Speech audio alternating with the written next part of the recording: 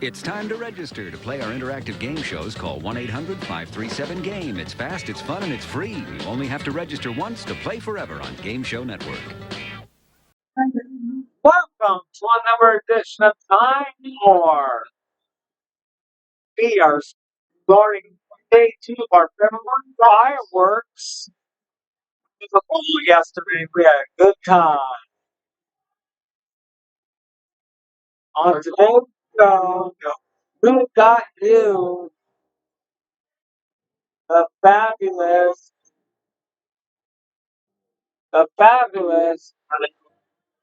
one and only, I'm with Bob Parker. Sit back and relax, and we'll be right back.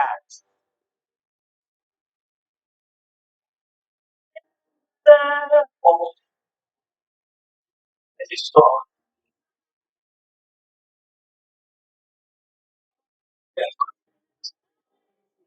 The beat.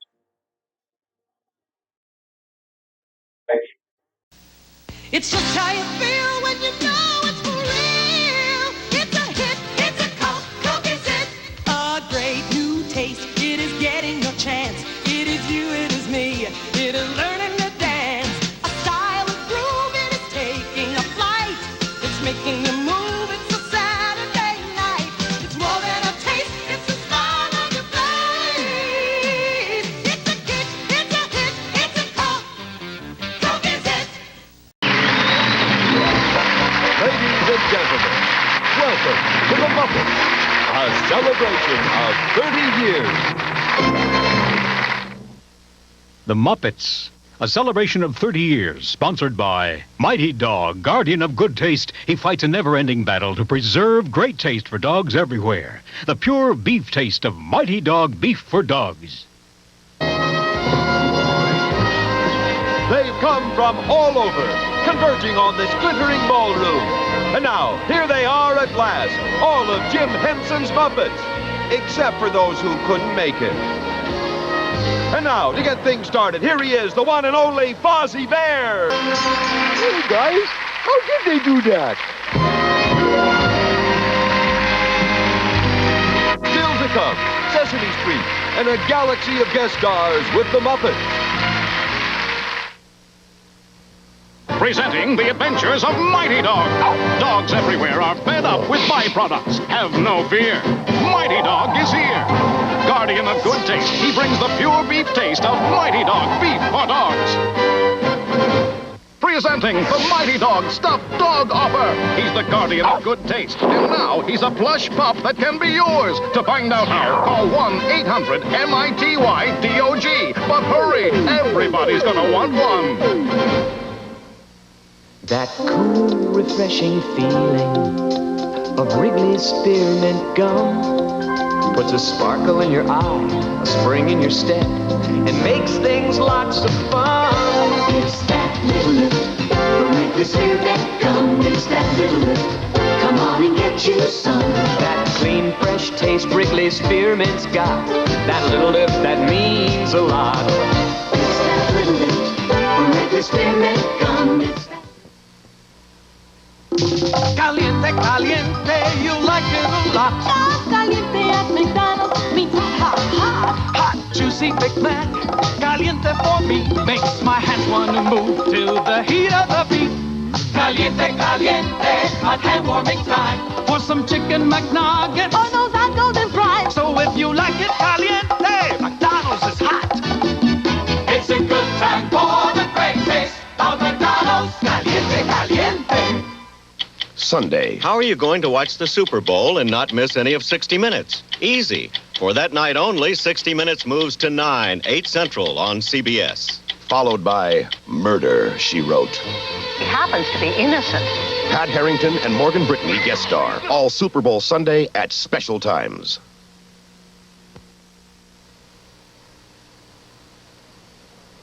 If somebody is having an off night, take charge. We lose too many lives when fans drink and drive. So have your friend pass the keys. It's the biggest assist he can make.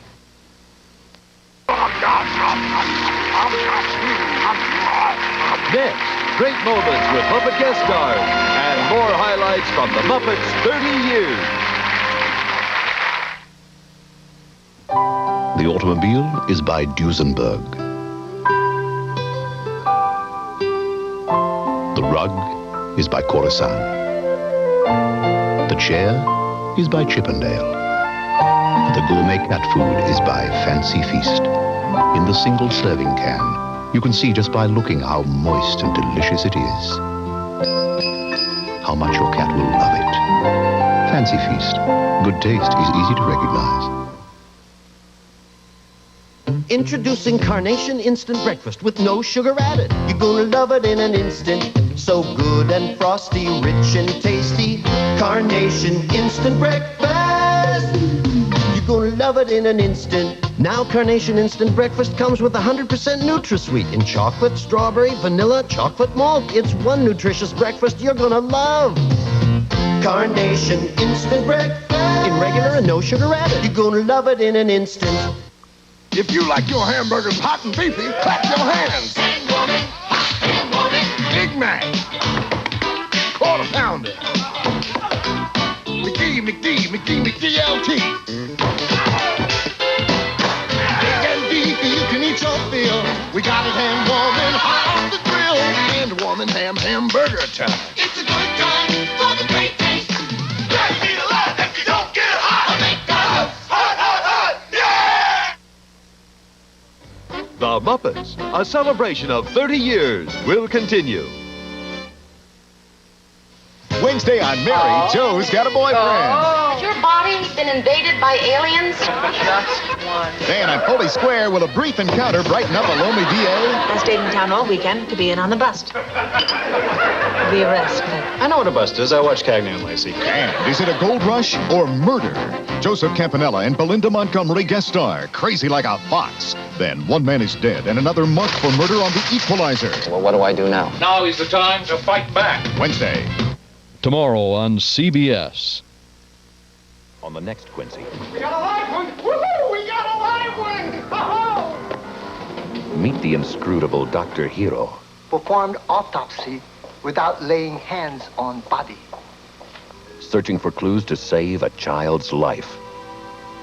Cigarette butts near a child's toy.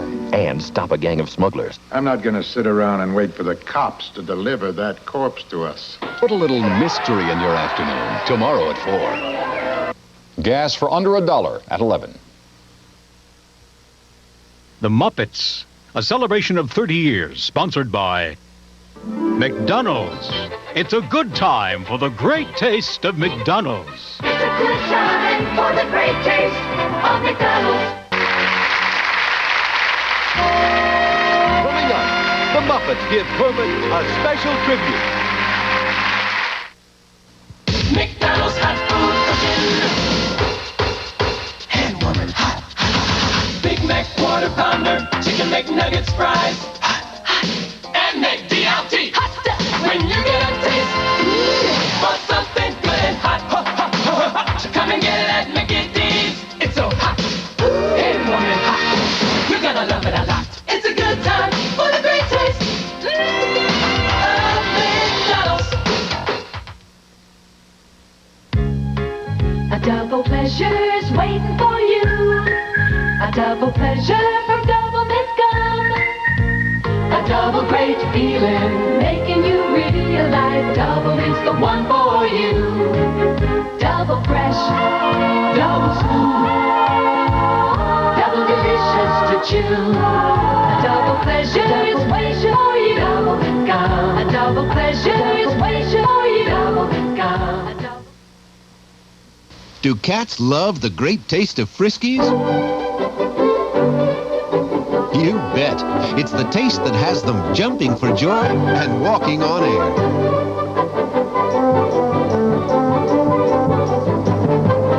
Friskies has a way of baking that great flavor right in.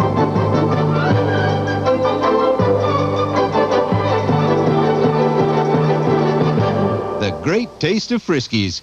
Very satisfying.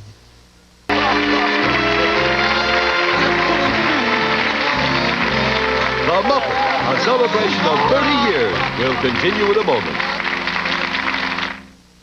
Down at McDonald's where the arches glow, they got chicken McNuggets and they're hot to go. chicken. Hey, mommy! Chicken. McNugget! Take a light in the chicken McNugget then. Double dutch it. Rip it, dip it, and bite right through it. Take the number one nugget and jump to it. 6-pack, 9-pack, 20-pack to go. Doesn't mean a lot if you don't get hot. It's a good time for the great taste of McDonald's. That's hot!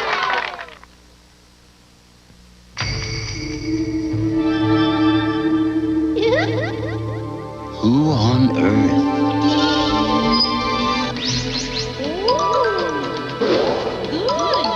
could put the creamy taste of Cool Ranch flavor on a chip? New Cool Ranch flavored Doritos brand tortilla chips. Nacho cheese was just the beginning. Now, taste new Cool Ranch. Introducing a new, longer-lasting Energizer. The new Energizer AA battery. It's supercharged. It's new, the longest-lasting Energizer ever. No battery in the world can outlast it. Now, radios play 14 hours longer than before. Now, 48 more flash pictures than before. It's supercharged. The new Energizer AA. No battery in the world outlasts it. It's supercharged. I'm Kelly Hu, Miss Teen USA. I'm Michael Young. Stay tuned for the 4th annual Miss Teen USA pageant, live from Daytona Beach, Florida. I'm Morgan Brittany, and we'll be joined by the Golden Boys of Bandstand, Frankie Avalon, Fabian, and Bobby Rydell, the Commodores, and the Solid Gold Dancers. And 51 lovely contestants. Next on CBS. Here's the dress, sir. Oh, thank you.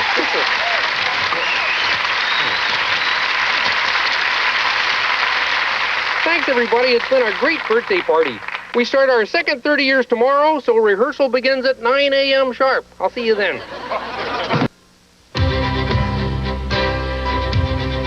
Corel, Puppets and Puppetry by Peter Fraser. These and many other interesting books are waiting for you in your local library and bookstore. Visit them. They'll be happy to help you read more about it.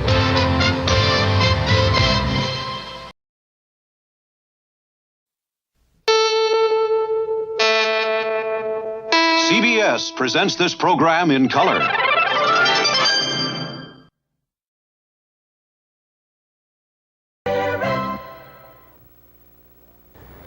The long-range bombers are back from their attack on Libya, but it is not clear that all of them have returned safely. The first pictures after the raid show wounded being treated in Tripoli hospitals and the physical pounding Libya took from the American jets. We'll have the latest ahead on this special edition of the CBS Morning News.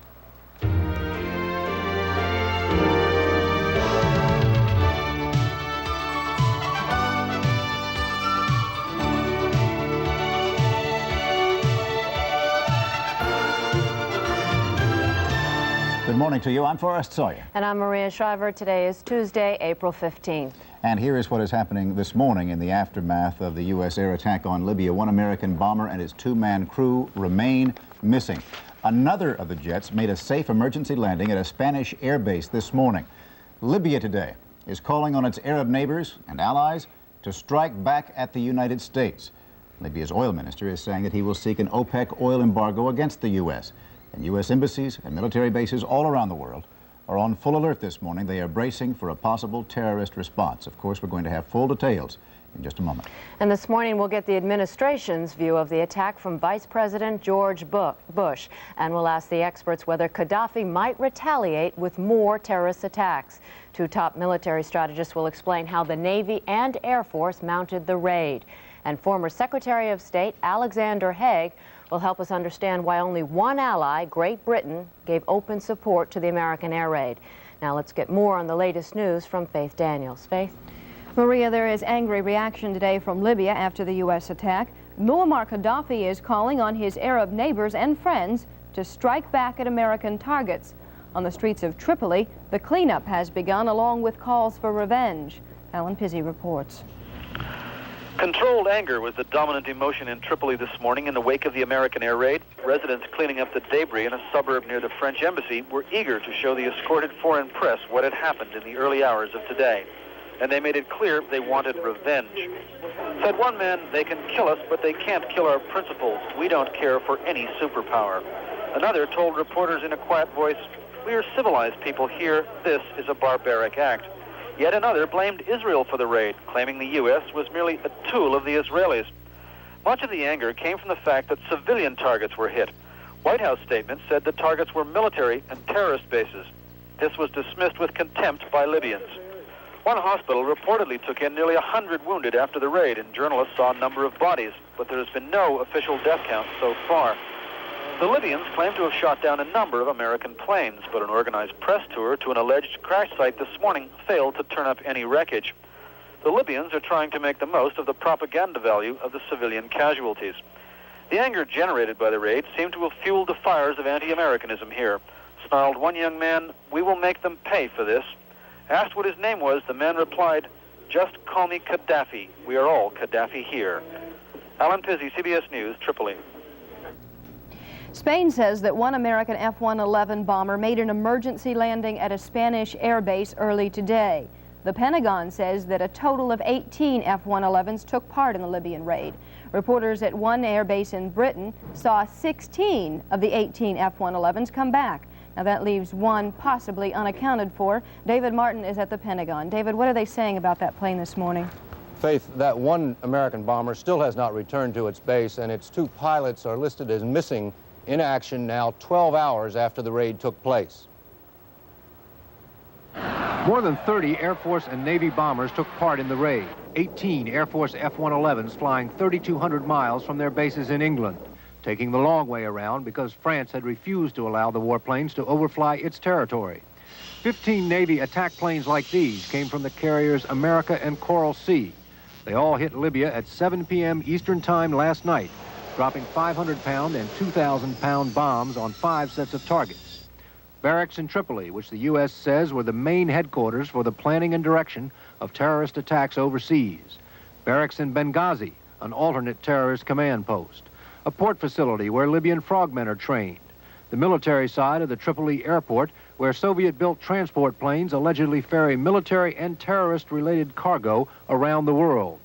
The Benina military airfield, where Soviet-built MiG-25s are based. Defense Secretary Weinberger explained why those targets were picked. All of the targets were terrorist-related, and the criteria for selecting the targets was that they would be had a full terrorist connection, that we would have full consideration for the safety of the pilots as a major consideration, and that they would be good night targets in the sense that they had good outlines that could be reflected on the radar and not mistaken for other targets. There is now an extensive search and rescue mission going on in the Mediterranean looking for that downed plane, but with each passing hour, the fate of the two pilots becomes more in doubt. Faith? David, the figures that you're giving us, 16 accounted for, 1 unaccounted for, and 1 landing in Spain, seem to discount Libyan radio claims that Libya shot down 3 F-111s. True? I think they very strongly discount the claims, and as I remember, 3 American planes shot down was exactly the same claim made after the Gulf of Sidra exercise 3 weeks ago, and we now know that all planes returned to their bases safely. We still do have 1 plane missing. We heard on the air that when the Libyans promised to take journalists in Tripoli to a crash site to show them an American plane, that tour did not materialize. So the whereabouts of that plane is still very much in doubt. All right, thank you, David. David Martin reporting live from the Pentagon. Reaction from the American people to the raid has been mostly favorable. Congress has also been supportive. Bill Plant is at the White House now live with details on the decision-making process around the raid. Bill, when did the White House actually decide to carry it out?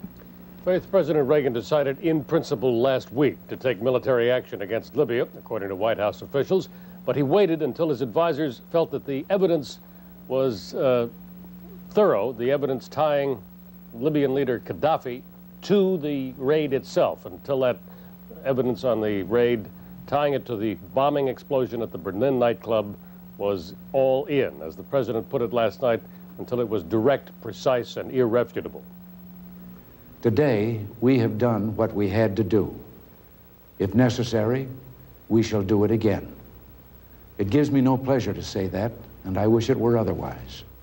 The president went on to say that he had no illusions that the bombing would bring an end to Gaddafi's reign of terror. Secretary of State Schultz made it plain that the U.S. bombing had established a precedent. What is clear tonight is that the United States will take military action under certain circumstances. That's established. Officials tell CBS News that the administration fully expects Gaddafi to hit again to try to escalate the battle against the U.S., but that if he does, the U.S. will strike back once again. Faith? Bill, Gaddafi is calling on the Arab world to strike back at American targets. What's the reaction been from the Arab community?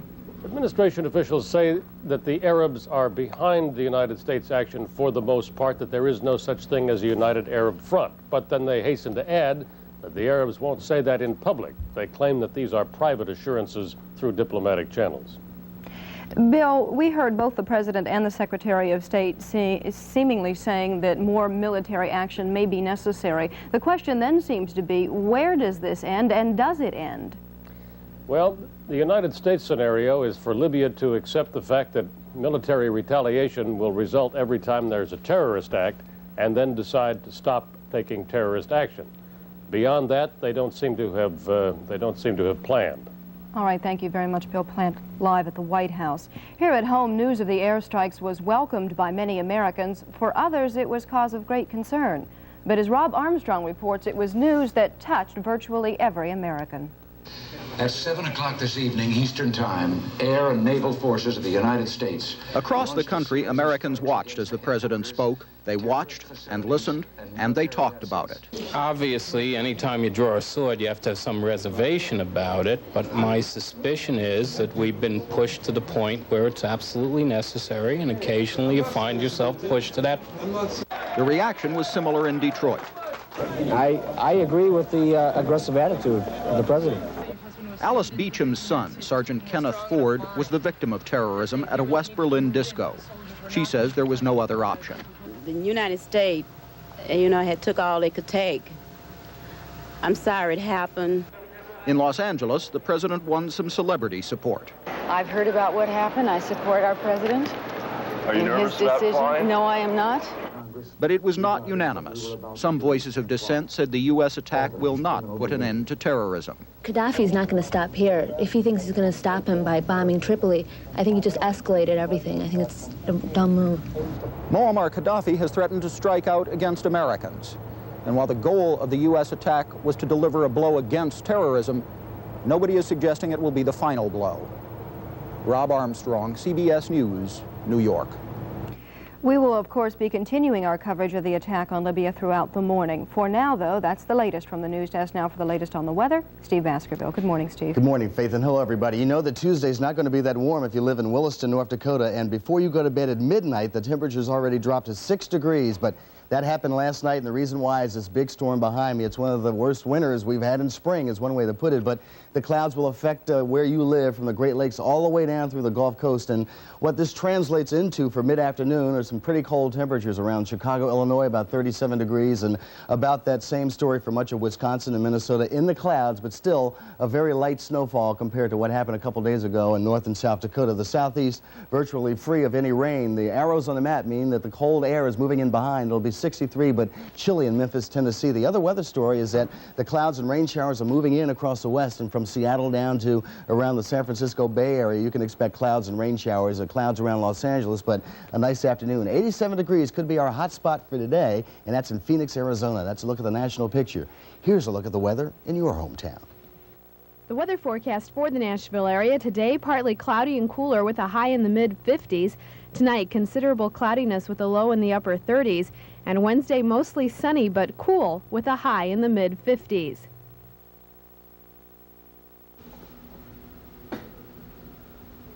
And I'll see you again in about a half hour. All right. Thank you very much, Steve. Throughout this special edition of the CBS Morning News, we're going to be examining the attack on Libya and its implications for the future. First, the White House view. Vice President George Bush returned over the weekend from his trip to the Mideast, and he is joining us this morning in our Washington bureau. Mr. Vice President, good morning. Morning, Forrest. Obviously, we're extremely interested in that missing F-111. Can you give us any new information on the search? No new information, but the reports made by Libya of extravagant claims of American planes downed are not true. There is one missing plane. We do have search and rescue assets in the area, but that's all I know about it right now. Do you have any reason to believe that it might have been lost during the attack itself? No, we have no information. We received from the President and the briefings by Mr. Schultz and Mr. Weinberger last night a considerable look at the intelligence information that you had gathered on Mr. Gaddafi. Clearly you have been intercepting cables between the Libyan People's Bureau and Tripoli. Will you be able to release any of that evidence now that you've already talked about it? I don't think that the copy of what we have will be released. I do think that we have satisfied our friends abroad that have seen this evidence. As you know, General Walters and others have taken diplomatic missions. But one thing we have got to do is, to the best possible, even now, protect the sources and methods of intelligence so we can continue, hopefully, to protect lives around the world. There have been other attacks in the past. Yes. Was the link between the Berlin attack and Libya harder than any we have had before? I'd say it was so clear that even doubters who have seen the evidence would accept it is just incontrovertible. We are hearing now that the United States believes that Libya will continue to press for terrorist attacks. Do you have any reason to believe he is doing it now? Do you have any idea of the direction he's going? Not this minute. There's been nothing in overnight that I know of. We didn't think that this attack, remember these key words: self-defense, response, and then the targeting, going after the assets that plan terrorism, that augment terrorism, staying away as much as possibly can from civilian damage. This is what the strike was about, but we don't think that it's going to end terrorism. We do hope that someday the people of Libya will wake up and have a change in policy that will keep that country from exporting terrorism. I want to make one other point, if I might, Faris. This is not, we don't call this Arab terrorism. I'm just back from 4 countries in the Arab world, the Muslim world. They are the victims of terrorism of this nature from time to time. What we see is an isolated state, Libya, with a madman at its head who is sponsoring terrorism.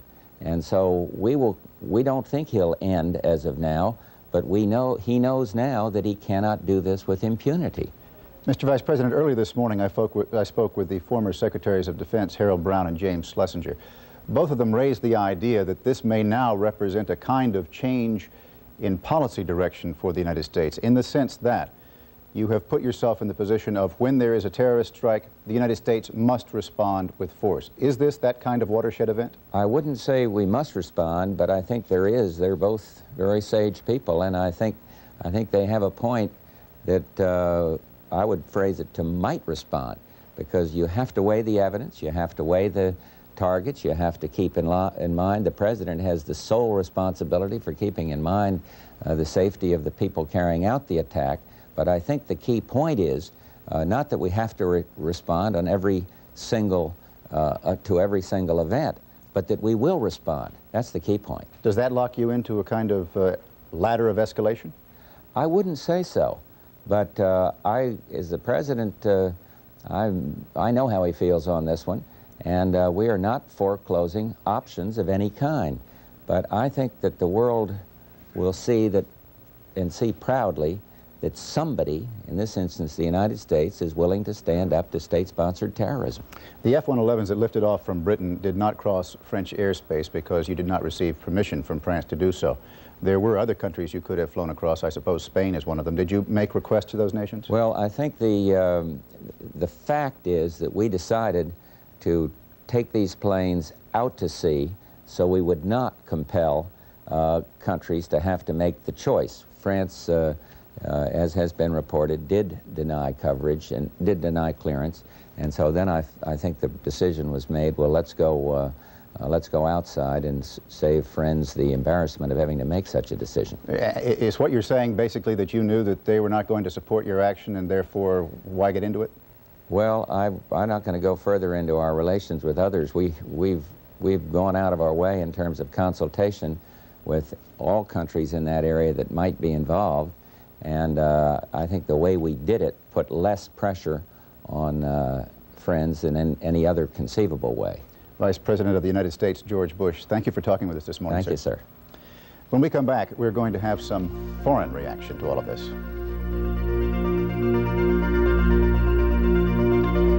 The time now, 17 minutes past the hour.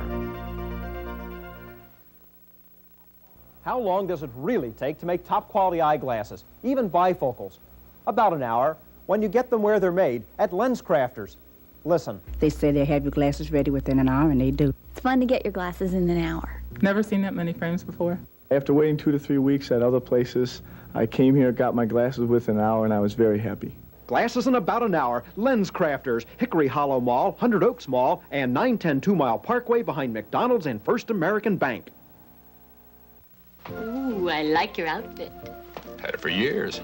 Would you hand me my blue shirt? Sure. It's not clean. Sure it is. Smell it. I thought it was clean. How can you tell if a blue shirt's clean? With clean-smelling Gain. Gain gets out tough dirt you can see, and even smelly dirt you can't see. With Gain, there's more to clean than meets the eye. Now it's clean. With clean-smelling Gain, there's more to clean than meets the eye. Long-distance phone service. Once you had no choice, but now you have a lot. Which one's right? U.S. Telecom, because we'll save you more than MCI, and we'll save you up to 40% more than AT&T. With this guarantee, if you're not satisfied, we'll switch you back to AT&T free.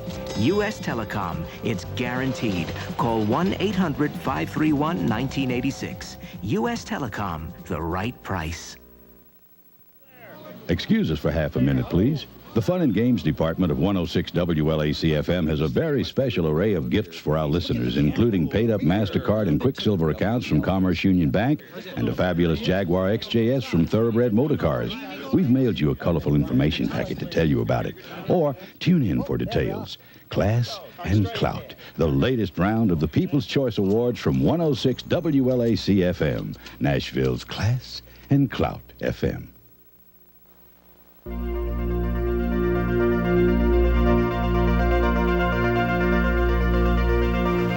Of all of America's European allies, the only one to play a publicly acknowledged role in the attack on Libya is Great Britain. Air Force jets which attacked Tripoli took off from bases in Britain with the consent of Prime Minister Thatcher. Some prominent Britons object to that decision, including our next guest. Dr. David Owen is a former British Foreign Secretary. He now leads the Social Democratic Party. Dr. Owen joins us from London, and good afternoon to you, and thank you for joining us. Foreign Minister Sir Geoffrey Howe has said that he thinks the U.S. raid was, quote, essential. Why do you disagree with that? I don't think you're acting under international law, and I don't think you're scrupulously observing Article 51 of the UN Charter, which gives you the right to act in self-defense. And if you don't, I don't think you'll carry opinion with you. I think you've got to give a lot more evidence to people of Gaddafi's involvement in past incidents. And even more important, start giving evidence of future planning. You do not believe the evidence that America says it has that Gaddafi was behind these recent terrorist attacks, or that it's not enough evidence for you?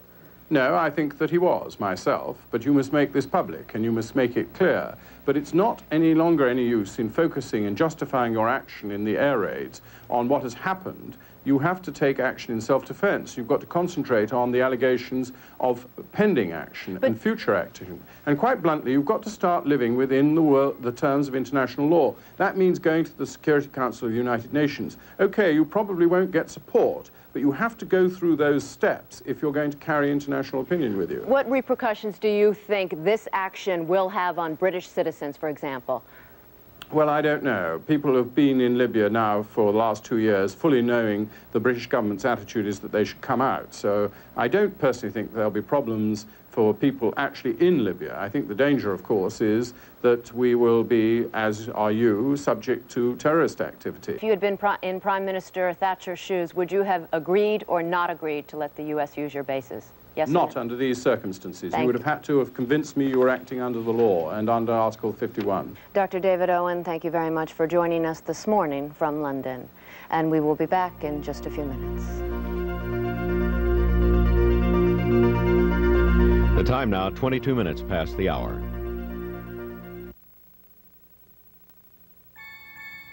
Waiting. You've been waiting a long time for this moment. The time when you bring your baby home. At times like these, it's really comforting to realize that someone else has been waiting right along with you. and is prepared just for your special day. Nashville Memorial, where everything is ready for the most important day in your new baby's life. Birthday.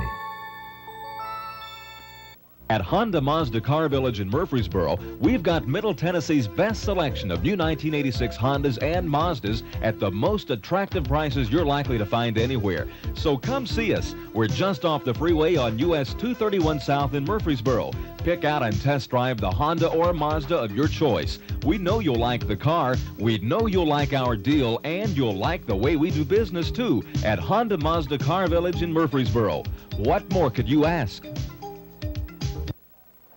Mayor Richard Fulton. 35 students, just too many for even the best teacher to do a good job with. Their future is in our hands, and one day our future will be in their hands.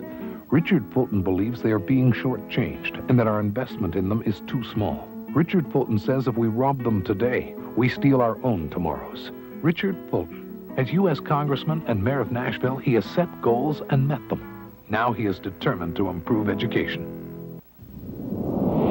Unbelievable! The president of Waterbed Manufacturing Firm called us with an overrun problem. With huge discounts, he knew Aqua Sleep World and its vast wholesale network could move his product fast. Thus, the President's Special. This beautiful bookcase bed with leaded glass doors and mirror is now specially priced at only $222, and we've got them. Believe it. We put our money into a better product, not a fancy showroom. Believe it. Aqua Sleep World.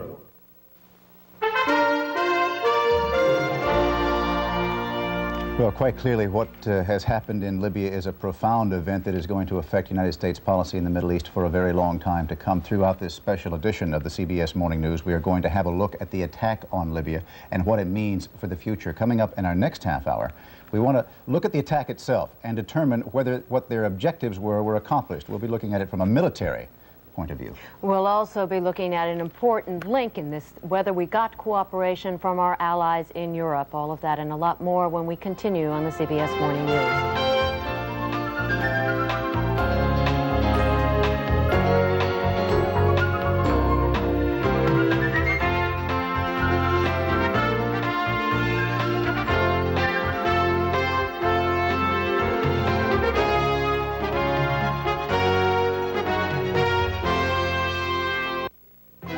From Channel 5, this is an Eyewitness News Update. Good morning, everyone. I'm Les Heinz. You may need a light jacket today because we're in store for some cool weather. Checking the Nashville area forecast, we can expect partly cloudy skies today with cooler temperatures, a high in the mid-50s. Tonight, considerable cloudiness with a low in the upper 30s, and on Wednesday, mostly sunny but cool with a high in the mid-50s. Currently, the temperature in Nashville is 46 degrees. The relative humidity is 53%. The winds are from the southwest at 8 miles per hour, and the barometer is at 29.92 and falling. We do have one traffic accident to report on the roads in Nashville this morning. The accident is at the 200 block of Haywood Lane. The 200 block of Haywood Lane is one area you might want to try to avoid as you're going to work this morning. In our news, Congressman Bill Boner says much of the controversy that has surrounded him is because Nashville's morning newspaper, the Tennessean, decided to make his financial affairs a news story. Appearing last night in an exclusive live interview with our Chris Clark and Corinne Russell, Boner said he got a call from a staff member at the Tennessean who asked to meet him at a restaurant, which he did. And that representative told me at the time that the publisher of the Tennessean was going to assign 2 reporters to me, and the term that was used, and I quote, they're going to wash your laundry in public. Now, why they were going to do that and why that has occurred, I don't know. Tennessean publisher John Sigenthaler told Eyewitness News early this morning that a reporter had met with Boner last spring. According to Sigenthaler, the reporter, James Pratt, told Boner it would be better for Boner and the media if he released his financial information as promised, that if he didn't, the paper would feel a responsibility to look into the financial dealings of both Boner and his wife. And does Sigenthaler dislike Boner or want to get Boner? He says Boner made the relationship more adversarial than he has, and adds that he has never opposed Boner in any election. An early morning fire in Clarksville has left 2 of the city's firefighters injured. Over 70 firemen responded to the blaze at the Ratchford Tire Service. The 2 firefighters injured were treated and released at a local hospital. The blaze broke out shortly before midnight, and it took fire officials nearly 3 hours to bring it under control. It has involved about 4 buildings, the Ratchford Tire Company. The owner of the company says his business was destroyed. Just total inventory and all our equipment that were in there. Do you have any idea what might have started the fire? No, I really didn't. Our smoke alarm went off and called me at home, and I came up and it was burning in the warehouse area. I have no idea. The city called in 45 off-duty firefighters to help extinguish the blaze. Fire officials say they hope to get into the building today to begin their investigation. No damage estimate or cause is available. The building covered about half a city block. Police officers in Clarksville were also busy this morning rerouting traffic away from the fire. The tire company is located on 41 North, a major thoroughfare in the city. And we'll be back with more news in just a moment. Good. Here's my York rebate check for $100. I got it when I bought this all-new York heat pump. This York heat pump is so advanced, it has a computer brain and a built-in memory. You can have one, too, plus a $100 rebate. Look. Serving Murfreesboro and Rutherford County with quality York systems is Frazier Electric. Call Mike or Horace Frazier for your residential or commercial needs. Frazier is a TVA-certified contractor. York, the only system with a brain, a memory, and a $100 rebate. An East Tennessee woman is in serious but stable condition at Vanderbilt Hospital this morning after hitting a concrete embankment on Murfreesboro Road. Metro Police say 22-year-old Valerie Shea of Cumberland Gap was south on Murfreesboro Road when she apparently lost control of her car. Police say she hit a bridge embankment of the median near Volte Boulevard. The accident occurred shortly before 4 a.m. this morning. Police say charges are pending.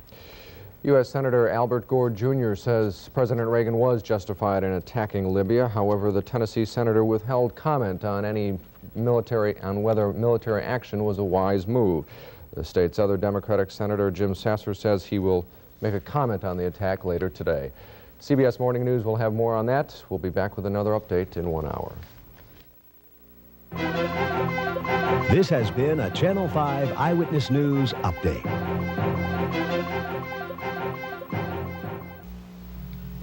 The CBS Morning News continues with Maria Shriver and Forrest Sawyer.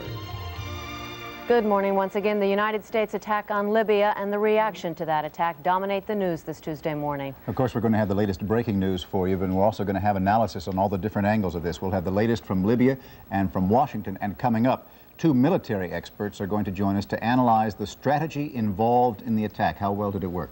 But let's get the latest news right now. Here is Faith Daniels. Faith? Forrest, the latest news is that a search and rescue mission is underway for an American bomber and its 2-man crew.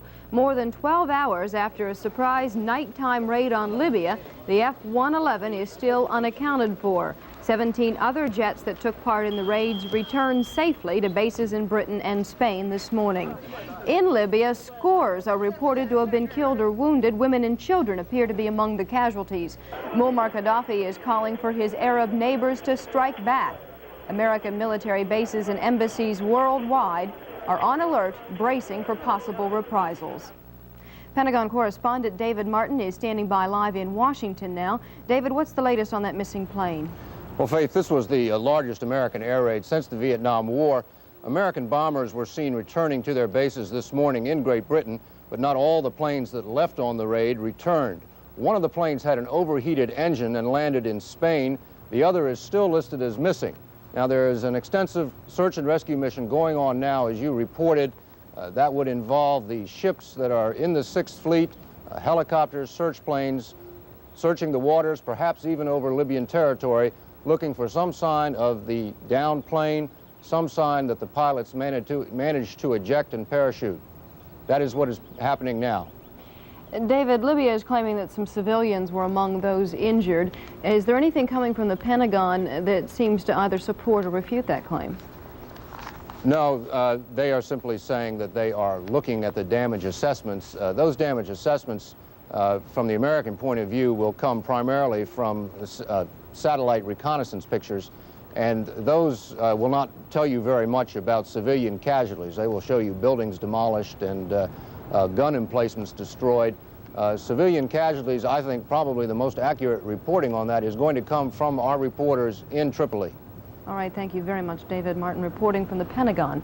Earlier on our broadcast, Vice President George Bush emphasized that the raids were not an attack on the Arab world.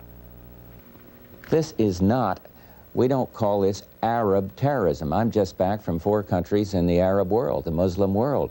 They are the victims of terrorism of this nature from time to time.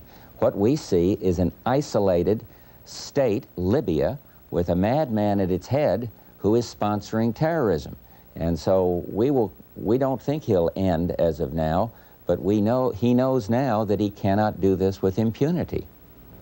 Support, with the exception of Britain, America's allies in Europe want no part of the U.S. attack on Libya. Tom Fenton, our chief European correspondent, is standing by in London with more on the reaction. Good day to you, Tom. Good morning, Faith. Well, as we've heard, 16 out of 18 of the American F-111s have returned here safely to their bases this morning. One is still reported missing, and the other has made a forced landing in Spain. With the military action completed, though, the political reaction now begins. The British government held an emergency cabinet meeting this morning and ordered security tightened at the American embassy and other key installations. Prime Minister Thatcher faced strong condemnation from opposition leaders for allowing the United States to use the warplanes based in Britain. It misuses NATO forces because that's what the F-111s are here for. There was also some criticism from the British man and woman in the street.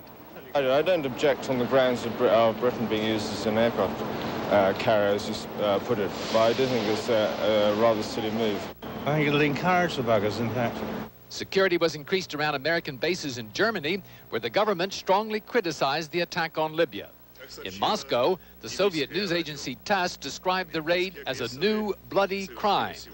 In Paris, the French government, which refused to allow overflight by the F-111s, also criticized the raid, but public, as opposed to government reaction, was more supportive of the American position. You have to make something against Gaddafi. He's too bad. And he thinks he can do all what he wants in France and then everywhere. Nobody does nothing, and we can make something. He's Rambo, he's good. A bit of broken French. Faith? All right, thank you very much. Tom Fenton reporting live from London.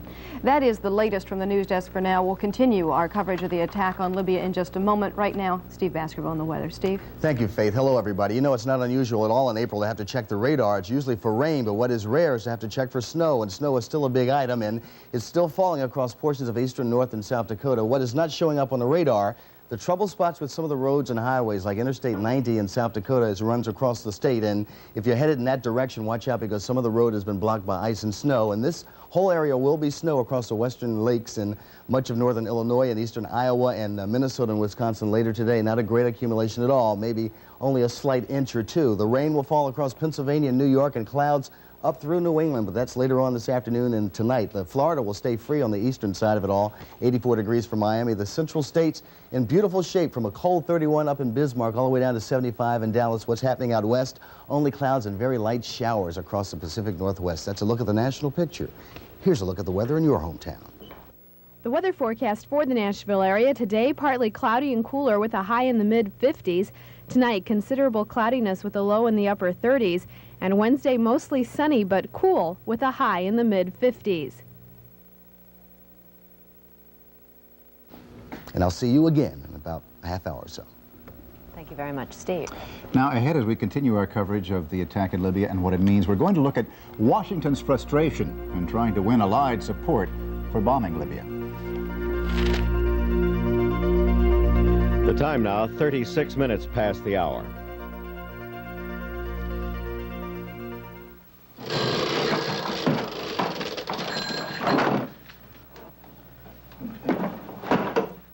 I'm Kitty Banana, and I'm here to say a banana is something you can eat every day.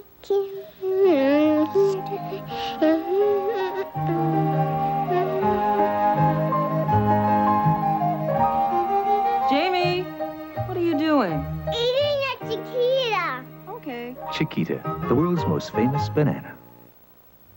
If you're the kind of person who expects the world when you travel, call the new Sheridan. 800-325-3535. We'll give you great hotels with new ideas, a new spirit. Pick up the phone. 800-325-3535. So when you travel the world for business or pleasure, come to the new Sheridan. We've made a lot of changes, but one thing hasn't changed. 800-325-3535. If you've been going around in circles looking for a great deal on paint, then look into Kmart for the Glidden Chevrolet Truckload Paint Sale Sweepstakes. You'll come out with Glidden Spread Satin for only $8.57. Spread Latex Enamel is just $10.87. And on top of that, 10 1986 Chevy S10 pickups will be given away. So hurry to Kmart to pick up some Glidden and maybe pick up a Chevy S10. You can't do better than Kmart, the saving place. Welcome to the morning, welcome to my day. Waking up to nature is my idea of perfect. That's why I choose Post Natural Raisin Bran.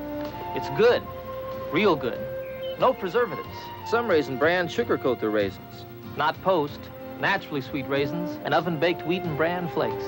Fantastic. I think they made it perfectly, I wouldn't change a thing. Make the natural choice, Post Natural Raisin Bran.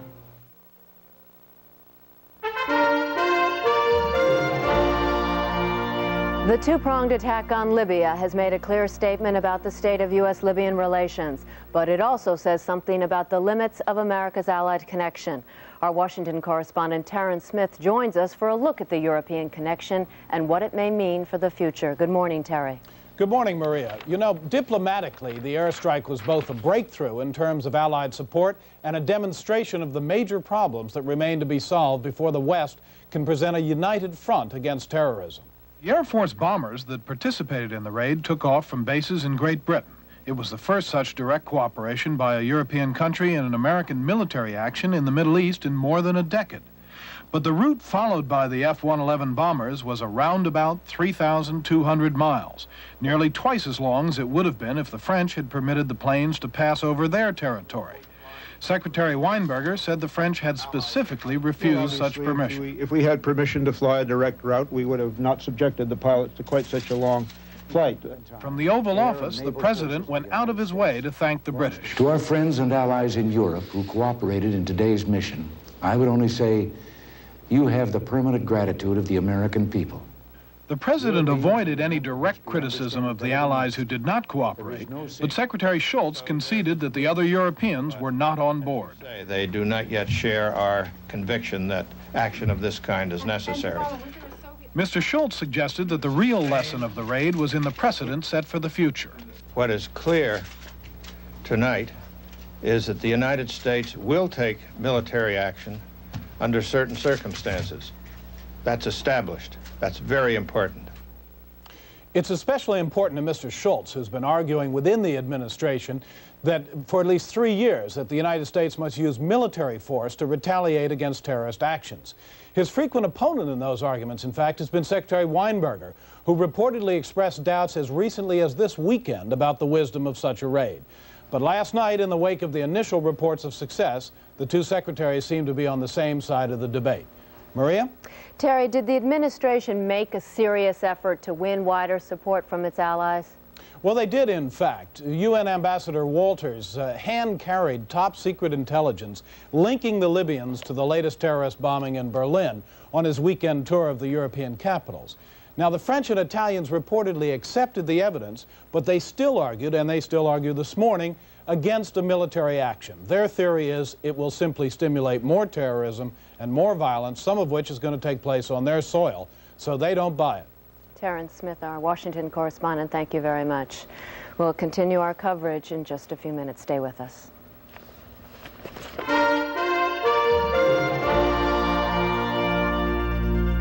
The time now 18 minutes before the hour. There's a new line of energy-saving York air conditioners and heat pumps because York listened to dealers who said, give us a quality product with value, to service people who need units that are easy to install and maintain, to homeowners trying to cut utility bills. News, York can save you up to $500 in annual operating costs. So if you've been listening, you know York is the right decision. Check your yellow pages. Last year, we consumed more than 14 billion pounds of snacks, which is why Dannon introduced snack-size mini packs. If we're going to eat that much snack food, the least we can do is feel good about it. Snack-size Dannon mini packs. Radio Shack understands that a computer purchase is a serious personal and business decision. But what's really important is the company behind the computer. At Radio Shack, when you buy a computer, you buy a company. A company committed to technology, service, and support. We'll be here when you need us, with a telephone hotline, training, education, and excellent service. Tandy Computers, in business, for business. Tandy, clearly superior. Get that toaster fixed yet, dear? Time out for Tetley. When you're all charged up, there's nothing like a relaxing cup of Tetley tea. Time out for tiny little tea leaves in Tetley tea. What's this? It sure isn't our macaroni and cheese. Presenting Velveeta shells and cheese dinners. Why did Mommy switch? Velveeta shells and cheese dinners taste creamier because we start with creamy Velveeta cheese sauce, not a powder. We liked our old macaroni and cheese. With pasta shells that hold on to that creamy Velveeta. This tastes creamier than our old macaroni and cheese. I hope you learned your lesson. Velveeta shells and cheese dinners taste creamier than the rest because it's Velveeta. Our special edition coverage of the attack on Libya continues with a look at the military strategy behind the raid. Now, before we meet our guests, let's have a look at yesterday's tactics and targets. The raid was set in motion from two locations, thousands of miles apart. 18 Air Force fighter bombers set off from bases in Britain, denied a direct route over France. The F-111 jets took an Atlantic detour toward Libya's western coastline. In the meantime, the carriers Coral Sea and America steamed through the straits between Italy and Sicily. From their decks, 15 A-6 and A-7 jets took off for targets in eastern Libya. The Air Force F-111s targeted three sites: the military side of Tripoli Airport, a port facility called Sidi Bilal, believed to be a transfer point for terrorists and their equipment, and a military barracks. The carrier-based Navy jets struck at two bases near Benghazi, a barracks, and the Benina military airfield, the site of Soviet-built MiG-25s. All the Navy planes returned safely. Now, what did the raid accomplish? Two military experts join us for a look at that. From our bureau in Seattle, Admiral Elmo Zumwalt. He is the former Chief of Naval Operations. He is a former member of the Joint Chiefs of Staff. In Boston, Daniel Pipes, Professor of Strategy at the U.S. Naval War College. Gentlemen, good morning. Good morning. Good morning. Admiral, if I could begin with you, obviously the political goal was to teach Libya a lesson, and this was how it was achieved militarily. Do you feel that it was handled well? Yes, I think it was well executed, and is the first step in a process that had to be initiated. Would you recommend these targets that were chosen? I think they were well chosen. Do you feel that it was a strong enough hit? Yes, I think as a first step it was. It's clear that Gaddafi planned additional terrorist acts. He will undoubtedly carry those out. Other reprisals will have to be taken, and they will have to be of greater magnitude, in my judgment. We will look at tactics in a moment, but first, Professor Pipes, your assessment. I would wager that you would think we did not go quite far enough. That's right, Forrest. Let me start by saying that I'm very much in favor of what we did do, and I'm proud of our government, and I'm sorry that so many of our allies are not with us. But on the other hand, I think it's dangerous to go step by step. Because if we do go step by step, turning the screw ever so slightly on the colonel, there is a danger that he'll turn to the Soviet Union and perhaps give them an Air Force base or other facilities that will make the task all that much harder. So I think the United States should either not use force or use it massively to effect a real political change within Libya.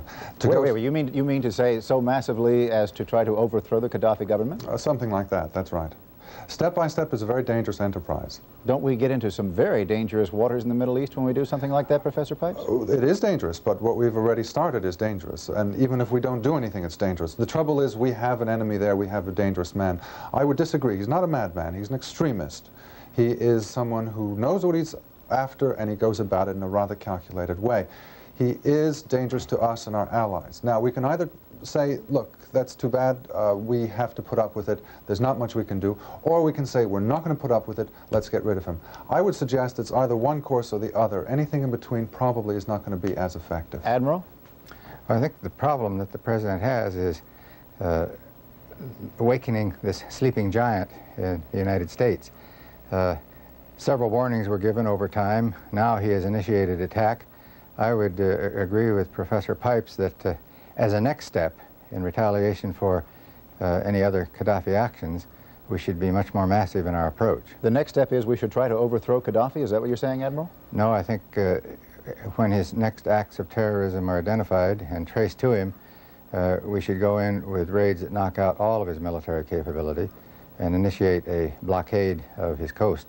All right, so here, let's have a look at what we achieved militarily. What we saw was an interesting alignment between the F-111 fighter bombers that flew out from Britain and these A-6s and A-7s that came off the carriers. They had to be well coordinated. What do we learn about the United States capabilities from this operation? I think it's clear that we worked the things out very effectively. It was a very ticklish operation, bringing those F-111Bs all the way from England down through the Straits of Gibraltar and coordinating that with the Air Force, with the U.S. Navy strikes. The fact that it was done so effectively and with the loss of probably only one plane, I think speaks very well of our preparedness. Given the goals, Professor Pipes, what did you learn about United States capabilities? Well, they're very impressive. It's this kind of an action shows what aircraft carriers can do. I would think, and perhaps the Admiral will correct me if I'm wrong, that the use of the planes based in Britain is more of a political has more of a political purpose than any other, is to show the world that the Britons are behind us. I don't really think that we needed to bring those planes from Britain. Rather, it was a demonstration of small, but nonetheless, some Allied solidarity. Professor, we have Libya already calling on other Arab allies to strike against the United States, declaring that Libya will strike. Do we leave the Sixth Fleet in the Mediterranean now poised to attack?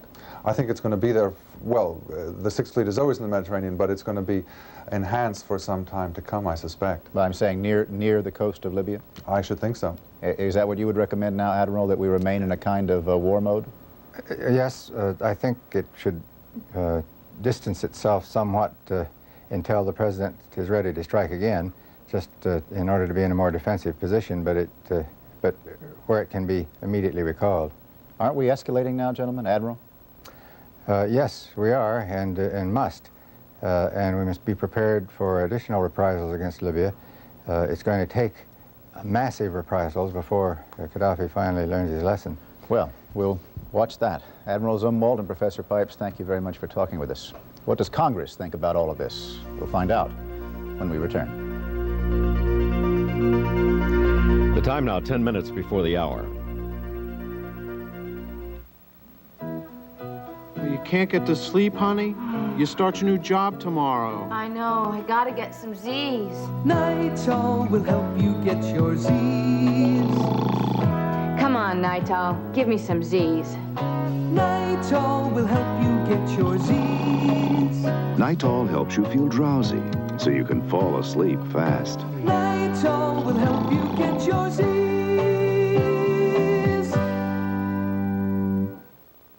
Morning is your time. The earth wakes up with you. You always feel that spark of life in everything you do. Grape nuts.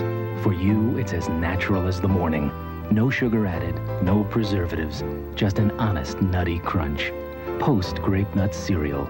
You know when you've got it good. Yes, you know when you've got it good. Reunity, it tastes so fine. Reunity, pure and natural wine. Reunity on ice. Reunity so nice. Reunity, Reunity. Have a little Reuniti on us. April is Reuniti Tasting Month. Try America's best-loved imported wine on us. Look for details in April magazines or look for Reuniti store displays. Have a little Reuniti. On us. When you're dealing with higher volumes of information and need answers fast, you search everywhere for solutions, but find it hard to get on top of things.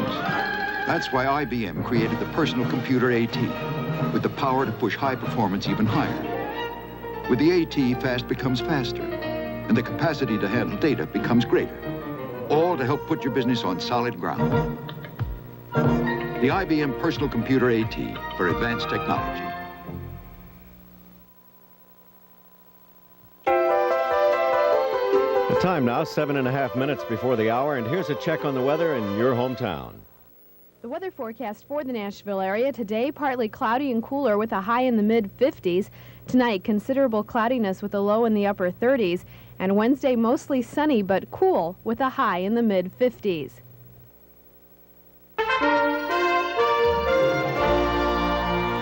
Our report on the attack on Libya continues with a look at congressional reaction from one of the Capitol Hill's top experts on defense.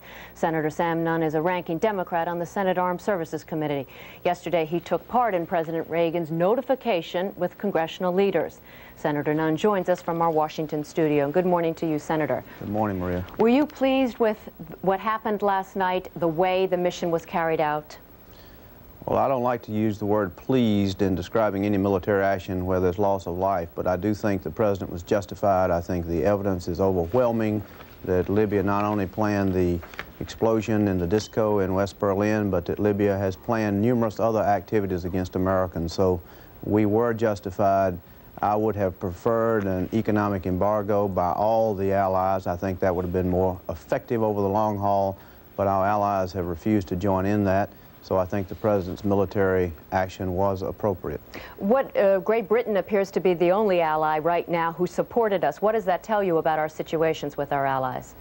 Well, I think it tells us that we do not have a united Western world in terms of any kind of strategy against terrorism.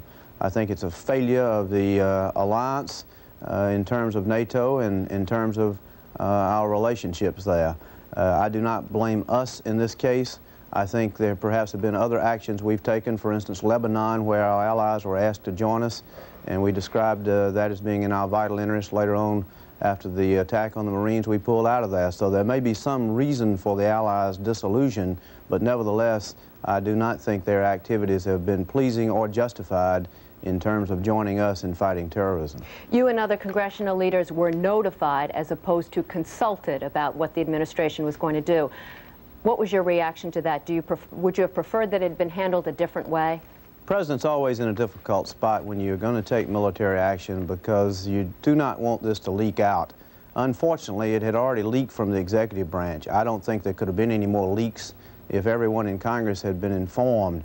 I would not advocate that. The key here is to have a small number of congressional leaders that enjoy the confidence of their colleagues and for them to be brought in on consultation rather than just informed.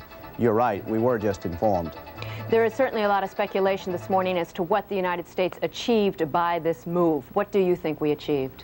In the short run, it may get rougher.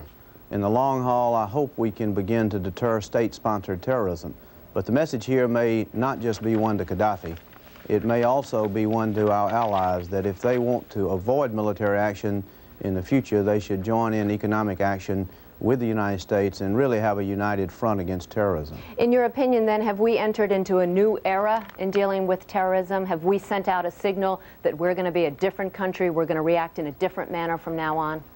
We have, but I would not want anyone to think that this is a comprehensive strategy. A comprehensive strategy has to involve international alliance against terrorism.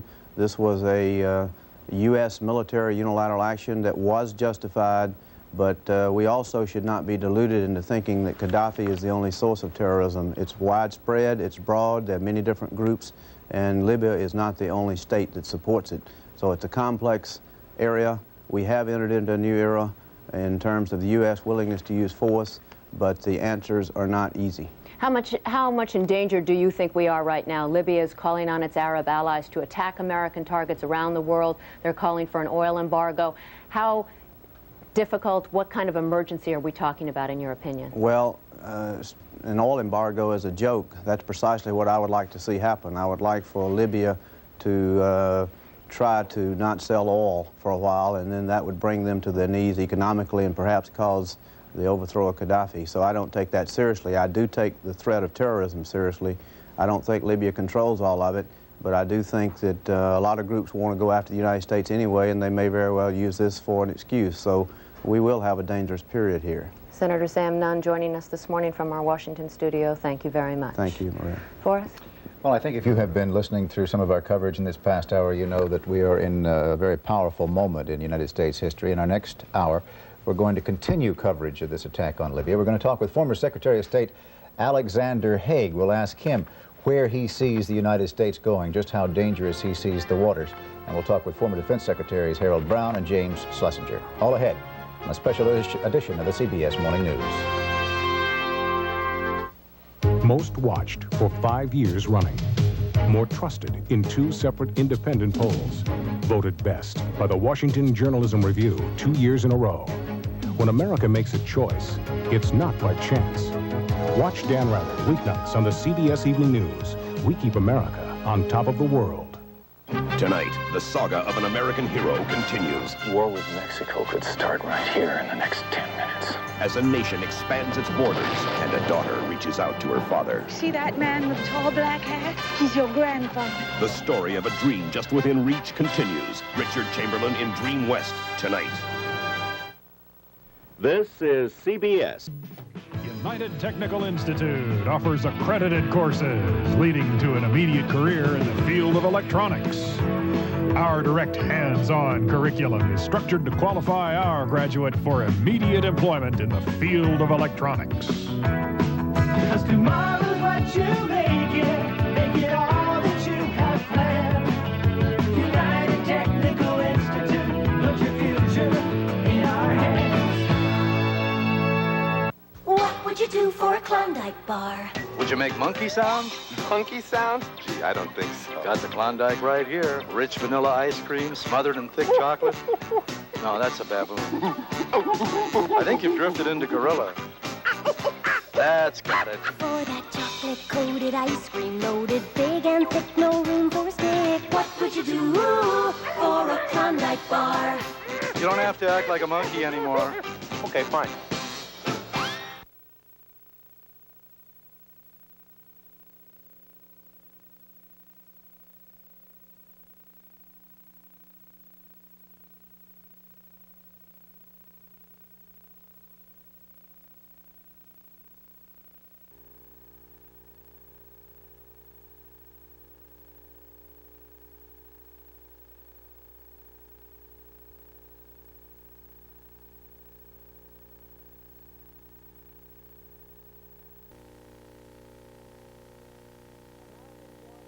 American warplanes back from a punishing raid on Libya, but one jet is missing in action.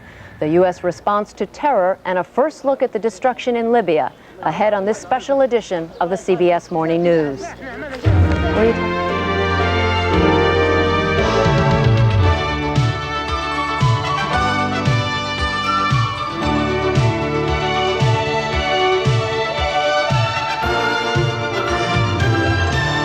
Good morning, everybody. I'm Maria Shriver. And I'm Forrest Sawyer. This is Tuesday, April 15th, and this is a special edition of the CBS Morning News. A massive search and rescue operation is on for one missing bomber and its 2-man crew. Muammar Gaddafi is calling on all Arab nations to take revenge on American targets. U.S. bases and embassies are all on alert. And our allies, for the most part, say America should not have launched its attack. We'll have full details ahead.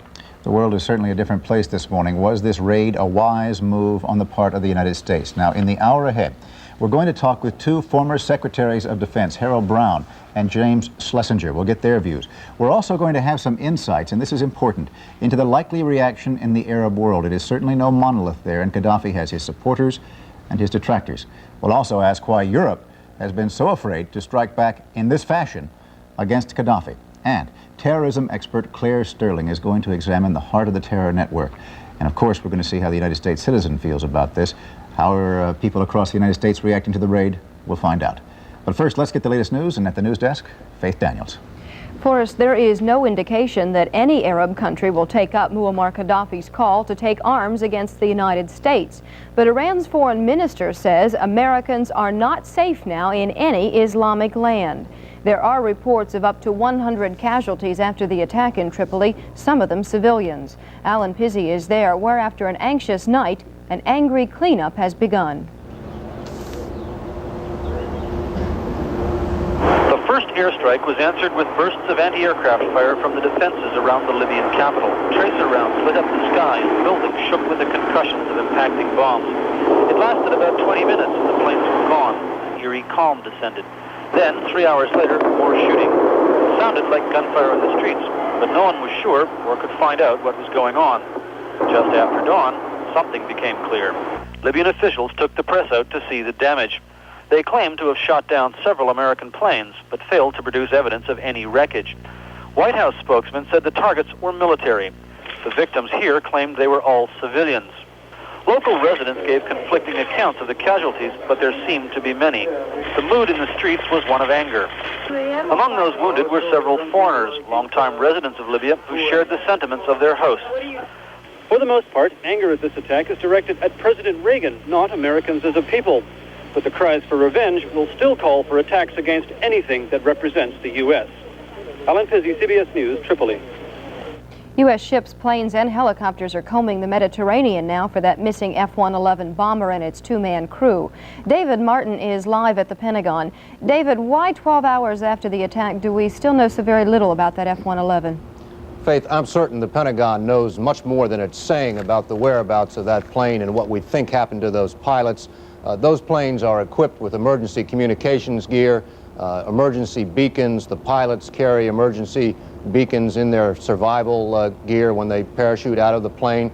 I think the reason we know so little is that the Pentagon is trying to tell the Libyans as little as possible about where they may be looking for those downed pilots.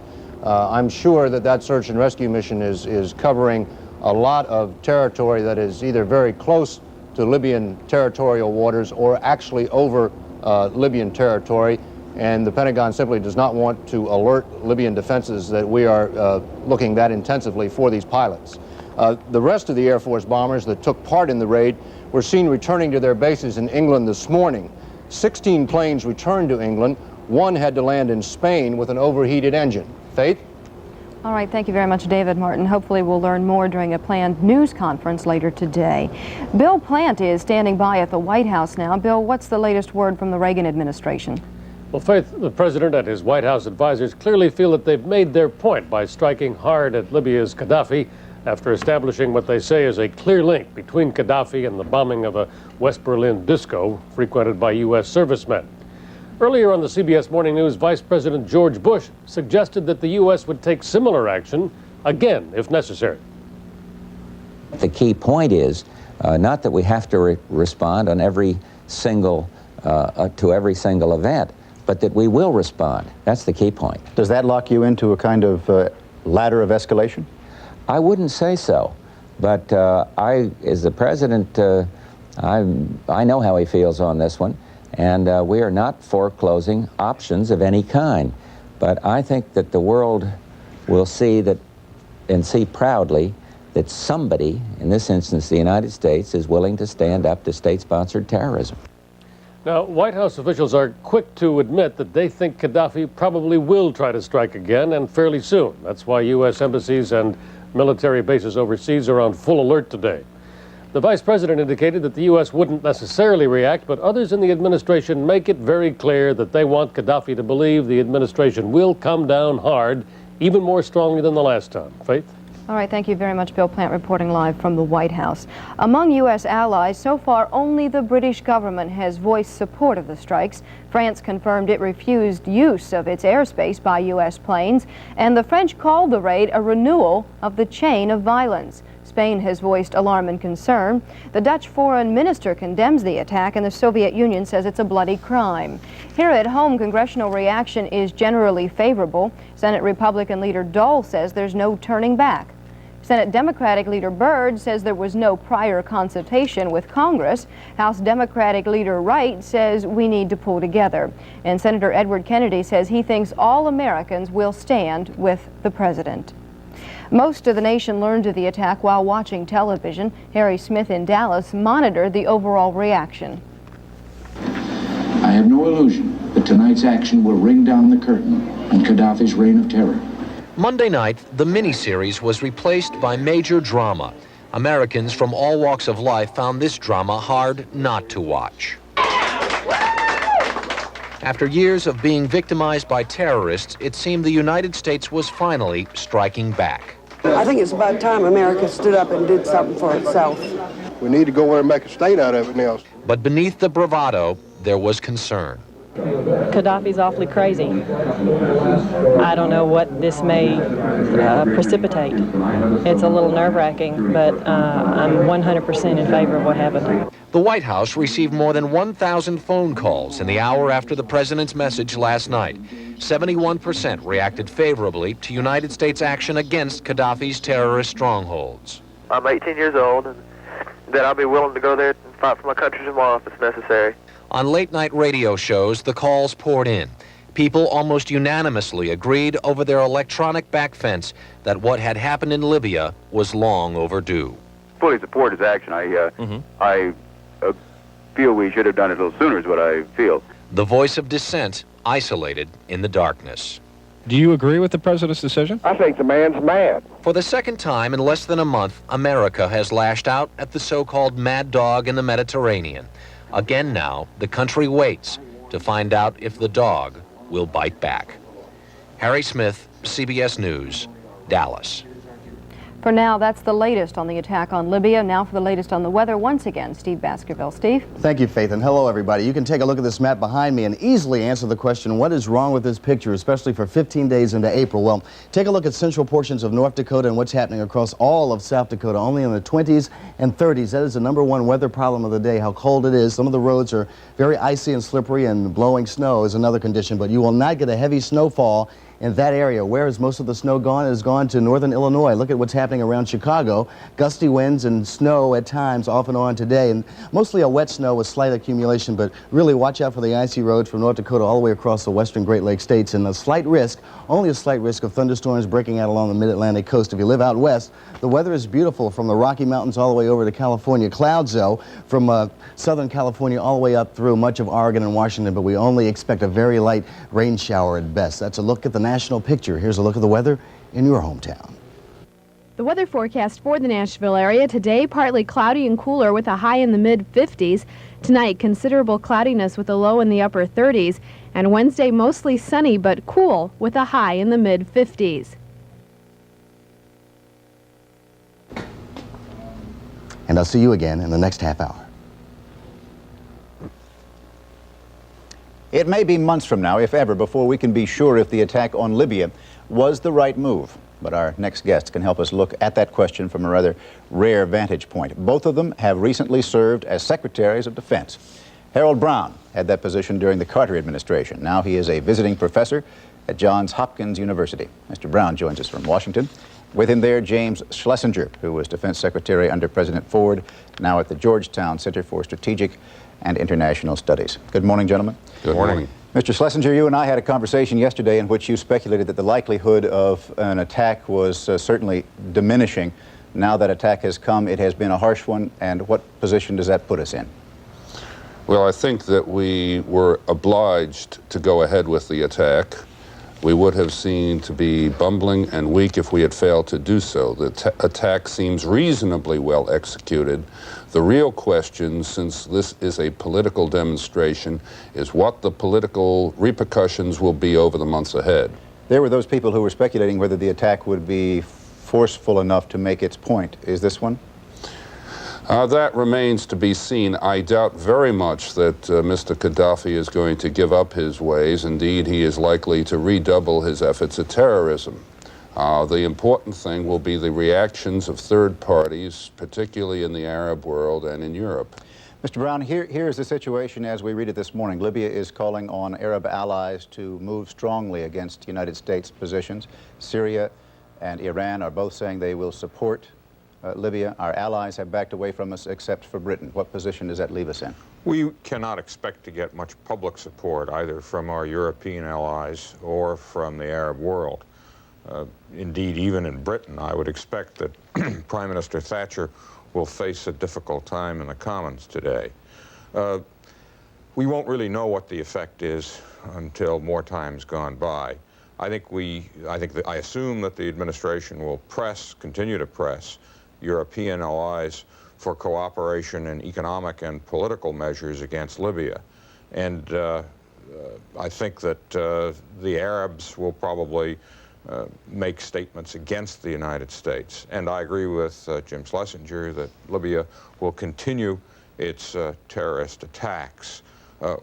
What the long-run effect will be, we're just going to have to wait and find out. Well, do you see this as a watershed event in which the United States, now having acted in this fashion, has put itself in the position of having to punch and counter-punch every time Libya moves? We've started up, I think, an escalation ladder. It's not clear where it will stop. Obviously, the administration hopes that this will put internal pressure on in Libya to overthrow Gaddafi. I doubt that this kind of attack will do that, although it may at least raise some questions in Libyan minds. I think that the effective way to do this is with economic and political pressure, but in order to be effective, that has to be concerted by the industrial powers of the Western world. Well, we will have a better clue when we see whether or not there is rioting and anti-American demonstrations in the Arab world, the Islamic world generally, and what the reactions of the European governments will be. They may, aside from the UK, be distancing themselves from us. The Soviets will probably be well pleased with this development because it will take the heat off the Soviet Union in the Islamic world for its actions in Afghanistan. Well, you both seem to agree that Libya is going to continue with its terrorist activities. Mr. Reagan has already said we will strike again if need be. So when does the United States respond? If it sees a potential for terrorist movements, or when there is a bomb, or what? Well, you've got to see this as something akin to what Lyndon Johnson was doing in Vietnam, raising the price of aggression, as he said. Last night, George Shultz said we are raising the price of terrorism. And it's not clear that those on the other side have a pleasure-pain calculus that will cause them to cease their actions. Certainly not one we have described as a mad dog like Gaddafi. Well, Mr. Brown, when I hear something like this being compared to the situation in Vietnam, it didn't seem to work then. I don't think this is identical at all with Vietnam, although the escalation does have some similarities. I don't think that the Libyans have the resources, either directly available to them or support from outside, of the sort that the Vietnamese had. And so I don't anticipate the same course of action. Moreover, there is no involvement of U.S. ground forces here, and I don't anticipate any. There are those differences, but that doesn't make it possible to predict what's going to happen. Well, the point here is raising the price of aggression or terrorism. The situations are quite different other than in that respect. Is it fair to say, gentlemen, that you would both agree that we've now moved into some rather murky waters, the outcome of which we won't be able to test for a long time? I think that's correct. I hope that the administration has thought through what the actions and counteractions are likely to be after this. It is a watershed event, as you indicated. Mr. Brown, Mr. Schlesinger, thank you both for talking with us this morning. We'll be back in just a moment. The time now, 16 minutes after the hour. Sandman Mattress Market knows if you owned a Sealy, you'd sleep better. Gotta get a Sealy. And with a Sealy mattress, you'd feel better. Mister, you gotta get a Sealy. So if you're like the millions of people who don't get a good night's rest, come to Sandman Mattress Market and save on every Sealy, including Posturepedic. Just the sale for your tired body. Today at Sandman Mattress Market. If you could select your own rates... Okay, lady, what'll it be? You'd choose the lowest. Yet people still pay higher rates for long distance when U.S. Telecom can save them more than MCI and up to 40% more than AT&T. Anytime, anywhere, to any other state. With no fees or minimums, make your next call toll-free to U.S. Telecom. Pick the one on the right. 1-800-531-1986. U.S. Telecom, the right price. Let's compare Nashville radio stations. Fact, only WSM Radio 650 has airborne traffic reports with Richard Thomas. Fact, WSM has Nashville's largest and only 24-hour radio news team. Fact, WSM has the most complete morning show with a new waking crew. Funny men Al Winter and Mike Donegan are joined by Paul Randall Dickerson, Alan Archer, and Joe Fisher with news, weather, and sports. So, what's Nashville's best radio station? Fact, WSM Radio 650. Check it out. Extra, extra, extra! Wonderful Waterbeds opens 2 new stores. Yes, Wonderful Waterbeds has opened 2 new stores, one in Clarksville and one in Bowling Green. The extra good news is Wonderful Waterbeds is celebrating with the lowest prices ever during this grand opening sale. For example, a bookcase bed with or without mirror, complete for only $189. And with any bed you choose, get 2-piece padded rails for only $8 and a mattress pad for only $5. You'll find extra savings at all 6 Wonderful Waterbeds locations during their grand opening sale. The success or failure of the attack on Libya depends in large measure on how it is viewed in the mind of Gaddafi and other Arab leaders. We're going to get a perspective on their possible reactions from Professor Fouad Ajami of Johns Hopkins University. He is a Middle East expert and a regular consultant to CBS News on Middle East affairs. And good morning to you. Good morning. When the dust settles, what do you think Gaddafi's first reaction will be to Well, this? look, I think this is the question that the world would like now to know. And I think probably this is what we can say at this time. Gaddafi will not change. I mean, the administration waited before this retaliation for Gaddafi to change his way. I mean, this is why the response to Gaddafi was so late in coming. Gaddafi will continue. I mean, this is a small-time terrorist, and he will continue in his ways. How much support does he have? We're hearing a lot of conflicting things this morning that perhaps he doesn't have the support of other Arab allies. This is a very isolated man, because take a look at his own predicament in the Arab world. The moderate Arab states, Saudi Arabia, Jordan, Egypt, and so on, are very, very suspicious of this man and very opposed to him and very frightened of him and very worried about him. Now, on the other hand, in the large parts of the Muslim world and the Arab world, where America is targeted and America is seen as the enemy, among the Iranians, among the Syrians, among the radical Lebanese, again, the position of Gaddafi is not a brilliant one. The Iranians don't trust him. The Syrians, who are very cool customers, who are engaged in terrorism in a very cold-blooded way, do not want to associate themselves with Gaddafi. Then why don't they come out and condemn him? Why don't they come out in support of the United States? What are they afraid of? Well, look, the Arab world is a very silent place. Much happens in the Arab world, and you don't want to associate yourself with a foreign power, with a hated foreign power. So our friends will be silent. Our enemies will make the usual noises. But I don't think that the American position in the Arab and Muslim world is any worse off today than it was before this attack. But when Gaddafi calls on other Arab leaders to join him in attacking American targets, if he then does not have that support, should we not be afraid? Well, Gaddafi is a fool in many ways. Go back to the summer of '82, Gaddafi offered the following advice to the Palestinians. He said, you must not pull out of Beirut, you must prefer to commit suicide. I mean, Gaddafi's prescriptions for the Arab world is that the Arab world has to always be engaged in a constant fight with America and the West.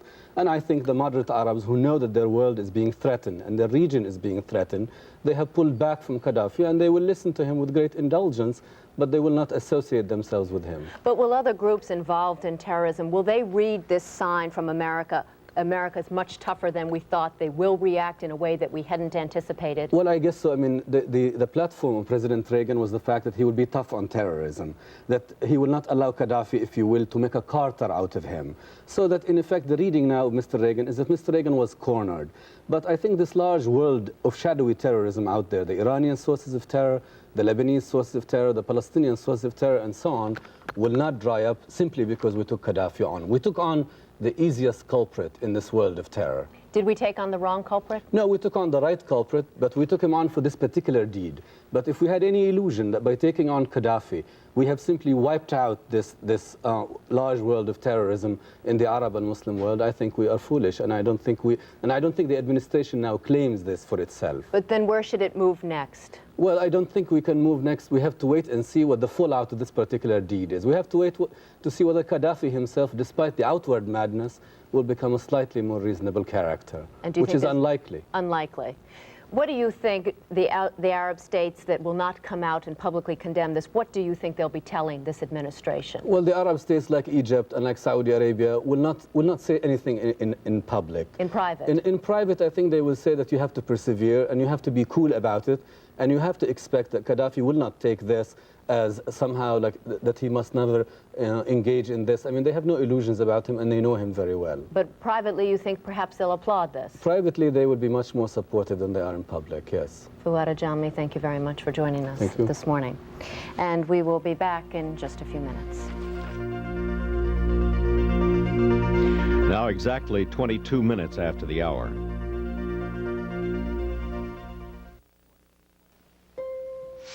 What are you wearing? It's Gain.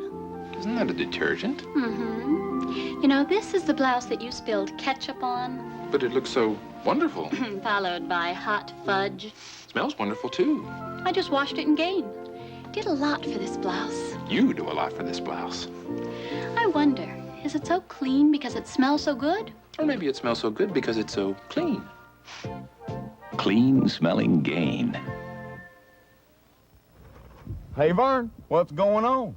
Looks like a convention for junk food junkies. You know, Vern, you eating all this stuff, I'm surprised you're not belly up. And speaking of belly up, you know what you need, Vern? It's some of this purity, sweet acidophilus, low-fat milk. Low-fat milk, Vern, helps keep you slim and trim. So get some purity, sweet acidophilus, low-fat milk, Vern, and help preserve life on this planet as we know it. Know what I mean? This mouthwash is used by many physicians, dentists, and hospitals. In fact, it's used more in hospitals than all other brands combined. Cepacol, with an antiseptic action that kills germs that cause bad breath. Cepacol, with a germ-killing formula that reduces plaque buildup. Cepacol, with a refreshing non-medicine taste. It's the germ-killing mouthwash that's #1 in hospitals. All this for Aqua Sleep World? And for all the stores we sell wholesale to around the country, stretching from Michigan to Florida. But now, the public can buy from us at wholesale prices, too. So wholesale everyday pricing isn't just a gimmick? Oh, no. And for the past decade, we've always selected the finest quality waterbeds and accessories. Now wholesale to the public. Believe it. Aqua Sleep World.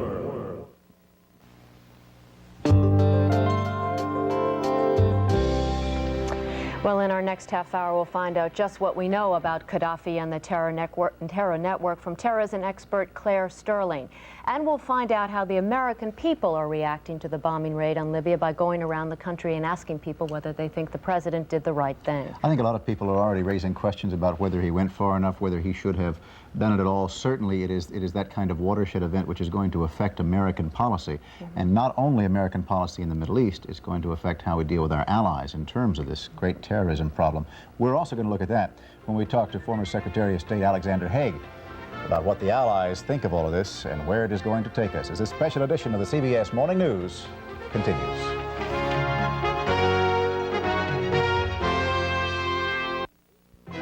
From Channel 5, this is an Eyewitness News Update. Good morning, everyone. I'm Les Heinz. You may need a jacket today. It looks like we're in the store for some cooler weather. Checking the Nashville area forecast, we can expect partly cloudy skies today with cooler temperatures, a high in the mid-50s. Tonight, considerable cloudiness with a low in the upper 30s, and on Wednesday, mostly sunny but cool with a high in the mid-50s. Currently, the temperature is 50 degrees in Nashville. The relative humidity is 46%. The winds are from the southwest at 7 miles per hour, and the barometer is at 29.93 and rising. We have 3 traffic accidents to report to you this morning. The first one is on Old Hickory Boulevard and Dickerson Road. The second is at Charlotte and 13th Avenue, and the third area to avoid on your way to work this morning, the 6500 block of Robertson Road. There is a car apparently that's run into a rock quarry there. In our news this morning, Congressman Bill Boner says much of the controversy that has surrounded him is because Nashville's morning newspaper, the Tennessean, decided to make his financial affairs a news story.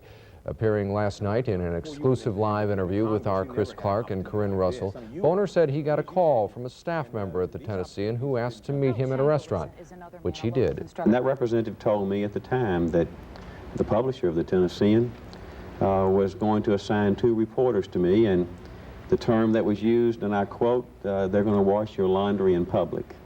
Now, why they were going to do that and why that has occurred, I don't know. Tennessean publisher John Sigenthaler told Eyewitness News early this morning that a reporter had met with Boner last spring.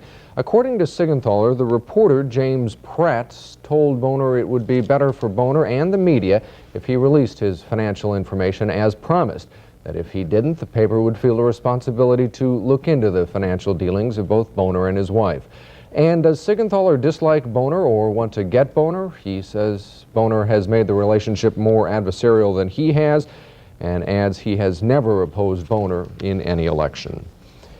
An early morning fire in Clarksville has left 2 of the city's firefighters injured. Over 70 firemen responded to the blaze at the Ratchford Tire Service. The 2 firefighters injured were treated and released at a local hospital.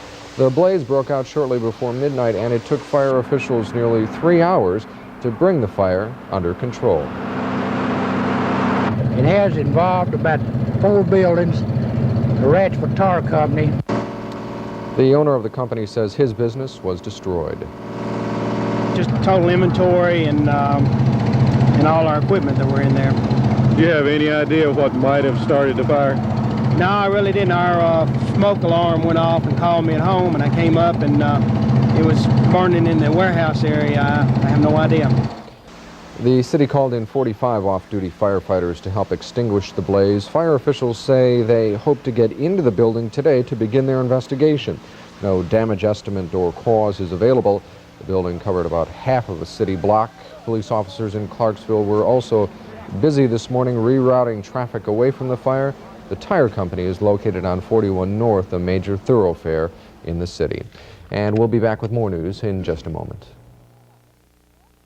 Have you heard the latest rumor about Richard Smith? Maybe you've heard some of the rumors, like Richard Smith is one of the highest volume dealers in Tennessee, or that Richard Smith is the #1 GMC truck dealer in Tennessee.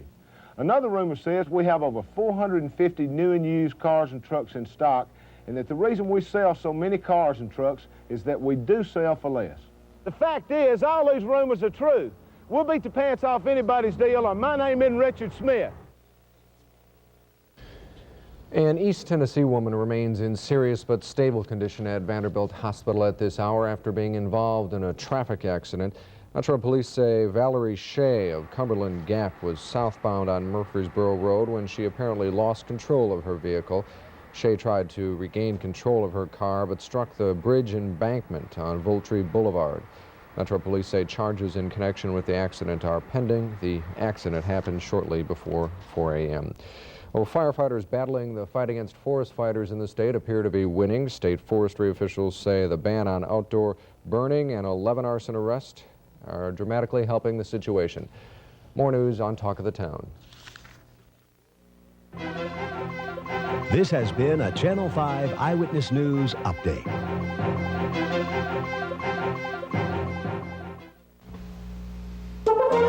The CBS Morning News continues with Forrest Sawyer and Maria Shriver. Good morning again. In the half hour ahead, we, of course, are continuing our special coverage of the United States attack on Libya and what it all means. Former Secretary of State Alexander Haig is going to join us, and he'll look at the repercussions of the raid among our European allies and around the world, and how the allies respond, of course, will be critically important in the days and months ahead. Also this half hour, terrorism expert Claire Sterling will be joining us. She'll be talking about Colonel Gaddafi and his policies. But first, we want to get the very latest on Libya. Here's Faith Daniels. Faith? Maria, more than 13 hours after American airstrikes in Libya, there is still no sign of a missing U.S. bomber. Still no word on the fate of its crew. A massive search, though, is underway in the Mediterranean. In Libya, reports of heavy civilian casualties and angry calls for revenge. More now from Alan Pizzi in Tripoli. The Libyans claim only civilian targets were hit in one of the areas attacked by the American planes. At least 3 houses were smashed beyond repair and about a dozen others damaged near the French embassy, the only target area foreign journalists were taken to today. Angry local residents told journalists Libya would avenge what one man called a barbaric deed by the mad cowboy Reagan. Another held up a dead pigeon and asked, "Is this a Libyan soldier?" Several foreigners, including a Greek and 2 Italians living in the area, maintained there were no military targets there. The Libyans failed to produce wreckage they claimed to have from a downed American plane, however. The attack is being touted here as another example of mad imperialism by the U.S., and on available evidence this morning, it has brought Libyan leader Muammar Gaddafi even more support for a campaign of terrorism against American targets. Alan Pizzi, CBS News, Tripoli. The United States is taking threats of reprisal from Libya very seriously. American embassies and military bases worldwide are on full alert. 17 F-111s that took part in the raid returned safely this morning to American bases in Britain and in Spain. But again, there is still one American bomber unaccounted for. We spoke earlier to Vice President Bush, and Bush stressed that the American bombing was not an attack on the Arab world, but an attack with a specific purpose. This is not, we don't call this Arab terrorism. I'm just back from 4 countries in the Arab world, the Muslim world. They are the victims of terrorism of this nature from time to time. What we see is an isolated state, Libya, with a madman at its head who is sponsoring terrorism. And so we don't think he'll end as of now, but he knows now that he cannot do this with impunity. Last night, President Reagan vowed to strike Libyan targets again if Colonel Gaddafi refuses to alter his, quote, criminal behavior. Both Republicans and Democrats in Congress generally support the president on his action. Ike Pappas reports now from Capitol Hill. Congressional leaders were briefed on the planned attack by the president during a White House meeting, which included Defense Secretary Weinberger and Secretary of State Schultz, although some members of the congressional delegation thought that they should have been given more advance notice of the attack. In general, there was broad support for the president. I just believe that the president did what the American people would have wanted him to do, a proportionate response to an act of terrorism where there's no doubt about Libya's fingerprints being all over the disco bombing in West Germany. But Democratic Minority Leader Robert Byrd disagreed with the presidential decision, arguing that tougher economic sanctions would have been more effective against Gaddafi. If we could ratchet down the pressure on him and through his economy, then perhaps his own people would more and more come to see that there ought to be a change. More questions may be raised later today about whether Congress should have been given more time to react, as called for in the War Powers Act. But the Majority Leader Dole pointed out that the congressional leaders at the White House briefing were asked whether any of them wanted to call off the attack, and not one of them did. Ike Pappas, CBS News, Capitol Hill. More on the attack on Libya in a moment. For now, though, here's Steve Baskerville with the weather. Steve? Thank you, Faith. Hello, everybody. You know, the weekend ended with a big winter-like storm, and it is still hanging around, but the snowfall will not be that great, but the snow will be flying around places like the Twin Cities and Champaign and Chicago, Illinois, and maybe around Green Bay. Very little accumulation, if any, but a nuisance all day long because it could be blowing and there could be some icy roads as well, so watch out for the winds and all of the winter-like conditions. In the Deep South, clouds will exist, but Florida will be rain-free, about 84 degrees in Miami. West of the Rockies, you're going to have some clouds and showers from Washington State through Oregon and Northern California, but really not a big deal at all. That's a look at the national picture. Here's a look at the weather in your hometown. The weather forecast for the Nashville area today, partly cloudy and cooler with a high in the mid-50s. Tonight, considerable cloudiness with a low in the upper 30s. And Wednesday, mostly sunny but cool with a high in the mid-50s. That big snow should be out of our way in the next couple of days or so, and I'll see you with more weather tomorrow. Here's Maria. Thank you very much, Steve. Our coverage of the American attack on Libyan targets continues with Arab reaction to the overnight retaliation raid. Our guest in Washington is Clovis Maxsoud. He is Chief Representative to the United Nations for the Arab League. And good morning to you. Good morning. What reaction do you have from the League of Arab States? I think the Arab world at this moment is deeply disappointed and disillusioned in the attack. Many of us are outraged. I think that this is going to call for a deep reassessment of Arab-American relations. There have been Arab efforts at mediating this unfortunate relations between Libya and the United States. They have failed. We did expect that the United States would try and exhaust all the diplomatic and international institutions levels like the International Court of Justice and the United Nations Security Council. Well, the United States maintains that it did that. Earlier on this broadcast, Vice President George Bush said that Gaddafi, Libya, was an isolated Arab state. Is that accurate? Well, maybe the ideological dispositions of Libya are not shared by the Arab world, but in case when the national security of one Arab state is attacked, then the whole perception of the Arabs is that the national security of all the Arabs, everybody becomes vulnerable, and so we transcend the ideological disputes and conflicts that we have in order to rally into a sense of an Arab consensus. So you see this as an attack on the Arab world specifically, and not, we are also hearing that some Arab states privately may applaud this by the United States. You don't agree with that then, I take it? Well, I think that this notion of Arab states applauding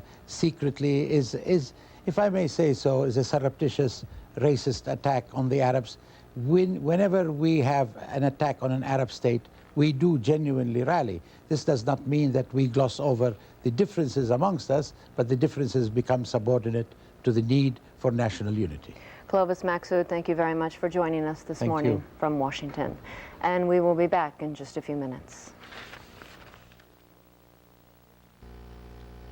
This portion of the CBS Morning News is sponsored by Post Fruit and Fiber, the high-fiber cereal that tastes so good you forget the fiber. Breakfast in a tropical paradise. Great idea. Call it native brilliance. Brilliance?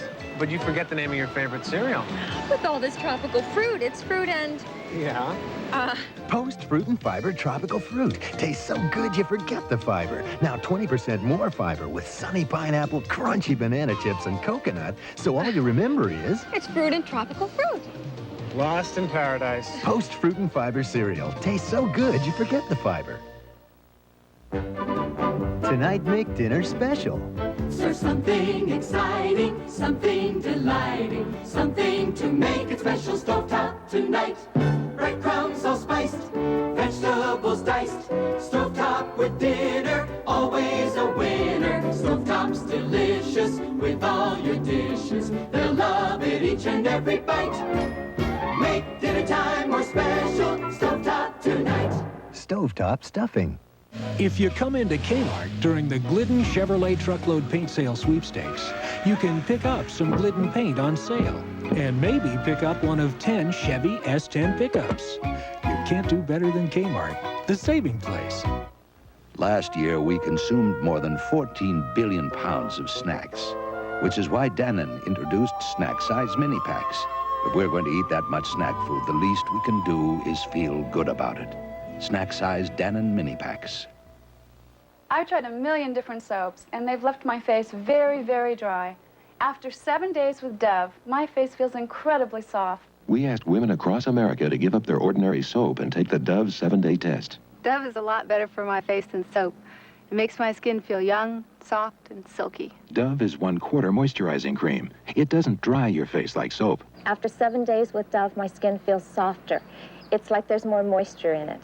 Dove is better than soap. You can feel it in your skin. We are continuing our coverage of the U.S. attack on Libya. Now, a look at the reaction from our allies. Our guest is uniquely positioned to see the European view as well as the White House view. He is General Alexander Haig. Served as Secretary of State during the first year and a half of the Reagan administration, and during the mid-1970s, he was the Supreme Allied Commander of NATO forces. General Haig joins us from our Chicago Bureau. Good morning, sir. Good morning, Forrest. General Haig, if we could, let's begin with your overview of all of this. You know what the goal of the Reagan administration is. Do you think that this is going to move them in the right direction? Yes, I do, and I think it's somewhat overdue. On the other hand, it's characteristic of democratic action in which our tolerance level is very, very high, but once it's ultimately exceeded, then we react, and I think this is overdue, it's welcomed, and it was very professionally done. Does it put us in the position where, when there is another terrorist incident that is linked to Libya, we must necessarily respond with force, and then again with force whenever there is such an incident? Well, I don't think that pattern is necessarily the best one, but I do think that Mr. Gaddafi's now on notice, and if he continues on with the plans that have been underway for many, many years, that we're going to have to take even more vigorous action against him. What kind of vigorous action do you mean? Striking a little harder and then a little harder again? Well, I think on every occasion that he inflicts or undertakes a violation of international law, that we are going to have to take a stronger reaction. But these things cannot be predetermined, and each case has to be considered very, very carefully. Well, you say that Mr. Gaddafi is on notice. I wonder if, in a fashion, it does not also put the European allies on notice that unless there are stronger political and economic sanctions issuing from them, then the United States is in this posture of having to strike militarily. Well, there's no question about that either, Forrest. You know, we cannot be driven by the lowest common denominator of the European consensus. And it's a smorgasbord over there, dependent on the threat that they feel from Gaddafi and the amount of economic involvement they have with him. And that varies. I think the fact that Great Britain stood tall with us, clearly recalling the support President Reagan gave them during the Falklands, is a very promising thing and a very constructive thing. Do you think, as some people are suggesting, that the allies, such as France and West Germany and Italy, are operating from their own economic self-interest, that is, that they have strong ties with Libya economically, or that they genuinely disagree with our approach to solving terrorism? Well, all of those things. They have always had a great deal of reluctance to involve the use of force, except in a local police-keeping way, and they're really quite tough. But I think they have some question as to whether this will stamp out terrorism. I do too. But that's not the issue. The issue is whether or not we are going to conduct ourselves like a helpless giant around the world and accept these affronts to the security of our citizens without taking action. And clearly the President waited very, very patiently. Some might say too patiently. But now he has acted, and he's acted very effectively, and he may indeed have to act again. Do you have any reason to believe that the Allies are going to change their posture and that there will be forthcoming stronger economic and political sanctions? Well, I think there'll be incentives for them now to try to anticipate the next terrorist affront and to put together a more collective and effective group of economic and diplomatic sanctions. But I think this situation has passed beyond that, especially when we have hard evidence of potential attacks against 30 American installations and the recent murder of American soldiers and the wounding of over 200 innocent non-combatants in West Berlin. Well, when you say it's passed beyond that, do you mean that you see now that the military action should be the preferred option? I would never say that. There's no ironclad rule, but I do think that with each level of response, you get into a new framework of contingency responses for the future, and now we're at a higher level. So if Mr. Gaddafi flaunts this retribution by engaging in more terrorism directly attributable to him, then I think we're going to have to take even more vigorous action against him. Former Secretary of State General Alexander Haig. Thank you, sir. Thank you. And when we come back, we'll look at the terrorist network. The time now 15 minutes before the hour. This portion of the CBS Morning News is sponsored by Budget Rent-A-Car, which says, we're going your way. We're going your way, saving with style. We're going your way, mile after mile. We're going your way, we're Budget. At Budget, you get stylish cars without the stylish prices. Just $39.95 for a luxurious Lincoln. There's no better way to go. We're going your way, we're Budget, and we're going your way. Women lead such hectic lives managing a career You're all set for Hawaii. and a family. There's no time for irregularity. Let's go for a ride, Mom. Maybe later. Okay. Yet women suffer from constipation 3 times more often than men. That's why there's Correctol. Its special formula with calcium added combines a mild laxative with a softening agent. It works gently overnight to help you feel like yourself again. Let's go another mile. Correctol, the gentle laxative so many women prefer. When I'm working, I think about sleeping. I'm Ernest Williger. Mattresses are my business, have been for more than 40 years. My company makes Stearns & Foster mattresses. Many people say they're the best money can buy. I say you'll get a great night's sleep on a Stearns & Foster. If you forget my name, I won't mind, but please remember the name of my mattress, Stearns & Foster. You can't get a better mattress or a better night's sleep.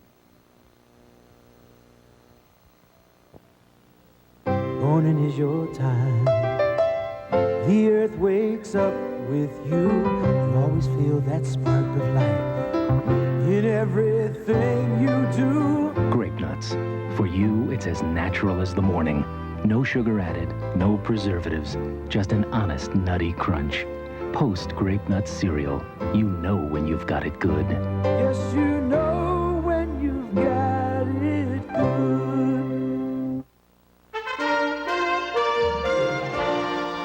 The attack on Libya strikes at one of the most prominent figures associated with terrorism, Colonel Gaddafi.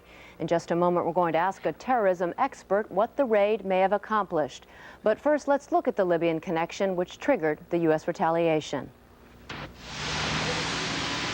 It was the disco bombing in West Berlin just a week and a half ago. President Reagan says that on March 25th, Tripoli ordered the Libyan People's Bureau in East Berlin to conduct a terrorist attack against Americans with maximum and indiscriminate casualties. April 4th, the day before the blast, the People's Bureau promised an attack the next morning. April 5th, the bomb attack. 2 killed, 230 injured. The Libyans in East Berlin report to Tripoli that their mission was a great success. President Reagan says Allied cooperation has helped avert similar tragedies. With the help of French authorities, we recently aborted one such attack, a planned massacre using grenades and small arms of civilians waiting in line for visas at an American embassy. We were hoping to talk to Claire Sterling, an expert on this subject, but we've had some technical difficulties, and we will now go to a commercial, and we hope to have that interview in just a few minutes. We hope you'll stay with us. Think we'll win? Maybe, if the champ doesn't show up. Yeah, Jimmy Joe. Lightning, I'm sure to win with my crap thick and spicy. Just think, who can compete with a sauce so thick it stands up to my drumstick test? Who can compete with spices you can see and taste? Hi, everybody. Bye, everybody. Kraft Thick and Spicy Barbecue Sauce. So thick and spicy, there's no contest. Last year, we consumed more than 14 billion pounds of snacks, which is why Dannon introduced snack-size mini packs. If we're going to eat that much snack food, the least we can do is feel good about it. Snack-sized Dannon mini packs. We asked 1,000 doctors if stranded on an island, which would they want? Tylenol, extra strength Tylenol, Advil, or Bayer? More doctors chose Bayer, nearly 2 to 1 over extra strength Tylenol. Bayer, the wonder drug that works wonders. From Pella Windows and Doors, the sunrise bow window. The magical window nook. The bubble bath skylight. The Sunday paper sunroom. Pella makes your home a better place to live, and we'll show you how. Come and get your free idea book only at your Pella Window store. We're listed in your telephone directory. Does uric acid work fast enough? It seems to take forever. Does uric acid last long enough? No, I've got to take it again. Maybe uric acid isn't strong enough. Try double-strength Mylanta 2. Mylanta 2 has nearly double the antacid medicine, nearly double the anti-gas medicine, nearly double the acid-neutralizing power of any leading brand. That's real relief, with the double strength difference. Double strength, that's my kind of difference. Mylanta 2.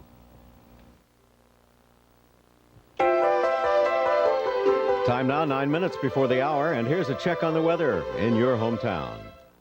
The weather forecast for the Nashville area today, partly cloudy and cooler with a high in the mid-50s.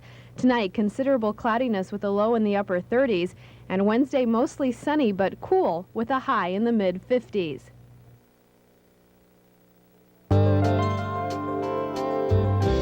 We were hoping to have a conversation with terrorism expert Claire Sterling, who has been on this broadcast before, but because of technical difficulties in Rome, we could not bring that interview to you, so we apologize for that. This, of course, has been a special edition of the CBS Morning News. All morning long, we've been talking to people who were secretaries, former secretaries of defense. We've been talking with Vice President George Bush. We've had a look with our allies, trying to learn what this attack on Libya has meant. Certainly, we have seen this, that the game has changed very radically right now. The element of military force used by the United States has been introduced very powerfully into the equation, and there is a fear that a ladder of escalation may now be introduced. That is, that Libya will respond with terrorism and that we're in the position of having to respond with some kind of force. And Maria, I think the question then is whether the Allies will fall behind the United States and support with political and economic sanctions. That's something certainly the congressional experts and congressional leaders have been talking about this morning, waiting to see what the Allied reaction will be. And as everybody has also been saying on the broadcast this morning, we are in a new era. The United States is dealing with terrorism in a way it has not dealt with it in the past. Interesting point that Senator Sam Nunn said. He said that at least in the short run, we're into some very dangerous waters, but the hope is that in the long run, terrorists will have seen that they cannot continue in the path that they have been walking. Well, that's the experts' view on America's attack on Libya.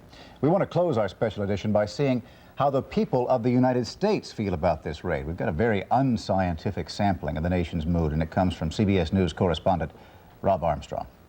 Catherine Bell is a worried mother, worried about her 2 children. They're somewhere in Libya with her ex-husband.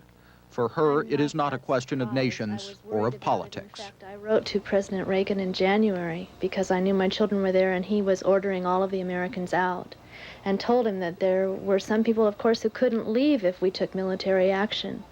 I didn't hear from him, but I've worried about it for a long time. Florence Allen is a worried mother, too. Her son is a captain on the USS America in the Mediterranean. I was glad to hear that it's possible that they hit Gaddafi's quarters. I thought that was good for him. Mothers and fathers and brothers and sisters all over America are talking about the attack on Libya on the radio in Chicago. I'm very glad to see that America is finally doing something to show that we will stand up for ourselves and not let people like Gaddafi take advantage of us anymore. That support was echoed across the country. The White House had spent a week getting America ready for the attack, setting up its case against Muammar Gaddafi. Some airport reaction in Los Angeles. This cold-blooded, uncalled for terrorism and strikes against innocent people has to come to a screeching halt. Something has to be done. In New York, emotions ran high. You're not dealing with an intelligent man. Yeah, but it doesn't mean that you have to be stupid to behave just like him. If he kills 1, you don't have to kill 2 to prove your point. But how do we stop him from killing more? And Gaddafi's threats to harm Americans are being taken very seriously. Gaddafi's awfully crazy. I don't know what this may precipitate. And while Americans ponder and debate what has happened and what may happen, for Catherine Bell, it all comes down to the children.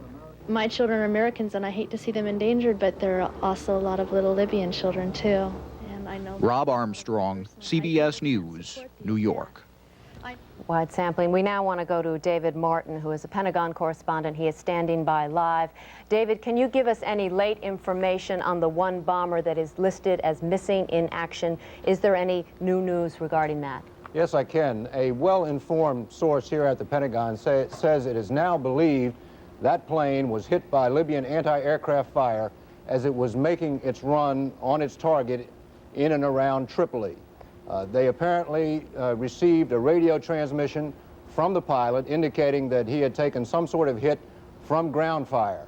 It is not known whether the pilots managed to eject after taking that hit. The F-111 has a capsule ejection system in which the entire cockpit jettisons when the pilots try to punch out of the plane. It is not known if they succeeded in getting out, but it is now fairly certain that it was shot down by Libyan anti-aircraft fire. That means, David, that they must have some idea, at least the general area where they ought to search to see if the 2-man crew is still alive. Is that right? That's right, both over Libyan territory and in the water off the coast of Tripoli. And there is a search and rescue mission going on right now, but the people here say that with each passing hour, the prospects of recovering those pilots becomes less and less likely. David, what is the feeling there this morning? Are people saying that the mission was a success despite this late information about the bomber? Yes, they are, but they're also very worried about the perception of civilian casualties, which is starting to come out of Tripoli. And they realize that this is inevitable when you launch an attack basically on downtown Tripoli. Well, that means then that perhaps that kind of collateral area that we've been hearing about was wider than they originally thought? I think that is the major concern right now beyond the fate of the 2 pilots. how much damage there was to civilian targets, collateral damage as the term goes, and whether that in the end will turn public opinion against this action. David Martin, Pentagon correspondent, thanks very much for bringing us up to date on that.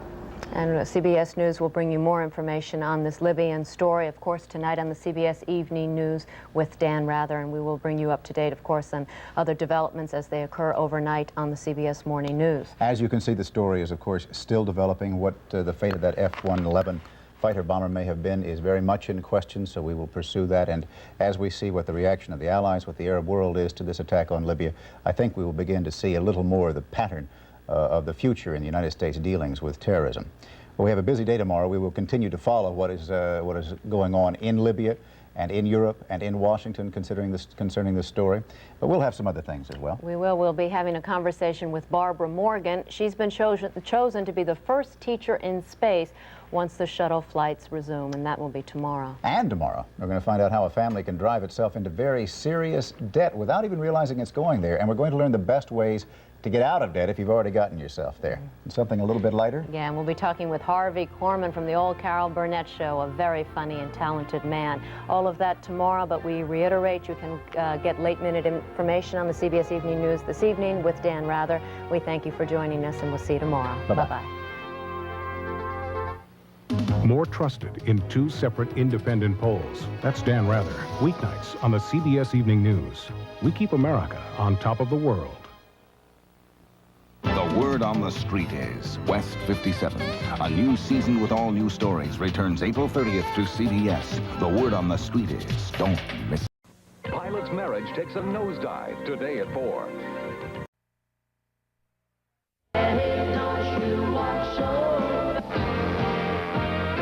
It's Perfect Match.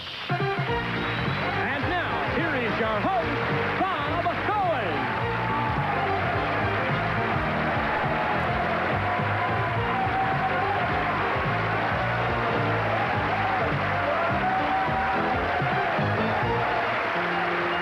Thank you. Hey, thank you all very much. Thank you. Now we got a whole show to do. Welcome to Perfect Match. This is the show that peeks into the private lives of husbands and wives to see how well they really know each other. Now, every day we start out with our three couples. First, we separate the men from the women, and while they're apart, we ask them some very intimate questions. And we bring them back together again here on the show to see how well their answers match. Let's do that right now. Our first couple is from Whittier, California. They've been married 3.5 years. He's a roofing contractor. She's a housewife. Please welcome Scott and Carrie Anderson. Here they are. Welcome to both of you. Scott and Carrie Anderson, couple number one. All right, our second couple is from Buffalo, New York. They've been married 2 years. He's a bartender, and she's a waitress. Please welcome Gino and Jesse Fuentes. Couple number two. Finally, let's meet couple number three. They're from Los Angeles, California. They've been married 7 years. He's a title officer, and she is a teacher's aide. Please welcome Ken and Bertha Traylor. Here they are.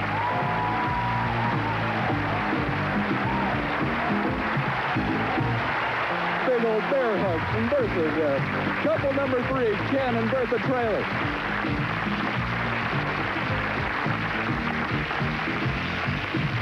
Now remember that before the show, while our husbands and wives were isolated in separate rooms, we asked each of them some very intimate questions. And now's the time for them to make some money by showing off how well they really know each other. So let's get started, shall we? Couples, we're going to start you off with $200 each in betting money. Now, on each question, you may bet anywhere from $10 up to everything you've got. It all depends upon how confident you are that you can match your spouse's answer. Okay, our first question goes to the men now. And fellas, this is a question about skeletons in your closet. We're going to start with the Andersons down here on the end. And Scott, what is the one secret that you wish you had not told Carrie about? That's the question. The one secret you wish you had not told Carrie. Now, you have $200 with which to bet. How much do you want to bet here that you can match her answer? Okay, I'll bet $25. $25? Yeah. You're not too sure about this one, huh? No, not at all. All right, well, Carrie, you told us before the show what the one secret that he wishes he hadn't told you is probably. Let's find out what it is. We'll show the folks at home.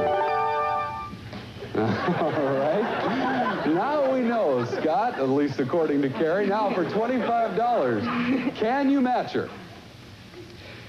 Okay, I'd say it's I told her where the old girlfriend lived. What? He tried my clothes on, I swear. He tried to what? Oh, stop. I thought you were in my underwear. Doesn't matter. You still lose the $25. You're down to $175. Let's move to the Fuentes here in the middle with $200. Now, Gino, how much do you want to bet on this one? You've seen what's transpired. $20. $20. You two not too confident. Okay, Jessie told us before the show the one secret that she thinks you wish you hadn't told her. Let's show everybody at home. All right. We know her answer now, Gino. $20 is riding on this. What is it? Can you match her? Told her about my old girlfriend. Yeah, that's right. That's it. That's it. A lot better. Yeah. Okay. Ken, you see how it's done here? You've got $200 to bet. How much are you going to put on the line? 20. $20. Okay. Yeah. Now let's find out from Bertha what she said. The one secret you wish you hadn't told her? That bad. Okay. That's what she told us. Now for $20, Ken. Try to match her up. What'd she say?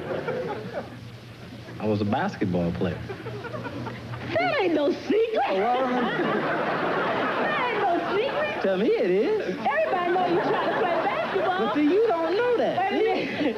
Let me tell you the secret. He told me he wasn't going to his grad night. Grad night. Uh-huh. Yeah. And he ended up going to the grad night, and I found out about it. With somebody else? With somebody else. Oh.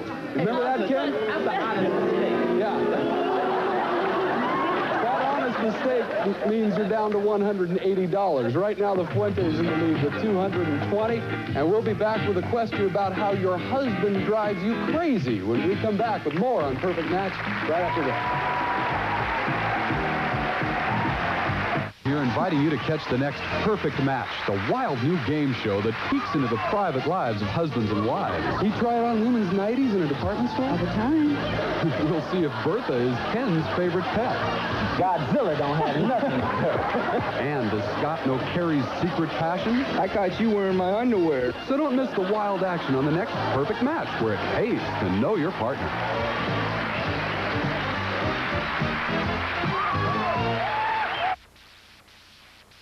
Does Scott know Carrie's secret bedtime passion? I thought you were in my underwear. We'll see on the next Perfect Match.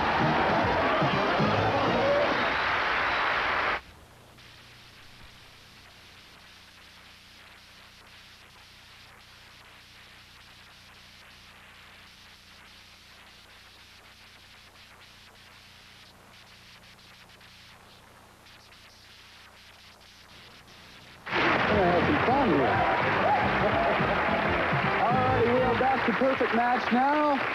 Take a look at the scores. Fuentes in the lead with $220. The Trailers with $180. Anderson's down here with $175. It is time for question 2, and this is a question for the ladies. Now, gals, this is a question about how your husband drives you nuts. Now, we're going to start with the Fuentes. Jessie, will go to you here. What is the one thing that Gino does that absolutely makes your blood boil? How much do you want to bet here? I'm going to bet 50. $50? $50. Okay, Gino told us earlier the one thing that he thinks is the one thing that drives you crazy. Let's show the folks at home. Jessie, you got $50 riding on it. Can you match him? He sings and dances in public. He says embarrass her, right, Gino?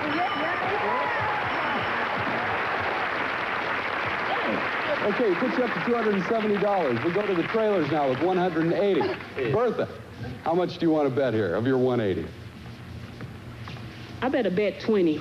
20? I'm not too sure about this one. Okay, well, Ken told us earlier the one thing that he thinks drives you crazy, that he does. Let's show everybody at home. Okay. All right, $20 riding on this, Bertha. Can you match him? You played a stupid baseball game? No. What is it? No. What'd you say? I totally ignore you. do drive me kind of. He got that very bad, very bad. That's why I'm looking for a husband now. You guys have $160. We move to the Andersons now with $175. Carrie, how much of that $175 do you want to bet?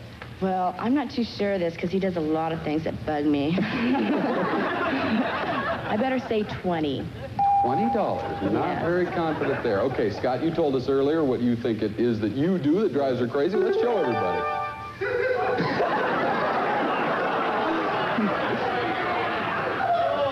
Oh, Carrie, I can't wait to hear this. What is it? The one thing he does that drives you crazy? Baby talk? Scott, what is it that you figured you did that drove her crazy? Okay, what it is I get little things caught in my teeth, you know, when you eat. And you got to get rid of them. So I go, you know, everybody does it. Oh, everyone does it. It's just a No, Scott, everyone does not do it. No, everyone does not do it. You guys have $155. Here's our next question. We'll go down to the trailers here. Ken, how old were you the year you had the best sex life ever? Holy mac. Yeah. Now you've got $160 to bet. How much are you going to put on this one? I gotta go. Let's see. I'll go with 40. $40 you're going to bet. Okay. Bertha, we asked you earlier which year you thought was his best sex life ever. Go ahead and show us. Ken, tell us. 27. 27? That's right. My right now, my age. Really? Yeah. This is your best sex year Hey, ever. I'm going at it. Bertha? What'd you say, Bertha? I said 23. Hey, I was good. Let me tell you. That's his own opinion. You need two people's opinion on that. That's right. We got 4 more opinions down here. Oh, okay. You guys have $120. We move to the Andersons with $155. Scott, how much do you want to bet? I'm going to bet $25. $25. Yeah. All right. Carrie, let's find out what you told us earlier. His best sex life ever. That's how old she thinks you were, Scott. Now you tell us. $25 you're risking. I say this year. I must be with someone else every night, I swear. Same guy you came with? Scott, what did you say, Carrie? 19. So when you were 19, your best sex life was before you met Carrie. A hearty endorsement, Carrie. We're down to $130. We move to the Fuentes with $270. How much are you going to put on the line here? I'll say $10. $10. Jesse, you told us earlier. Let's find out what you said. Okay, we know Jesse's answer. Now, Gino, for $10. How old were you? How old? 23. Oh. Nope. Jesse, what did you said tell like us? 12, right? What did you say, Jesse? I said 18. Oh, 18. I was going to say that, too. You should have said 18. Is it a good year, Gino? Ooh. 18? Okay, you're down to $260, but at this point, you're still in the lead. But all that can change in our next round because any one of our couples can win up to $5,000 by making a perfect match. We'll be back right after this. All right, it's time for our couples to match up and to catch up by playing our $5,000 perfect match round. Now, before today's show, we helped our husbands and wives write love letters to each other. And in a moment, they're going to be reading those letters. Now, in each one, there are 3 key pieces of information missing. Couples, each time you fill in a blank correctly, it's worth $100 to you. But if you and your spouse should match all 6 blanks correctly, that's a perfect match worth $5,000. All right? Now we're going to start with a love letter from the men to the women, and we are going to begin with the last place team right now. The Trailers is appropriately enough. You are trailing with $120. Ken, go ahead, read your letter to Bertha. All right. My dearest Bertha, how come whenever my friends are around, you always... Bertha? Quiet. Hey, that's right.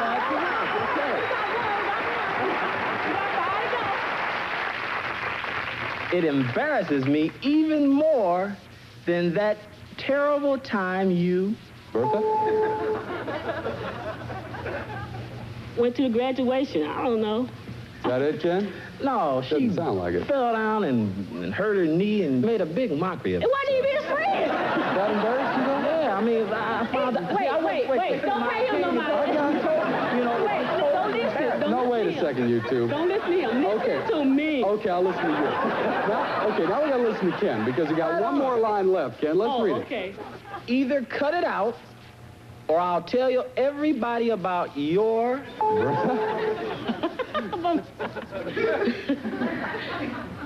By myself, by my body. I don't know. Is that it, Ken? You kidding? What'd you say? Her face in the morning? That's right. She wakes up in the morning. God, you ought to see. They wake up in the... You know how women wake up? Yeah. Oh, yeah. Oh, my God. Oh, yeah. It's horrible. That's it? Godzilla don't have nothing. I get up before him, so how he know what my face look like? Oh, I see. That's why I get back in the bed. Okay.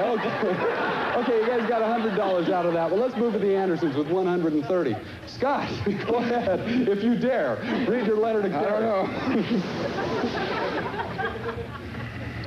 My dearest Carrie, I dreamed we were stranded on a tropical island. All we had to eat was tons and tons of your favorite dessert. Carrie? Okay. Chocolate ice cream.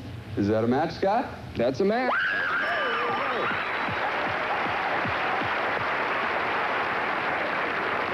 Okay.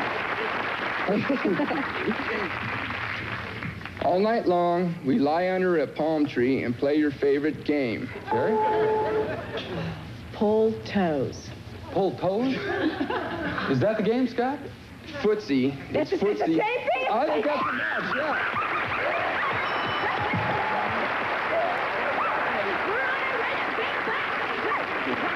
Okay, you got $330. Scott, the next line, please. Okay. And all you wore was your sexiest outfit, your... Carrie? My blue jeans. Scott, is that it?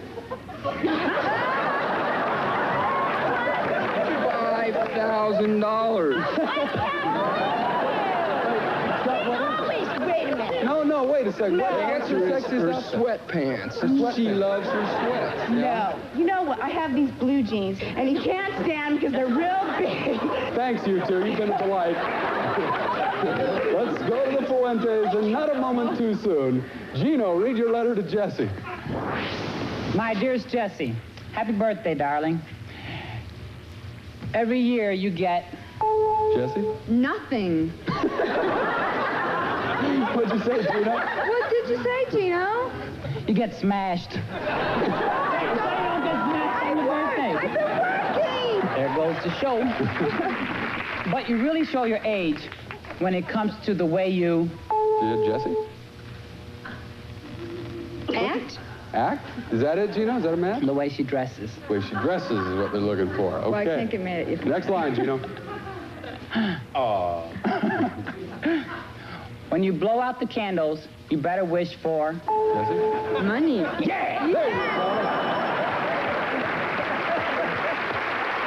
Which is just what you got there. You got another $100. You have $360 right now. Let's take a break, okay? We'll cool off for a second, especially the Andersons, and we'll get set for part 2 of our perfect match round.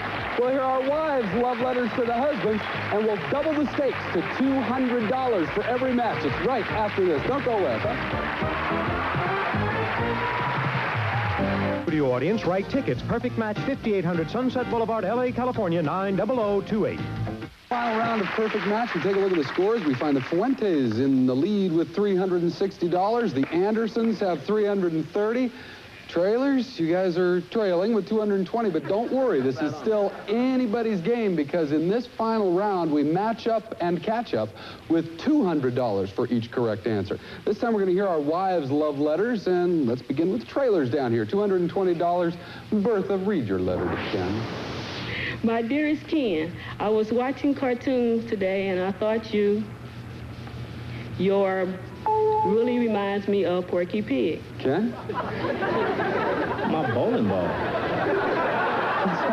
It looks like, I got a feeling that's not it, huh, Bertha? Why do his bowling ball remind him of a cartoon? I don't know. I said this. What? That right there. What? No. His nose looks like... Don't remind you of Porky Pig. Oh, don't get it on me now. Next line, Bertha. I think you even faster than the Road Runner. Ken? Run. Is that it, Bertha? Let's go home. What did you say? I think you make love faster than Road Runner. Let's go to the next one. You're not a fast Hey, this is national. Don't tell these people this is national. Let's go to the next one. Okay, that's a good idea. Next line, it's your last chance. Whenever you're little Mickey Mouse. Little Mighty Mouse. Mighty Mouse. Okay, Ken? Well, whenever I quickly make love. A little Mighty Mouse. That's not it. What'd you say? You said give him flowers, right? Yeah, I'm sorry, that is not a match. Let's go to the Andersons, who can take over the lead with just one match. Carrie, read your letters to Scott. Okay. My dear Scott, I dreamed we were crew members of the Starship Enterprise, and they made me captain because... Scott? Because you always think you're the boss. That's right. That's a match. And with that, you've taken over the lead. Okay, let's see how well you do on this. We landed on a strange planet, and the aliens made us while they watched. Scott? They made us while they watched. They made us watch. Did you watch while they watched? Carrie, something tells me that one's not right. I think he's missing a one. What'd you say? Make love. Made you make love while they watched, is what she said. All right. Carrie, next line. Okay. You can do it this time. And then they let us go when they told them the secret of our marriage. Blank. Scott?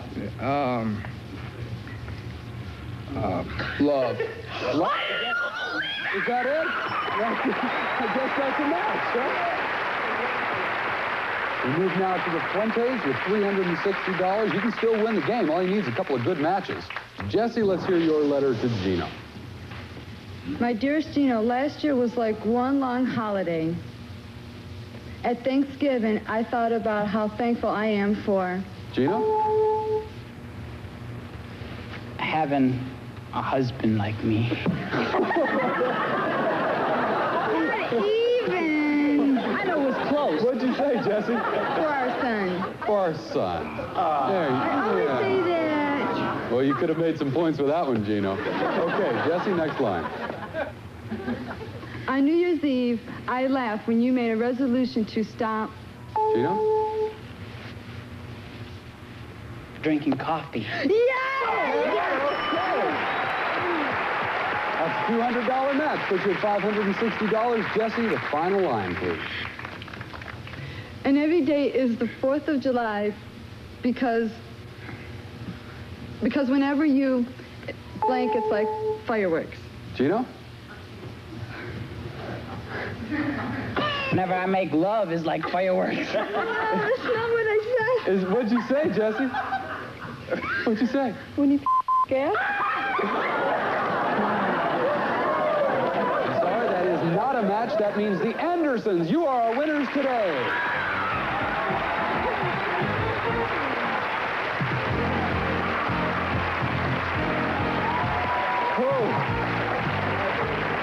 The Fuentes, $560. You take that home. Thanks for joining us.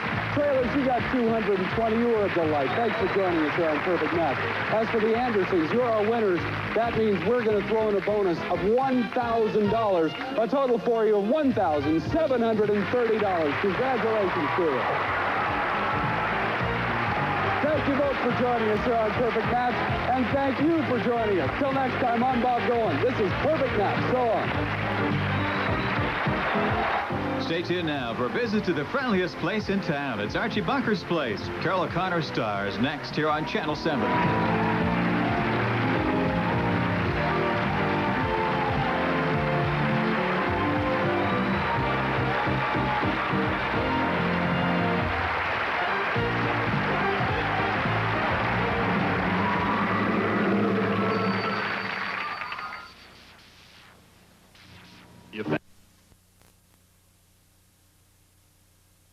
On News 13.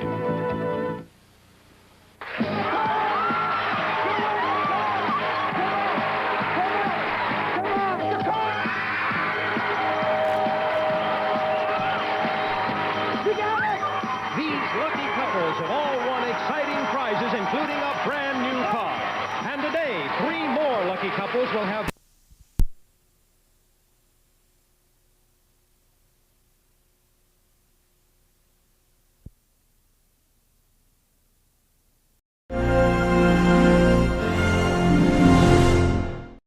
Pilot's marriage takes a nosedive today at 4. I've noticed. Today, this mother and son team has won in cash and prizes over $12,000. They are back today to try and beat their new challengers for another chance in our fabulous prize vault here on Break the Bank. And now, here's your host on Break the Bank, Joe Farago. Hi, everyone. Thank you very much. Hello. Thank you. Thank you very much, and welcome everyone to Break the Bank. Well, I just came from our fabulous prize vault. There are some wonderful prizes back there, and also we have some terrific new opportunities for our players here on Break the Bank, which we'll tell you about in just a minute. But first, you've already met our returning champions, so Michael, if you would please introduce their opponents. All right, Joe. They're both students at USC majoring in marketing. She adores parasailing and hot air ballooning, and he likes tennis and basketball. Say hello to good friends Chris Runyon and Charles Kramer. And these are our 2 competing couples. Okay, players, and for you folks at home, contestants on Break the Bank answer questions. Now, each answer is also the clue to a puzzle. As an example, on a previous game here, Chris and Kathy, our champions, solved this puzzle using these clues. They were Prime Minister, Revolutionary, Baseball, Rebels, Cuba, and Cigar. They put them all together and they said... Fidel Castro is what they said. That's what came up, and that's how they won. And now, as I mentioned, we are giving our couples an opportunity to win even more here on Break the Bank, because now couples win money for answering questions, and you win prizes for solving puzzles. The first couple to reach $2,000 wins the game and also gets the opportunity to break the bank, which today has grown in cash and prizes to $29,309. All waiting for one of you 2 couples behind this door. All right, for you folks at home, here is a hint for our first puzzle. All right, and players, I want to let you know that for solving our first puzzle, you can win a brass bed worth $700. Okay, now each question in this puzzle, each question worth $100. The first couple to win $2,000 wins the game. Hands on buttons, jump in when you think you know the answer to this, and good luck. What did the movie detective Charlie Chan call his firstborn son, Chris and Kathy? Number 1. Number 1 son, his firstborn son, Barry, is right. $100 for you, Kathy and Chris. Up comes number 1. Do you want to try and solve the puzzle for that brass bed or go on for more money? We'll go on. More money toward that $2,000 mark. Here you go, everybody in the game. What 3 letters appear on your postgraduate diploma if you have a doctorate in philosophy? Chuck and Chris. PhD. PhD, it's right. Just blurt it right out there, Chris. They were both looking at each other. All right, $100 on your scoreboard now. We have a number 1 and PhD. Want to try and solve it or go on for more money? More money. Okay, more cash. Here we go. Listen to these phrases and tell me what they are. Plop, plop, fizz, fizz. Don't leave, Chris and Chuck. Marketing slogans. We'll take that. Ads, slogans, TV commercials is what we're looking for. Commercials. All right, you got it. Here comes your next clue. You have commercials. We now have number 1, PhD, and commercials. Are you going to go for the brass bed or more money? More money. More money. More money. All right, both teams back in. Here we go, your next question. Young cows and bulls are called calves. Young horses are called foals. What name is given to young goats? Chuck and Chris. This time it just didn't come out. Don't say anything. Chris and Kathy, your answer. Kids. Kids is right. All right, you got that? We're tied up now, 200, but Chris and Kathy, you are in control. You have the clue, kids now. 1, PhD, commercials, kids. You have a smile on your face. Do you want to try and solve this puzzle? Yes. For the brass bed worth $700, the first puzzle, what's your solution? Bill Cosby. Bill Cosby is right. You got it. I Spy sitcom. You didn't need those. Bill Cosby, you came up with it, and you won that brass bed, and we'll be back to see if your opponents can catch up when we return here on Break the Bank. Current champions Chris and Kathy Barnes, mother and son team. You won the brass bed for solving the first puzzle. Added to the total you won in our last game brings you up to a grand total of, you ready? $13,631. They have done very nicely indeed. And you're on your way here, but you got some competition with Charles Kramer, and Chris Runyon. Let's welcome them to Break the Bank, if you would, please. Okay, we have two Chris's. I'll try and keep those straightened out. And Chris here, I understand that Chuck has introduced you to some interesting culinary delights, or are they culinary delights? Which are they? What were those? She didn't. I took her to a sushi bar one night. She never tried raw fish, and I tried her some sea eel because it's best sushi to try. And she ate it, and she made faces the whole night. She did not like it. It's tough to think you're eating something that was alive moments before. Yes, isn't it? very tough. I'll try to do that. All right, we're going to go on to our next puzzle now. Here for you folks at home is a hint. You're the only ones that get this. And there you have it. And contestants, now we are playing for, in this puzzle, a trip to the Grand Canyon worth almost $1,000. Be kind of fun to go on, wouldn't it? All right, each question in this round is worth $200. Remember, the first couple who gets to $2,000 wins our game. Here we go. Good luck. The first question. They were worn by Greek philosophers as a symbol of wisdom, and they are known by names like Goatee, Van Dyke, Chris, and Chuck. Beards. Beards is right. You came out with it. Blurt out Beards. All right, $200 added to your score, put you out in the lead, and you get this clue, beard. You want to try and solve it for that trip or go on for more money? More money. It's a little tough with that one clue. Here we go, both teams in. Jump in when you know what these historic figures have in common.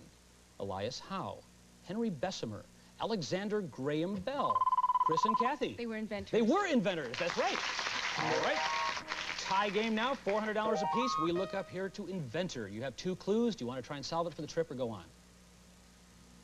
We'll go on. They're going to go on. All right, here we go then. Both teams in for $200. It's the French word meaning rebirth, and it was the period of rebirth. Chuck and Chris? The Renaissance. The Renaissance is right. Very good on your history there. All right, you have $600 now. Beard, inventor, and Renaissance. You want to try and solve it? If you give me the wrong answer, you lose control. The next question goes to your opponents. What do you want to do? More money. More money. More money. All right, here we go then. It's the country where you'd find the resort island of Capri and the island, Chuck and Chris. Sicily. No, I'm sorry, that's not right. We go on. It's the country where you'd find the resort island of Capri and the island called Elba, where Napoleon was exiled. And when you leave the Vatican and walk in any direction, it's the country you walk right into. What's the country? Italy. Italy is right. That's correct. All right.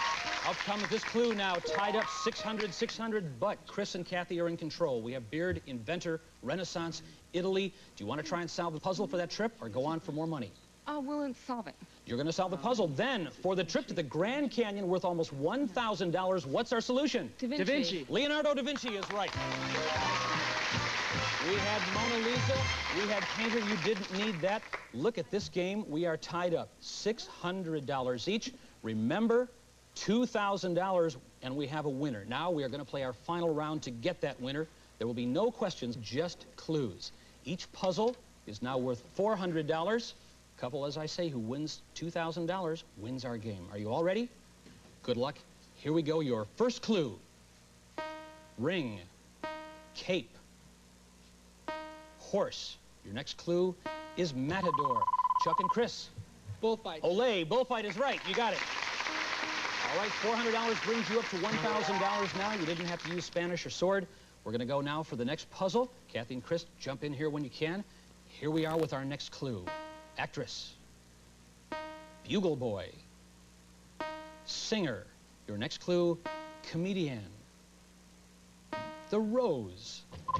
Chris and Kathy. Bette Midler. Bette Midler, you beat them out just in time.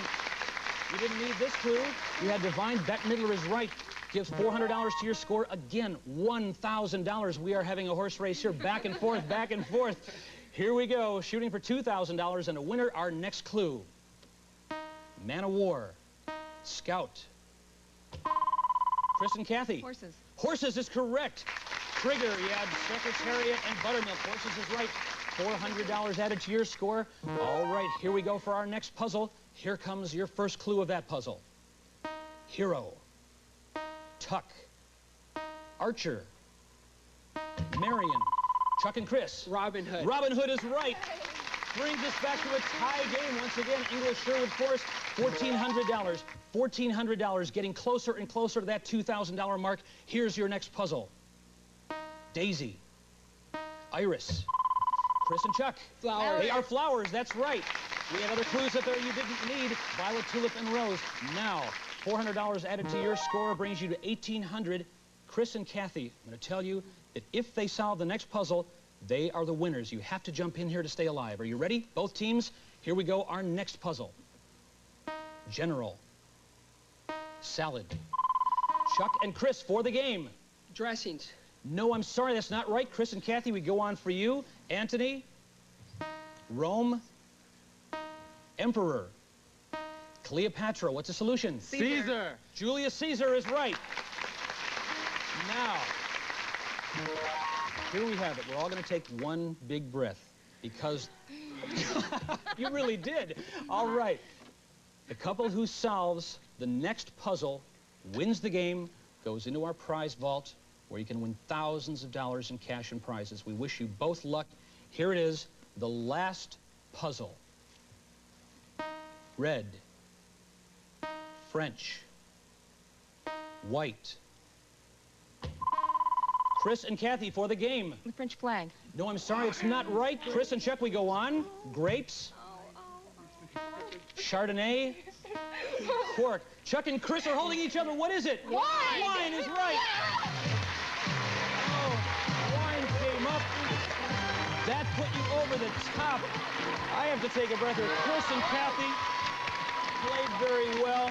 Previous game, your bed, the trip, a total $12,931 before, plus that bed and the trip, and Michael's going to tell you all about it. Michael. All right, Joe, Kathy, and Chris, you have won by Drescher, this beautiful, genuine brass bed design, beautifully at home in any setting. It's that special look of elegance Drescher gives you.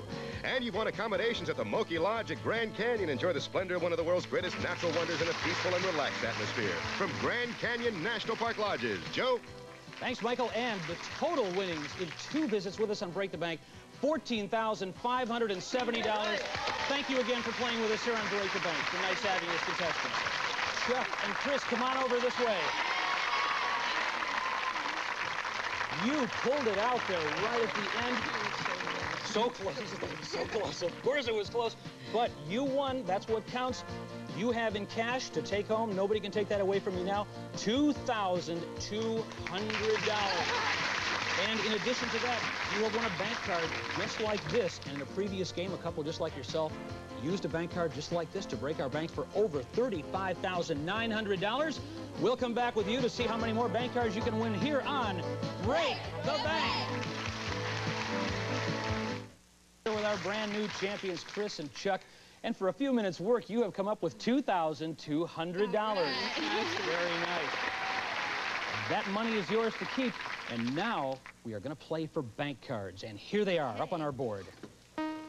Okay, 3 bank cards up there, 2 bank cards, 1, 2 bank cards, 1 bank card, and 1 bank card. Now you'll play our master puzzle here. The quicker you solve it, the more bank cards you win. And each bank card left when you solve the puzzle is yours. All right, now each bank card is worth either cash or is worth a prize. He takes a breath. Or it could be the one bank card that could break our bank, which today has grown in cash and prizes to over $29,000. All right, Chris and Chuck, we are going to shuffle up our bank cards. We're going to shuffle up the clues behind there. You stop the shuffle when you feel lucky. Chris is going to push the button anytime you're ready. Very good spin. All right, this means that it only costs you 1 bank card to see that first clue. Are you all set? Yes, we are. We're rooting for you. Get as many bank cards as you can. Here we go, your first clue. Astronaut, no penalty for a wrong guess. Solve the puzzle now. You'll win the 9 remaining bank cards. Apollo. Is it Apollo? No, it's not. All right, we have to remove 1 more bank card. If you solve the puzzle now, you will win the 8 remaining bank cards. What's the solution? Neil Armstrong. Is it Neil Armstrong? It is Neil Armstrong. You did it for 8 bank cards. And you win. You had first, moon, American step. Neil Armstrong was the answer. You win 8 bank cards, plus the one you won from before. A total of 9 bank cards. Chris and Chuck, come on into our fabulous prize vault and see what those cards are worth to you. Look at all these wonderful prizes. There's Julie over next to our spa. Hi, Julie. Come on over here with Julie, if you would, Chuck and Chris. Julie, they have 9 bank cards. A nice thing to play with here in our bank vault. Congratulations. Here's the board. Pick any 9 cards you'd like. Who's going first? Who's going first? Chris is going to go first, okay. They're telling you which ones to pick, which one's going to break the bank. There's 2. She's careful. 4. 5. Okay, 9 cards. So Chuck, you try 4. 6, 7, 8. He's going for his own. Look at it. No, 9 cards. All right, come on over here to our bank vault where you'll be using these cards. You have 9 bank cards, and we will be back with you to see if one of those cards is the one card that can break the bank. These are the amazing Lee press-on nails. They press Our brand new champions, Chris and Chuck, you did very well. It was a very close race out there with your competition. You won right under the wire. You came in, you did really well in our bonus round. You have a total of 9 bank cards, and these cards are worth either cash or a fabulous prize that you may have seen around here, or could be the one card in here that could break our bank, which today has grown to a total in cash and prizes of $29,309. Could be right in here. I will give you the bank cards. And if that one card is in here that breaks the bank, I want to remind you just one little thing. You could also win a car. And here's Julie next to our car. Michael Hanks, tell us about that car. All right, Joe, it's the all-new versatile Mazda 323 Deluxe hatchback, offering you performance and comfort. Velour seats and 5-speed overdrive are standard features of this economical and fun car to drive from Mazda. Joe? For room, all right. They may drive off in that. We wish you good luck. You've got 9 cards. Let's see what prizes you've won and if you've broken the bank. Here we go. Chris is going to do it first, he says. Good luck, good luck. Here we go. Let's see. A robot. You've won a robot. All right. There you go. There's your first prize. 8 cards left. Chuck, who's going to do it this time? Chuck's going to put the card in. Good luck. 29,000 in our bank.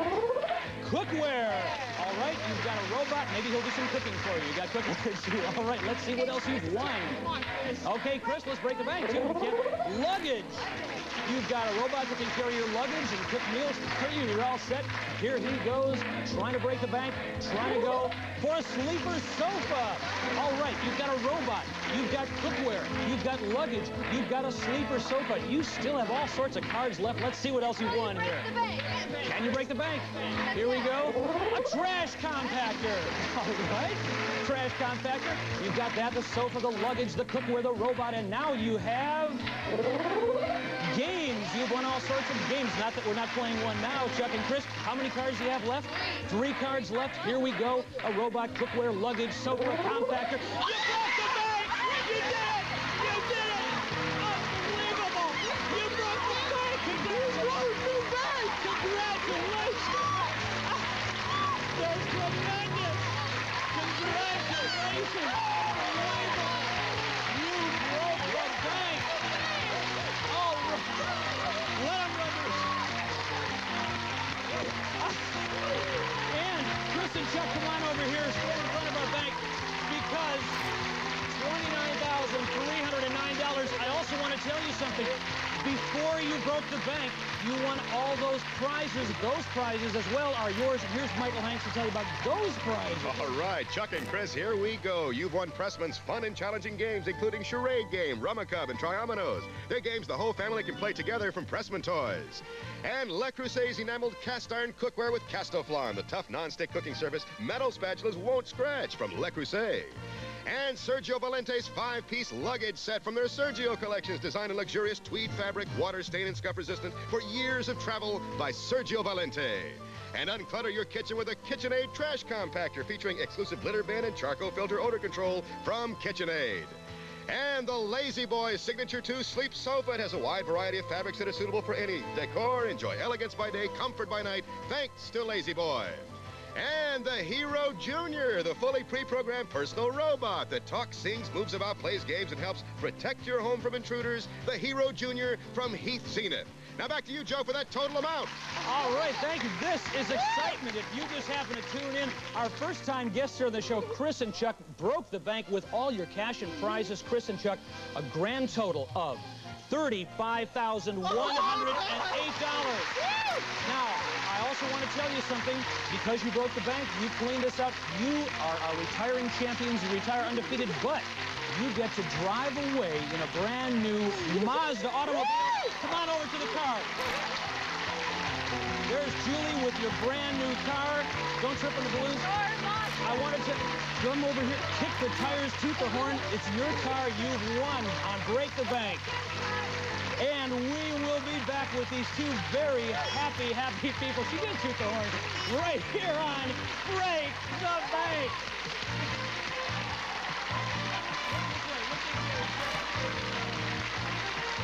Brago inviting you to join us next time here on Break the Bank. Some of today's contestants will receive...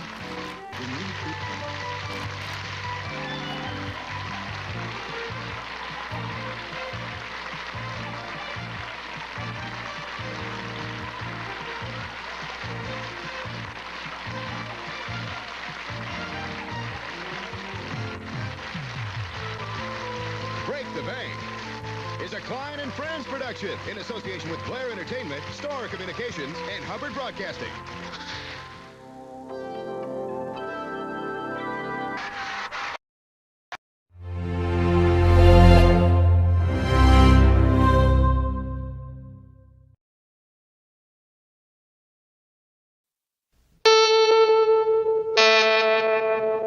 CBS presents this program in color.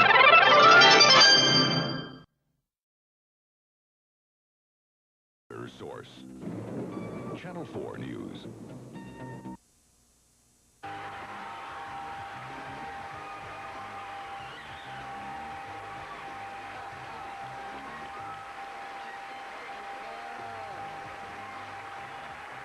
From Television City in Hollywood, this is the Tootsie $5,000 Pyramid. Today's special guests are Elaine Joyce, and from the Joker's Wild, Bill Cullen. And now here is your host, Dick Clark. Thank you very much. Thank you, Johnny Gilbert. Welcome to the $25,000 Pyramid. It's going to be a good day. I can feel it. It's going to happen. You got your checkerboard shirt on? Yes. Is that a good luck thing? And what on earth? Wait a minute. Look at that. It's just a little sparkling T-shirt. Are there things hanging from it? Little hearts? Or Little hearts. isn't that nice? Cute, huh? All right, welcome, my dear. Say hello to your partner, Bonnie Millar, who's a medical assistant? Yeah. What? I don't mean to be stupid, but what is a medical assistant? I do a little bit of everything in the doctor's office. Insurance billings, working with patients, getting them ready for the doctors to see, taking You pressures. keep his organization. Yeah, on there are three of us and we all do everything. Nice to have you here. This will be sort of a little bit of a vacation up until the point where you begin to sweat a little bit and work at it, but it's sort of fun. I think you'll agree. What are you doing, Bill? Bill? He's killing moths. My hearts all fell off. I can't figure. I've been had for my hearts. All right. It's a pleasure to be here anyway, Jim. Yeah, nice to see you, Charlie. It's getting late in the week, isn't it? Diane Watson, I think I'm in for trouble. Yes, me too. You brought your cheering section again. Now, who are all these loonies you got over there that always work? Oh, I don't know any of those people. You discount it all. She is a buyer's assistant who's won $1,450 so far in the pyramid. And the winner's circle's right over there to my left, and that's where the winning takes place for the most part. These are the subjects. On a Thursday, we have the cover-up, the good humor man, on the scale, working as a team, the present tense, that's a no-no, and we play the 7-Eleven in the bonus round of the first half of the game. Elaine, where would you like to start? We would like the present tense. The present tense, all right? Describe these things that can be tight. Things that can be tight. Ready, go. An Angora. The sweater. And dogs. A collar. And a painter's easel that he paints on. The material. Canvas. Right. And this is what a ballet dancer wears. Leotard. A tan skin. Right. And this is what you do to the charmin. You squeeze it. And this is your top. My blouse. Your body. Right. And this is what I put around when I have a cut on my arm. Band-aid. A tourniquet. A bandage. Right. You got it. All right. It's a band-aid tourniquet. 4 seconds to spare. We have plenty of time left. Is there a little time thing on here? The time's up there. Oh. Bill, has Diane told you what she wants to start the game with? Yes, Diane likes on the scale, and I concur. All right, on the scale is the one you should have gone to. It's a 7-Eleven. Needless to say, that could mean an $1,100 bonus if they get 7 out of 7. Bill, describe these things sold by the pound. Sold by the pound. You got it. Ready? Go. The white stuff you make that makes coffee sweet. Sugar. You make wine out of them and can eat. Grapes. They're red and... Apples. You slice them and put them on sandwiches. Make salad with them. Bologna, cabbage. No, vegetable. Oh, tomato. Sure. Little snaps, you eat them good. Ginger. Ginger snaps, cookies. Right. Steak, the kind Beef. of best cut. Filet mignon. No, little boy. Top sirloin. That's it. Confection. Candy. That's good. All right, 6 out of 7. Close game working here. Bonnie Millar. Oh, we missed the 7-Eleven, unfortunately. Isn't We've got that a close shame? game. Yeah. Bonnie? That's a no-no, please. All right, describe these words that repeat themselves. An example they give here is a French candy, a bonbon. Things that repeat themselves like a bonbon. Ready? Go. It's a string and you wind it up. Yo-yo. Right. If I'm saying not hello, Bye-bye. but right. And a blank train. Choo-choo. Right. And a sheep says Bye-bye. right. And if I cut myself, a little kid has a poor little... Boo-boo. Right. And not nay-nay, but... Yeah, yay. This is my... I. Your I. Repeat the right. And a dance is... Go-go. No, not the go-go, but the... It's like a Mexican dance. Cha-cha. 13-6. They can tie it up now. Okay, the cover-up. All right. Sounds good. Diane, that little loss of a point there gives you a chance to tie it. Which Okay. one? The cover-up. Cover up, all right? These are things that people try to hide. Things Okay. people try to hide. Okay. Ready? Go. You get this from an operation, a jagged... Scar. Right. And this is how much money you make. It's your wage or Salary. your... Right. And this is a man who's married but has a lover on the side. She's An his... affair. She is his... Mistress. Right. And this is how old you are. Age. Right. And this is... Someone sucks your neck, you get one of these. They're gross. Oh, hickey. Yes. Hickey. And this is when you don't want to tell anybody. It's a... Secret. Right. And this is... Oh, I got a hit. Now it's black and blue. It's a... Bruise. Right. Okay, it's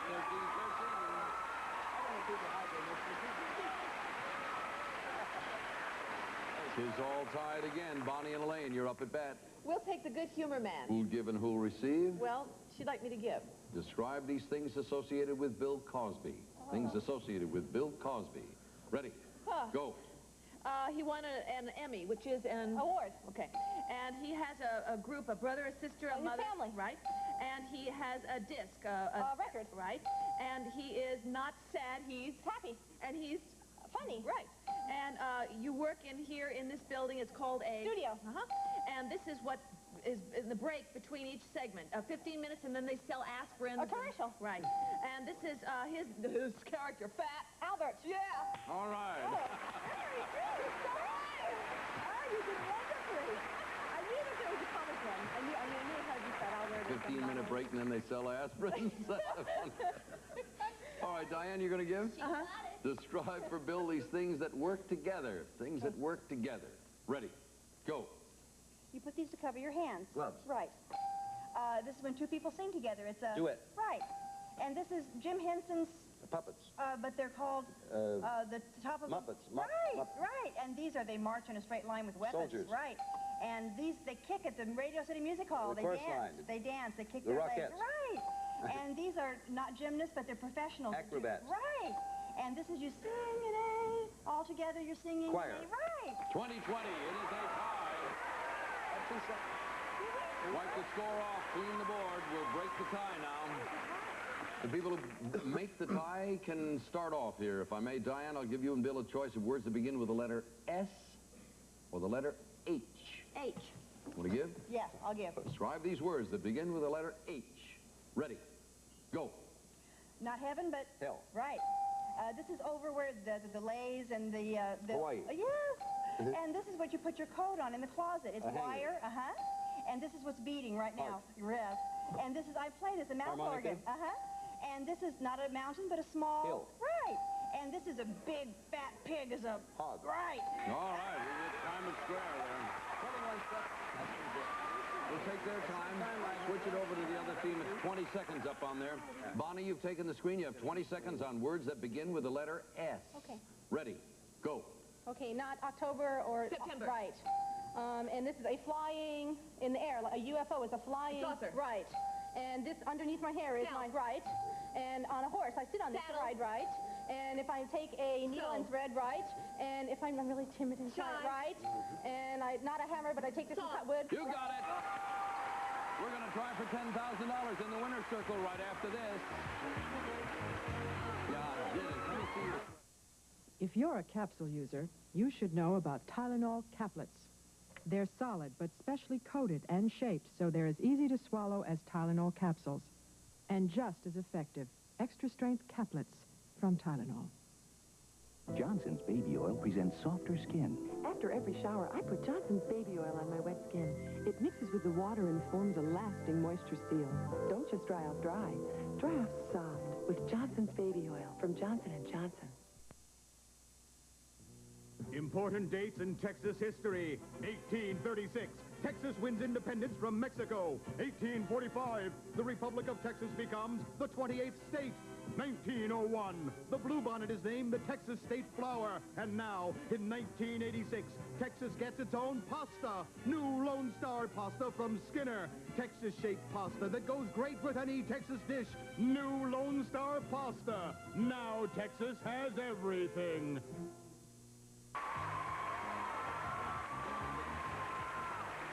These ladies have talked over all of their strategic moves now. They're really nothing. When you're away, nothing goes on here. Usually it's either talk about family or friends or mild strategy. All you really have to do is play the game and not get rattled. Try not to be tense under the circumstance. Tough with the lights and the cameras and all that stuff. Just watch her face. Take the encouragement when she gives it, and good luck. For $10,000, here's your first subject. Go. A hoe, a rake. Things that you do farming with. Things in tool shed. A hoe, a rake, a hoe. Her Majesty, His Majesty. Things in... Prince. Things in Princess. a palace. Royalty. I am a wise Chinese man philosopher. Things Confucius would say. In a closet. Places children hide.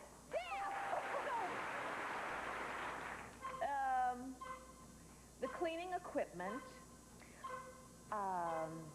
Lounge chairs. Tables. Bath towels. Things that you wipe other things with. Things that you... Play toys. Things that you put away. Inner tubes. Things that are... Lounge chairs. Suntan lotion. Paffet. Chlorine. Things in a swimming pool. Things by your swimming pool. Yeah, you're going to get that. And our time ran out on the last one. And you didn't have a chance to play the last one. It was things around a pool. As soon as you said swimming pool, you got it. As you said that, the time ran out, went bah, and the last subject was things with a spout. She couldn't even begin to give you a clue. It's $750. Excellent score. Hard to beat, and we'll be back to play again in a second.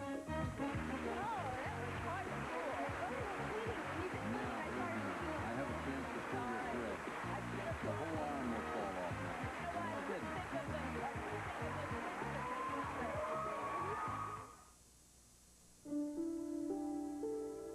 Introducing the delicately seasoned taste of new Lipton long grain wild rice with mushrooms and herbs.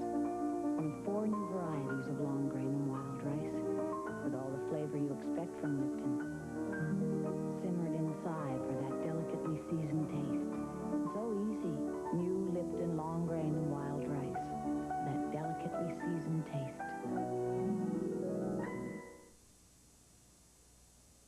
Hope you like sugar, because this box contains not 1, not 2, but 9 added teaspoons.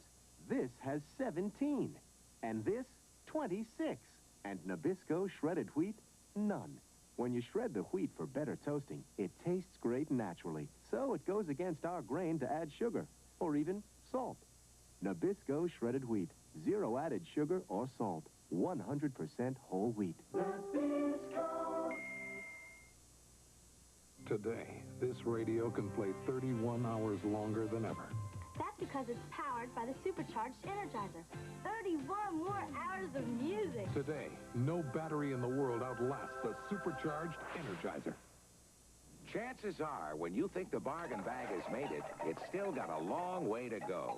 Glad trash bags have 3 plies of StressFlex plastic to stand up to life's little tumbles.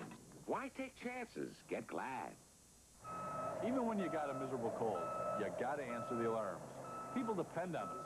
So when our department was asked to try Alka-Seltzer Plus cold medicine at home, we said, great, we'll give it a try. See this nose? Dried it right out. Big job. I was feeling really achy, but Alka-Seltzer Plus kept me going. You know, that stuff he had, cleared it right up. Good stuff. That's why every firefighter who tried it switched to Alka-Seltzer Plus cold medicine. Fast, effective relief for tough winter colds.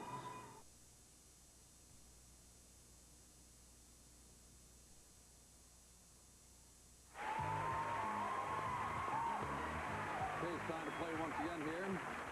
Bonnie Millar has won $750, partnered with Bill Cullen, whom you see regularly on The Joker's Wild. We're happy to have you folks together with us. Thanks, Dick. If you were here with us on Monday, we talked to Elaine about a new event in your family, and when did you have your baby? February 10th. He's a month old. All right, now let me, because everybody loves babies and all of this. Oh. Show that I wanted, this is for all of your relatives. Let me put him right here.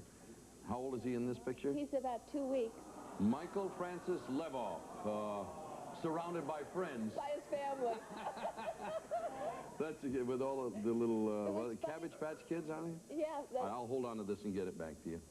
Bring him in when he's walking, all right? Oh, yeah. Ladies, you're going to start off here in a moment. We have On a Clear Day, It's Not Over, Putting on the Ritz, a friendly bunch, grind them out. I'm here to help. We play a Mystery 7 game this time. You're going to want to win this because 7 out of 7 will send you to Tahiti. Where do we go? Wow. Gee, that really threw me. Tahiti, I hadn't thought of it. Well, it's now not look at... over. Say again? It's not over. It's not over. Look at that!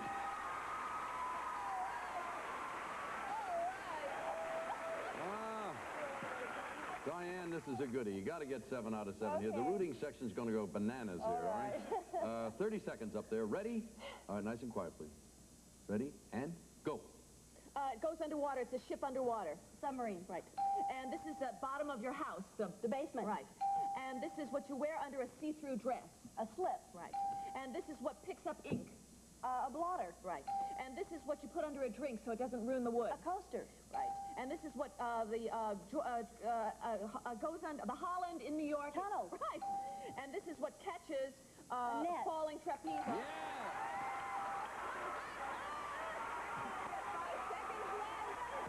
Congratulations. I told you the cheering section would like that. Those are things that are under other things. And Diane, listen to this. You won a trip for 2 to Tahiti. You'll have a 6-night stay in Tahiti. And it's a trip for 2. I don't think you'd take all the loonies with you. We'll work something out. Seriously, who are all those people? Just friends? My daughter, Jackie, my mom, and Judy, and Greg, and just a lot of other people. I'm so excited right now. I can't think of all their names. You're rooting them on. You got 7 points, and the game is just underway. Bonnie and Bill, please. We decided on I'm here to help. All right. Describe these people who are needed by other people. People who are needed by other people. Ready. Go. A guy fixes your pipes. The plumber. A person who takes dictation. Your secretary. Guy carries your golf clubs. Your caddy. A guy who buys stock and sells stock for you. Or anybody. He's a stock... Broker. Yes. Guy who who twists your bones around, makes you feel better. Chiropractor. He's the guy. Your reverend is a... Minister. Mm-hmm. And the guy who helps you after school by giving you special tutor. instruction. 7-7. It's tied, as you can see. Diane Watson. Diane? Yes. Oh, I'm sorry. Putting on the Ritz. Putting on, you're still thinking about Tahiti, aren't you? Yes, I sure am. Describe these things that are elegant. Things that are elegant. Okay. Ready. Go. Not a king, but a queen. Right. You read this. Has pages. Book. The New Yorker or Cosmopolitan. Magazine. Right. This is my face. And, you're so polite. You have very good manners. Right. And this is a very nice, soft material. Silk. Yes. And this is Spencer Tracy and... Katharine Hepburn. Yes. And this is what is the very latest. Fashion. Right. Okay. We could be running up a perfect game here. Folks, keep throwing those 7 out of 7s at me. Get to 21-21, and somebody will win a $5,000 bonus. Bonnie. On a clear day, please. Describe these things you see at a distance. Things you see at a distance. Ready. Go. Okay, an airplane, real fast airplane is a... Jet. Right. And at the top of the church, it's the... Steeple. Right. And, on the billboards in New York, that have all the names of the shows and everthing, it's Playbill. No, if I'm gonna... if I take a pencil and I go like that on my clothes, what have I done to them? You marked them. Right, and it's a marquee. Right. And the planet up, not Mars. Pluto, right. And if it covers the sun, the moon covers the sun, is a total eclipse. Right. And off in the distance. All righty, it's 14:12. Let me explain something for the regular watchers. You're leading him into marquee is all right in this particular case since he said mark already. Otherwise, you would have gotten a little cuckoo on that, and somebody's liable to say, well, why did it happen yesterday and didn't happen today? That's the explanation. 14:12. Bonnie and Bill have the choice. Okay. A friendly bunch? All right, who'll give and receive? I'll give. Describe these things associated with the United Nations. Things associated with the United Nations. Ready. Go. Okay, this is the American with the stars and stripes, right? And if it's not war, but... Peace. Right? And if I'm a news, and I'm going after news, I am a news... Commentator. No, reporter. Right. And if we're arguing, we're having a... Debate. Right? And a tour takes you around. A tour, the person. Tour guide. Right? And this is the place where the United Nations is. The New state, York. Right? And if I go to New York and I've never been there, I look around, I am a... Sightseer. No, a blank... Tourist. Right? That's got it. Oh. That's all you can do. 19 points, Bonnie. Diane, you've taken the screen over to your side. Yes, You'll tell then Elaine about these things you grind. Okay. Things you grind, and they need 6 out of the 7, 20 points. Ready. Go. Not salt, but pepper. Right. This part of my body, yes. This is powder you put in a baby's bottom. Talcum. Right. And this is not a hammer, but it's got a sharp blade. You chop wood, yes. And this is a contact in my eye. Right. And this is it's pig, it's bacon, the general. Yeah, That's the 20 points you need. We'll be going to the winner's circle right after this. Again we go. Again you go.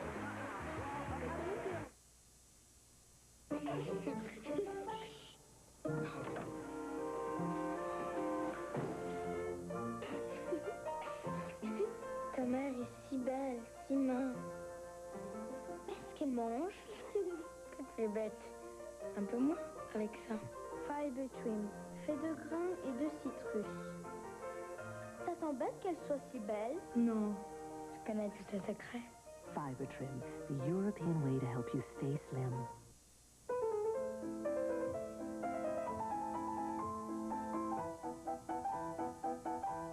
These are the hands of an arthritic. Hands that know painful stiffness in the fingers.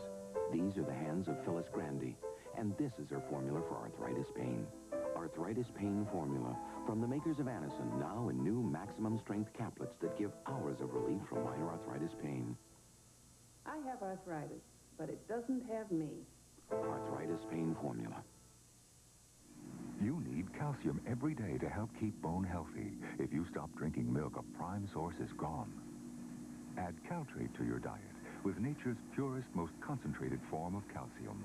Caltrate, calcium for healthy bone.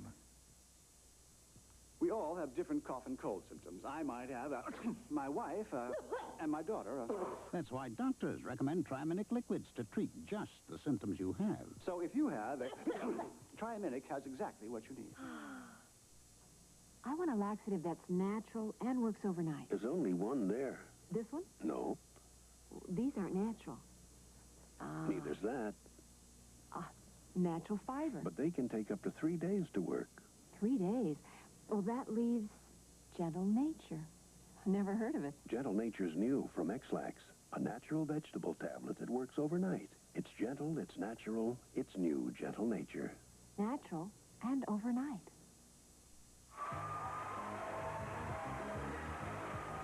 Elaine and Diane, we're ready to roll here. You can try for $10,000.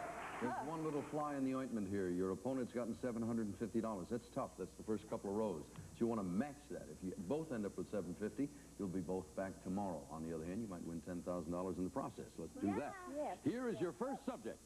Go. The index, the content. Parts of a dictionary or a book. I'm on this rose, and if you pick this rose... What a thorn says. Oxygen, a siren, Things you breathe. a sick person. Things in an ambulance. A good waiter. People you give you good service. People you tip. Right.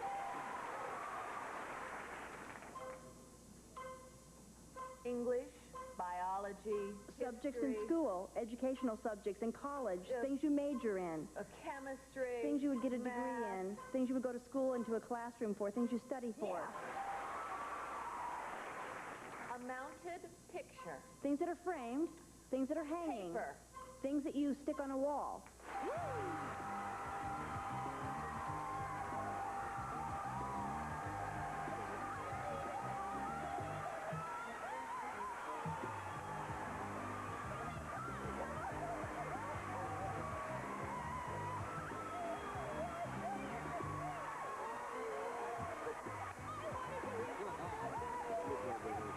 Why don't you come back here? And I tell you what, you can slip over behind. And you can do the same. Come join me. And we'll start by, we don't have to introduce Elaine. Everybody knows her. Yes. Who's the lady behind you? This is my mother, Rose Van. Rose, you all right? You going to hang in there? And this lady And here? this is my beautiful daughter, Jacqueline. She is indeed that. Were the two of you the least bit nervous out there? I can't imagine. They had confidence in you, despite the Well, fact you were they here should have. stewing in your own juice. Hey, that was beautiful. You really wanted that one, too. I did. Yeah, Elaine. I needed this win. I needed it. We'll be right back. Don't go away. Enthusiasm. It's so great that you can get so excited. Oh, Tahiti, I do think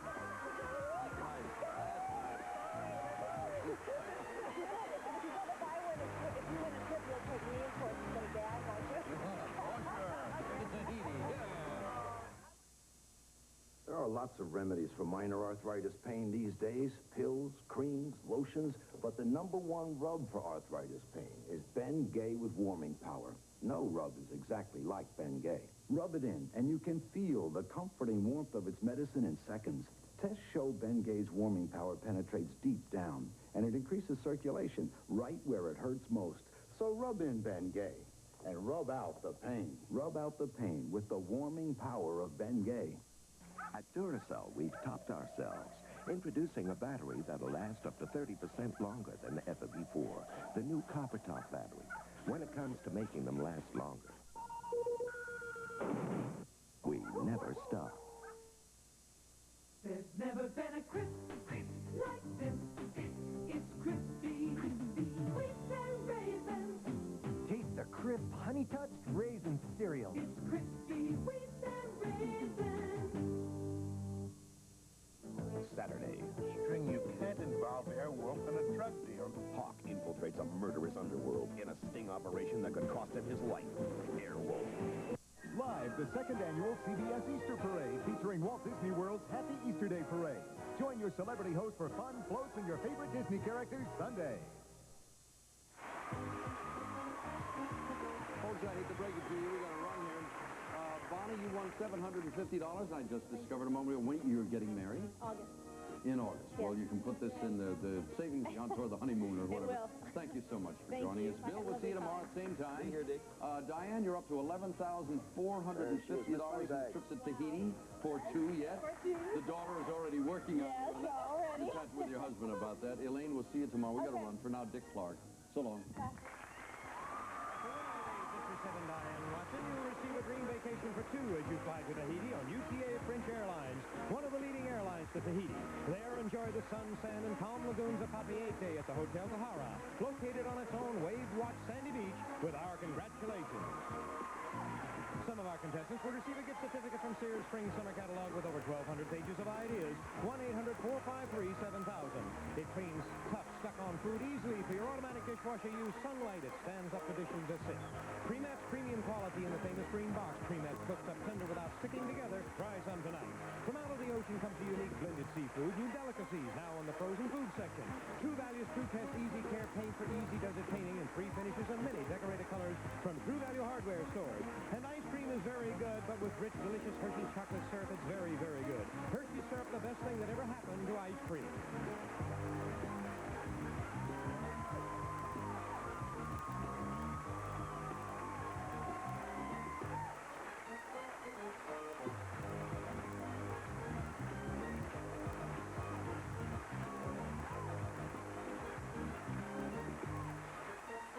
Tonight, a ghost from the past endangers Magnum's future. Magnum PI tonight at 8, 7th Central and Mountain.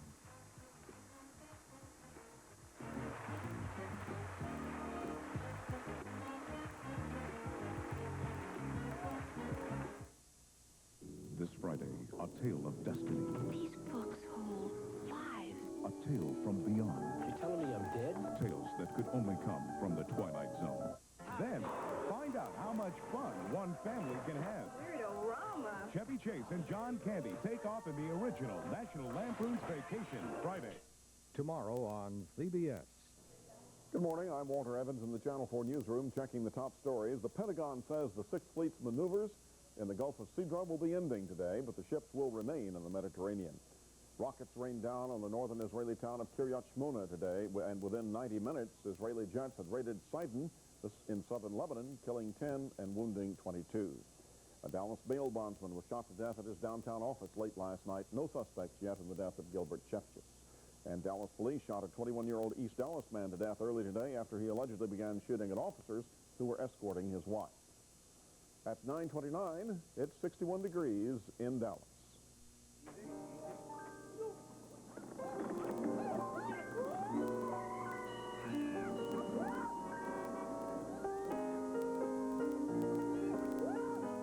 To those whose lives are staked.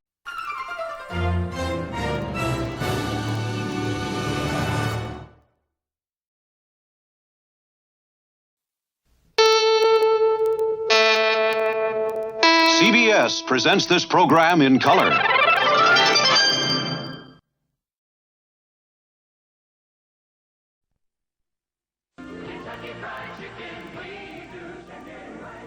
Right. Talk show host Virginia Graham. Thursday at 10.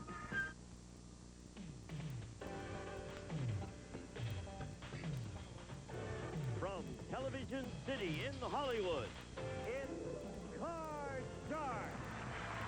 Here's the host of Card Shark, Bob Eubank. Thank you. Thank you very much. And good morning, everybody. Welcome to Card Shark. Thank you for being with us today. We have a returning champion who's won a lot of dollars, and he's a pretty funny guy. And we have a challenger, and we're going to pick it up from where we left off yesterday. But before we start our game, I want you to meet our two lovely dealers. Here they are. This is Lacey Cumberton and Susanna Williams. Yeah, well, good deal. Look at the camera. She made a pick there. Looks very nice. Aren't you supposed to have two of them? No, just one. I see.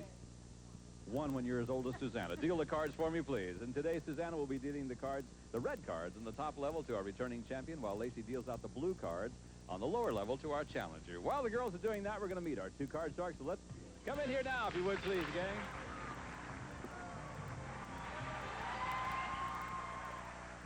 Happy-looking guy, isn't he? $4,400. That's our champion, Ed. Just $51. Yep. My name's Ed Dart, and I'm a car salesman from Anaheim, California. You're a what? A car salesman. New or used? Used. I could have guessed it. I could have guessed it. You had that look. Yeah, that's me. Come on over, and I'll take care of it. Yeah, I bet you would. Put my hand in my pocket and keep it there, too, boy. All right. Well, first of all, the guy's always this happy, aren't you? Generally, yeah. What makes you mad? Losing. Oh. And I get mean when I lose. Is that right? Yeah. Well, if you lose, Jeannie will come over here to protect me. Hi, Jeannie. How are you? Real good. I'm Jean Frank, and I'm a consultant, and I just got back from the most extraordinary 2 weeks with my whole family in Europe. Oh, that's right. Sure. You're a consultant for what? A business consultant. I work with individuals on producing results in their lives.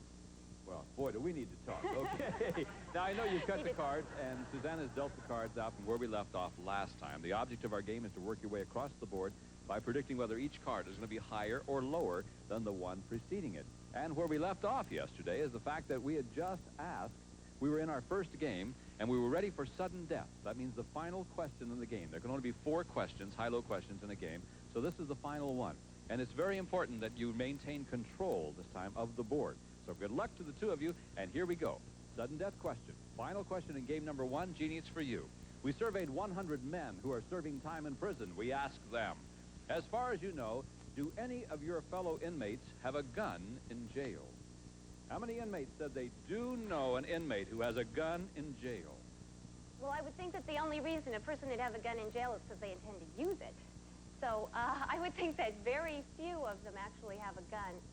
I would say 9 9 out of 100 inmates said they do know an inmate who has a gun in jail. Well, let's find out what Ed says about this. Higher or lower than 9? Well, I don't think it's going to happen that way. I think that there's going to be few, and but I bet you there probably isn't one gun out of 2 or 3 prisons. So I think it's going to be lower even You than think it'll be lower than that? Yeah. You know what? I'll bet you it's higher than 9. No kidding. Let's find out. The actual number of inmates who know an inmate with a gun is 2. You're right, Ed. All right, Ed. Okay. I wonder how you knew that. Oh, he's a used car salesman. That's why he knows about guns in jail. Now, remember sudden death. That means that you have a choice. You can change your base card of 7 and play it out. But if you make a goof, Jeannie wins the game. Or you can pass it on to Jean. She must play off the 10. If she goofs, you win the game. Well, Big decision. I'm going to die by the sword. I'm going to go for it. You're going to go for it? I want to change that card. All right, die by the sword. Let's see if he lives by the sword. It's an 8. There's your card again. Okay, I say it's going to be higher. Higher than the 8. The card is a jack. Okay. Let's go lower. Lower than the jack. It is a king. No. Jeannie went game number 1. Wow. That was a big gamble you took. Big gamble. All right, Jeannie, that means you win game number 1. You have $100. Remember, the first contestant to win 2 games wins the match and plays the big money cards. We will pause for these words. When we come back, we'll begin game number 2 between Jeannie and Ed, our champion, right after this.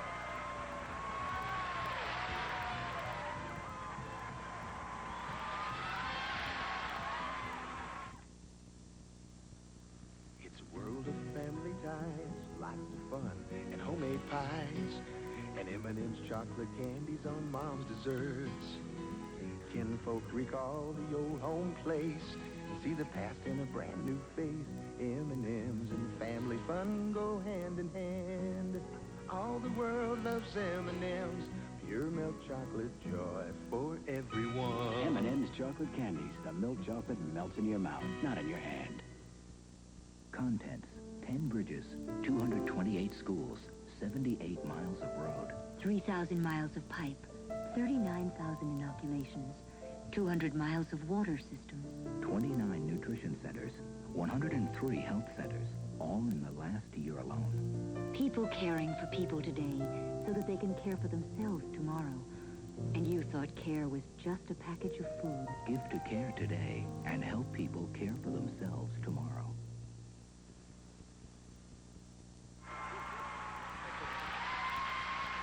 And welcome back to Card Stars. All right, ready to begin game number 2. Our challenger, Jeannie, won the first game. And we're dealing out new cards from the same deck. Susanna's dealing those cards, and while she's doing that, we'll begin our game with this high-low question for it's you, Ed. We surveyed 100 bachelors, and we asked them, would you marry a woman you didn't love if she were going to have your baby? How many bachelors said that they would marry her? Well, I think a long time ago, a lot of them would have. But nowadays, I don't think it's going to be very many at all. I think you're looking at 39 at the very most. 39 out of 100 bachelors said they would marry her anyway. Jeannie, higher or lower than 39? Well, as a woman, I wouldn't let a bachelor who didn't love me marry me. And I think it's going to be even lower than that. Lower than the 39? Yeah. Actual number of bachelors who would marry a woman they didn't love because she was going to have their baby is 23. You're right, Jeannie, it was lower. Now, this is game number 2. Jeannie, you won the high-low question. You can change this card, and your base card is an ace. All right. I'll keep it. Lower. Lower than the ace, the card is a 3. Higher than the 3, it's a king. Lower than the king, it's a 7. I'll Threes. Look at Ed. Ed has started to perspire already. By freezing on the 7, she keeps Ed away. Ed, you all right? I'm not so alive. Yes, you are alive. Okay, next question. Jeannie, this is yours. We surveyed 100 people, and we asked them, when you're in the bathroom at someone else's home, do you ever snoop through their medicine cabinet? How many people admitted that they do snoop through the medicine cabinet? Well, I personally have never done anything like that. As a matter of fact, I don't even have a medicine cabinet, so I'm safe. Gee, I would say probably 23 people out of 100. 23 out of 100 admitted they snooped through the medicine cabinet? Interesting. I mean, no. Ed? You're kidding, it's like buried treasure. You don't know what's in there. Is that right? Yeah, there's all kinds of good stuff in there. I promise you. I think that I think the number's got to be higher. Higher than that. Let me tell you. Yeah. I heard a story the other day, and it's a good one to practice. When you have a party, put marbles in your medicine cabinet. Fill it full of marbles, so when someone opens it up, marbles go, whoa, and they roll out. And then you got them, see? Let's see. The actual number of people who snoop through their other people's medicine cabinet is 29. It was higher, but just barely higher. All right, Ed, you've got to do some catching up, big guy. Okay, Here we go. Your base card is a 4. Play it or change it. Let's go higher. Higher than the 4, the card is a 2. No. And that means that Jeannie gets a free shot at the cards. Jeannie, you got to play off the 7 because you didn't win the high-low. If you are correct in your prediction, you not only win the game, but you win the match and become our new champion. Going to be higher. Higher than the 7. If it is, you're the champion. It is a 4. No. There we are. Right back to that spot. Ed is still perspiring. Actually, Ed is sweating now. All right. Next high-low question for you, Edward. We surveyed 100 single women, and we asked them, can you honestly say you have never been on a blind date? How many single women said they have never been on a blind date? Well, I imagine there's a lot that have, but how many will admit it, I think, is the big question. I think you're looking at a situation where women don't like to let people know they got to go on blind dates occasionally. So I think the number is going to be really low, and I think you're looking at 29. 29 single women said they have never been on a blind date. So what you telling me? All right, Jeannie, higher or lower than 29? Well, I don't think there's anything to be, hide about going on a blind date. I mean, someone's got a brother or a friend or something that they think you're right for. I think it's going to be a lot higher. Higher than 29? Yeah. Now, you understand the question. You're saying that it's going to be higher than 29 single women who said they have never been on a blind date. Oh, no. Okay. I don't want to talk you out of the question. I want to make sure you understand good. it. Thank you. How I many did single women misunderstand said they it. have never been on a blind date? He said 29. Will the actual number be higher or lower than 29? I think it's going to be lower. You think it's going to be lower than 29? Yes, I do. The actual number of single women who have never been on a blind date is 39. It was not lower, it was higher. And that means that, Ed, you win the question. Okay. Ed, okay. Now. Let's go higher. Higher than the 4. You can change the 4 if you want to. No, You know we're that. going to go with Gonna the 4. keep it. Okay, higher than the 4, it's a 7. Let's go again, and let's go higher. He's going on. Higher than the 7. 8. Okay, let's go lower. Lower than the 8. Your card is a 10. Play a freeze. Let's go lower. Lower than the 10 for the game. No. Back he goes. All the way back to his base of 4. And that means that Jeannie gets a free shot at the cards. Jeannie, you got to play off the 7 if you're correct. Again, it's the match. It's going to be higher. Higher than the 7 for the match. It is no. There we are again. Oh, you guys are... Ed has just lost 4 pounds. And it's sudden death time. Someone must win the game on this play of the cards. Remember, control is extremely important. Final question in this game. Jeannie, the question is yours. We surveyed 100 women. We asked them, have you ever worn something that made you look ridiculous just because it was in style? How many women admitted that they have?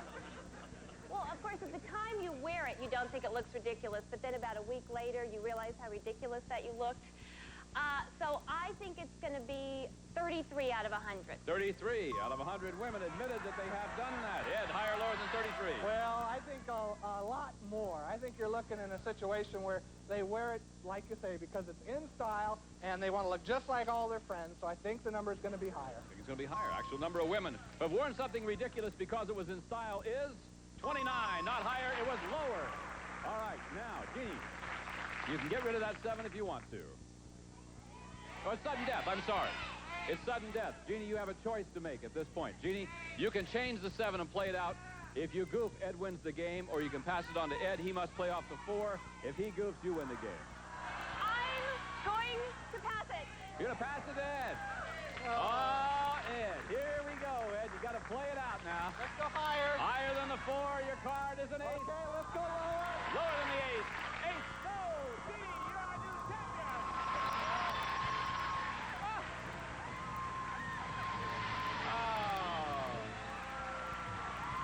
Doggone it, Ed.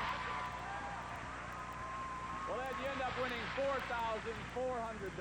You're a delightful man. Thank you very much for being with us on Card Shark. We really enjoyed having you here. Well, See you again, thank you. my friend. Solo card. Nice job. All right.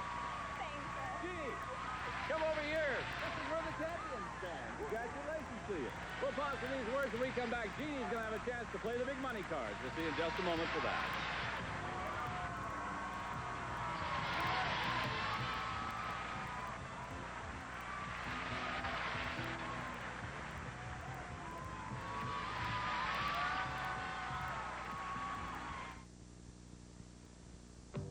Ooh, will you look at that? In more ways than one, you lead me on.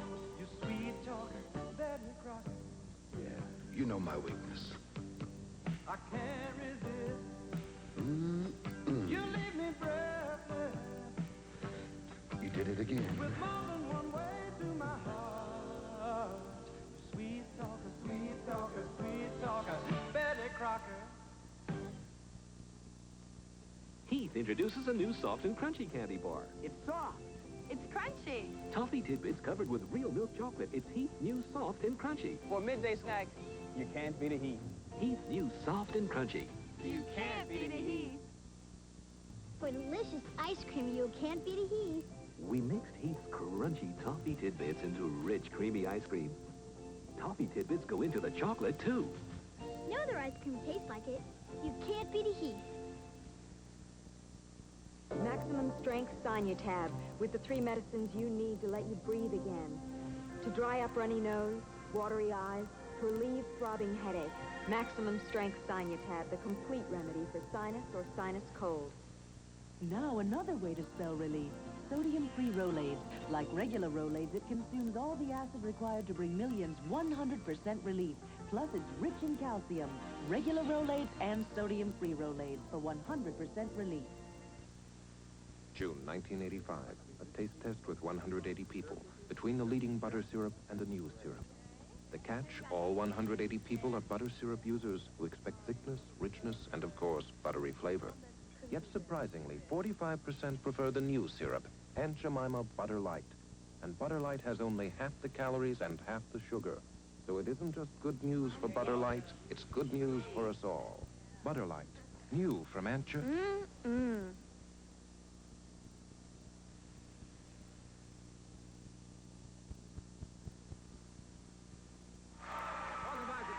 Our new champion is Jean. Congratulations. Thank you. That was a tough game, too, and you defeated a real good player. Well, now's the chance for you to win a lot of money. The $200 you won is yours to keep no matter what happens, but now we're going to play the big money cards and give you new money to bet with. We'll start you in the bottom row right there. With $200, you bet your way across the board by calling off high and low. When you get to the second line, we'll add $400 of betting money. And you bet your way across that line. Remember, Jeannie, minimum bets are $50 each time, except when you get to the final top card up there. At that time, you must bet at least half of your earnings. And also, don't forget you'll have an opportunity to change one card on each line by choosing one of the spare cards that Lacey is dealing out right now. So you understand all the rules? Yes, I do. Good luck to you. And give the lady $200, please. Here we go. Now, turn that $200 into thousands of dollars if the cards roll right for you. Jeannie, let's see if they do. Here's your first card. It is a queen. You're on your way. $200 lower than the queen. The card is an ace. No. That means you bust right there. We have to go up to the top of the second row where we add $400. But look at the cards we give you. It's an ace. Now what do you want to do? I'll take all of it lower. All of it lower than the ace. It is a 9. Right. And now you got $800. I'm going to change that with the number 2 card. Change it with the number 2. Your 9 now becomes a king. Good card. 800. All of it that is lower than the king, it's a jack. 1,600. 700. That is lower. 700 that is lower than the jack, it's a 5. You've got $2,300. The 5 comes up here. Now, you must bet at least $1,150. I'm going to change that 5 with the number 1 card. The number 1 card. And the 5 now becomes a 10. Okay. Got to bet at least $1,150. Let's see. $2,000 that is lower. $2,000 that is lower than the 10. The lady is a gambler. Yes! $4,300. All right. Woo. Good job. Congratulations. $4,300. We'll be back in a moment. Say hi to our champion and meet a new challenger. Don't go away.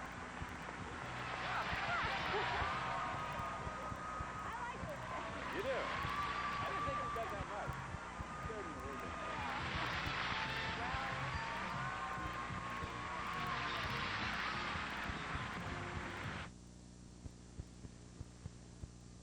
There's no other cereal like it anywhere. There's Raisin in the Mill. Kellogg's Raisin Squares. Kellogg's Raisin Squares. Qualification taster. Whole wheat. Sweetened with raisins. A combination with flair. A sticky little package. Raisin in there. Raisin in the Mill. Naturally sweet raisins. Raisin in the Mill. Kellogg's Raisin Squares. There's nothing like it anywhere. Kellogg's Raisin Squares.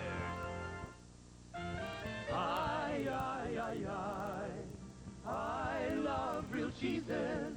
All melted so tasty on nachos, it's cheese. Or topping a tangy tostada, it's cheese. I love real cheeses. So good baked in queso relleno, it's cheese. And sprinkled on huevos rancheros, it's cheese. Make your meal sing with real cheese. Come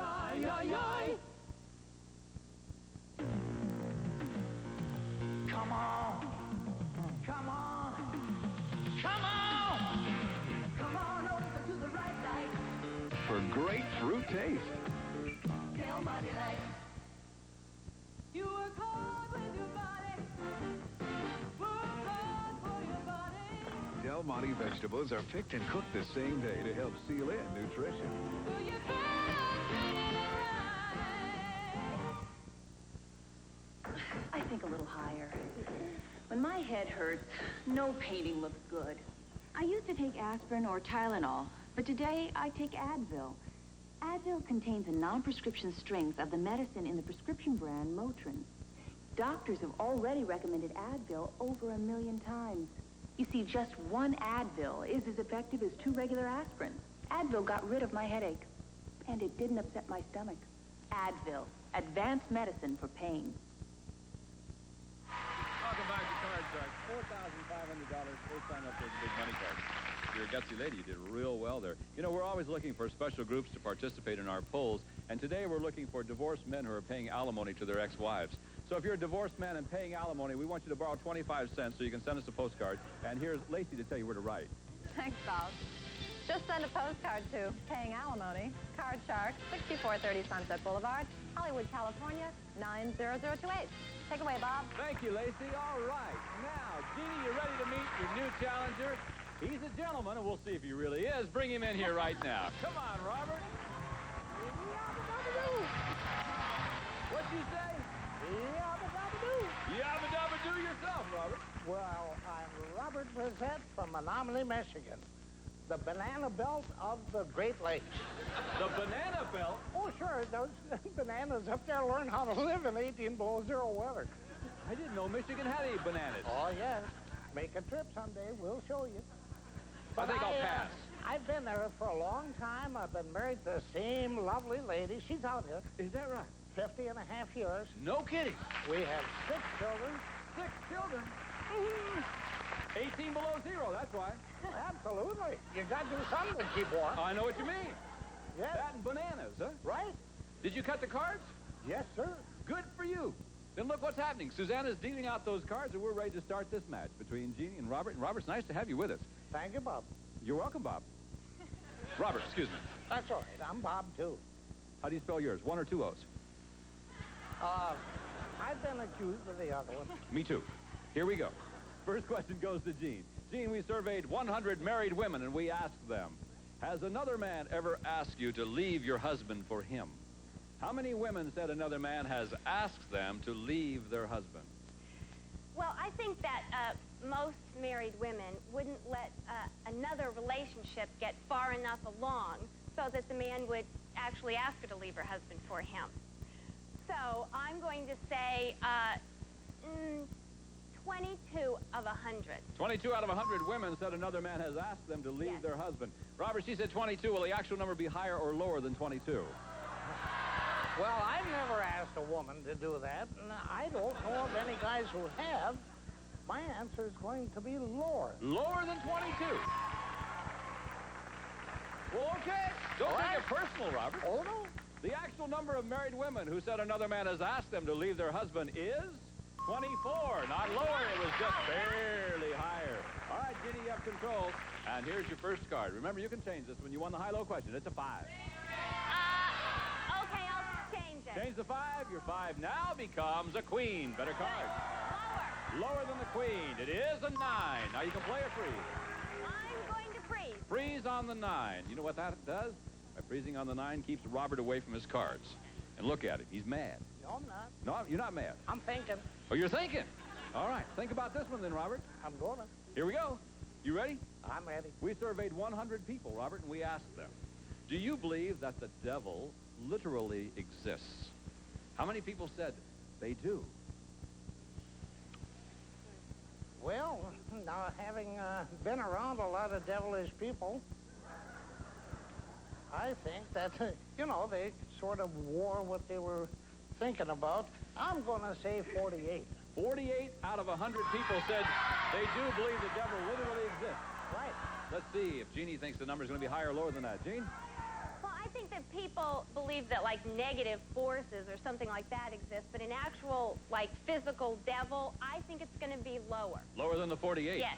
The actual number of people who believe that the devil literally exists is 57, not lower. It was higher. Robert, you have control of the cards, Robert. Now, remember, you can change this card if you want to. You want to change it? I'm just teasing, Robert. Here we go. It's a 9. I want to change now it you now. want to change it, sure. The 9 is now a 4, Robert. Higher. Higher than the 4. Your card's a 6. Play a freeze. Higher. Going on. Higher than the 6. It's an 8. Now what are you going to do? Freeze. Freeze. Right there. Freeze on the 8. And that way, Jeannie cannot get to the cards. On this question, we'll pause for these commercial words. We'll be back with more of Gene and Robert and their match on Card Shark. See you in just a moment.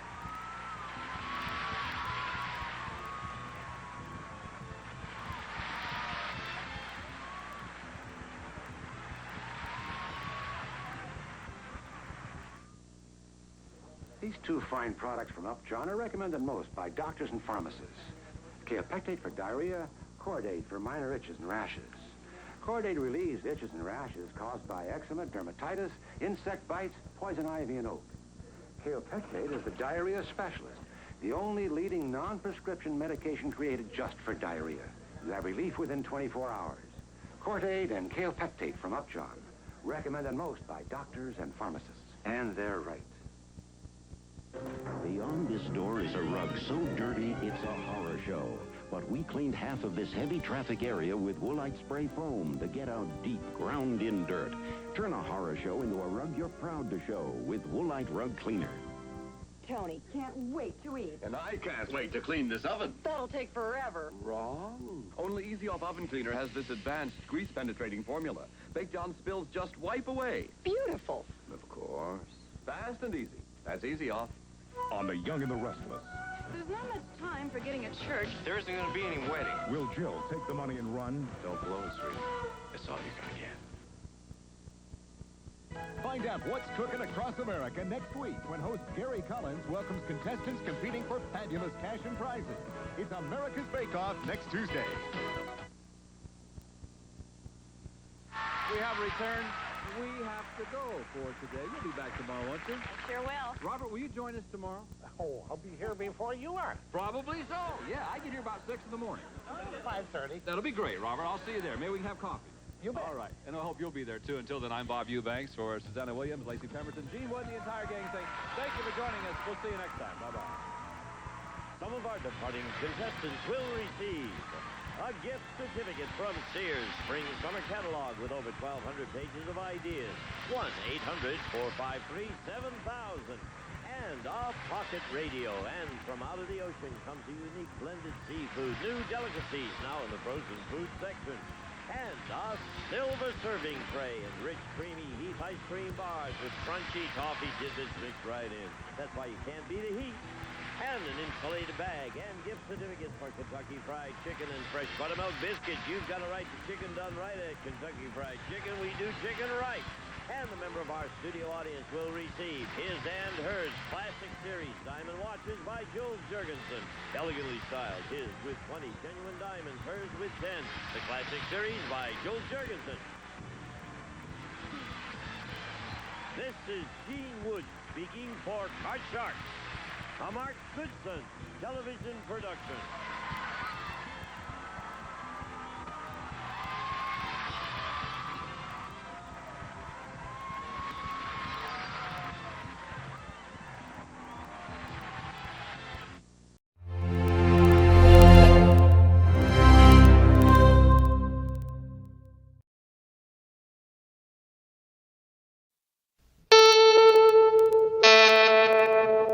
CBS presents this program in color.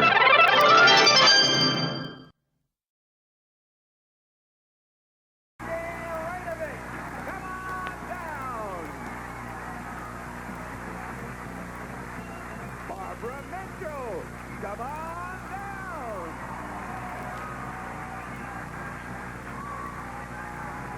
David Marquez, come on down.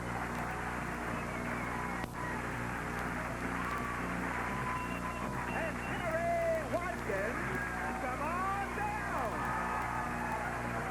You are the first four contestants on The Price is Right. Here is the star of The Price is Right, Bob Barker!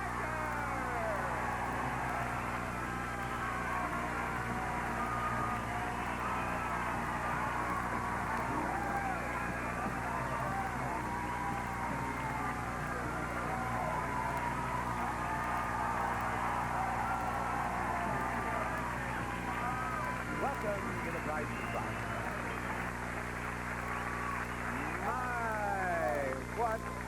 What a wonderful welcome.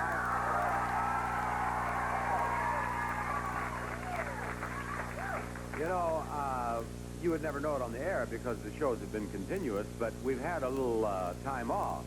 And now that I hear this again, this is what I've been missing while I was off. All right, here's the first item up for The Price is Right. A beautiful evening gown.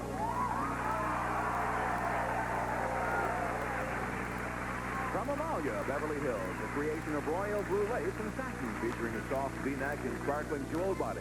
It's simply marvelous from Amalia, Beverly Hills. We would like to have you bid on that in dollars because we round off our retail prices to the nearest dollar, and we'd like to have Jerry bid first. $550. $550, Stephen. $785. He says $785, and Barbara says $350. $350 to you, Wendy. $800. $800 even. Actual retail price of that dress, $1,500. Wendy, you are going to look great in that dress. Wendy, I want you right up here beside me. How to do this? Yeah. Won't it be fun to wear that dress? Oh, you're going to be pretty. Now, I have some more prizes. Oh, you're going to love these, too. Just look. A new truck. And a color TV. First, from RCA, this remote-controlled 20-inch table model color television will look good in almost any room setting, color track performance, and dependability. Second, this roll-top desk features dovetail drawers, dictation slides, mail slot, brass hardware, file drawers, side rack for envelopes and letters, has complete locking system with one key. And third, the new Isuzu truck. Sporty design and built tougher than the world's toughest roads. Isuzu, one of the world's largest and oldest truck builders, comes with California emissions. And there they are, Bob. We are going to play Master Key. That's the game we're going to play, Wendy, and I'm going to give you a chance to win 2 of those keys. Now, let me tell you about the keys. One of those keys won't open a thing. You don't want any part of that key. One of those keys will open the lock to the truck. One of those keys will open the lock to the color television set, and one of those keys will open the lock to the roll-top desk. Do you know what the other key will open? Everything. Everything there. You can win the whole thing if you get the master key. Now, I'm going to give you a chance to win this prize and one of the keys. And what is this prize, Rod? Bob, it's Hamilton Beach's Pop Air Corn Popper. Pop's gourmet or conventional kernels pop 4 quarts in minutes from Hamilton Beach, Scoville. Is that corn popper $53 or $32? It is $32. If she's right, she wins the corn popper and the key, and she's right. She's right. Select the key. Select the key. Very well. Let's step over here to the next prize. And I think, are you married or single? Married. You're married? Do you have children? Not yet. Not yet? But you're hopeful of that? What is this prize? Bob, it's a layette set from Spencer's, makers of quality American-made infants and children's sportswear, basics and sleepwear since 1926. Is that $42 or is that $25? 25. She says it is $25, and if she is right, she wins another key. She's right again. Select the key. Select the key.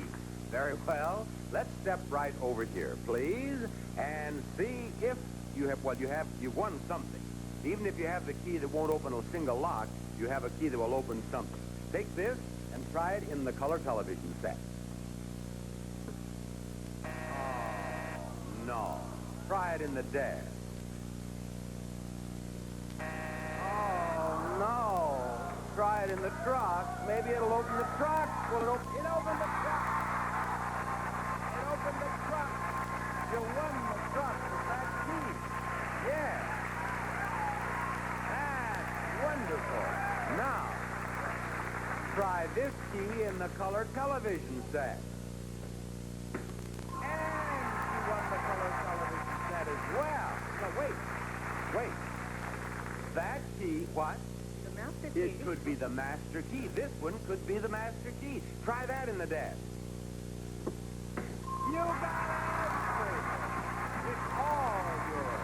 What a wonderful way to start the show. She won everything there was to win, and we'll be back after these words.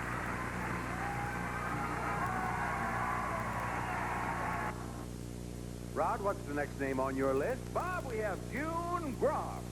Come on down for the next contestant on The Price is Right.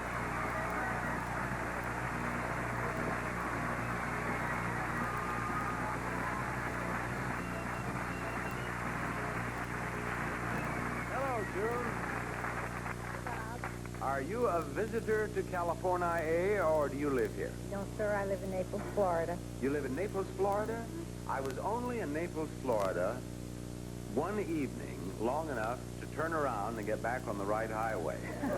But I have been told that Naples, Florida is one of the loveliest places to live in the entire United States. Is that true? It's pretty nice. Yeah. Have you lived there all your life, or are you retired now? 15 years.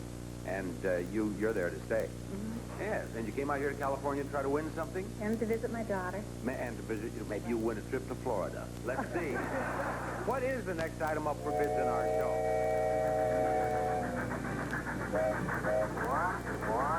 A new drum set.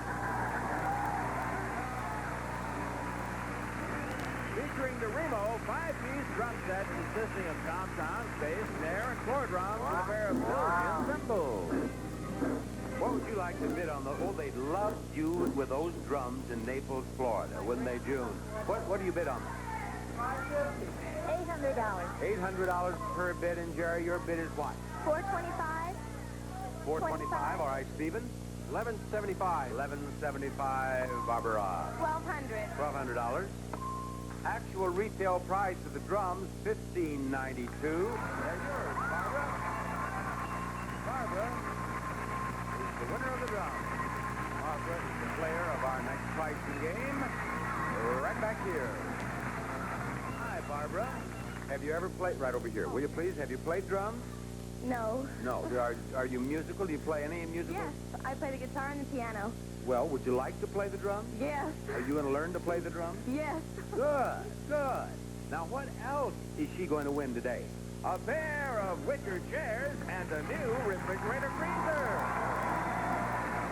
First, these Foglia natural wicker chairs are designed for comfort as well as beauty. They're at home in the bedrooms and or out on the patio. And second, a tap-in side-by-side two-door refrigerator freezer featuring chill water dispenser, automatic ice maker, no frost feature in both refrigerator and freezer, Bob. May we have the one right price out here, please? It is $1,190. It is the price of the chairs or the refrigerator freezer. You tell us which one is $11.90, and we'll give you both right. The refrigerator freezer. The refrigerator freezer is $11.90. If she's right, she has a refrigerator freezer and chairs to go with her drums. Is she right? Oh, yes, she is. Win the whole thing. Yes. I'll tell you, you just couldn't give away more prizes than we're giving away so far. We're going to try to keep it up. That's this message. Rod, who are you going to put right here in this vacant spot in contestants row? Bob, how about Pamela Lynn? Come on down. You're the next contestant on The Price is Right. Pamela, I welcome you to contestants row. Look at the next item up for bid. A brass hall stand.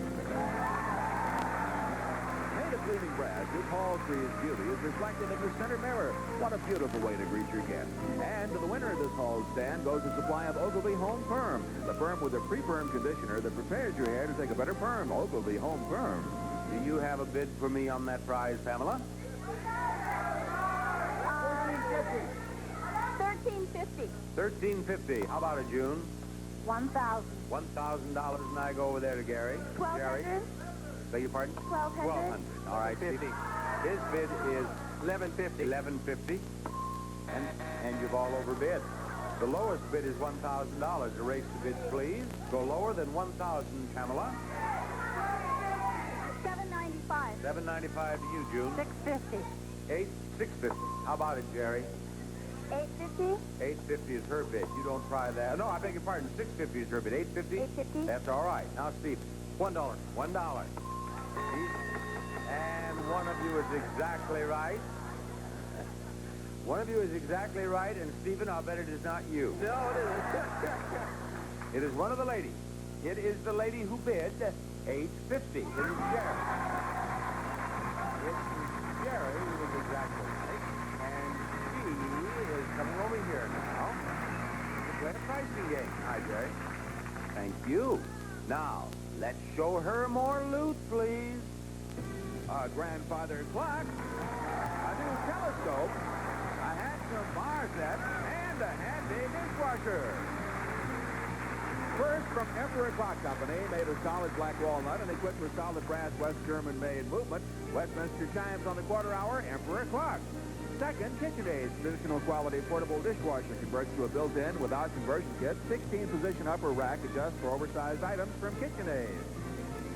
Next, this telescope by Bushnell, one of the finest telescopes in the world. Big 910-millimeter objective lens focal length brings heavenly bodies 227 times closer from Bushnell. And finally, for the look and feel of the South Seas, this bamboo bar and 2 stools. Bar has 2 interior glass shelves, and stool seats are covered in heavy rust cotton fabric. Ideal for entertaining. And there they are, Bob. Jerry, may I call your attention to $2,363 right up here? The prices of 2 of these prizes added together total $23.63. You tell me which those 2 are. Take 2. That's the idea. That total $23.63, and you win all 4 prizes. Okay, the clock and the bar set. She says the clock and the bar set. The clock is $1,000. The bar set is $13.63 for $23.63. And just a moment. Just a moment. Just a moment. In Master Key, everything was won. In One Right Price, everything was won. In this game, everything was won, but there is something missing. What did she not? $100. Right. You won $100 as well. There you are. I could have gotten away with that if it hadn't been for the audience. Well, I think we're red hot. No telling how much money we'll give away on that big wheel after we do a little business with you. And now, here's Bob Barker with our Showcase Showdown. And I'll tell you, if you see 3 smiling girls here beside me, they should be. They are all 3 winners. Wendy has won more than anyone else. Let's see, you want a truck, you want a roll-top desk, you want a television set in Master Key. What'd you win to come up on stage? Evening gown. And that beautiful $1,500 evening gown, yes. And Jerry won a whole bunch of prizes, and Barbara won a whole bunch of prizes, and now you're going to have a chance to win a whole bunch of money over here on the big wheel. You get $1, we'll give you $1,000, and we'll give you a bonus spin. Now, when the wheel stops on a green section in the bonus spin, how much more do you win, Barbara? $10,000. No, you don't, Barbara. You win $5,000 more. Now, when the wheel stops on the $1 in the bonus spin, how much do you win, Barbara? $10,000. That's right. You have $10,000 on the mine, don't you, Barbara? Now, the contestant nearest to $1 without going over ends up where? Over there. Not over there. Over there in the showcase at the end of the show. Yes. Now, get over there, and what happens if you don't get the wheel all the way around? Boo. That's right. Barbara, let her go. First spin of the first showcase showdown on The Price is Right today. A show filled with winners in the first half. 3 winners in a row. And Barbara has spun for herself about 50 cents, hasn't she? 50 cents. You want to spin again? Okay. All right, go ahead, but don't go over now. It is the contestant who is nearest to $1 without going over who's in the showcase. She won 50 cents in her, she got 50 cents. Well, maybe we'll even give her 50 cents. Ooh. All right, now hurry up, get to that 30, and you have 80 cents. And it all turned out very well. That's a pretty good score. All right, Jerry. Let's see if Jerry can beat 80 cents. If she doesn't at least tie 80 cents, that's the end of Jerry. Well, not really the end, but she's finished on the show.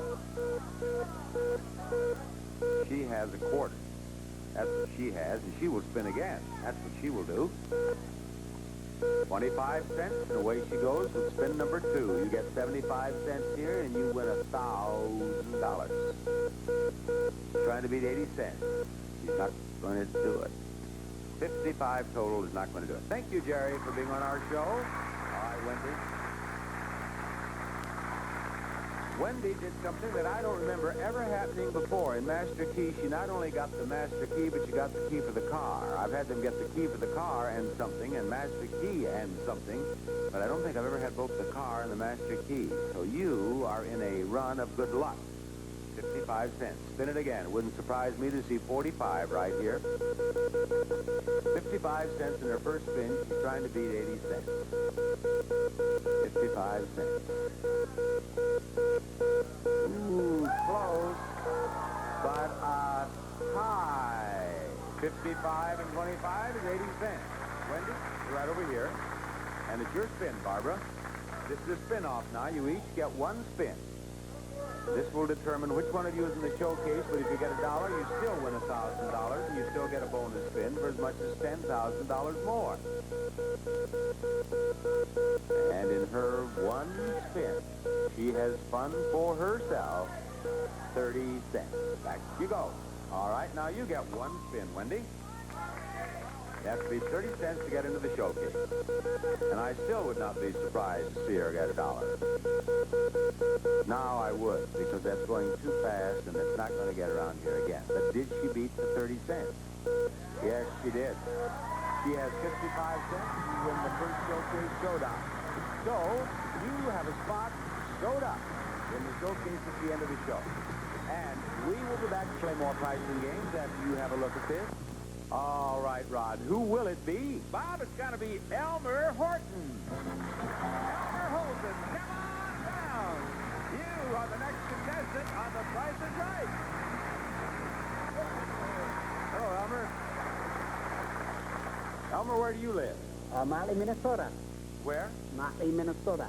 Minnesota? Yes. And you're out here on vacation? Retirement. How long have you been in California? 2 months. You've just retired and just arrived out here. Oh. No? What do you mean, then? Yeah, I retired 3 years ago, but I've been out here 2 months. I see. You've been lying around back there in Minnesota. No, too much snow. All right. I don't know what you've been doing, Elmer, but I know what you're going to do. You're going to bid on this next item up for bids, and The Price is Right. A new sailboat. It's the AMF Alcoy Sunfish with fiberglass hull. It withstands the elements better. Greatly fun for the entire family. A boat that can be carried on your car top. The Sunfish. And to the winner of this sailboat goes a supply of Sun Giant Extra Moist California raisins. In a double seal box to keep them fresh. There's something good under the sun. Sun Giant raisins. How about a bid on that, Elmer?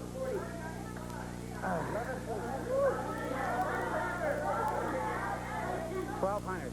$1,200 is his bid. What is yours, Stephen? $11.25. $11.25, Pamela. $1,200. $1,200 is Elmer's bid. Okay, $12.25. $12.25 is fine. $12.26. $12.26.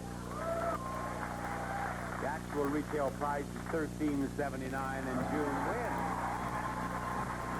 And June of Naples, Florida, is going to play a pricing game.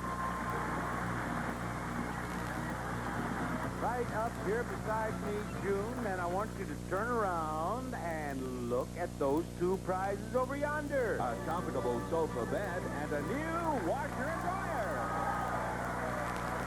First, enjoy complete washing flexibility. This rugged variable speed Gibson Washmaster automatic washer designed to save you time and energy. And a matching automatic dryer with 4 independent temperature selections and Gibson's vacuum dry system for energy efficient drying power. And second, a comfortable sofa bed. The Simmons Hide-A-Bed, Ashley, dramatic mauve-colored fabric, and gently flared arms adds to the timeless elegance. The original Hide-A-Bed by Simmons. Bob? June, you are going to play clock game. You have 30 seconds in which to win both of those prizes. You're bidding on the washer-dryer, and only the washer-dryer to begin. Do you know how to play the clock game? Yes, I do. Good enough. Let's show the price of the washer-dryer, please. Audience, do not try to help us. June, the clock will start with your first bid on the washer-dryer. Go. $900. Lower. $800. Higher. $850. Lower. $840. Lower. $830. Lower. $820. Lower. $810. Higher. 11. 12. Higher. 13. Higher. 14. Higher. 15. Higher. 16. 17. 18. You got it. Not only did you get it, you got it in only 10.5 seconds. And June, you played that perfectly. You played that perfectly. You played it so well, I think we might as well give you the sofa bed without even playing the game. But I do have to go through the formality. Besides, if we didn't do that, the show would end up 10 seconds short and we'd all be in trouble, you see? Now, let's show the price of the sofa bed, please. And again, the clock will start with your first bid on the sofa bed. Lower. $900. Higher. $800. $950. Higher. $60. Higher. $70. Higher. $80. Higher. $90. Higher. $91. $92. $93. $94. $95. $96. $97. $98. $99. You got it. $9.99. You won both prizes in 20 seconds. Thank you. You played that well. Now that is a lesson in how to play the clock game. And as you kept score here, do you realize that the first, second, third, and fourth games have been won, and there's more prices right coming up? Stay tuned for more pricing games and the fabulous showcases which are coming up on the second half of The Price is Right.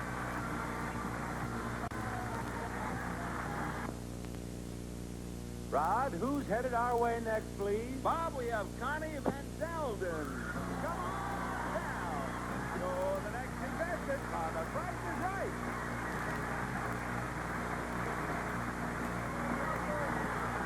Welcome to Contestant Row, Connie. Look, the robot has the next item up for bid. A new video cassette recorder. This General Electric video cassette recorder features hi-fi stereo sound and professional special effects for the ultimate in video recording and viewing enjoyment from GE. Bob? What do you bid on that, Connie? $565. $565. Elmer, what do you think?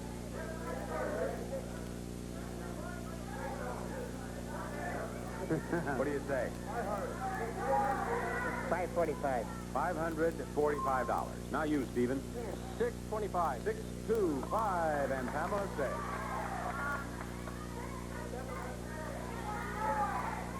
$675. $675. And I say that the actual retail price is $815, and I say you win, Pamela.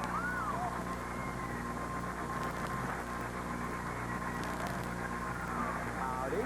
Thank you, Pamela. And I also say, Pamela, I would love to give you that. A new car! A new Pontiac Sunbird Coupe. The car that blends fun and function in a very practical package from Pontiac. Comes with California emissions, black molding, sport mirror, white wall tires, luggage carrier, deck lid, color key seat belts, and additional acoustical installation, Bob. We are going to play Temptation. The numbers, 1 number, 2 numbers, 3, 4, and the price of the car are right there. We'll check those in a moment. Right now, I want to present you with this gift. Rod? It's Emile Henry Gourmet French Cookware. Freezer to oven, to table, microwave, or regular oven. Stick-resistant, easy-to-clean cookware from Emile Henry, Bob. With a price of $318, which means that a 3, a 1, or an 8 is the first number in the price of the car. What is it? An 8. An 8.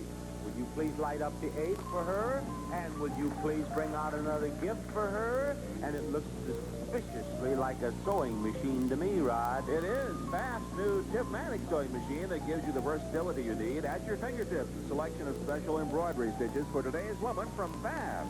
And here we have a price of $929. Do you want a 2 or a 9 as the next number in the price of the car?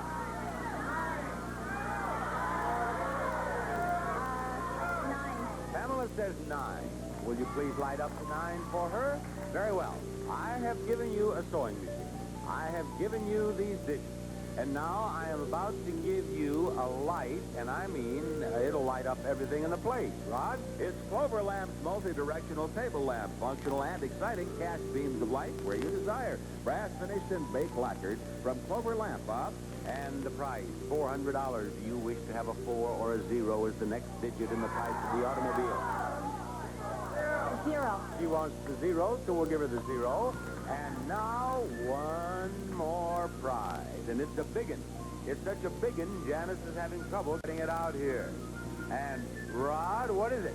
Bob, it's FCI's complete audio-video center. Solid oak and veneers with space for audio components and TV, VCR, and storage cabinets for tapes and accessories from FCI. And here the price is $600. Do you want a 6 or a 0 as the last digit in the price of the car? 6. She wants the 6. She has a price of $8,906 up there. Now, you took the numbers from the prices of these gifts. If you wish, you may change 1, 2, 3, or all of them, or you can leave it as it is. What do you want to do? What can I change it to? Well, let's just imagine for a moment that you decided that the first number was not 8, but it was 1. Then you could change the first number to 1. If you decided that this was not 9, but 2, you could change it to 2, you see? You could change it in the price tag of the gift that fit that slot in the price of the car.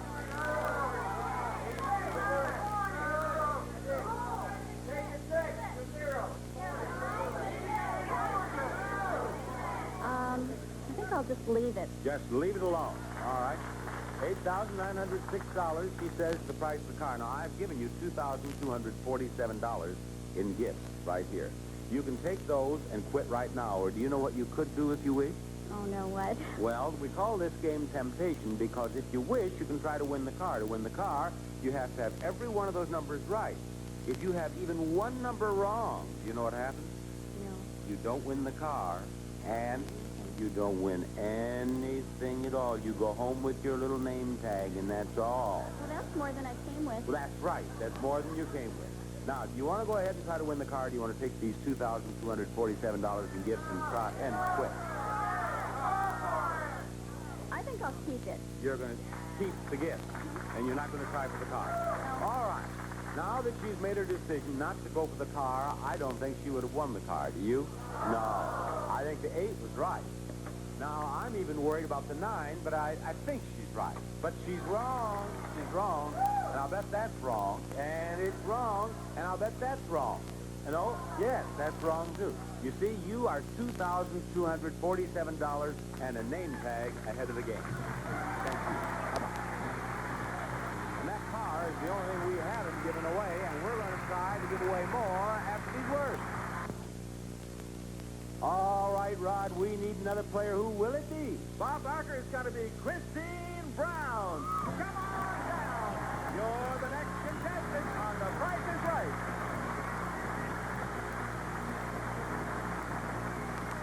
Christine, who is proud of the Fresno State Bulldogs, who were undefeated last season in football. Yes. And over here, we have the next item up for bid. New children's furniture. also brings you their Love collection of durable, versatile juvenile furniture featuring the easy one-step folding Love Buggy stroller, dream bed, cradle, and musical walker, Bob. And that friend there with Diane is Rag. He's 8 months old. You notice how he's looking around? He's looking for a home. See, he's up for adoption at the Los Angeles SPCA. And if you want to adopt Rags, you get over there in a hurry and get him. And if you don't live out here, you go to a shelter near your home and find yourself a Rags there. All right, Christine, what's your bid? $600. $600. Connie? $550. $550. Elmer? $780. $780. Stephen, it's your bid. What was the highest bid? The highest bid is $780. $789. $789. The actual retail price is $918. And there is that wild outburst of applause because during the last commercial we were teasing Stephen about not being able to get out of contestant show. Yes. Stephen, this saves the marriage to be, doesn't it? Yes. The fiancé will marry you after all. And certainly if you win this, a new spa. The Hawkeye Hialeah Portable Therapeutic Spa with 110-volt plug-in equipment and an attractive redwood cabinet from Hawkeye Products. Use as directed. A prize worth $3,495. And we are going to play Bullseye, and it's the easiest old game. All you have to do is pick out one of these products and tell me how many of that product you have to total $5 to $6 in price, and you hit the bullseye, and you win the game. Now, Rod, what are the products, please? Bob, we have Toastum, delicious, wholesome fruit-filled pastry snack, plain or frosted for breakfast or as a snack treat. Toastum, you'll love them. Vaseline Lip Therapy. It creates a moisture barrier that locks out weather so that you can never get chapped lips again. Zebby's Bake a Fried Chicken Breading Mix. Wonderful international taste. All new chicken breading mixes from Zebby's. A 16-ounce can of S&W whole kernel corn. Just off the cob flavor, pleasantly succulent, tender, and sweet. S&W corn. And Pine Sol. Cleans, disinfects, deodorizes, makes your whole house smell good, Bob. Stephen, which one of those products do you want to use to hit the bullseye? Toastum. That's Toastum. How many Toastums for $5 to $6? 6. 6. Each one is 89 cents. How much is 6? $5.34. You hit that bullseye. You had trouble getting out of contestant control, but when you got up here, no trouble at all. I wish you well with that marriage coming up. Well, 5 games out of 6 won. We're going right on with the second showcase showdown after this match. And now, here's Bob Barker with our showcase showdown. Right, you are, Rod. And if you missed the first half of The Price is Right today, I want you to know that all 3 games in the first half of our show are won. And in the second half of our show, Stephen won his game and June won her game. And Pamela, who played Temptation, did not win the car, but you won $2,270 in gifts, so you didn't do badly. That car was the only thing not given away on the whole show. I mean, they have moved it out. Ain't nothing left in the warehouse. Nothing at all. Now, Pamela, you know how we do this. Contestant nearest to $1 without going over is in the showcase. Spin that wheel and might win enough money to buy that car. Oh, no, it went all the way around. You're all right. You heard them be booed, haven't you? Yeah. Oh, it's humiliating when they're booed. No, you have 30 cents. You want to spin it again? All right, you do it. 30 cents in her first spin. This is her second spin. And in her second spin, she has 30 cents plus. That's worth $1,000. If it stops on 70, it's good. You've won $1,000. Yes. Yes, Pamela. You won $1,000, and you're going to have a bonus spin for as much as $10,000 more. But now, don't give up, June. Don't give up. Anyone who plays the clock game as well as you do can win $1,000 in the wheel. Now, that has to get all the way around, or they're going to boo you all the way back to Naples. Yes, it did. It did, and it stops on 80 cents. Spin it again. Get it all the way around. And she did. And she's trying to tie that dollar. Now there, she needs 20 cents. It went by here. Will it get around again? Is it going to get around here again? It's going to try, but it's not going to make it. All right. June, thank you very much for being with us. Bye-bye. What are you up to? Stephen, it's your turn. Stephen has given it a twirl here. And Stephen is trying to tie that $1. And Stephen, this is trying to get down here. It's trying. Spin it again, Stephen, and get yourself 95 cents. Got a nickel in his first spin. $1 is the only thing that will help him because Pamela already has $1, and Pamela already has a bonus spin coming up. Where's that 95 cents? Oh, too fast, too fast. Well, Stephen, thank you for being with us. Hope you enjoyed yourself. All right, Pamela, it's your spin now for as much as $10,000. Come on over here. Spin it hard now because it has to go all the way around or it doesn't count. You don't get to spin it again. That'll go. Okay? That's fine. Now, I think this has a possibility if it'll slow down a bit. It could be it. It could be it. You got $10,000 more. We won a total of $11,000.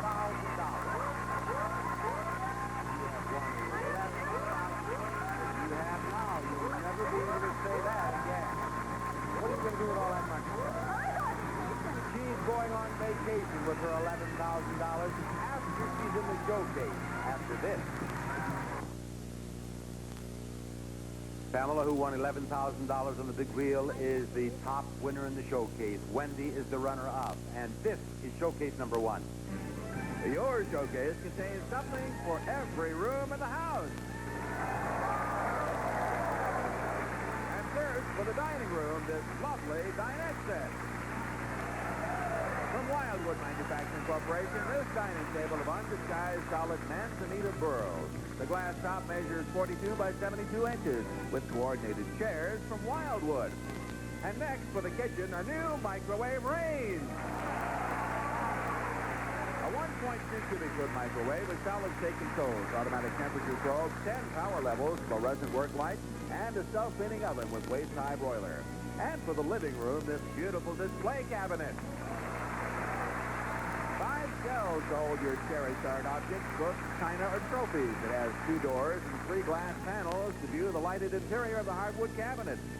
And finally, for the family room, a new jukebox.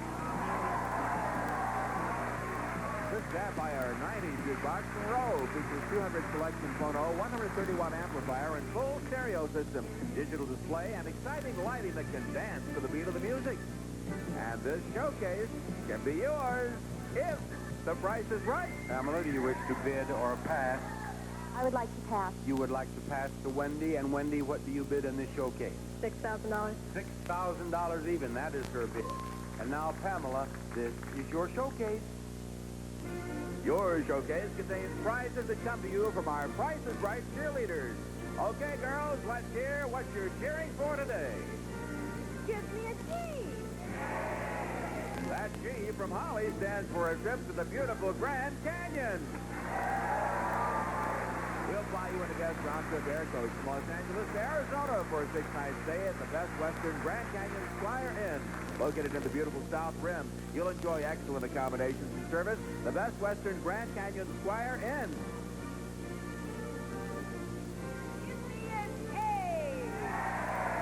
And Jan's A goes with a trip to romantic Acapulco. We'll jet you into the Canyon round-trip coach excursion coach, that is, from Los Angeles to Mexico for a 6-night stay, modified American plan at Acapulco Plaza on beautiful blue Acapulco Bay. Luxury rooms with terrace, superb dining, water sports, and the elegant club oasis from Acapulco Plaza. Give me a J. That J belongs to a trip to exciting Japan. We'll fly you and the guests round trip supercoach from Los Angeles to Tokyo, Japan for a 6-night stay at the famous New Otani Hotel and Tower, a Sheraton referral hotel. You will find the gracious traditions you expect and the international standards you demand. The New Otani Hotel and Tower in Tokyo. Now, when our girls get their letters unscrambled, it spells out your final prize, a brand new Jag. The Jaguar XJ6 sedan from Burbank Imports comes with full factory equipment, including air conditioning, sunroof, AM/FM stereo cassette, and California emissions. And this showcase, compliments of our 3 priceless cheerleaders, can be yours if the price is right. All right, Pamela, what do you bid on this showcase?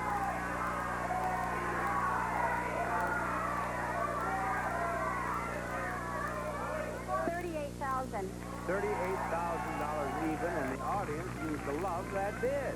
We'll see how good it is and how good this one is after we see this.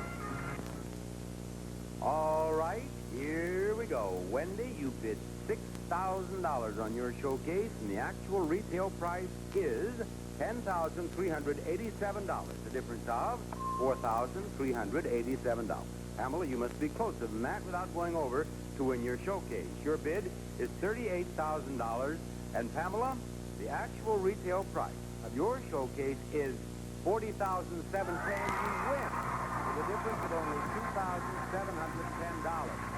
Pamela, you have become the biggest winner in Price is Right history.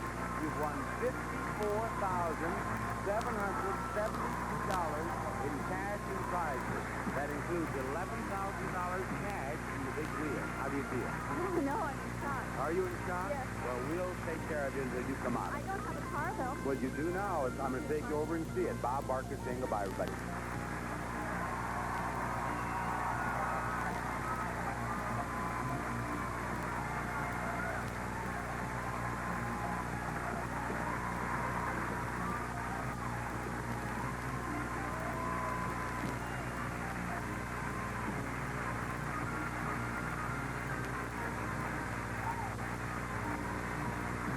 This is Ron Roddy, speaking for The Price is Right, a Mark Goodson television production.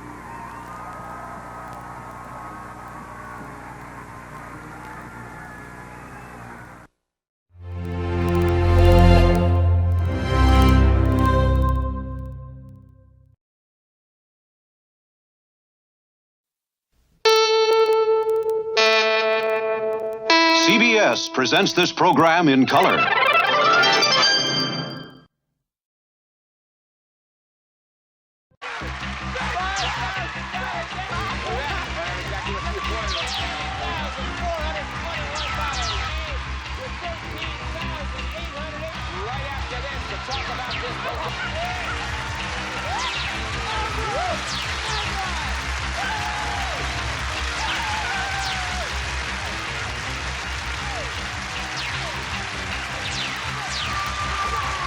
Today, these 3 players are after big bucks, but they'll have to avoid the whammy as they play the most exciting game of their lives. From Television City in Hollywood, it's time to press your luck. And now, here's your host, the star of Press Your Luck, Peter Tamarkin. Thank you. Thank you, Rod Roddy. Hi, everybody. Welcome to Press Your Luck. We're going to have a lot of fun today with big bucks and hopefully no whammies. Let's meet the players right now who are looking for the big bucks, starting with our first player, Larry Crossetti. How are you, Larry? I'm fine, Peter. Thank you. That's good. Larry, what do you need the money for? What are you going to do? Oh, I'm looking at a new boat. A new boat? Big boats cost big bucks. Big bucks. Do you have a boat now, or did you? Yeah, and I'm looking for a new one. But you want to trade up to a bigger boat. Well, you come to the right place, Larry. Oh, I know. Good luck to you. I'm ready. Our second player is our champ, Linda Dennis, with $15,424. Linda, what are you going to do with the cash? Pay off all my debts. You don't have that many debts, Linda. You haven't Yes, lived I do, long enough Peter. to have that many debts. Yes, I do. So what are you going to do? Any balance left? I mean, to play at all? Oh, yeah, I'll play. I really want to go to Hawaii. Yeah, well, you should have a real nice time. Yes, Well, definitely. good luck today, Linda. Thank you. All right, our third player, Daryl Levinsky. How are you, Daryl? Great, Peter. That's good. Daryl, you are studying broadcast journalism. Yes, I am, and I plan to become a game show host just like you, or an announcer like Roddy. Rod? I think you ought to become an announcer like Roddy because I need the work. Rod doesn't. He's a very wealthy man. He's independently wealthy. Actually, Bob Eubanks told me that he's getting out of the business because he's got so much money. Maybe you want his job? I'm in there. We'll talk to Bob. All right. Are you ready to play this game? I'm ready. Here we go, gang. Give me a buzz and answer. 3 spins, multiple choice answer, 1 spin. If you had a unicycle, a tricycle, and a bicycle, how many wheels would you have, Linda? 1. Is it 1, 5, or 6, Larry? Could you repeat the question, please? Sure. If you had a unicycle, a tricycle, and a bicycle, how many wheels would you have? 1, 5, or 6? 6. What do you think, Daryl? 6. It's a 1-wheeled unicycle plus a 3-wheeled tricycle plus a 2-wheeled bicycle equals, do you have the computer? How many is that? 6. Yeah, Larry a spin, Daryl a spin. And Linda doesn't have all her wheels, so here we go. Believe it or not, the Holland Tunnel isn't in Holland. In what country will you find it? Larry? The United States. Is it United States, Belgium, or Germany, Linda? United States. What do you think, Daryl? I'll say United States. The Holland Tunnel we're referring to is in the U.S. of A. New York. Larry, 4, Linda a spin, and Daryl to 2. You guys are on a roll now. Okay, here we go. Here's one from your childhood, and I want the first and last name. According to the nursery rhyme, who kissed the girls and made them cry? Daryl? Georgie Porgy. Is it? Sounds like you know him. Is it Georgie Porgy, Little Boy Blue, or Simple Simon, Larry? Georgie Porgy. Who is it, Linda? Georgie Porgy. Don't you feel like fools sitting up here saying Georgie Porgy on national television? But you're right, that's who it was. Larry to 5, Linda to 2, Daryl to 5. Last question. You guys will do anything for money, huh? Me too. According to some age-old superstitions, you should never open an umbrella in the house and absolutely never throw your hat on the what? Larry? The table. All right. Is it table, chair, or bed, Linda? Table. What do you think, Daryl? I think it's bed. Well, never throw your hat on the bed, gang. Larry stays at 5, Linda at 2, and Daryl to 6. And we'll be back with the spins right after these words. Don't go away. We'll be right back.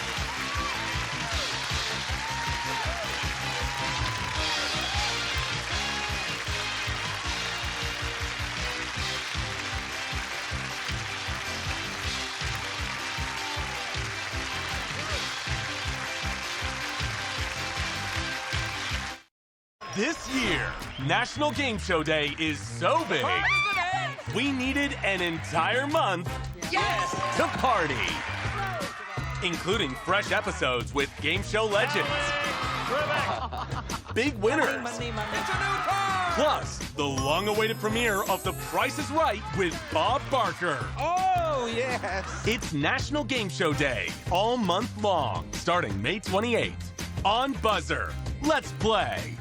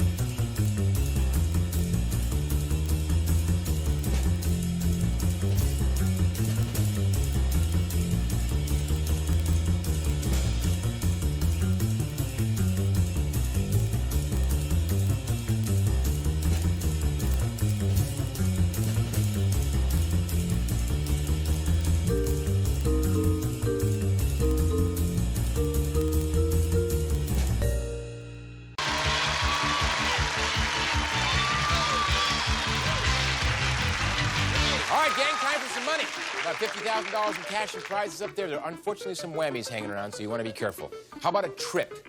Yeah. Like a trip? Well, our own very own San Francisco treat, Mr. Rod Roddy, is going to lay one on us. Rod. Well, thank you, Peter. Today's lucky winner could be riding on this very famous cable car because there is a 6-night stay in San Francisco up on the big board today. And this romantic city by the bay with its famed Chinatown, exciting dining treats, and lively nightlife will all be theirs to enjoy if Lady Luck smiles upon them this day. All right, nice trip, gang. You want to win this round so you can play last in the final round? 4 whammies put you out of the game, and you can pass your remaining spins if you so desire. Fewest spins always plays first. Linda, that's you with 2. Are you ready, champ? I'm ready. Here we go. Here we go. Okay. 2 spins with big bucks. Big bucks. Come on. Stop. Stop. Look out, Bird. Look out, Kareem. Look out, Magic. Oh, Linda. 1 spin left. Okay, Keep going? let's go. I'm Here we going. go. Yeah, come on. Big bucks. Big bucks. Come on. Stop. Stop at $500. That's better. Place. Larry, you're up with 5 spins. Okay, I'm ready. I'm ready. We're looking for big bucks. Big bucks and stop. Stop at $650. That's first place by 154 spins, Larry. Okay. Okay, here we go. This is my oldest daughter, Cara. Stop. Stop at 300 more, Yeah. 950. 3 spins. Okay. And my second daughter, Krista. Stop. Stop at Yeah. 300 more, Yeah. 1250. 2 spins, 750 more than Linda. Okay, I'm gonna go. Here we go. I'm gonna go. Here we go. And this is for my youngest daughter, Candace. Stop. Stop at $200. Yeah. 1450, 1 spin left. Larry, press or pass.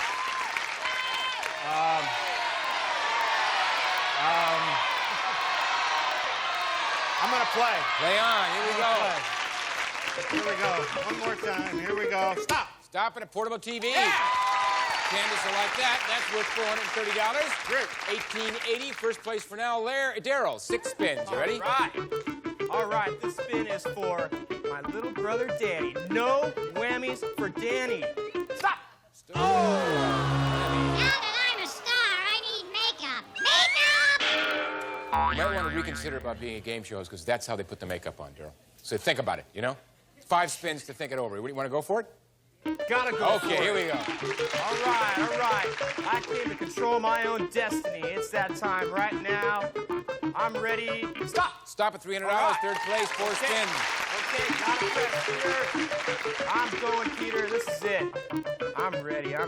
This is the big time. Stop. Stop at $750, Yeah. 1,050. Second place, 830 less than Larry. 3 spins, Daryl. Gotta press my luck, Okay. Peter. All right. It's time for the big bucks.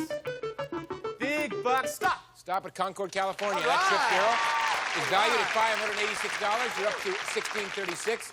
That's about it's about $244 less than Larry. What do you want to do? Pressing my luck. Here we go. All right. Stop. Stop. Oh. Get out. It's coming to me now. I see financial disaster in your future. $0, 1 spin left. You have 2 whammies. You want to be careful about picking up a 3rd whammy in round 1. Larry, it's yours. That 1 spin, let's see if you can hold on to first place. Okay. We're gonna go here. We're gonna get some mega bucks and stop. Stop. Get out. You never know what's going to happen in this game. Larry's 0, Daryl 0, and guess what, Linda? $500. You have first place, and you have the advantage. We'll be right back after these words from the stay with us.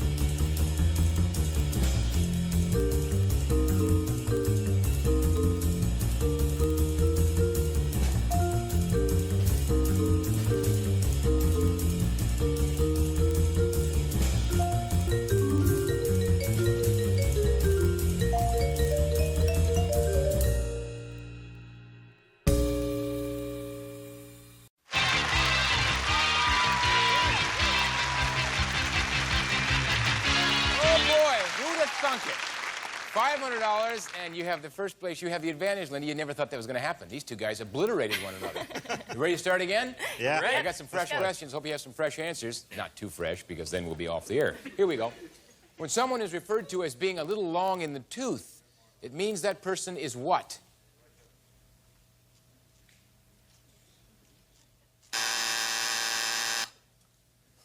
Give it to you multiple choice. When someone's a little long in the tooth, does it mean they're hungry, plain looking, or growing old, Larry? They're growing old. What do you think, Linda? I'll say they're growing old. What are you going to say, Daryl? I'll say growing old. If you said you're getting a little long in the tooth, it means you're getting old. Yeah! Larry, a spin. Linda, a spin. Daryl, a spin. You ready now, guys, for another one? Yeah. You're supposed to buzz in. That's what those little red things? You push down on them and you buzz in and you answer the questions, you get a lot of spins. Here we go. Here's some funny business.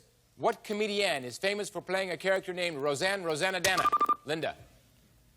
Lorraine Newman.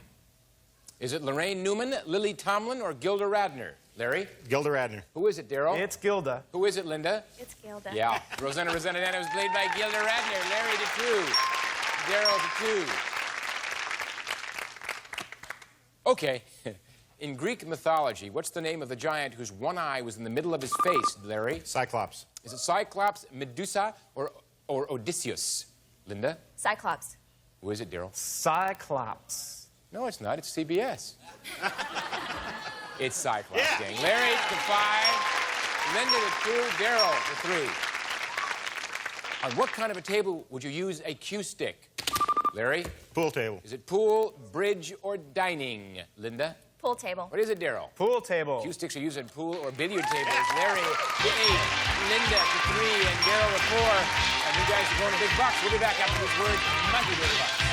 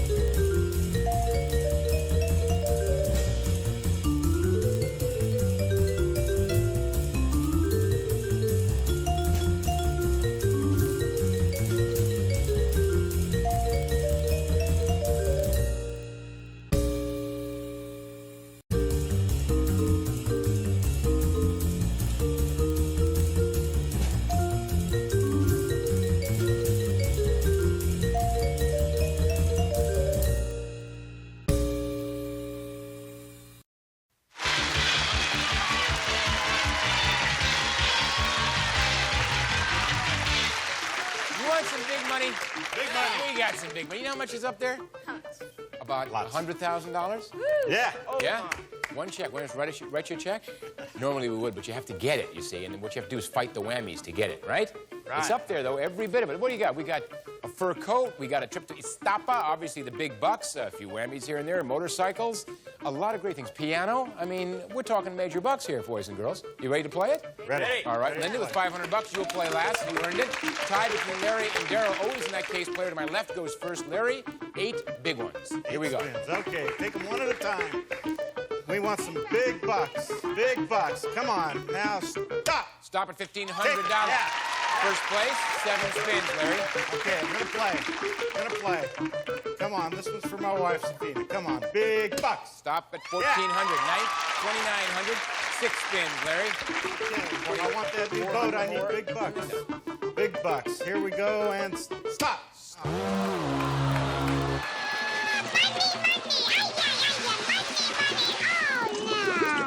Oh, yeah. Larry, 2 whammies, but you have 5 spins. It's a lot of spins. Okay, we can still do it. Okay. Gonna do it. Come on. Here we go. No whammies. And stop. Stop at $750. Back in first place with 1 spin, Larry. 4 spins. Okay, Press or pass. Gonna play. There you go. Here we go. No whammies, big bucks, and stop. Stop at $750 and a spin. W bucks to $1,500. Still 4 spins. 1,000 more than Linda. Gonna play. All right. Gonna play. Here we go. Come on. No whammies, big bucks. Gonna do it now. Stop. Stop at $750. Yes. We're up there. $22.50, 3 spins. Okay. $17.50 more than Linda. Gonna go, Peter. Right. Here we go. Come on. One time here. Big bucks and stop. Stop at $3,000 spin, Larry. Big bucks, $52.50. 3 spins left. What do you want to do? Gonna go. Okay, here we go. Let's play again. Come on. This is for my wife. Come on. Big bucks and stop. Stop at $2,000 or lose 1 whammy, Larry. 2,000. 2,000, $72.50. 2 spins left. $67.50 more than Linda. Yeah, I'm gonna. If I pass them, they go to Linda. They go to Linda. I'm gonna pass. Linda, 2 to you. You don't take them yet. We go to Daryl with 4 spins and no bucks. Daryl? Okay, all right. I feel it. This is it. I want to go to the bank. Right now. Stop. Stop. Okay,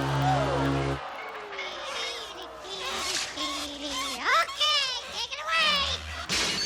Oh, gee. You just met the head banker. Daryl, you have 3 whammies, no dollars, 3 spins. You are in a bit of a predicament. If you get 1 more whammy, you will be out of the game. We don't want that. Well, maybe Larry and Linda do. I certainly don't. So what do you want to do? Peter, I don't have a choice. Bucks, here we go. All right. No problem at all. Stop. Oh, You're out. Oh, Daryl, if there's any consolation to you, all game show hosts make lousy contestants. Here's what happens. If you're good at that, you make money. Otherwise, you can now do this. You're qualified. Just gonna give away the money. That's right. All right, Daryl, sit back and watch this game. It's going to get exciting. Linda, 2 spins you have to take. Here we go, $500. Here we go. Come on. Big bucks. Come on. Big bucks. Big bucks. Stop. Stop at $12.50. $17.50. 1 more spin you have to take, Linda. Okay, come on. No problem. Come on. Big bucks. And stop. Stop at $2,000. $37.50. Moving up. 3 spins left. You can press them or pass them. Press. Here we go. Here we go. Come on. Big bucks. Big bucks. And stop. Stop at $1,250. That's $5,000. $22.50 less than Larry. 2 spins. All right. Here we go. Come on. Big bucks. Big bucks. And stop. Stop at an African safari, Linda. That safari trip is worth $6,344. That's $11,344. That's about $4,000. It's about $4,100 more than Larry. You have 1 spin left. You can press your luck or pass.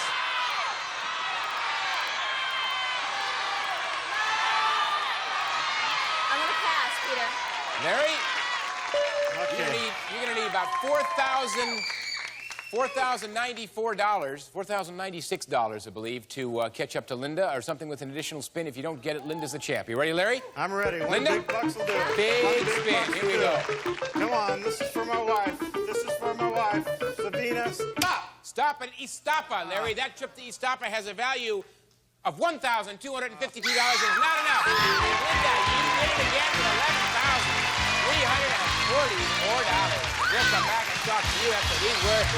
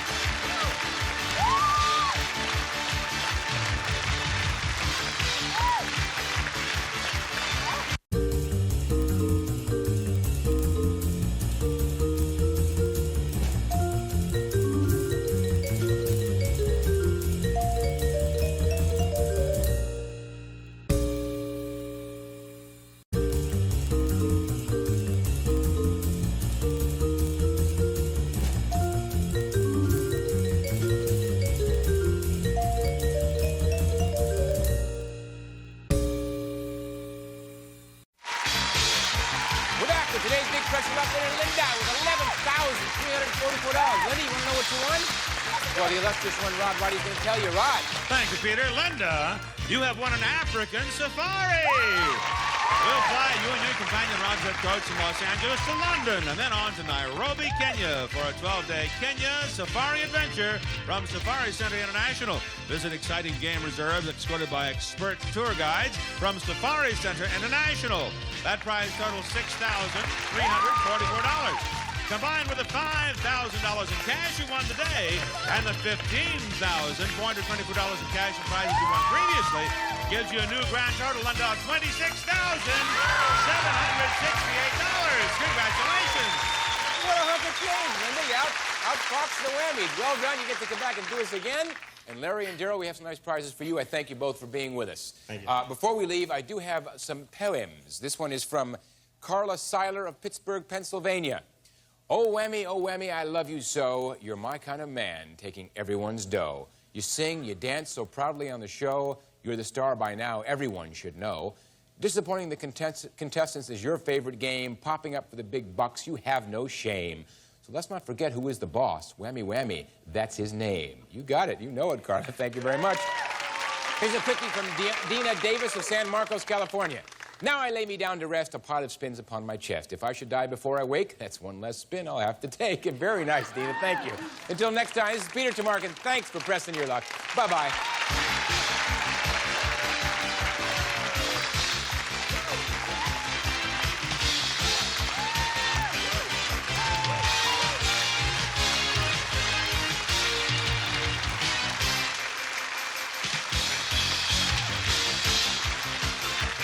Some member of our studio audience to receive authentic, pure crystal lamps imported from Europe by Crystal Clear Industries. Each piece is hand-cut and individually signed from Crystal Clear. And here's what we have for our departing contestants. A gift certificate from Sears Spring-Summer Catalog. 1,200 pages of ideas. 1-800-453-7000. Plus, lemon sunlight. It cuts tough, baked on, caked on, stuck on foods, even grease. Sunlight with lemon juice cuts the tough stuff loose. And a toaster oven. It's a toaster, it's an oven, it's a top runner. This convenient energy saver will see through and makes cooking a breeze. Also, maximum strength Cortisone 5 relieves itching and irritating rashes. Cortisone 5 gets under your itch for soothing relief and help in healing. And capture your best memories with a Polaroid. The Sun 600 comes with carrying case and coupon for free film. Plus, delicious Singleton Seafood turns mealtime into a special occasion. Singleton brings the great taste of seafood home. Singleton Seafood.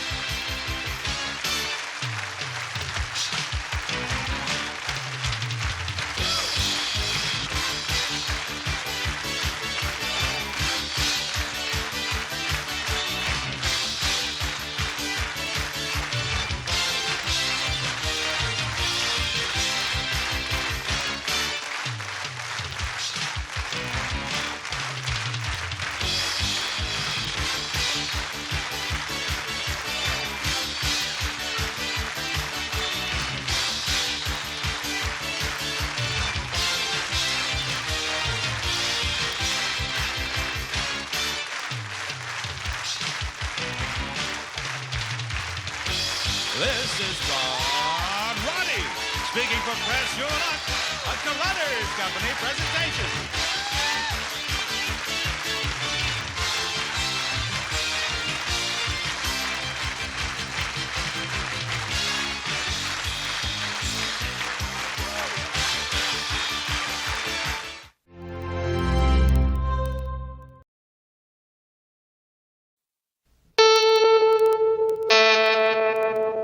CBS presents this program in color.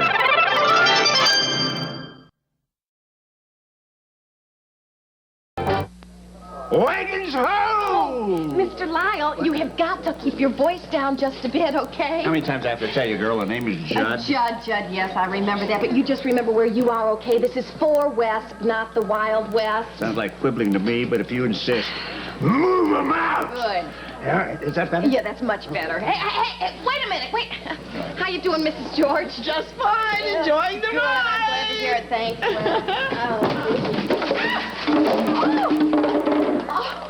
I am so No, I'm sorry. It's my fault. I wasn't looking where I was Well, going. neither was I. Let me give you a hand here. Quick, you runaway doggy. Yes, I see it. I got a hold of it here.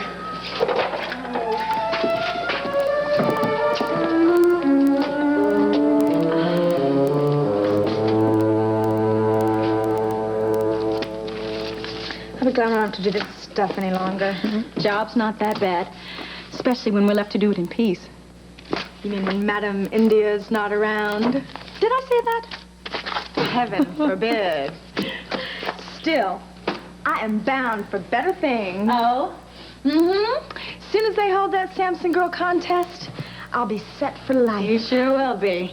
After I win the contest, I'll make you part of my entourage. Seriously, though, I ran into Jackson over at Company yesterday, and I asked him what they were looking for in the Samson Girl. Really? What did he say? A whole bunch of things. And they all added up to me. I'm gonna win this contest, Peggy. I just know I am. I am going to be crowned the Samson Girl. Philip, it's so good to see you. And Alex, I missed you. Oh, I've missed you too. You were away a lot longer than you expected. So what? So tell me, was it a success? Oh, we can talk about that later. You said on the phone that you had some news for me. What is it? I am divorcing India.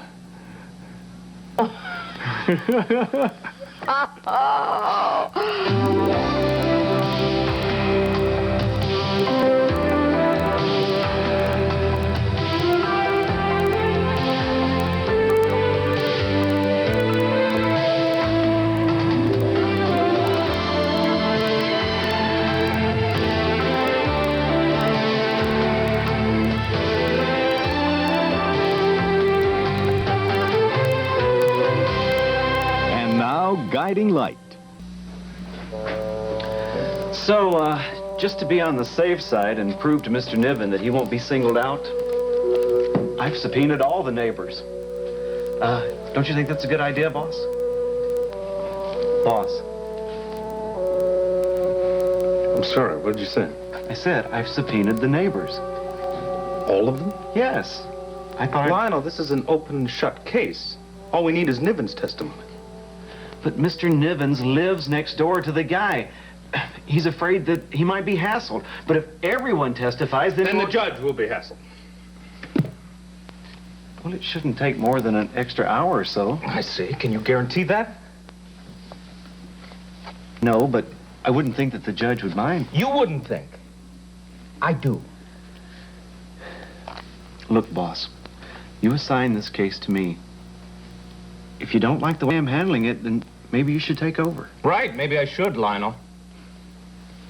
Fine. Be my guest.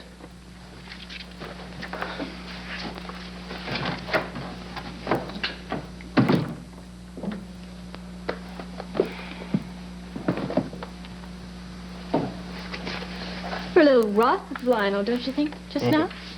He has to learn to be more open to suggestions. Ross. It's not like you to take your frustrations out on somebody. Something bothering you? What makes you say that? Would you like to talk about it? Vanessa, nothing is wrong.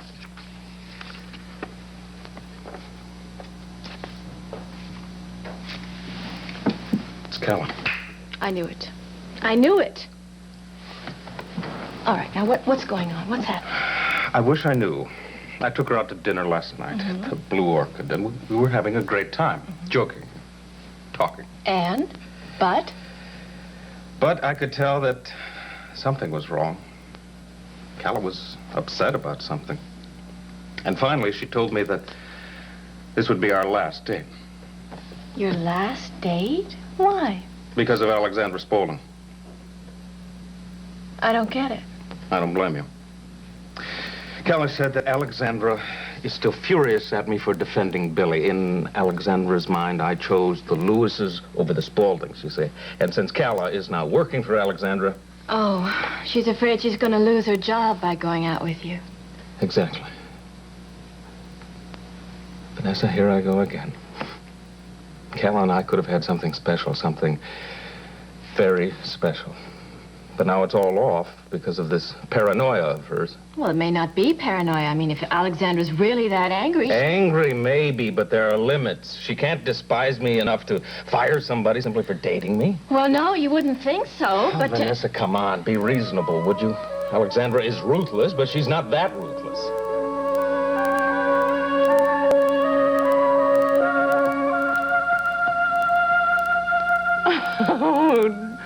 darling.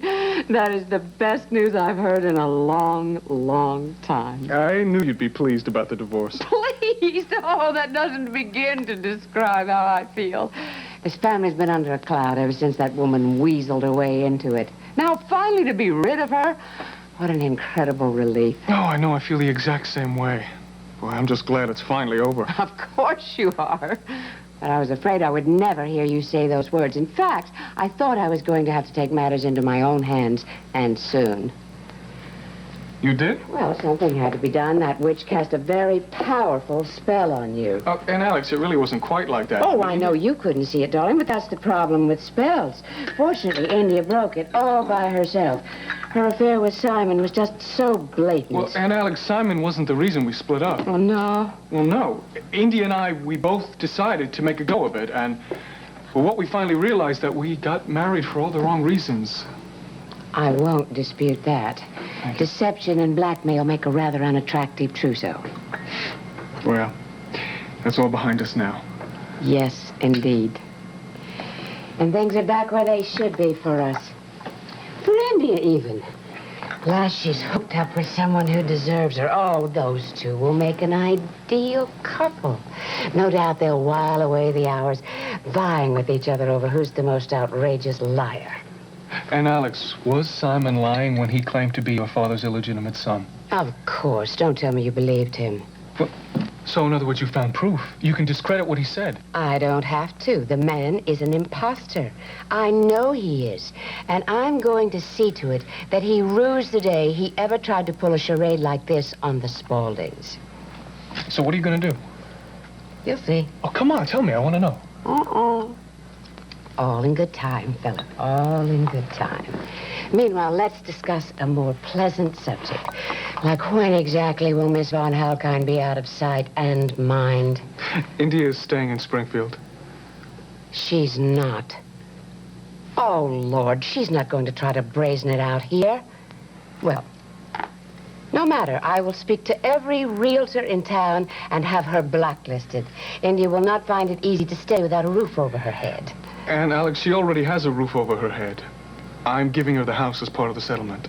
No. Yes, and as far as her job goes... You can't intend to let her keep that. India is the best manager that the foundation has ever had. I don't want to lose her. Hi.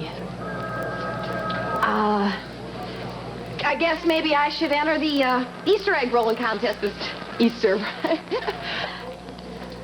So, what are you doing here? HP's come in for his checkup. Oh, just routine. Yeah, just routine. Glad to hear it. How's the family? Fine. I bet little Billy's getting so big I What's wouldn't even going on, recognize him. Reva?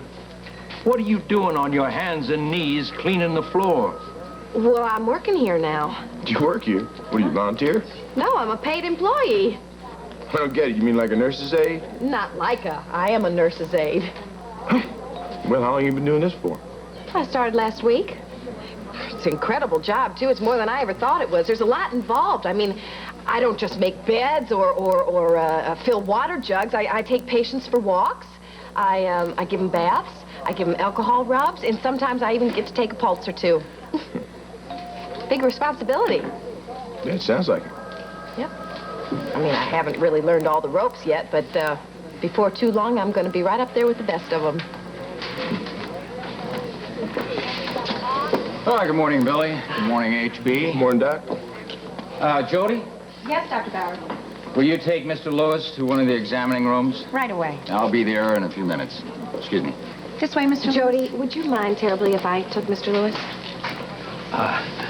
I'd like that, if that's okay with you, nurse. Of course. Here, take this chart. Thank you. Here, you take that. Oh. Hold on here. You're not deserting us, are you, Reva? No. I'll be back in a few minutes. You don't mind the wait now, do you? I'd wait for you till the cows come home. Till they go back out to pasture, too. Get out of here.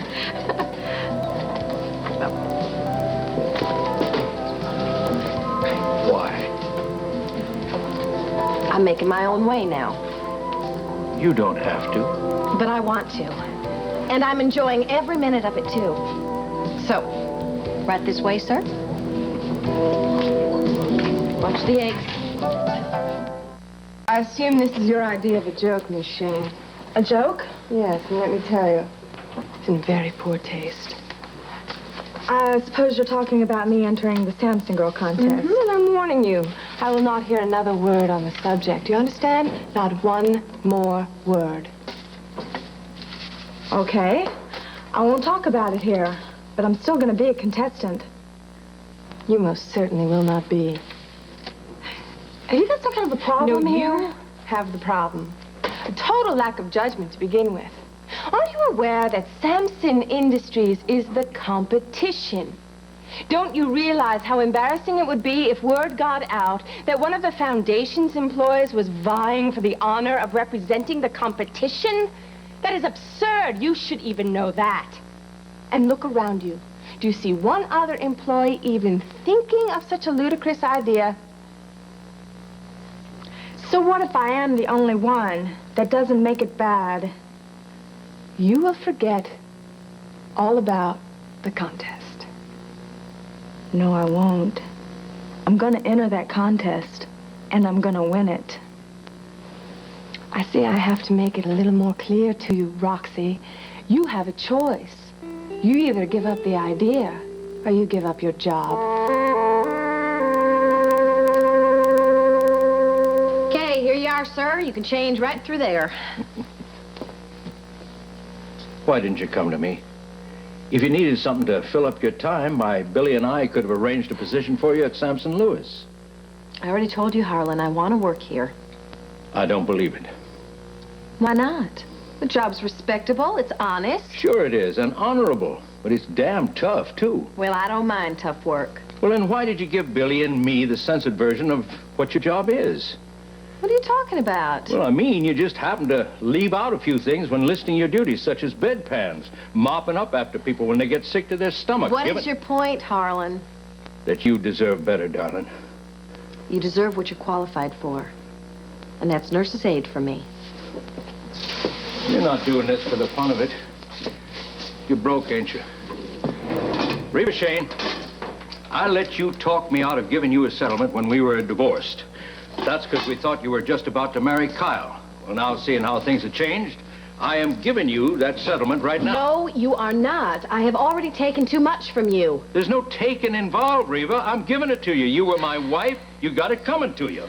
I appreciate your concern, Harlan, but I don't need your money. You know that's not I true. don't need anything from you. Except understanding. Now, listen here, Reva. No, you listen to me. Reva, please. I loved you when we were married. But I didn't love myself. What? How could I? I was lost inside. I didn't know who I was, or where I was, or what direction I was headed in. But now you do, working here. Yeah. I got this job myself. I'm making a living on my own. I mean, my life finally has a focus. It has a meaning that I've created. So you see, it doesn't matter if I'm cleaning up after other people's messes or if I'm chasing down hard-boiled eggs. I'm doing this all on my own steam now. I finally am able to take each day as it comes. I've arrived, Harlan. I feel like I have finally arrived. And as far as I'm concerned, sweetie, there's no better place to be. You really feel that way? I really do. And you're happy?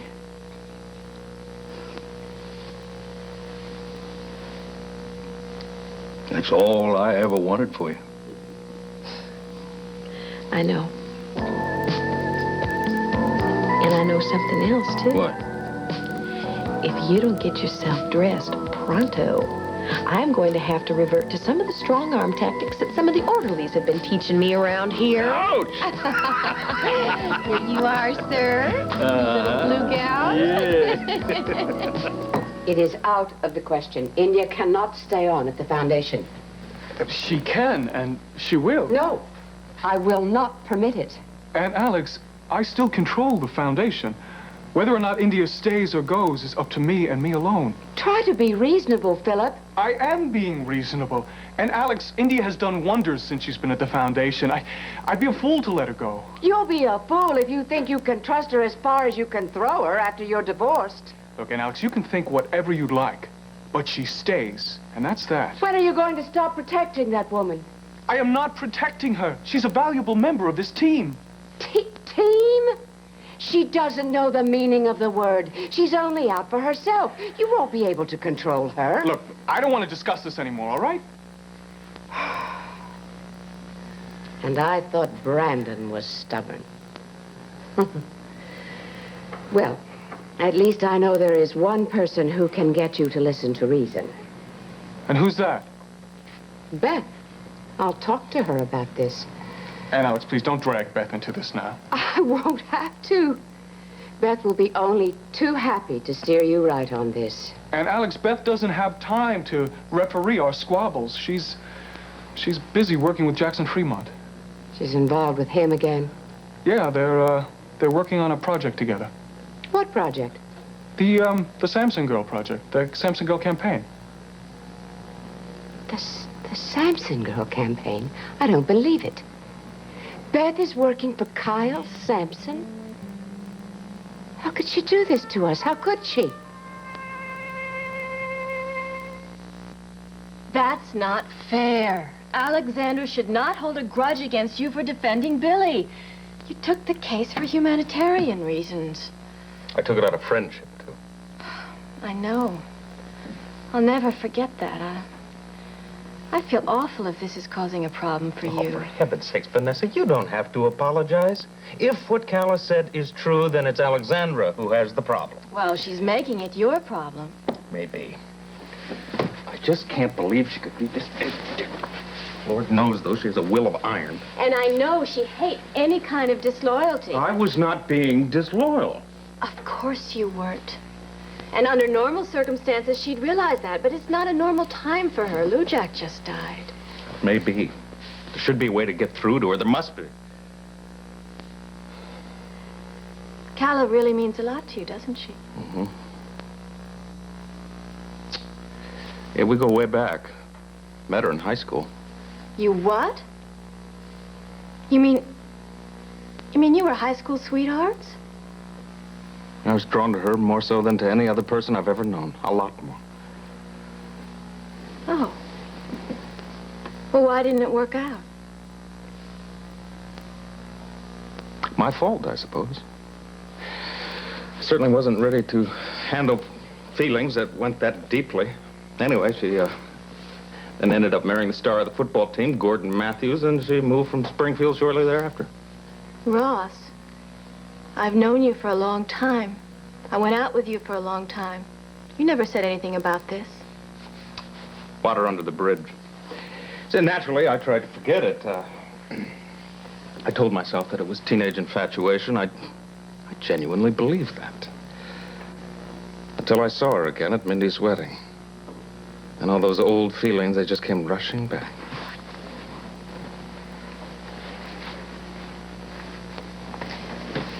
Did she feel the same thing? She started to. I know this could work. We could make it work. I know it. If Calla would only give it half a chance. Well, I don't know. You've got a real problem if she's really afraid of Alexander's reaction. Listen, I can understand one being worried about losing one's job, but that doesn't have to happen. I know it doesn't. All right. Well, then you've got to prove it to Calla. Yes, I should prove it. Right, Vanessa. Hold down the fort, would you? Sure. Oh, and would you apologize to Lionel if he ever comes back? Yes. Where are you going? I'm going to confront the obstacle head on. I'm going to have a little chat with Alexandra. Thank you.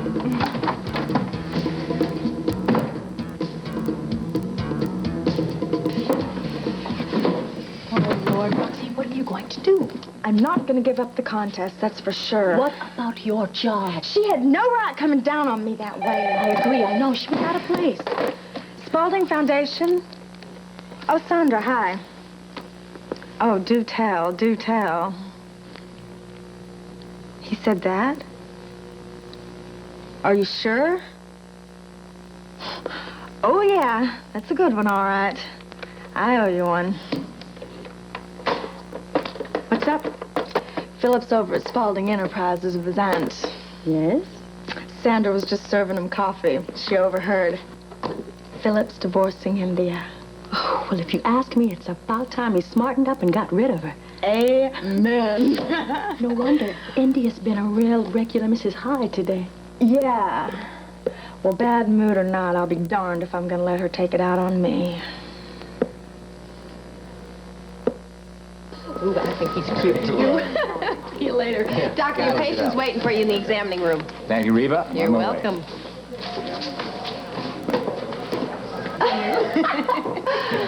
Okay, you two, it's time to go. Alrighty, I just talked Irene into a game of pinochle. Well, nice hand, but you have got an appointment in X-ray in 10 minutes, and you're due for an exercise session in the pool. I'll take Mrs. George, Reva. No, you really don't have to. No, really, listen, I owe you one after slamming into you this morning. Okay, thanks. And I'll have those flowers arranged in your room just the way you like them, Mrs. George. Swim time. What's the rush? No feet dragging. You're supposed to be in there exercising. Now go. You know how better you feel after your session. Yeah, but I feel even better after one of your back rubs. How about it? Go wheel yourself to the pool right now. But go on. Okay. Watch that orderly.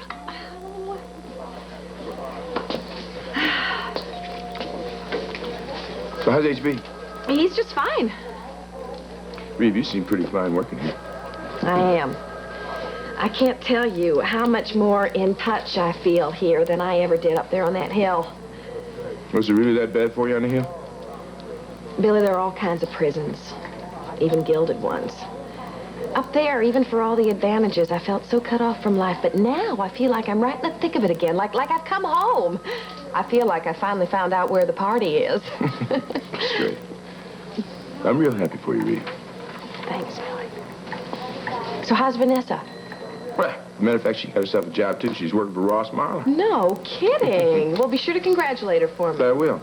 Say, as a matter of fact, What? Could you do me a favor and take HB out to the car when he's through? No problem. You got someplace to go? Yeah, I got a little congratulating of my own to do. Oh. I'll see you. Bye-bye. Judd, what are you doing? What'd it feel like? Enough is enough. Never. You're missing your physical therapy. Oh, no, I'm not. Yes, you are. No, I'm not. Watch out. You better. Watch out. Not again. Not again. How many times do I have to tell you? Keep... What is so bad about Beth working for Kyle Sampson? Sampson is the competition. He's the enemy. This isn't war, Aunt Alex. This is all Fremont's fault. Yes, it has to be. Beth would never, ever betray us without being under some kind of pressure. Alex, Beth isn't betraying us. She's doing her job. Oh, Fremont has conned her. Or used that silly charm of his to confuse her. I will have to think of a way to counter that. Will you please stop? There's no point to this. There is no point in blaming other people for decisions that Beth and I have made on our own. And Alex, Beth wants to work on that campaign. I want India to stay at the foundation. You're a Spaulding, damn it. So? You have responsibilities to your family, to the dynasty your grandfather built. You have to protect them from harm, and that means from people like India. She is a disease, Philip, an infection. And if you allow her to remain in our midst and fester... And Alex, you know perfectly well that if the family really needs me, that if you really need me, I'll be there in a second. But that just isn't the case here. It is. It isn't. Look, I can't just drop everything and leap into the fray every time you imagine that there's some sort of a threat. And Alex, I do have my own life. Well, that life won't be worth living if you don't get rid of that woman once and for all. Oh. You and I can handle the foundation perfectly well without India. We'll make a great team. And you'll see that once you assume your rightful position here at Spaulding Enterprises. And Alex, I am not going to be working at Spaulding. India will stay at the foundation. And I am not going to let you run my life for me. I will not tolerate your obstinance. Do you hear me? Sorry. Am I interrupting something? Get out of my office. Now. Oh, Lionel, Ross was way out of line. He knows that he's really sorry. What happened? Did you twist his arm or something? I didn't have to twist his arm. He values you very highly. You must know that. I used to think so until, after what he said about this case. Oh, he didn't mean a word of what he said. Not one word. He thinks you're doing a wonderful job. Really? Really. You're just going to go into court, and you are going to win that case for us. Aren't you? You bet I'm gonna win. Thank you, Vanessa. Sure. Knock him dead. Right.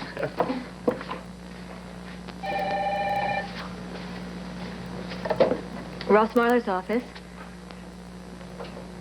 Oh. Yes, hello, Mrs. Matthews. Well, I'm terribly sorry, but Ross isn't here right now.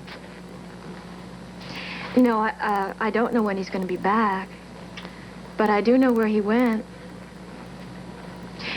Yes, he went to see Alexandra Spaulding.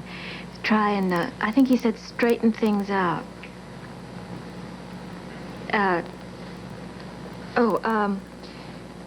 Yes. Yes, I'll tell him. Yes, goodbye. Hello. Hi. Well, are you here to see me or Ross? You. Oh, dear, what about? I need your help.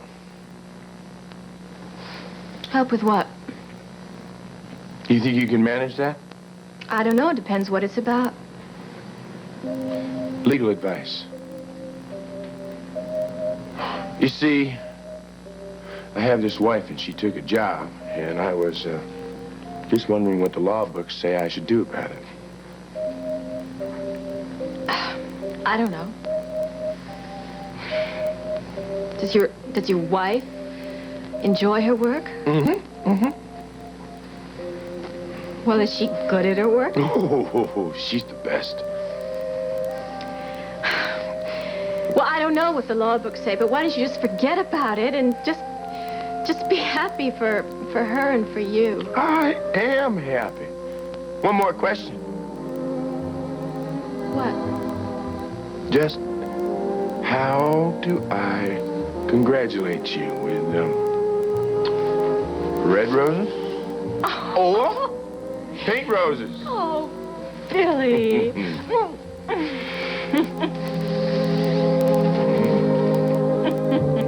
That's right, a 20% cut.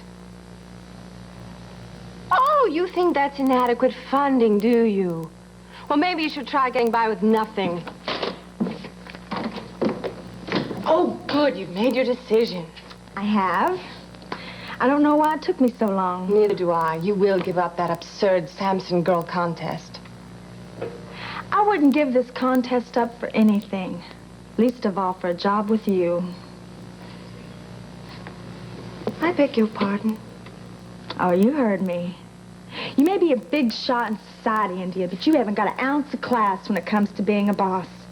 Working for you has been a nightmare.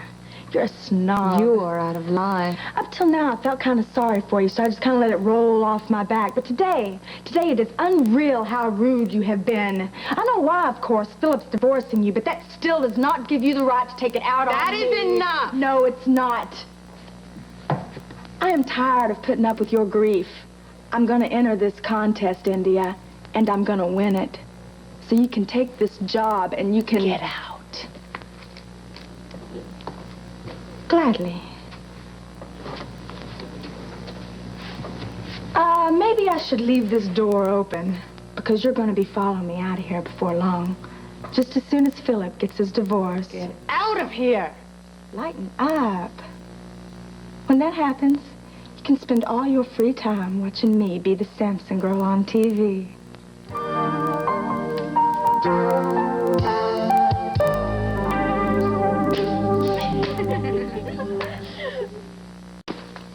How am I doing? Fine. Except your blood pressure is slightly elevated. Serious? I don't think so. Just a minor adjustment in your medication should take care of it. That is, if you have been following my orders to cut out all of those bad habits of yours. Of course I have. Your word is law, Doc. Oh. You old liar. Reva! Who you calling liar, woman? That's a God's truth. Then look me straight in the eye and tell me that you haven't had a single cigar or glass of bourbon in the last 24 hours. The last 24 hours. Go on. Say it. You got me, Reva! I don't know what you're laughing at, Harlan. Your health is no joke. Okay. How's this? I promise, on my honor, never to smoke another stogie or sip another bourbon and branch as long as I live. That suit you? Just about. It's not too bad. There's just one small thing. What? Look at this. What are you doing? Good fingers. Ooh, I'll give you for that. I'll see you at the nurse's station, and I'll give you a prescription then. All right. I'll see you out there, Doc. Oh. It's great to see you in such good spirits again. Great to be feeling this way. When I visited you here after the accident, I was real afraid for you. Well, there's no reason to be now. No reason at all. I have missed you, darling. I missed you too, Harlan.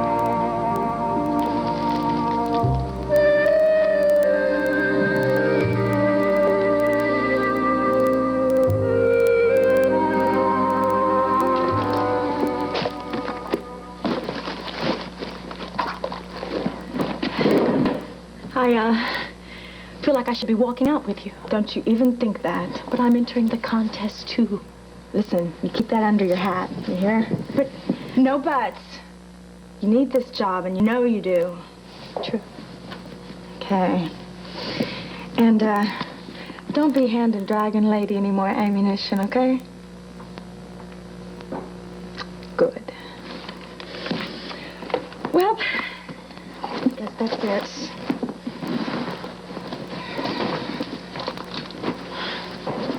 Oh. Hey, what's with the goodbyes? We're still going to be seeing a lot of each other, right? Hope so. No question.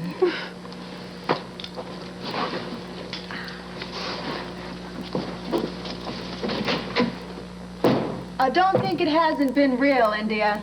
A real pain.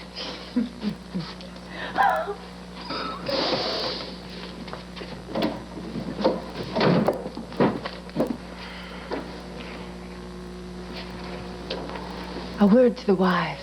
Peggy, stay away from that contest, or you'll be the next to go.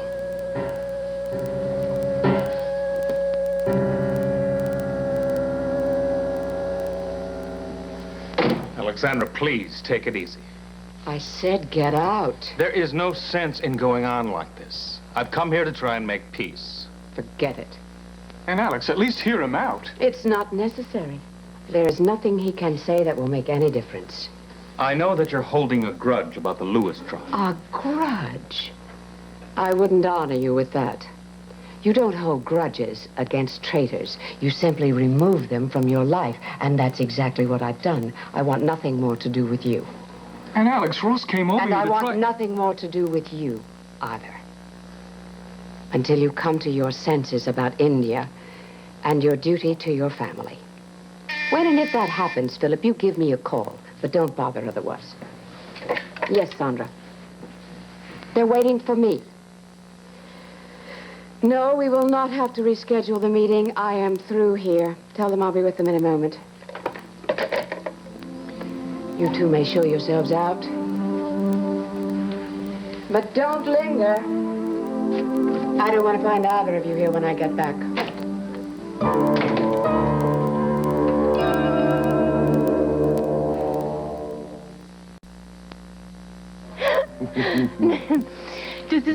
you're not angry anymore about my having this job. Darling, you are the most precious thing in my life.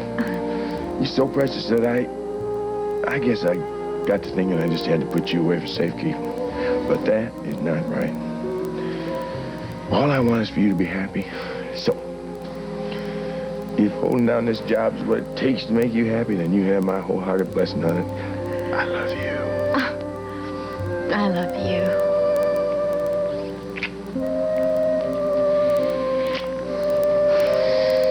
I have a promise to make. What's that? It is that nothing and nobody is going to suffer because I have this job. Not you, not little Billy, not our house, nothing. Oh, You don't have to take care of all that stuff. I know I don't have to. I want to. Oh, that reminds me. I've organized an art show for the club next week. Now this is something that you will need some help with. No, I don't. It's all done.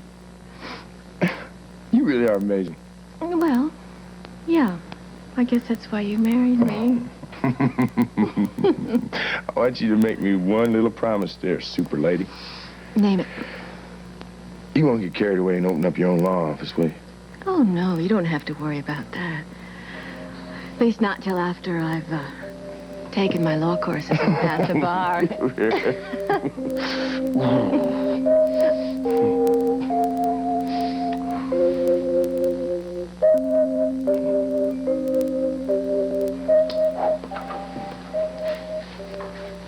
So what's with Alexandra?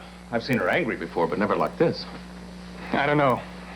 It's not just because of you. I know that much. Yes, you were on the firing line when I walked in, weren't you? Mm-hmm. Why's that? It's because I won't knuckle under and take orders from her now that I'm free of India. What does that mean? Free of India? Means I'm getting divorced. I see. Is that all you got to say? I expected at least a minor cheer from you. Oh, I'll cheer as soon as I'm sure that you'll go through with it. Remember, you have made this announcement before. I remember. There's no turning back this time, Ross. I hope not. Are you so skeptical that you'd rather not handle my divorce? No, I'll take this case. I'll take this case with pleasure. The other side of the river, that's not such a great neighborhood. Oh, it's fine. Oh, in Harlem, the house is so perfect. It reminds me so much of the place Mama bought us right after Pop left. Well, then I can see why you want it so bad. I just hope that real estate agent guy can cut through all the red tape and give me the green light. Maybe I can make a few phone calls, hurry things along. No, thanks. You want to do this on your own? Mm-hmm. Oh, HB. Here you are. Make another appointment to see me in about 6 months, okay? I'll do that. And thanks again, Doc. You're welcome. Okay, no? Oh, I can make it to the car on my own. Are you sure? Sure. Take care of yourself, darling. I just wish you'd do the same. Oh, I'm fine.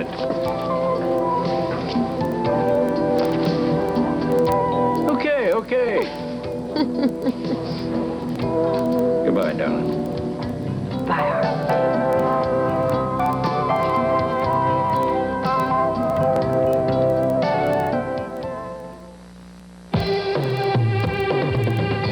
This has been Guiding Light.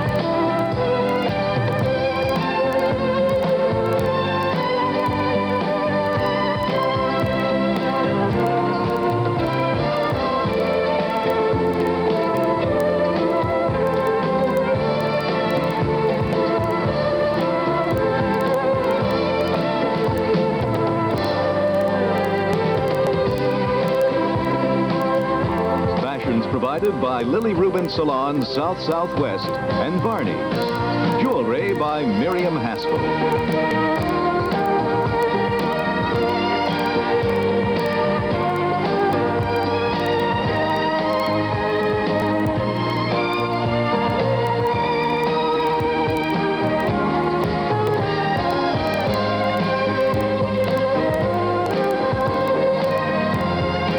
Be sure to be with us tomorrow for another full hour of Guiding Light.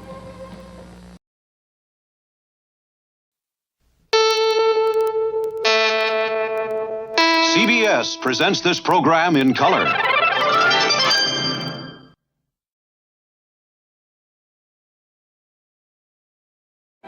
Come there, Slade over there. I want this apartment thoroughly searched. Kitchen's clean. Bedroom's all clear. All right, check all the doors. Check out on that terrace, too.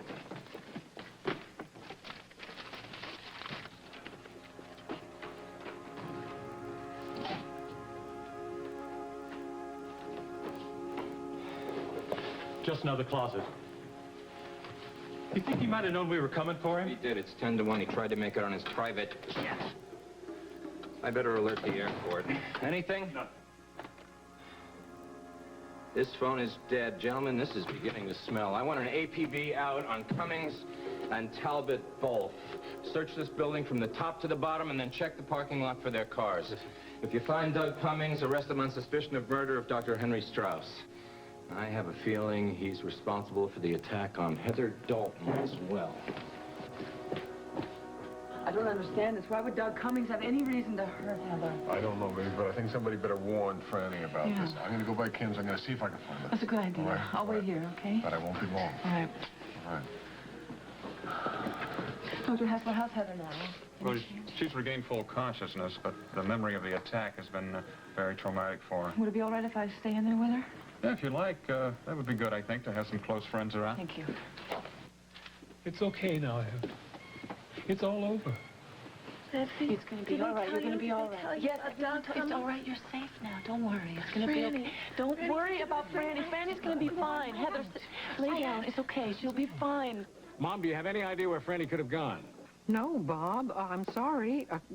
Ellen and I just drove in a few minutes ago. Does Kim know where she is? Well, Kim isn't here either, dear. I've been upstairs. I'm sure nobody's home. You sound worried. What's wrong? The police just showed up to Caroline's looking for Douglas. I'm hoping that Franny isn't with him. Doug Cummings? What are the police looking for him for? I don't have any of the details. Look, I'll be home as soon as I can. Mom, as soon as Kim gets there, ask her to find Franny. Thanks. Roy, will you please tell us what's going on? Roy Munson's here with 2 officers upstairs. Are they here already? That was fast. No, wait a minute. What happened? Heather came out of the coma. It was Doug Cummings that tried to kill her.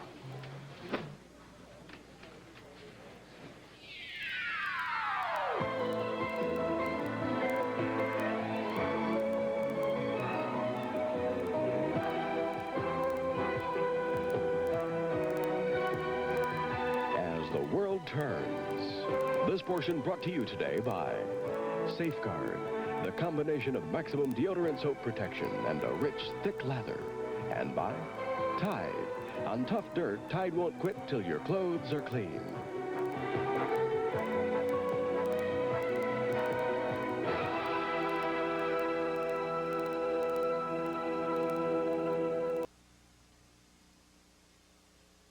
I really can't believe this. Doug wouldn't hurt anyone.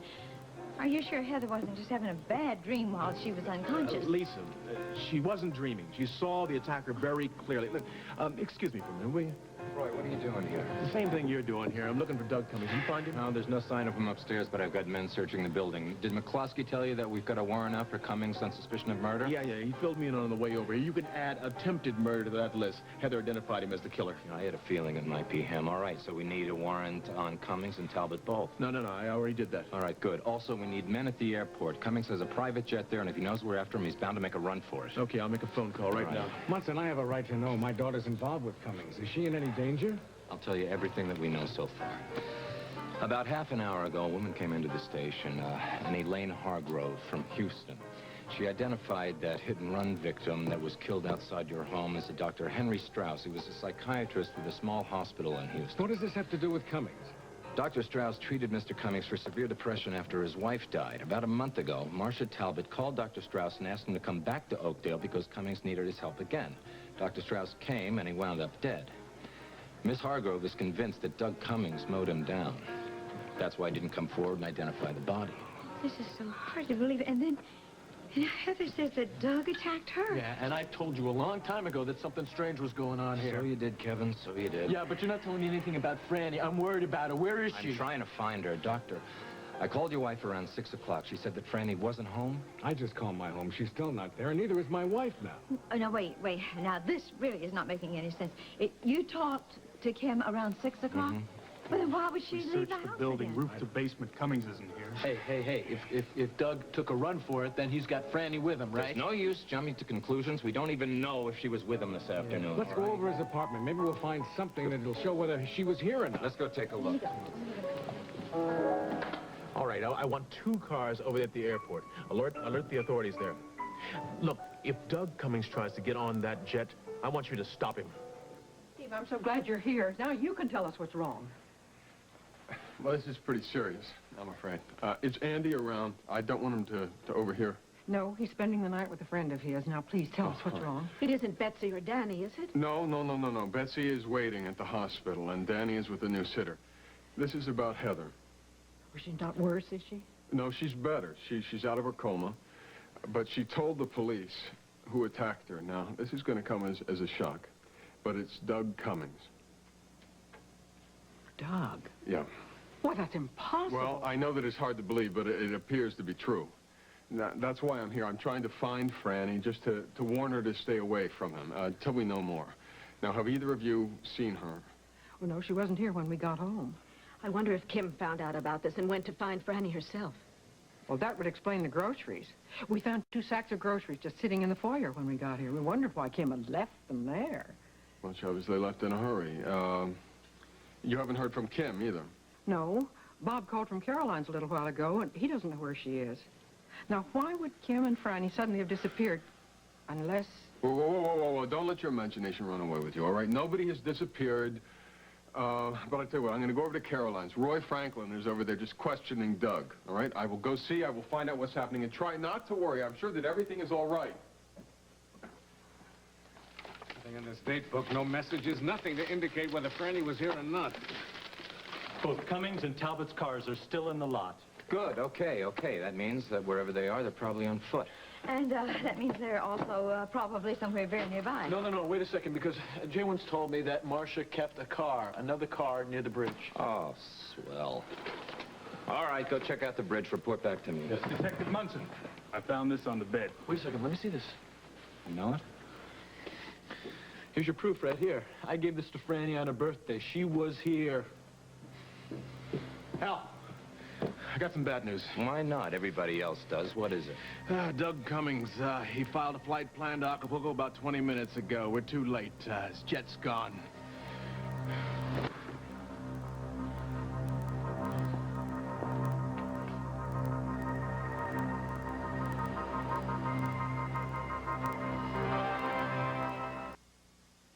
Thank you so much. Just put all that stuff in the bedroom. Where is the bedroom? It's right this All right, way. this should be... Would you pick up the phone, that's right. please? It should be 5. The phone. Thank you. There's the phone. Would you call Oh, Tonio? nice. Do you mind? the phone. Would you call Do you mind Tonio, if- please? May I please take off my No, the coat sooner we start first, looking may- for her, the sooner we're going to find her. There's the phone. Pick it up and call Tonio. Would you call Tonio now? Mr. Montgomery will take care of you. Thank you. Enjoy your stay. Thank you very much. Thank you. It's good. Yes, room service. This is Mrs. Walsh. I'm in suite, I don't know what, 25A. Room service. What are you doing with room service? Where is my champagne? What do you want champagne for? I want you to call Tonio. I don't want any damn champagne. I want the champagne. Would you hang up the phone, pick it back up, and call Tonio? Would you call Tonio now? You have been sitting in that plane in stony silence like a monument for hours. Don't you start bellowing at me now. I just want you to pick up the phone and call Tonio, please.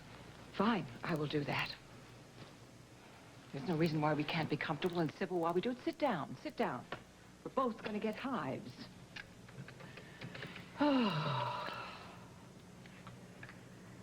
How do you do? Would you ring Mr. Reyes's room, please? It's number... Yes, thank you. He's ringing it. Senior... Oh, he's not there? This is Mrs. Walsh calling. Well, would you have him call me the minute he gets in? It's very urgent. Tell me something. Did he pick up the messages that I left earlier? Then he knows the number. Right. Damn. Great. What if he doesn't get back to you? The man works for me. Fine. What if Sierra is not with him? What if Sierra's just in San Francisco by coincidence? Now, what if she's out there on the street? What if? Come on. Darling, you love her. I love her. We will find her. We've done much more difficult things together. I'm calling the police. I'm going to give them a description, and they can track her down. I wouldn't do that. Why not? Don't, Craig, really. Yes, come on in. I wouldn't do that. Why? Just what we need. Would you pour us 2 lovely glasses of champagne, please? I'll tell you why. The girl has been expressing an aversion to being controlled, right, to everybody? If you get the police to yank her away from whatever she's doing, she's not going to be pleased with you. Not at all. Lovely. We really need that. I'm Mrs. Walsh. You'll find that I appreciate good service. Yes, ma'am. I'll remember that. Thank you. Right. There you go, darling. That'll sweeten your disposition. Just thinking about her out there alone, I can't... I wonder if I'll see her again. I have no doubt that you will.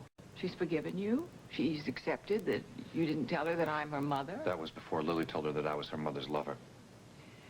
Oh, I don't know why. That poor child had to tell her all that. Neither do I, but I'm not trying to blame Lily here. That was tough for that kid to understand. She had a lot of half-truths, a lot of misunderstandings, a lot of missed signals. I don't know how a kid that age can understand any of this.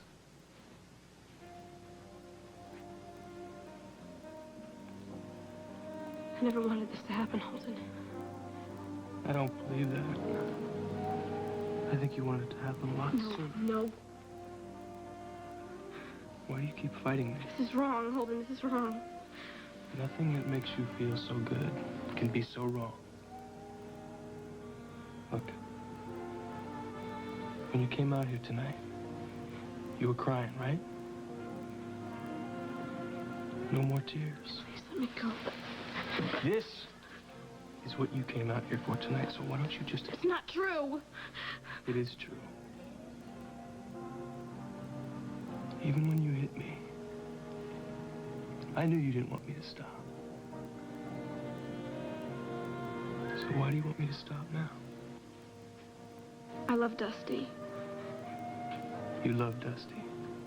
Well, where was Dusty tonight when you were so upset? Out with Dr. Dixon and my sister. I'm here now. And I just want to make you feel happy, that's all.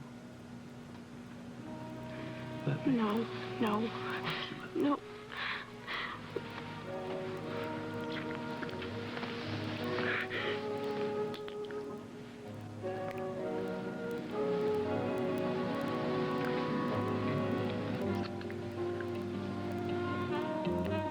Oh, Mommy, you ought to see this place. I mean, it was so romantic. There were pictures all over the walls, and I swear the frames were made of solid gold. I mean, I couldn't even taste my food. I was so excited about looking around. Well, I'm glad the Volkers are doing so well. You know, they changed that old farmhouse of theirs into a restaurant years ago. Yeah? Well, someday I'm going to eat in places like that for breakfast, lunch, and dinner. Well, I'll tell you, you can look the world wide, but you won't find cake as good as your mother's. Why, thank you. I'm so glad that you're enjoying it. It's delicious. Well, you want another piece? No, thank you. We really have to be getting along, right, Tess? Well, how about you, Dusty? I mean, you have another piece. Come on, you can't turn down seconds. Well, I'll tell you, Please. I've never been one to do that in this house. Okay, great. All right. And now, Dr. Dixon, you can just relax because you're stuck. Well, Josh, I just realized something. If we're going to be sticking around here, maybe I should call Lily. Lily, why? I mean, you know, you just finished an argument with her. You know, let her cool off a little. Meg, I think Dusty knows best what's best for him and Lily. Why don't you go ahead and call? Thank you. Phone's right over there.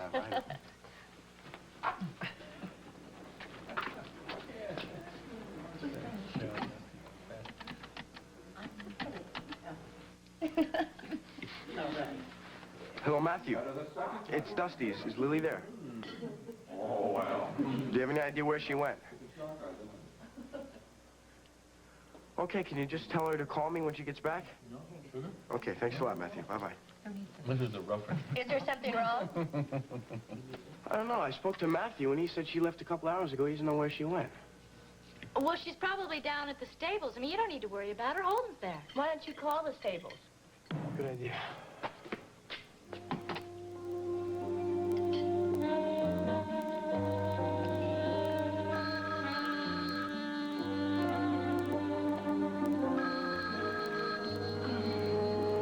Don't you think you should answer that? You really want me to? I didn't think so.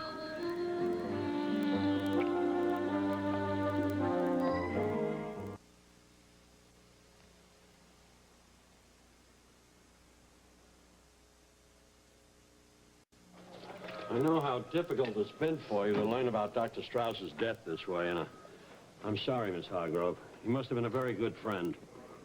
He was, more than that.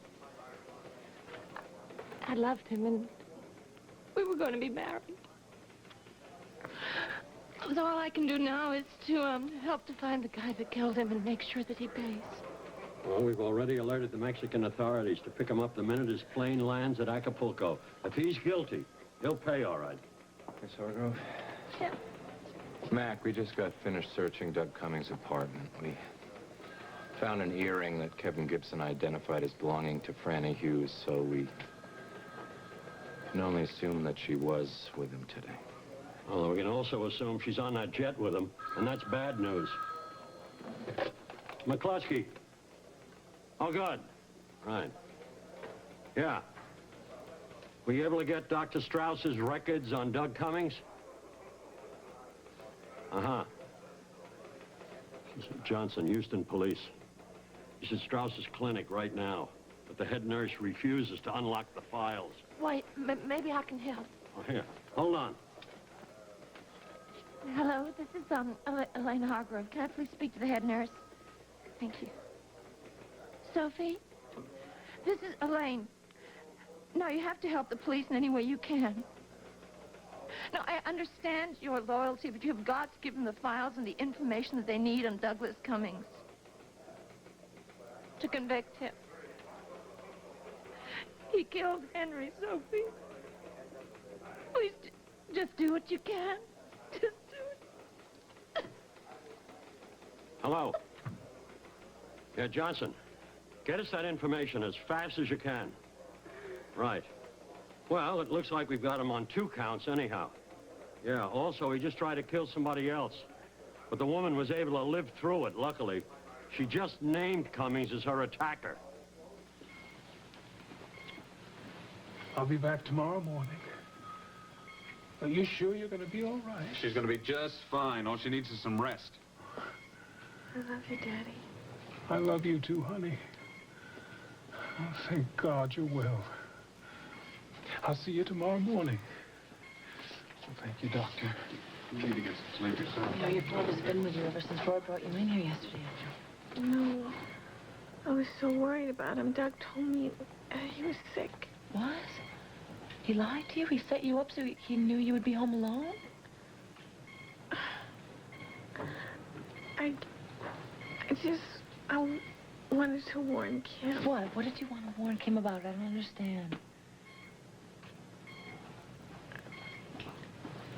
The key. I found the key in Doug's apartment. The same one that was sent to Kim. I think Douglas was the one sending the gifts to Kim. I don't know. Who are you calling? I'm calling Roy at Caroline's. I think Douglas Cummings could be guilty of a lot more than any of us ever dreamed of. I checked out all the phones. I can't understand how they're not operating. Yeah. Unless, could there be another extension around here someplace? I don't know. I'll check it out. Thanks. Look, folks, there's nothing more we can do here. I'll give you a call the minute I hear anything from the Mexican police. Look, I know how worried you are about Franny. Roy, it's not just my daughter that I'm concerned about. I called my home. My wife's not there either. Bob, now, there's no reason for him to take Kim. It's Franny. She's the one he's in love with. Well, Bob, I've been looking all over for Franny. Do you know where she is? We're not sure. Cummings left in his private jet for Acapulco. We think she might be with him. What are you going to do? What we're going to do is go home. We're going to wait for Kim to get there, and we're going to tell her what happened. Come on, Bob. Let's just go. What's up? Got a call downstairs from Mrs. Andropoulos at the hospital. Heather Dalton said she found some key in here, the match to the one you showed her. It was in her coat pocket when Cummings attacked her. It's gone now. You mean that's what he was after? Oh, why would he try to kill her for a key? Roy, do you think that this has anything to do with the key that was delivered to Kim? Wait a minute. That's not a standard lock. I wonder.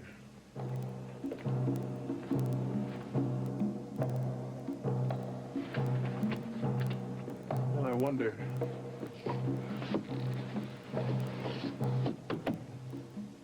This wall's hollow.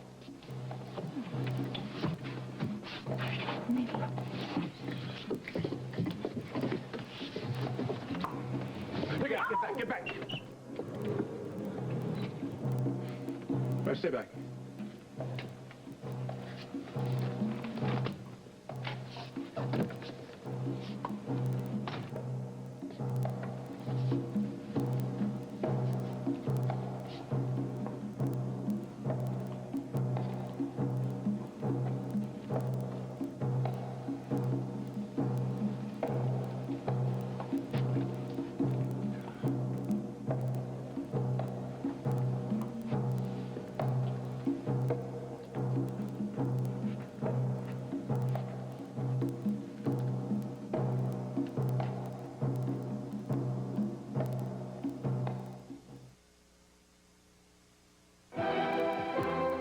This portion of As the World Turns has been brought to you today by Squeezably Soft Charmin Bathroom Tissue and by Love's Disposable Diapers. Your baby's comfort begins with Love's.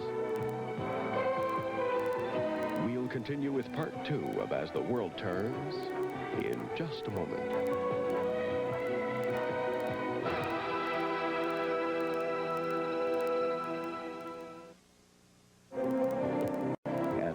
Part 2 of As the World Turns.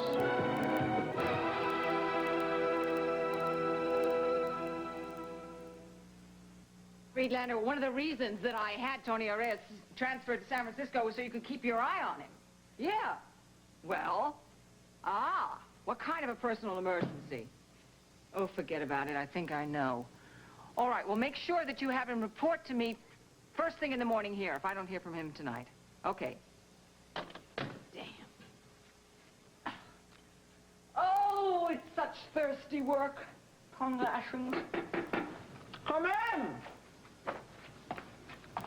Well, you look better now that you took a shower. Well, I'm not. Have you contacted your offices yet? Yeah. I'm just talking to Friedlander on the phone. Yeah. And? He's going to have Tony Reyes contact us in the morning. Oh, fine. I'm supposed to wait here until the morning. No way. I'm going to go crazy. Well, let's do something else then. I mean, what should we do? We can have dinner, we can send out, we can do anything we like. Until we take the next step. I know what my next step is. I'm going to Antonio's hotel. He's not there. Well, look, we don't know that. Sierra told John that she didn't want to see any of us again. Now, Sierra may have asked Tonio not to call you back until she left town again. I'm not going to risk that. Wouldn't the desk clerk have told us? Fine, then I'll wait in the lobby until he gets back. You don't even know what he looks Look, like. I have seen a picture of him. I will work it out, all right? There. That could be Tony Reyes right now.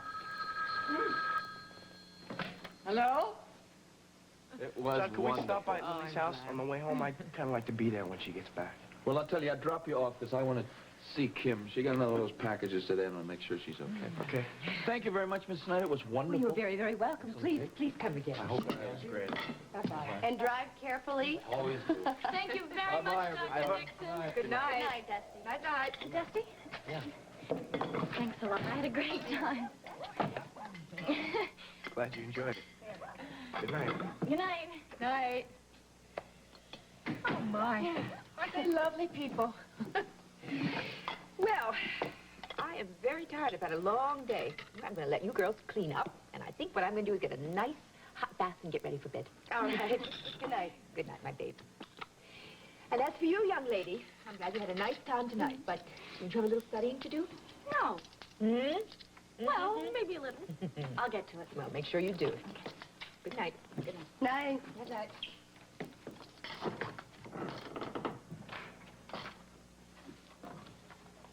Meg, I want to talk to you. I wish I could, but, you know, like Mama said, I got a lot of studying to do. Yeah, well, this is very important. I think you could spare a few minutes. Look, if you're going to start in on me again... No, I'm not going to start in on something again. Look, Meg, I know it has been hard on you. I mean, having me home after being away all these years. But I think we ought to try to understand each other just a little bit. I mean, we are sisters, Look, you know. I just don't have the time for that. Well, I think you better make the time. Because I'm not going to put up with the way that you talked to me this morning ever again.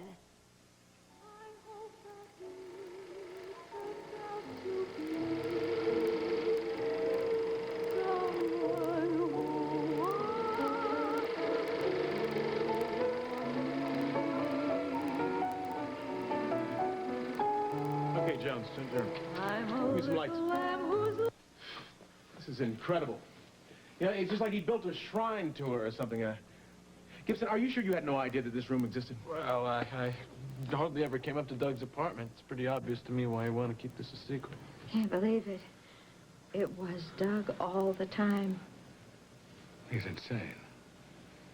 For months, he tormented her, and we treated him like he was a member of the family. Now, my daughter's with that madman, and he probably has my wife, too. No, I'm sure that Kim is all right. She wouldn't have come over here. Tonight was really too important to her, Bob. Lisa, what are you talking about, important? Well, she just looked forward to spending time with you tonight. Dr. Hughes, look, I know how hard this is on you. We're doing everything we can to make sure your daughter's all right. Yeah. Let me check the phone. Yeah, this is why the phone didn't work. This extension's been ripped out of the wall. It says, Dear Dad and Kim. What? It's from Franny. She says she's leaving with Douglas for Acapulco tonight. Kim must have found this at home. Wait a minute, Munson said something about he called Kim to let her know that it was Douglas who attacked Heather. You're right. Then Kim came here to stop Franny. She's both of them. Roy, you got to do something. Look, there's nothing I can do until the plane lands. Well, there's something we can do. You can pray. No, Meg, I don't want to argue. I just want to make something very clear. I mean, this morning you insinuated that I had some interest in Mr. Andropoulos. Well, you just made me mad because you were trying to interfere in my business. Fine, okay. I want you to know that that's ridiculous. I mean, he's my boss, and that's it. He's very happily married. He has a lovely wife and a beautiful daughter. I would never do anything to hurt them. Quite honestly, Meg, it really hurt me that you would even think that I would do something like that. Well, then, quite honestly, it drives me crazy when you get self-righteous. I mean, Tad Channing was a married man, too. Okay. I admit it. I made a mistake. I loved him, and I paid for it. He really hurt you, didn't he? Yes.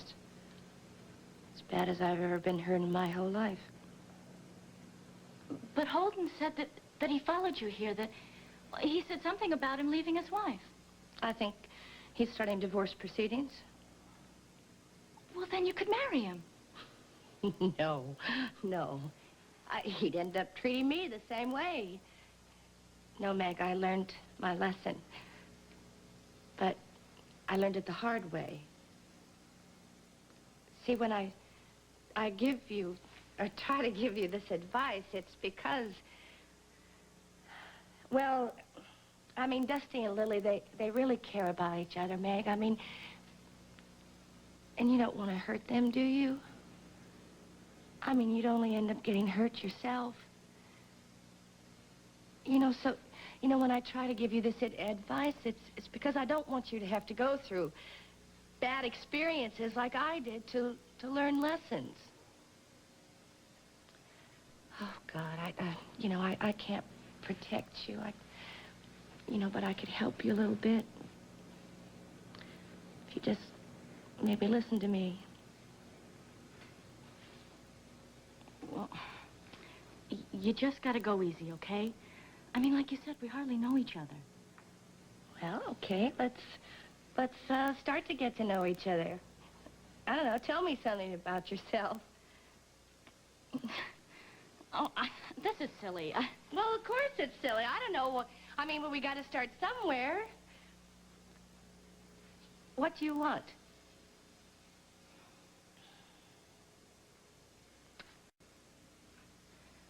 I want what you wanted when you left home. I want a better life. Better than this? Yes. God, better than every day of my life wearing hand-me-downs. You know, going out at the barn at dawn to shovel manure, scraping every dime together just to make mortgage payments. I hate it here. You know, Meg, you may feel like that now. But, you know, when you get older, you realize that this house, this farm, this land, I mean, it's your heritage. And you're not going to find anything better than this. You call this heritage? It's a pile of dirt in a house that's, God, not worth the money it takes to keep it up. You know what I want? I want Mama to sell it and let Mr. Andropoulos put condos on it so we could live a normal life. I don't know, Meg, I think you're just... Well, you don't know how lucky you are to have this farm. I don't want it. I look at Lily Walsh and everything, and all I can think of are the things I'm missing. I hate every inch of this place. And I just can't wait to get out for good. And the first chance I get, that's exactly what I'm gonna do. You know, Lily's pretty upset with her mom lying to her all the time. Yeah, I'll bet. But John, like everybody in that house is always keeping secrets from each other. I don't get that. Why? I mean, Lily was upset because I told you something. Why? Yeah, I told you that Craig and Miss Walsh were involved. Oh, yeah, but you didn't tell me anything I haven't figured out already anyway. So I told her that you and I are pretty straightforward with each other, because that's true, right? Sure. What kind of question is that?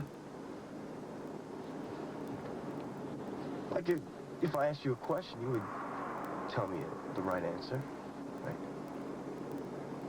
Why do I feel I'm going to be sorry we're having this conversation here?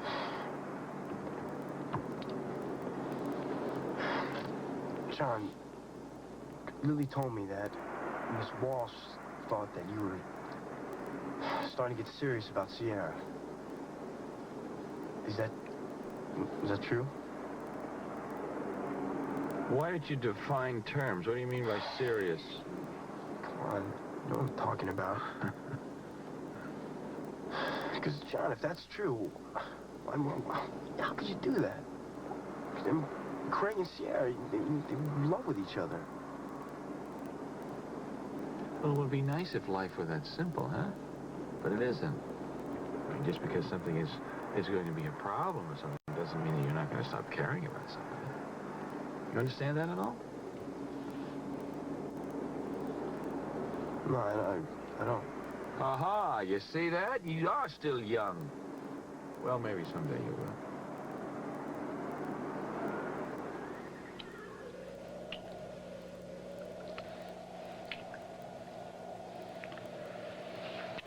I think I should walk you home. Why? Because it's time for you to go. I thought you said you wanted me to stay. If you stay, this is going to get out of hand. And I don't think you're ready for that. At least not while you're still thinking about Dusty. I shouldn't have said anything to you about him. I'm sorry. I don't want you to be sorry. I want you to be sure that it's right. And I don't think you feel that way right now. Do you? I don't know. I don't know. The only thing I do know is that I want you to hold me. Would you do that? Please.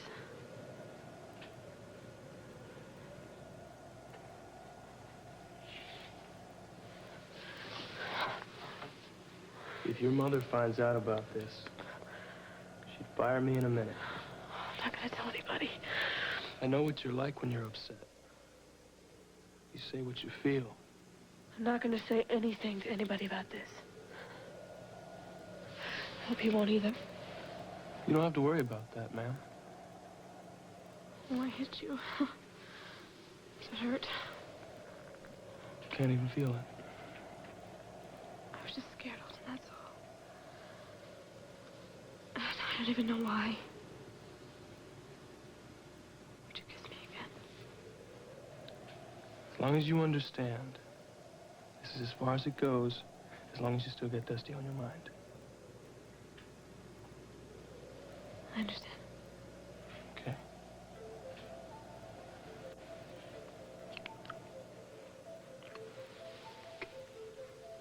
I don't think I've ever felt like this before.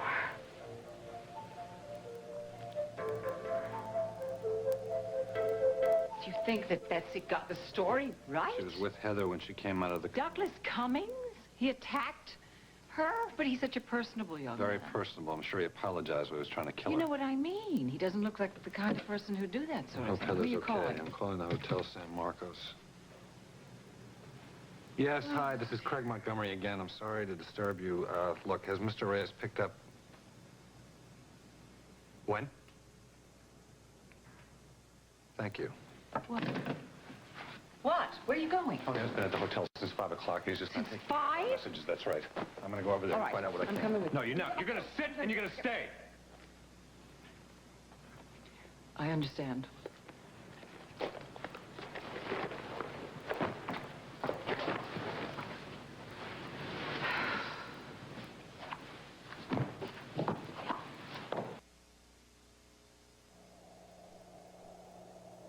Listen to the wind.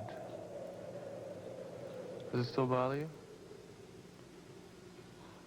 I didn't even hear the wind. There's too many other things that scare me more. Like me? I think this whole thing was a big mistake. Don't talk like that. Not after we've been so close. My whole life has changed since I came out here. It'll only change if you want it to change. Why are you talking to me like this? You're so cold. Because I don't know what you want from me. And I don't think that you do either. Your problem is you're afraid of too much. I know. Ever since I can remember, I felt this way. There's no reason for it. It just keeps you from enjoying yourself. There is a reason.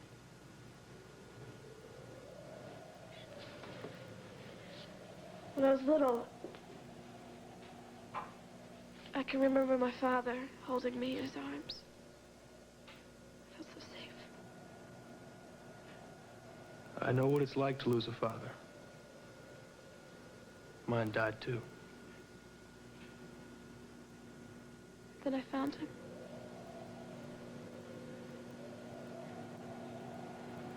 He shot himself. I was little. I didn't know. I just kept shaking him.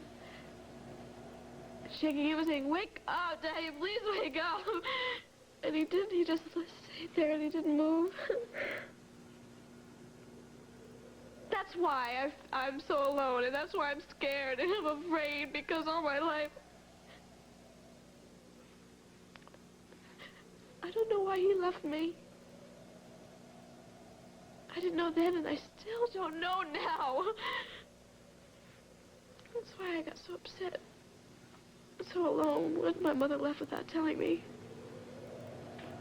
And Dusty, he left me too. I just didn't feel like being alone tonight. So you came out here. Yes. To be with me. Say it. To be with me. To be with you. You don't ever have to be alone again. If you don't want to.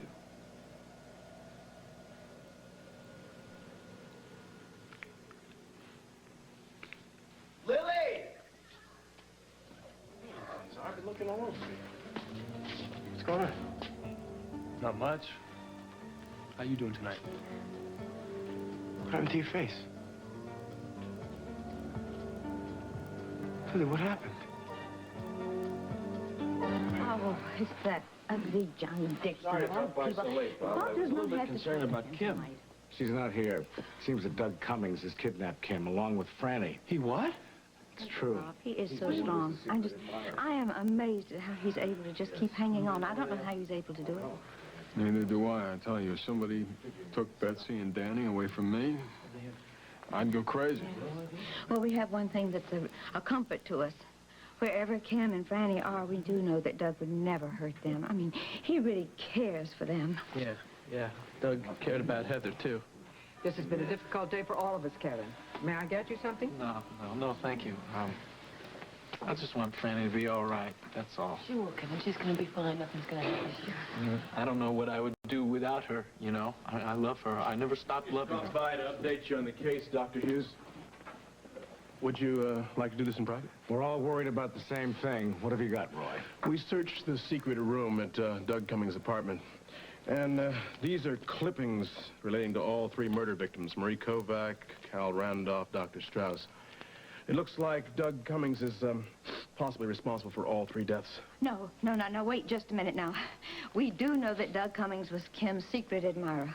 But he's my friend, and I know him. I know he is not capable of committing murder. Mrs. McCall, we've gained access to Mr. Cummings' psychiatric files. Everything's on its way up from Houston, along with tapes of the actual sessions that he had with the psychiatrist.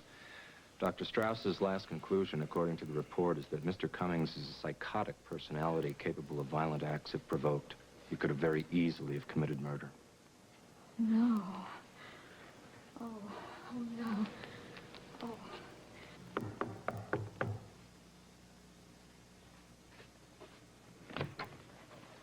What is it? Mr. Reyes, I'm Craig Montgomery. You know who I am? Okay, how about Lucinda Walsh, your boss? You remember her? We've been calling you for hours, and you haven't returned our calls. Why? I just got back to the city. I thought tomorrow would be soon enough. Well, it wasn't. Now, I think you know why we've been trying to find you.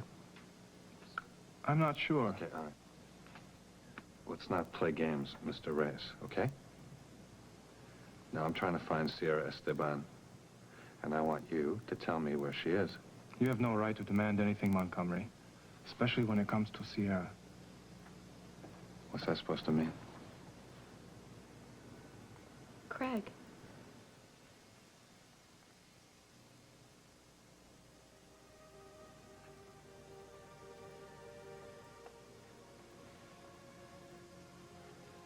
Sierra, I want to talk to you right now. Sierra Esteban is now Mrs. Tonio Reyes.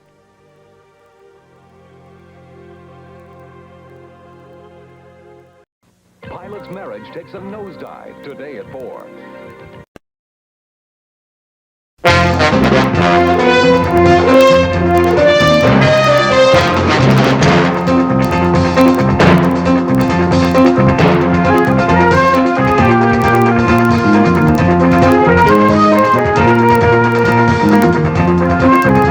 Barnaby Jones, starring Buddy Ebsen.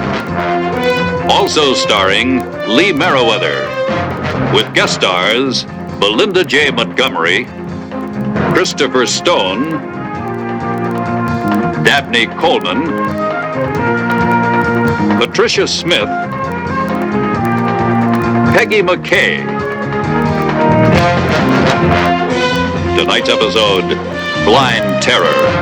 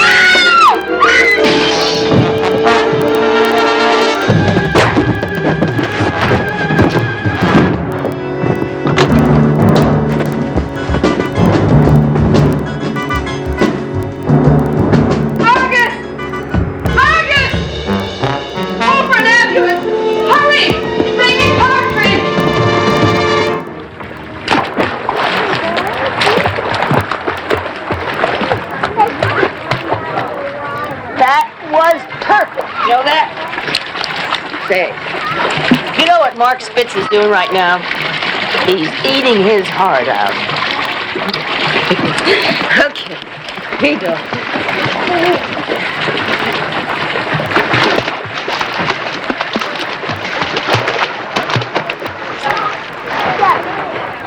It's never the babies who are scared, only their mothers. Hope I haven't kept you, Mr. Jones. Not at all, Miss Benedict. Lovely girl, your daughter. Of course, she realized that the way things are today, the police have their hands full. Must be a lot of worried parents looking for missing daughters. Michelle is over 18, isn't she? 21. Mr. Jones, I'm somewhat of an authority on parents who panic, and I'm not one of them.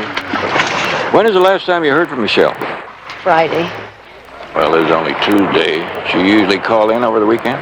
Yes. I phoned her apartment. I've checked with her friends. She didn't show up for work over the weekend, and she didn't go to school yesterday or today. She live alone? No. Poor Amy. It's her roommate. She had a terrible fall down the stairs, and she's in the hospital right now. Did you try to contact Amy about Michelle? The last time she saw Michelle was Friday morning in their French class. Now, all of this is just not like Michelle. Boyfriend? Oh, so many, I lose track. Number one right now is Eric... somebody.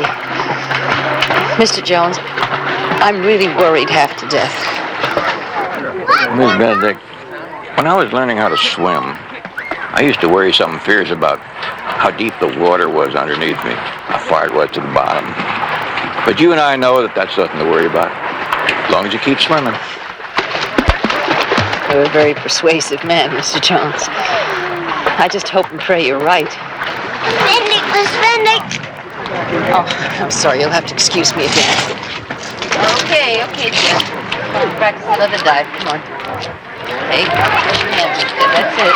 All right. Easy. Okay, go easy. That's the boy. Just go.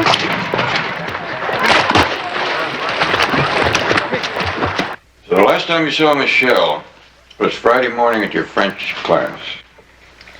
That's right. And that's the only class we have together on Fridays. But you came home that night expecting to find her in the apartment you shared. Yes. For all I know, she was there. Didn't you go inside the apartment? No. I remember scrounging around in my purse for my door key as I was going up the stairs. When I got to this top step, I found it. And then I must have tripped or something. That's the last you remember? I'm afraid so. In fact, now I've lost my door key. In the fall, I guess. Michelle was dating a young man named Eric. Uh-huh. Eric Rome. Eric trains animals for TV commercials. He rents this old place from my uncle out in Saugus. I'd like to talk to Eric. Michelle has his number in her address book. She keeps it in a drawer under the television. You won't mind my going through your apartment, Amy? No. Mrs. Selby or her son Argus will let you in. They manage the building. I guess you two can meet properly now. This is Amy Partridge, Mr. Jones. Thank you. Amy, would you say that this was a good likeness of Michelle?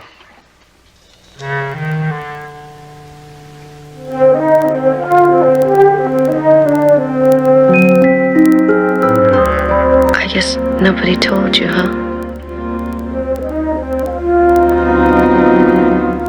I'm sorry. This is a real crack-up. Me blind. I can't really believe it yet myself.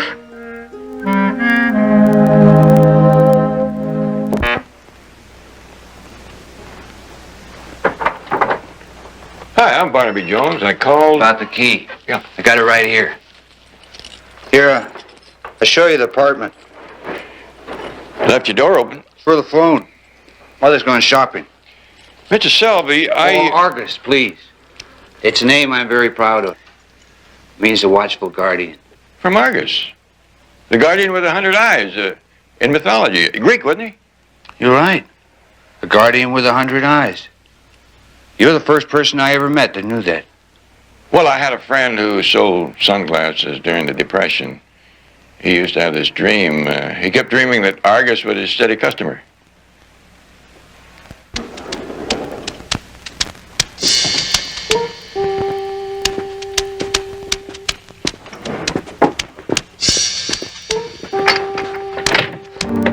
Argus, you didn't happen to find any of Amy Partridge's keys, did you?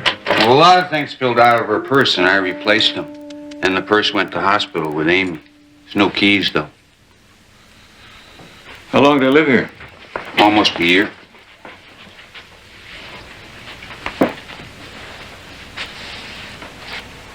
Fine-looking girls. Well, I think Michelle was, I don't know, she's too flashy. You know, it's terrible about Amy being blind. Wonder why it always happens to good ones. You liked Amy? Well, we never went out or anything. Michelle? No, I never asked her. I mean, guys stand in line to take her out. Lots of guys. Maybe that's where Michelle is now.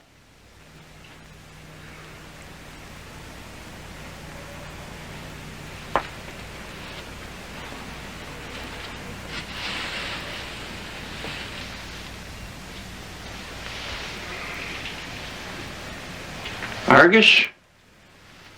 Did the girls bring in anybody to do the cleaning? No, they did it all themselves. And they really kept the place spotless. They vacuum it twice a day. It's funny, they vacuumed right past his shoelace. It's not mine. I only wear slip-ons. You know, loafers.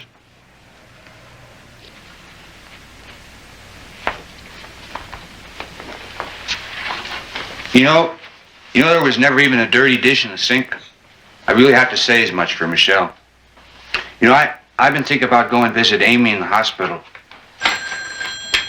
That's our phone. You make yourself at home.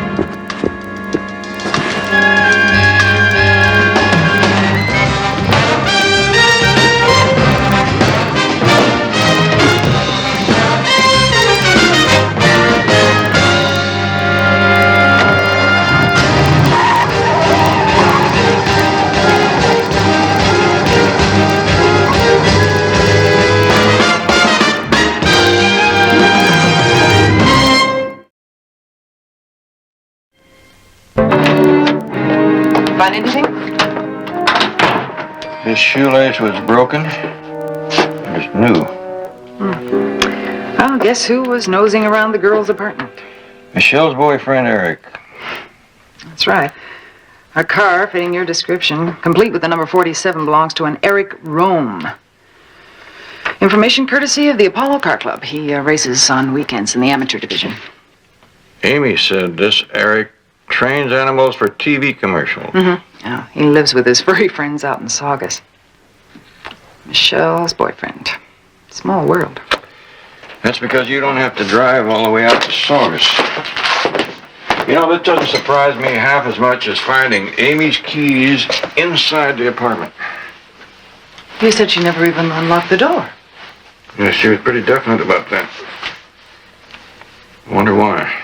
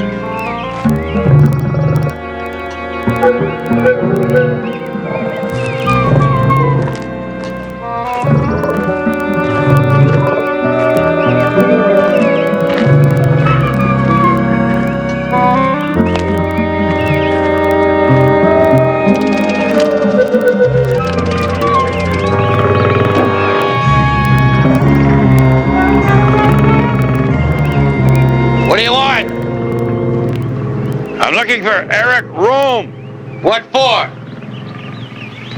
I don't think we were properly introduced the last time. In fact, I'm looking for Michelle Benedict. What last time? Can we talk about Michelle? Okay.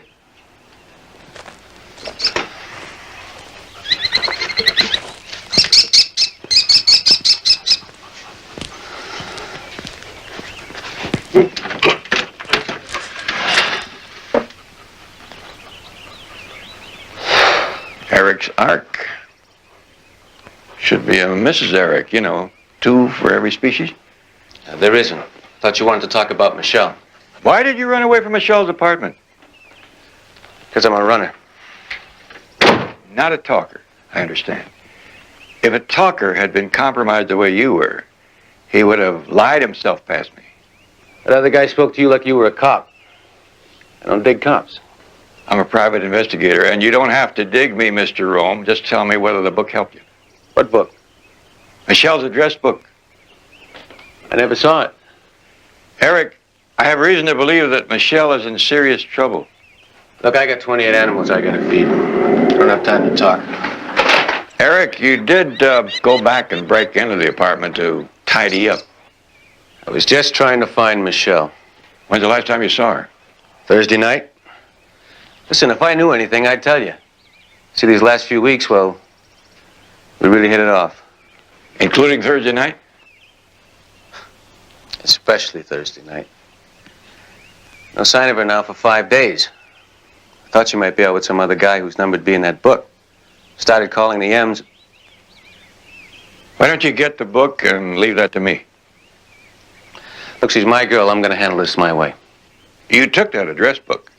Let's see, that's breaking and entering, possession of stolen property, possible interference with a criminal investigation. Okay. Okay. Okay, baby. Come on, baby. Come on, come on, come on. Get down here.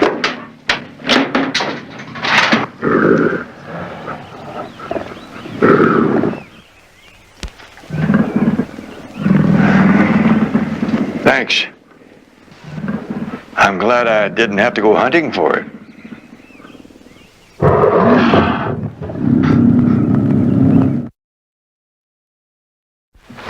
There's nothing stranger than someone else's kitchen. Oh, I bet those roses could use some water. Still a watchful guardian, Argus? Oh, Amy's back. I was just gonna knock. I was gonna see if I could be of any help. Sounds like a good idea.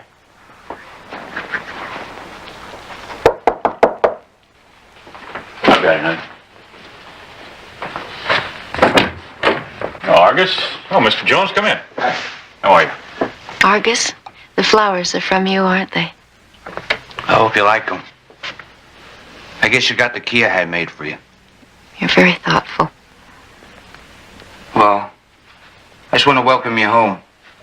Thank you. Strange young man. Could we offer you anything, Mr. Jones? Oh, no, thank you. Any word yet on Michelle, Mr. Jones? Well, I'm afraid not, Amy, but I think I found something that you lost. My door keys. Where on earth did you find them? Amy, are you sure that you didn't open your door that night, step inside, and then remembering something you left in your car, stepped out again, and then you took your fall? I'm positive. How could I forget something like that? Do you or Michelle have a pair of old brown shoes with laces? It's hard to tell these days, but I would say men's shoelaces. No? Why? I found one in here, and it's kind of like finding a billiard table in the honeymoon suite. You gotta wonder what it's doing there. Maybe Argus. He let himself in with the roses. Well, I've got to get back to work, and I've got that appointment with the vet. We've got a very sick Doberman on our hands. Go ahead, dear. We'll be all right. All right. Amy, I just want you to know that you're going to have the best of care. The finest specialists, whatever it takes. I know that. Thank you. Bye-bye, honey. Bye. Bye, Mr. Jones. Now, don't worry about us. I'll call you later at the office. Good. Amy, this lamp on the end table, how'd it get broken? It isn't. I mean, that lamp's brand new, Mr. Jones. Well, there's a piece broken out of the base here. Were you going to glue that back in? If that lamp's been damaged, I just don't know how that happened. Mr. Jones, what are you inferring? Well, it's just possible that things went on in here that we don't know anything about yet. Barnaby's told me how you teach those little ones to swim. That must be very rewarding work. I'm sorry you have to wait here so long.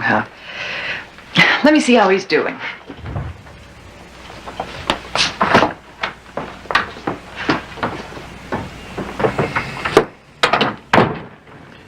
The stain on this piece of lamp is blood, all right. AB negative, the rarest. That rules out Amy. She's type O. What about Michelle? Barnaby, Mrs. Benedict is so despondent already. I was afraid if I asked her, she'd... Well, we gotta know. The sooner the better. I was kind of hoping you'd handle it.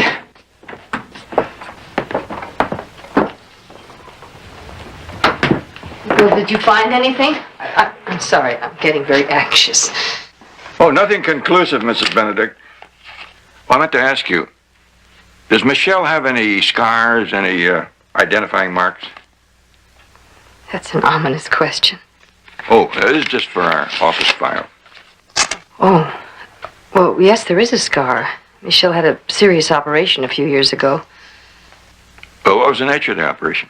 She was in an accident. She suffered a ruptured spleen. I was very worried about her. It was really touch and go for a while. I suppose there was a lot of internal bleeding. Did she have many transfusions? Yes, that's what made it so serious. Her blood type is very rare, AB negative.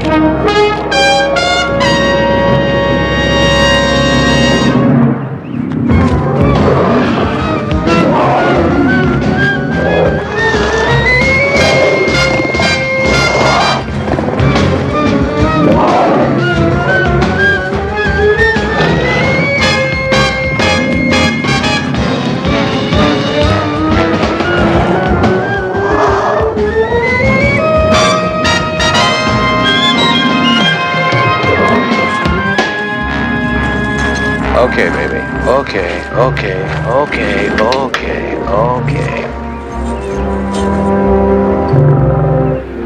Now you see why I don't lock my door.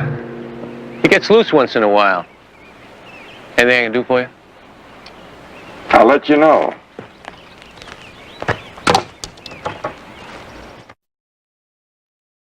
Perfect match. Take a look for yourself. See how the threads fit together? This means the shoelace that you found in Eric's shack. matches the one that I found in Michelle and Amy's apartment. Well, you can add to that what I came in to tell you. Lieutenant Hager returned your call. Eric Rome does have a record. 2 counts of assault. That makes him a pretty good suspect. Yes, and he knows that, too. That's probably why he set the cat on you. Betty, that number in Michelle's address book that didn't have a name attached. Oh, yes. Valley Vista Motel.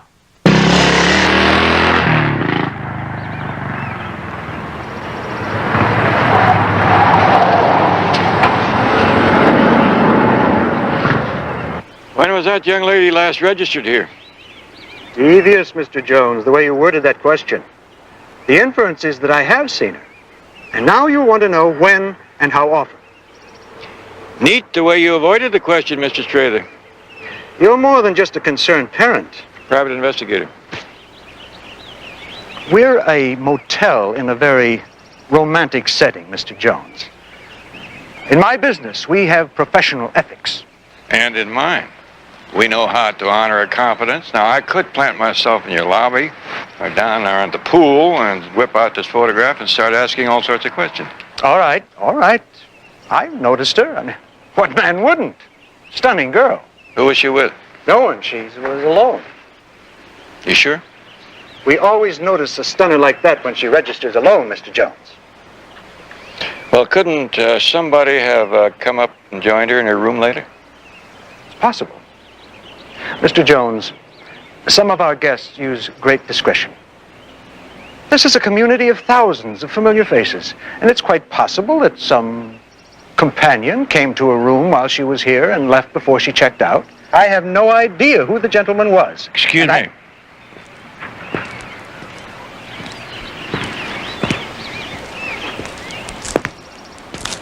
Hello, Eric. What are you doing here? I've got as much right here as you do, Jones, so lay off, huh? I'd like to, but how do I know that anonymous visitor in Michelle's room here wasn't you? I came here for the same reason you did. I told you. I got through calling the M's in her book.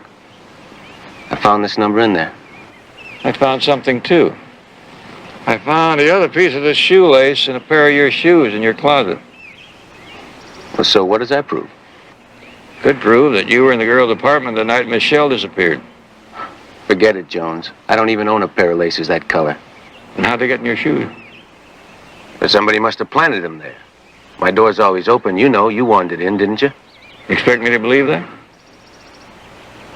Nobody's ever called me a liar, old man. It's always the first time for everything, Sonny.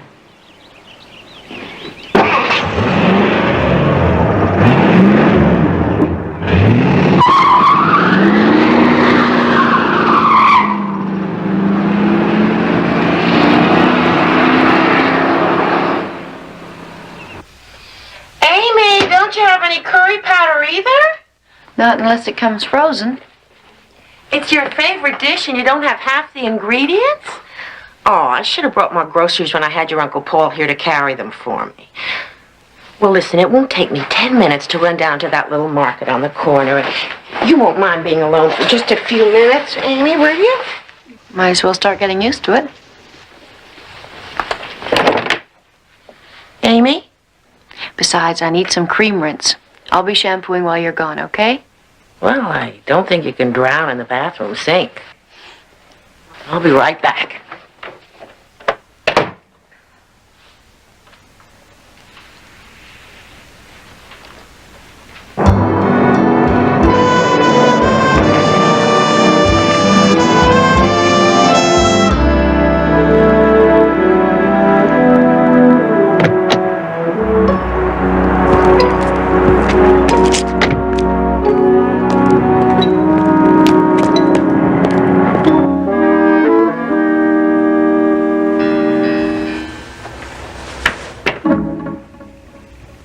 Forget something, Aunt Ellen?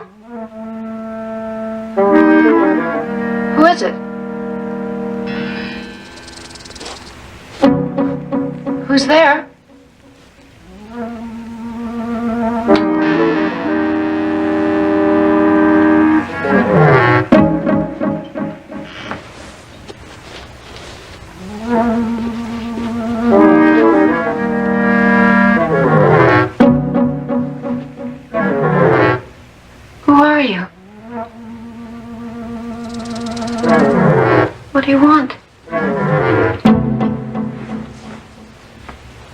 I know someone's here. Michelle? Is it you? Answer me. Who is it? Please.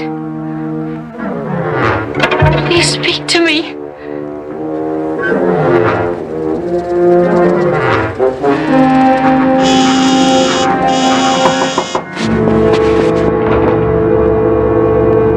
Amy?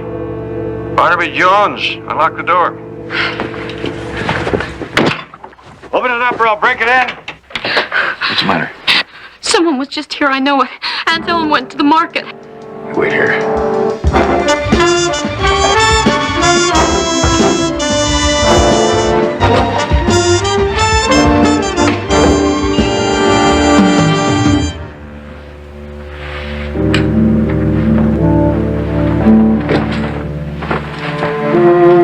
It's all right, Amy. He's gone now. What's to keep him from coming back?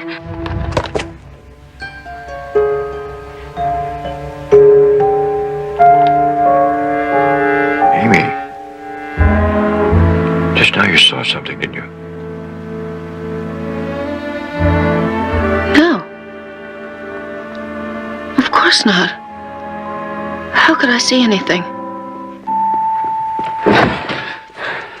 I heard Amy call. I came to see if I could help. What happened?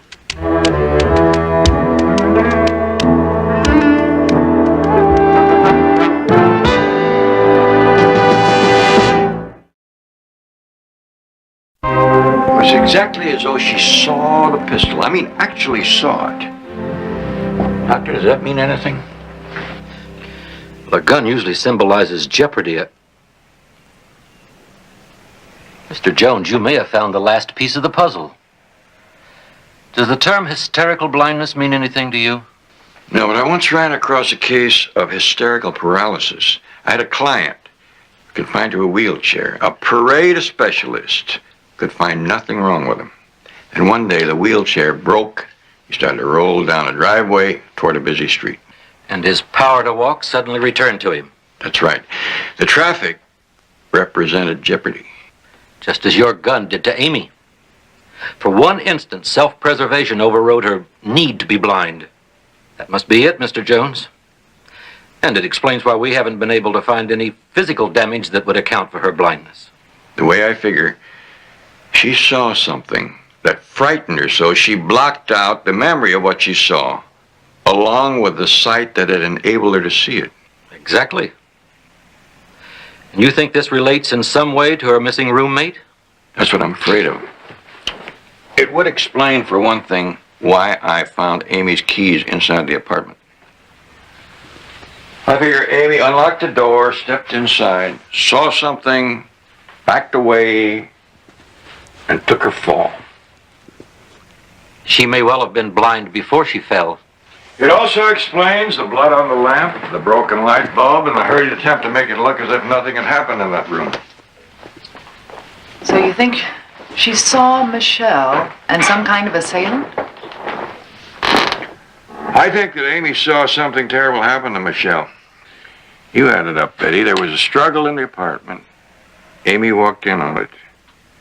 The intruder saw her. She saw him. And he has to make sure that she never gets a chance to identify him. If I'm right, he knows she's an eyewitness to whatever he did to Michelle. Why is he risking coming back when he knows the eyewitness is blind and has blocked out all memory of what happened? Because he knows that when Amy hears the truth, she will see and she will remember. Is it that simple? No. No, it isn't. Because Amy doesn't want to hear the truth. And she will fight to keep from hearing it. She'd rather be blind than remember the awful thing that happened to Michelle. Exactly. Barnaby, I forgot. The information you wanted on Argus Selby. He spent 1970 and 1971 in a San Diego mental hospital. He was committed by his mother after an attempted assault on a young woman. Wow. Isn't this interesting? From what you've told me of Argus, he hardly seems the type to have clandestine meetings in the Valley Vista Motel. Why not? Eric has his place out in Saugus. Argus can hardly entertain at home because he lives there with his mother. Well, then it's a good thing her aunt insisted that Amy move out to the beach house. At least those two women aren't alone in that apartment. If you hadn't scared off that prowler... You know, Betty, Amy has all the answers. It's my job to find the right question.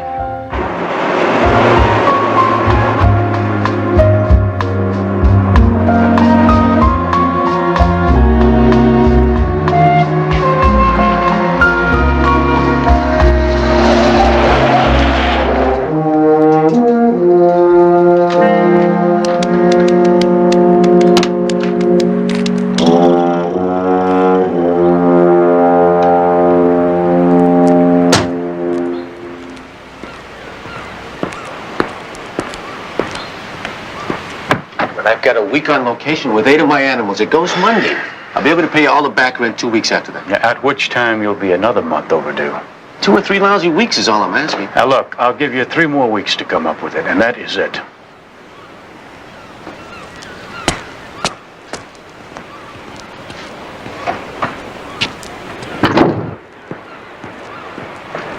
Who's following who today, Joan? Eric, I want you to stay around a while. Sure, why not? Mr. Jones, I told you exactly what happened the night I fell. I know that, Amy. I wonder if you understand why I'm asking all these questions. To a point. But you seem to think that I know more about what happened to Michelle than I'm telling. It's just possible, Amy, that you know more than you realize. You're not making any sense. Amy, listen to me. If it sounds like I don't believe you, or that I'm trying to trick you, please trust me when I say that my only interest is in finding Michelle or in helping you. Will you believe that? All right.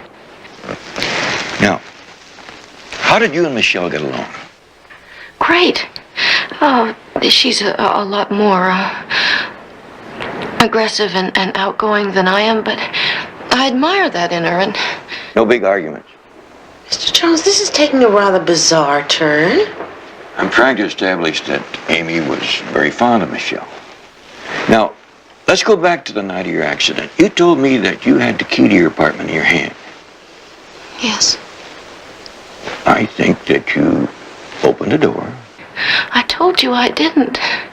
You stepped inside. No, I was never inside.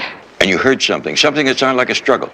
There wasn't. I didn't go inside. You were scared. Matter of fact, you were terrified. That isn't the way it happened.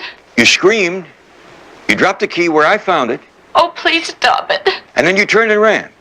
Make him stop, please. It's all lies. Please stop. Mr. Jones, you're going much too far. My wife is right, you know. I think Amy's mature enough. Play kind of rough, don't you, Jones? Could we go into another room, please?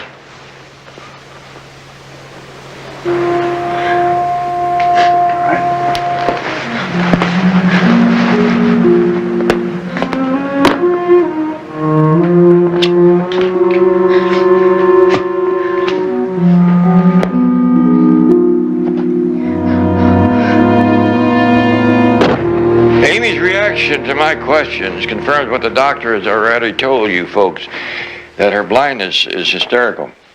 I keep trying to bring the truth into focus and she just won't face it. It seems to me you're exploiting our niece to solve your case. Now, it does come off that way, Jones. Maybe a certain amount of truth in that, but I'd like to leave here with my case solved, but what's more important, with Amy's sight restored. It all sounds very far-fetched. Your niece is in jeopardy.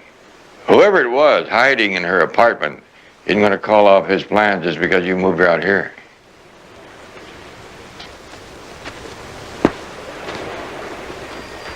There's someone out there.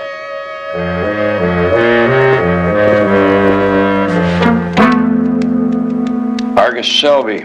Were you expecting him? Heavens, no. Oh, now he has the dogs upset and one of them's sick.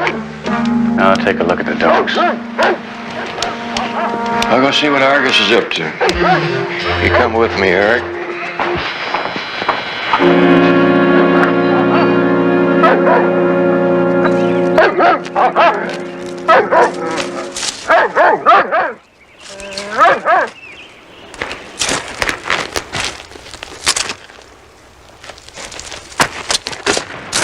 Lose your way, Argus? Mr. Jones? No. I just thought I'd visit Amy. It's just me, honey. Oh. You startled me. I didn't hear you come in. Where's your aunt? Making some tea? Now, this has been pretty difficult for you, hasn't it, Pigeon? I just don't know what Mr. Jones wants me to say. Well, maybe we'll just call it quits on him. Can we? Now, when was I ever able to say no to you? You're the greatest uncle in the world. Say, you know, what does it for me when I've been through the ringer? What? A nice, long walk. Sounds like a wonderful idea.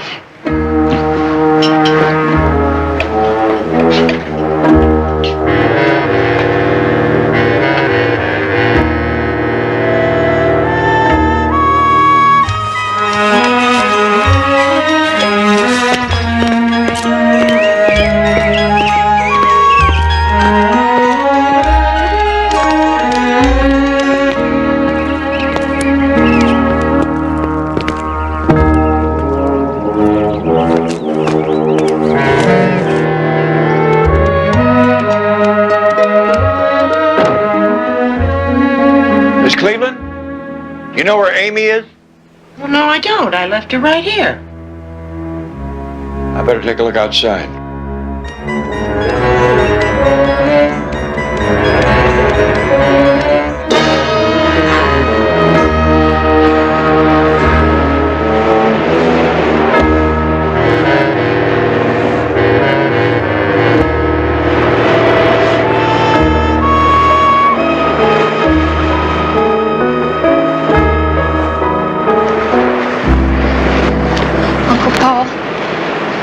Mr. Jones said that the doctor had a long talk with you and Aunt Ellen. Yes. Helped us to understand what's happened to you. It's called hysterical blindness. Tell me about it. It's really kind of complicated. Please.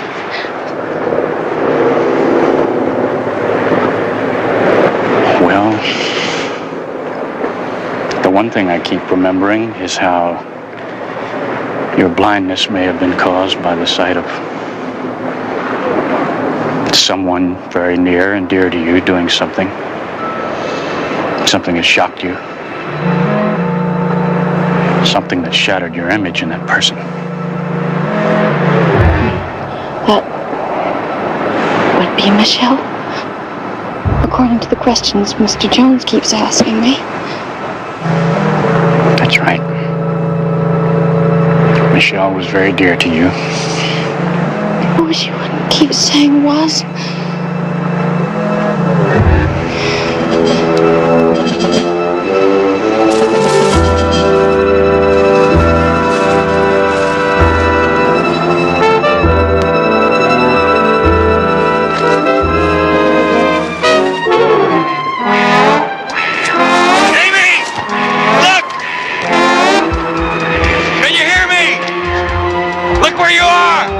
See it? Turn and look.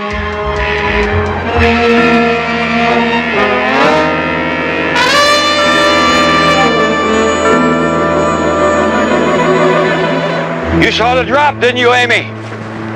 Just as you saw the pistol when I put it back in my holster.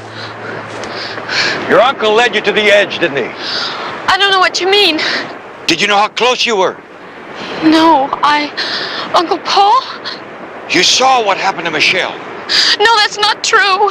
You unlocked your apartment door, you let yourself in, you dropped the key. Stop it! I didn't! That's not the way it happened. Oh, please make him stop. You saw Michelle. You saw a struggle. The apartment was in a shambles. You saw a man there, Michelle's killer. You saw him, Amy, just as you're seeing him now. It was you. It was you. You tried to make it look as if Eric did it. You even planted the shoelaces on him. Amy, she was going to stop seeing me because of that kid. She'd fallen in love with him. I couldn't let her go. She threatened to tell your aunt. You killed Michelle. You murdered her.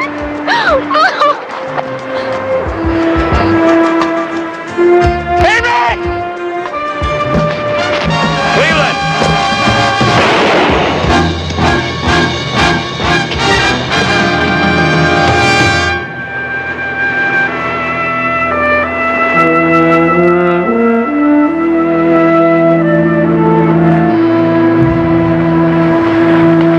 Where did you bury Michelle?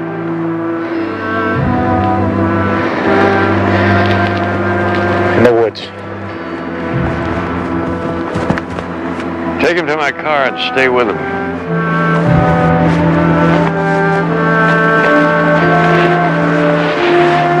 Let's go home now, Amy.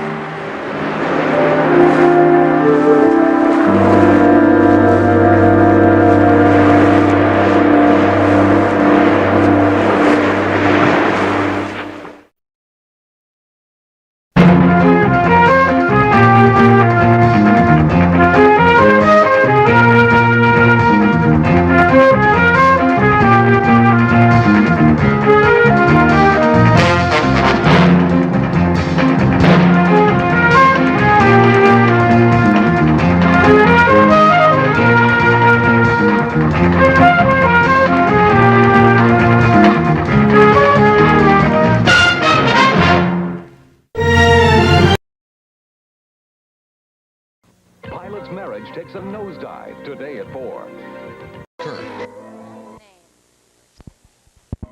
Like beautiful skin. Wood has a complexion, too.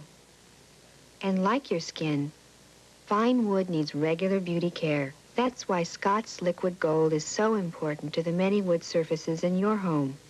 It penetrates as it cleans, preserving natural beauty. Keep your fine woods looking their best with Scott's Liquid Gold Beauty Care Program. Because wood has a complexion, too. Preventing an epidemic, tomorrow at 4. Channel 2 News at 5 with Jim Jensen, Michelle Marsh for Carol Martin, and Dr. Frank Field with weather. Good evening. He grew up in the streets of Yorkville. Today he was mourned there. Funeral services were held for Jimmy Cagney, America's lovable, tough guy who never, ever forgot his roots. Entertainment editor Dennis Cunningham reports. Today, James Cagney came back to East 96th Street for the final prayers for the last goodbye. Cagney lived his spirited teenage and young adult years on East 96th Street, a parishioner of St. Francis de Sales Church, where he was confirmed and where a mass was said for the repose of his soul. The mourners were led by Willie, Cagney's widow. They had been married 64 years. As might be expected, there were famous faces in the crowd, among them Governor Mario Cuomo, Mayor Ed Koch, John Cardinal O'Connor, and 4 who served as pallbearers: film director Milos Forman and boxing great Floyd Patterson, dancer and devoted fan Mikhail Baryshnikov, and actor Ralph Bellamy. Not only we as friends have memories, but everybody in the world has memories of Jim. It's a magic name. The famous faces, however, were not at all abundant. The faces of the neighborhood were. And just before the mass started, many standing outside were invited inside. James Cagney was never one for Hollywood glitter. He was very much a plain living man, very much an actor of the people. And the people were there, out of respect for his memory and to preserve the memory. I enjoy watching the old movies even now and hope that they'll still be on when my daughter gets old enough to see them. But the thing is, we'll see in the next generations how my children are becoming fans now. I have a son 3 years old. I was trying to explain to him last evening about James Cagney. Of course, he didn't understand completely. I hope one day he will. But I feel it's a loss for everybody. He entertained us. Inside the church, a priest friend had said of James Cagney, he was not the most pious man to walk across the stage, but he was good to the core of his being. On 96th Street, the people spoke out in their way. Dennis Cunningham, Channel 2 News. Pay up or pay the consequences. That's the tough word this evening to New York's parking scofflaws. The city today declared war on its worst parking offenders, and for the first time, those notorious brown city tow trucks began roaming the Bronx, Brooklyn, and Queens. There are more than 235,000 scofflaws, but traffic cops will be paying attention to the heavy hitters, those with at least 150 unpaid tickets. Traffic officers will carry a list of the city's most wanted scofflaws, and if they're caught, it's an automatic trip to the pound. Now the car's impounded, and he will not get it back until he pays all his outstanding summonses and the toll fee. Up until now, we've just been working from 96 to the Battery, river to river. But now we're branching out to all boroughs because that's where most of the scofflaws are, out of borough. And this evening, parking violations officials have tracked down 350 highly paid city workers among the city's parking cheats. They each reportedly owe an average of $350 to $400 in unpaid parking tickets. Some more charges of bribery today within the machinery of New York City government. The former head of the city's Health and Hospitals Corporation, John McLaughlin, was indicted today on charges that he took nearly $173,000 in bribes from a company that wanted to do business with his agency. Manhattan District Attorney Robert Morgenthau says McLaughlin received 10,000 shares of stock in a California company named NewMed, a company which bid on and eventually won a $1 million contract with Harlem Hospital. Mayor Koch today said he's planning a full investigation. I'm distressed by today's indictment of John J. McLaughlin relating to his performance of official duties. Since this indictment and an early indictment will be the subject of court action, I will have no comment on the specific allegations contained in the indictment. Will the city attempt to get any of the money back from NewMed? But I don't know of any monies that were stolen from the city by NewMed. McLaughlin resigned as hospital's chief last August while he was being investigated for allegedly cheating a client by using her money to make personal investments. The district attorney says that case is probably related to today's charges. A week after he was indicted in the Parking Violations Bureau bribery scandal, plans are now underway to remove real estate developer Michael Lazar from the Times Square development project. State and city officials want him off the project because they say he, quote, adds a cloud to the whole process. Lazar has told state officials he will not back out of the $5.4 million contract, but today Mayor Koch said that new bids are being solicited from developers for this Times Square project. Different kinds of fires on Long Island. Brush fires there forced the evacuation of several homes today. A late morning blaze in North Patchogue burned out 6 acres and for a time threatened 5 homes. In Dix Hills, a separate fire burned its way into the backyard of at least one family, damaging a building right next to the family's pool. And the people next door were plenty scared as well. Out of the house fast, and it just missed me by a hair. What paper will this be in? Just missed me by a hair. The whole house was went up in flame. The volunteer firemen fully expect to be busy like this for several months to come. And they say each fire is a little worse than you'd expect because of all the extra dead debris from Hurricane Gloria. Brush fires are also plaguing New Jersey. This one broke out today in the Meadowlands at Carlstead, spread toward nearby Moonachie. So far this year, more than 400 brush fires have destroyed 1,200 acres in New Jersey, more than double the damage at the same time a year ago. Officials say 60% of the fires are deliberately set. Nearly all the others are a result of just plain carelessness. And fire isn't the only problem that New Jersey faces in the spring. The state's rivers are also susceptible to flooding.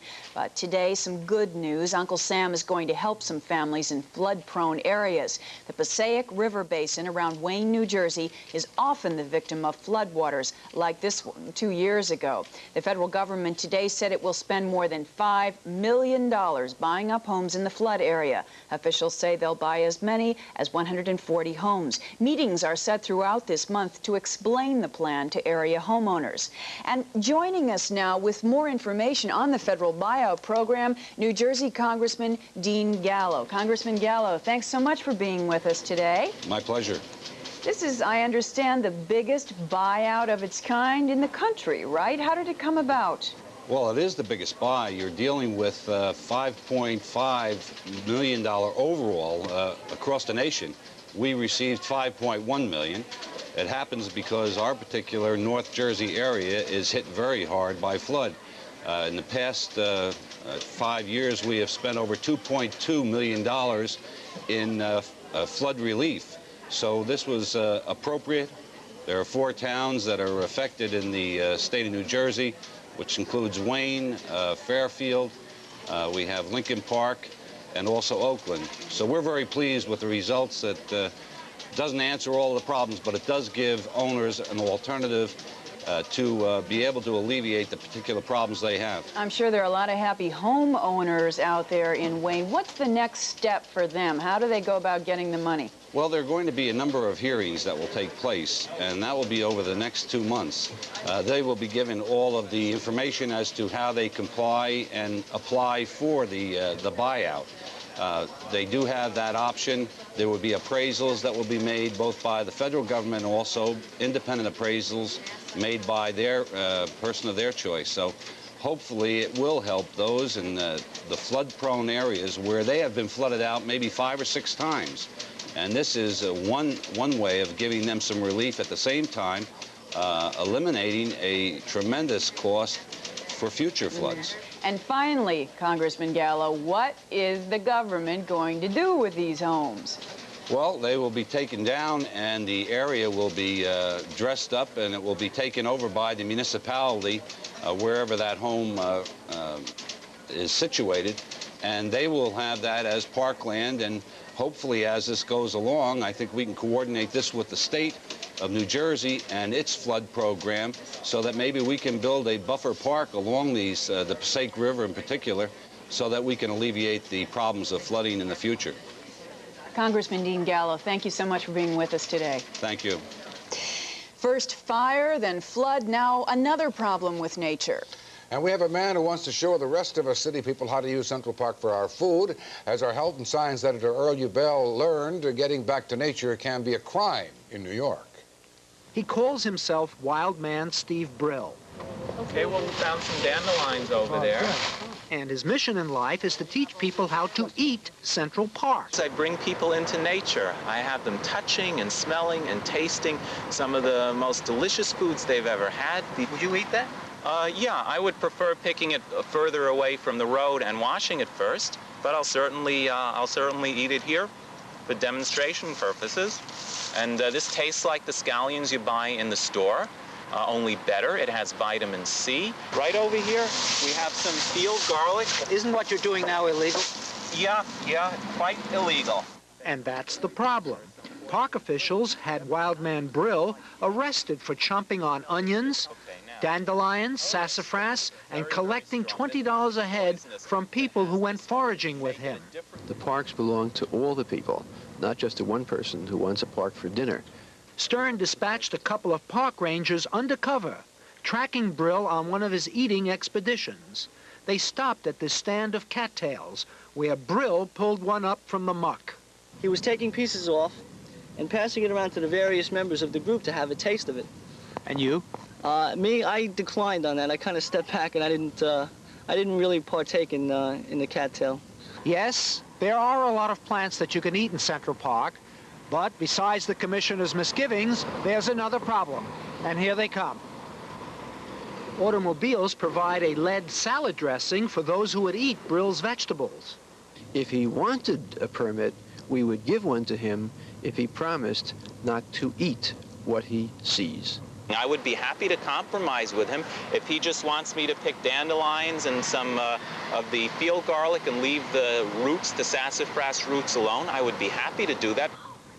We don't know yet if Commissioner Stern will approve Wild Man Brill's change of diet. Earl Ubell, Channel 2 News. More Americans are feared dead in that Mexican plane crash. When we return, we'll have the latest details about that tragic crash. You know, every time I buy delicious LaSalle all-natural ice cream, it reminds me of the days when ice cream was affordable, like when I used to go to Grandma's and make her homemade sundaes disappear. So rich and creamy, like this modern masterpiece with LaSalle ice cream, all-natural butter pecan, heavenly hash, and chocolate chip. I'll bet Grandma would love it. LaSalle all-natural ice cream. We value good taste. It may sound old-fashioned, but I love simple things, like my home and my garden. I wouldn't want to risk them, and I feel the same way about my investments. I buy unit trusts because they're simple, dependable, and give me earnings free from income tax. Life is filled with change and risk, but it's important to remember the beauty of simple things, like gardens and unit trusts. Now that it's tax time, isn't it time to think about earning tax-free income? And for New York investors who want triple tax-free income and an insured portfolio, Mosley offers the Empire Guaranteed Unit Trust. It pays 7.22% tax-free, no federal, state, or city tax. Under current tax law, this could mean an equivalent taxable yield of up to 17.54%. And the Empire Guaranteed Unit Trust is insured as the payment of interest and principal on the bonds. And Mosley has tax-free unit trusts for Connecticut and New Jersey residents, too. Call Mosley today for a free prospectus. Wednesday's the one-day sale starting 9 a.m. at A&S. Wednesday only. A&S entire China department is 30 to 50% off. Every maker, every pattern, every playset, every open stock piece, 30 to 50% off. Wednesday only at A&S. Bone china, fine china, ironstone, stoneware, Lennox, Royal Dalton, Noritake, Wedgwood, dance, more. 30 to 50% off. A&S entire China department. Wednesday's the one. The one-day sale store-wide at A&S. It's the terrific one. The number of American lives lost in Mexico's worst air disaster has now risen to 9. A United States Embassy spokesman said today and confirmed the American death toll from yesterday's Mexicana airliner crash, but said no names are being released yet until the victims' families have been notified. And the search for the bodies goes on, as does a search for answers into the cause of the crash. That effort was aided today by the recovery of the plane's black box. CBS News correspondent Richard Schlesinger reports. The remains of Mexicana Flight 940 lies shattered in an isolated mountain ravine about 80 miles northwest of Mexico City. All the 166 people on board presumed dead. The flight was on the way from Mexico City to Puerto Vallarta, Mazatlan, and Los Angeles. About 14 minutes after it left Mexico City, witnesses said they saw the plane explode just before it crashed. A Mexicana Airlines spokesman said the pilot reported he was having problems with the plane's pressurization, but there is still no confirmed cause of the crash. Late yesterday afternoon, the Mexican Army surrounded the site to keep people who are not involved with the rescue effort out of the area. After the grim work of removing the bodies is over, the search for clues will begin to determine what happened to Flight 940 and why. Richard Schlesinger, CBS News, Mexico City.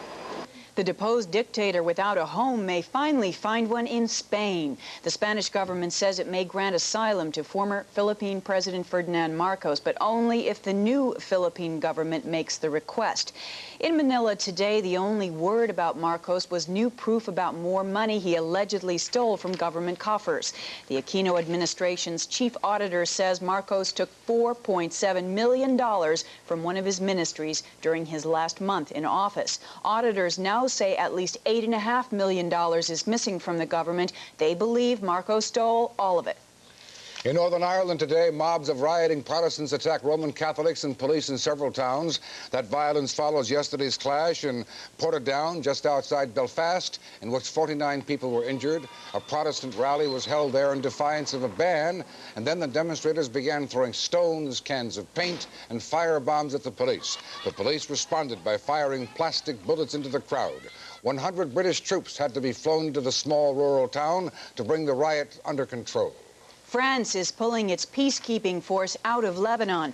The 45-member observer unit has been there for the last 2 years to monitor ceasefires and aid efforts to end the bitter violence tearing Lebanon apart. The French government says the pullout has nothing to do with the French citizens now being held hostage in Lebanon. Consumers continue to come out the big winners in the OPEC oil price wars. Today, oil prices dipped to their lowest level in more than 8 years. They bottomed out at $9.75 a barrel this morning. Then they shot back up above the $10 mark later in the day. Industry analysts credit the continued price drop to glutted supplies, warm weather, and the general pessimism about the depressed oil market.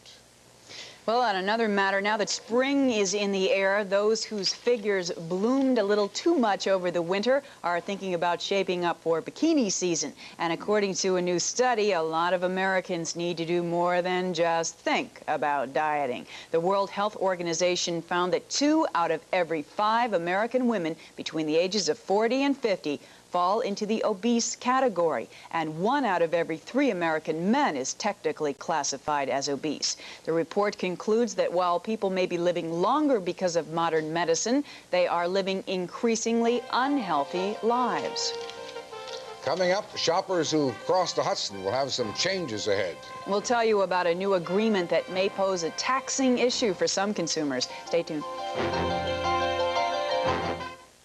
Adrian Arpel, I need help. Well, you've come to the right place. Just give us 2 hours to make you over. First, a honey and almond facial scrub and a skin vacuuming. Next, a warm collagen protein mask. Now, a makeup and lesson. Then our stylist cuts and reshapes your hair. Well, Lauren, what do you think? Adrian Arpel, I just love you. This week only, Adrian Arpel Makeover, just $25 at Bamberger's Directives Beauty Salons. Where are all the interesting men on Saturday nights? Men you can depend on. Oh, no! Men who are out of the ordinary. Men who are exciting to be with. Well, on Saturday nights, the 2 foxiest guys in town are on CBS. Oh, right. Jack Warden, John Rubinstein, in Crazy Like a Fox. Now on Saturday nights at 8 on CBS. Here's another true story from the Extra Effort people. A couple owned a house on a busy roadway. They were concerned that they'd have a hard time selling. My research showed the area had just been zoned for commercial use, and so we were able to sell the house as a business property, which got them much more money than they'd anticipated, and the businessman we sold it to can't believe how busy he is. Extra Effort is why Schwab people market a home every 6 minutes. To sell your home quickly and at the right price, call us, the Extra Effort people, at 1-800-REALTOR. Get you to choose them as your long-distance phone company. Certain people say they're better than MCI. Not true. There's nothing better than MCI Dial One service. They say they're cheaper than MCI. Please. MCI costs less no matter when you call. They'll even hint that MCI's trying to look like them. No way. However, to show you what a sporting company MCI is, we won't even mention that expensive phone company by name. But I'll give you a hint. Their initials are AT&T. Join the over 2 million PhoneWise customers who have already chosen MCI. Call now and start saving. Taking a look at things monetary, an unusual 2-state tax swap goes into effect today. The new pact allows New York merchants to collect New Jersey sales tax and vice versa. Officials say a lot of people would buy something in one state, ship it to a phony address in the other state, all to avoid sales taxes. This is an agreement at present between the states of New York and New Jersey, the border states. It probably will be expanded to other states. Now, business people do not seem to be too happy about this new deal. They say they're afraid out-of-state business is going to be lost. Paul Schiraldi manages the Brick Church Appliance Store in Orange, New Jersey. He's with us now at his store to talk about this tax swap. Mr. Schiraldi, good evening to you. Hi, but I'm Chuck Lebetkin, the president of the company. Mr. Lebeck, sorry, I had Paul Schiraldi down. You give my regards to Paul anyway, will you, Chuck? Will do. All right. Any rate, how is this deal going to affect you? Well, we're excited about it because I think it's something that the states of New York and New Jersey sorely needed. I think it'll add many tax dollars to both the states and even up the competitive nature of the tax situation. That kind of surprises me. I thought a lot of New York people who would go over there to duck the 8.5% sales tax here would not be showing up at your store, and you'd be losing business, and you'd be unhappy about that. No, I'm not unhappy at all. I'm very unhappy, and I think it's the fair and the best thing to do for both states.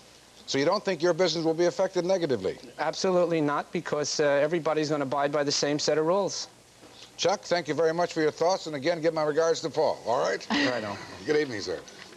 Where is Paul? Well, another story for your pocketbook. For the first time today, the federal government lifted the 5.5% interest rate lid on passbook savings accounts. The deregulation means you could earn more money from your savings account, but experts say that's a little bit unlikely since interest rates are so low and they are not expected to increase, at least in the near future. The elimination of the interest cap is part of the government's bank deregulation program. Well, if you live on Long Island, you're a little worried about the tree branches growing too close to power lines. Long Island Lighting Company says it's ready to come out to the rescue. No charge. They're not going to wait for another hurricane. Lilco has a new telephone hotline. That number is 1-800-LIL-TRIM. Little Trim. Neat, huh? You can call, and Lilco crews will come inspect the trees, and Lilco promises to do the trimming of your trees, that is, within 2 weeks. Some people say they trim otherwise, too. Lilco says customers will receive more information on the new tree trimming program in their next electric bills. Now, coming up, what are your risks of getting the disease of AIDS? Dr. Peter Salgo will join us with some new information on the deadly disease and what it means to you. Watch your savings grow at Arthur's spectacular spring sale. Save on 14-karat earrings, 14-karat chains, diamond solitaires, and more. Step into spring at Arthur's. Relax on these stackable wire mesh chairs, a popular chair now at a popular price. Keep your lawn neat and trim with Black & Decker's 18-inch electric mower. The flip-over handle makes mowing easy. Soak up the sun in style in this 36-position folding chaise lounge. You'll clean up with spring savings at Arthur's, your store for savings. Are you bored and frustrated waiting for that import vehicle to arrive? At State Line Toyota, you'll always find a huge inventory of new car and truck arrivals. But if you're looking for a special order and your name is not on the State Line Toyota list, well, you missed the boat. Because at State Line Toyota, one of the Tri-State's largest volume dealers, the price is always right. And we go out of our way to get you the best financing around. So don't miss the boat. Come to State Line Toyota today. That's State Line Toyota. Cats, the #1 musical in America. Cats, the world's most thrilling theatrical event. There's just never been anything like it. Cats. It sings, it soars, it dances and dazzles. The memory of Cats will live forever. The 7-time Tony Award winner, the once-in-a-lifetime experience, the best musical. In a word, Cats at the Winter Garden Theater. Call 239-6200 for tickets. Enjoying your butterball sandwich, Arthur? I love my ham sandwich. Butterball, as we both know, is a turkey. You worry me, Alice. When is a butterball not a butterball? When it's new Butterball Cold Cuts, made from lean Butterball turkey meat. So your favorite ham, bologna, salami are up to 98% fat-free. Any more Butterball, Alice? Don't you mean ham? You worry me, Arthur. New lean Butterball Cold Cuts. Delicious. After all, it's butterball.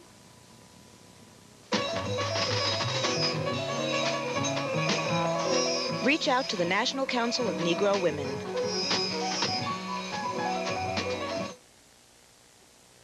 In our Health Watch tonight, AIDS and the news that the epidemic could get worse. Dr. Peter Salgo is here with more. Michelle, last fall, we were warned that AIDS posed a clear and present danger to all of us, both heterosexual and homosexual alike. Sexual promiscuity was the crucial element in its spread. And for the past 2 days, there's been a meeting of AIDS experts in Newark, New Jersey to go into the problem further. We were there today to learn what has happened to the disease since our last report. At today's conference in Newark, we learned that AIDS has behaved a little differently than we expected. For the moment, in our area, it's drug abusers who are at greatest risk. What we see nationally is that the gay AIDS cases are really leveling off or even declining in some of the large cities, San Francisco and New York. Not in the drug abuse community. Dr. Jack Rutledge is the Deputy Commissioner of Health for New Jersey. Over 70%, and in New York and New Jersey, over 90% of the heterosexual transmission of AIDS has been through the IV drug abuse community. So if there is any risk to the general population, it is through the drug abuse community. And therefore, we've got to attack them now and do something positive rather than waiting until it gets any farther out of hand. One route that AIDS might follow out of the drug community and into the population at large would work like this. Prostitutes, who are also IV drug abusers, would get the virus into their bodies through unclean needles. They would then pass the disease along to their clients through sexual contact. I think the verdict is still out on whether or not it can go the other way, from a female drug abuser to her male partner. No one at the conference today disagreed that AIDS and drug abusers had to be controlled, and most people agreed that one way to do that would be to give away sterile needles to drug abusers for free. It might be feasible to get up some type of an exchange program. Instead of legalizing the sale, possibly have an exchange program where someone could bring in a dirty needle, and through our treatment programs, we might give them a clean needle. Now, there was something else that I learned today at the meeting. It was more a feeling I got than anything specific, but it was definitely present. The AIDS experts that I talked to today were worried. AIDS has not yet broken out of the high-risk groups into which it's been confined so far, but it could do so, and it could do so at almost any time. In fact, one researcher from the National Institutes of Health told me that anyone who thinks that heterosexual promiscuity is safe is simply wrong. He urged everyone to think about it very carefully. There was a definite undercurrent of worry in Newark today, Jim. Dr. Salgo, AIDS apparently broke out in Africa, and there it is spread extensively into the heterosexual population. That's correct. In fact, right now, AIDS is about 50% male and 50% female. There's really no difference in the attack rate in AIDS in Africa. It would be rather naive to suspect that a disease could stay in just one category, correct? I think it would be naive to suspect that it would stay in one category. It would equally be naive to think that the United States and the situation here is the same as the situation in Africa. I think there are significant differences, and just how far it goes in breaking free of its high-risk categories is still not clear. Then we have the matter of other diseases. Drug and alcohol abuse and the job are costing American businesses $100 billion per year. That's from a study released by a business reporting company today. The study says that absenteeism by alcoholics is up to 8 times greater than the working population as a whole, and drug abusers are involved in 4 times as many accidents as other workers. The study adds solutions to the problem, such as drug testing for employees, are elusive and loaded with controversy. And we will have more news for you in just a moment. I always said you have to prove yourself if you want to get ahead in this world. That's why he's our pride and joy. His fresh outlook and friendly smile have already won the hearts of the community, and boy, is he growing. What makes him so special? Well, even though he's not as old as some of the other kids on the block, he's honest and straightforward, he doesn't like to be beat, and his motor skills are well above average. His name? Robert's Oldsmobile, the newest Olds guy, Bergen County's pride and joy. Say, that's a well-balanced breakfast. Want to make it taste extra delicious? Yeah! Well, everything tastes yummy with Golden Blossom honey. Everything tastes yummy with Golden Blossom honey. Yeah! Cereal, toast, and pancakes, honey makes them yummy. Muffins, waffles, pastry, too. Breakfast goes with honey. Everything tastes yummy with Golden Blossom honey. Gee, you really know your honey. Love that Golden Blossom. Recent medical research indicates that cerebral palsy can be the result of medical malpractice. In some cases, the high cost of hospitalization and ongoing care can be recovered. If any member of your family is afflicted with cerebral palsy and you have any questions regarding their legal rights, please call my offices for more information. There is no charge for the call or the consultation.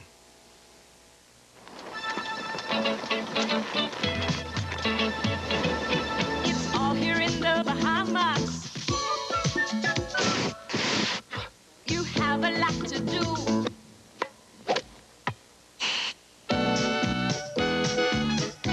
You may not want to do it all, but it's nice to know it's there. Hi, it's Bachelor in the Bahamas. Bahamas Express, 4 days, 3 nights from $276, including airfare and hotel.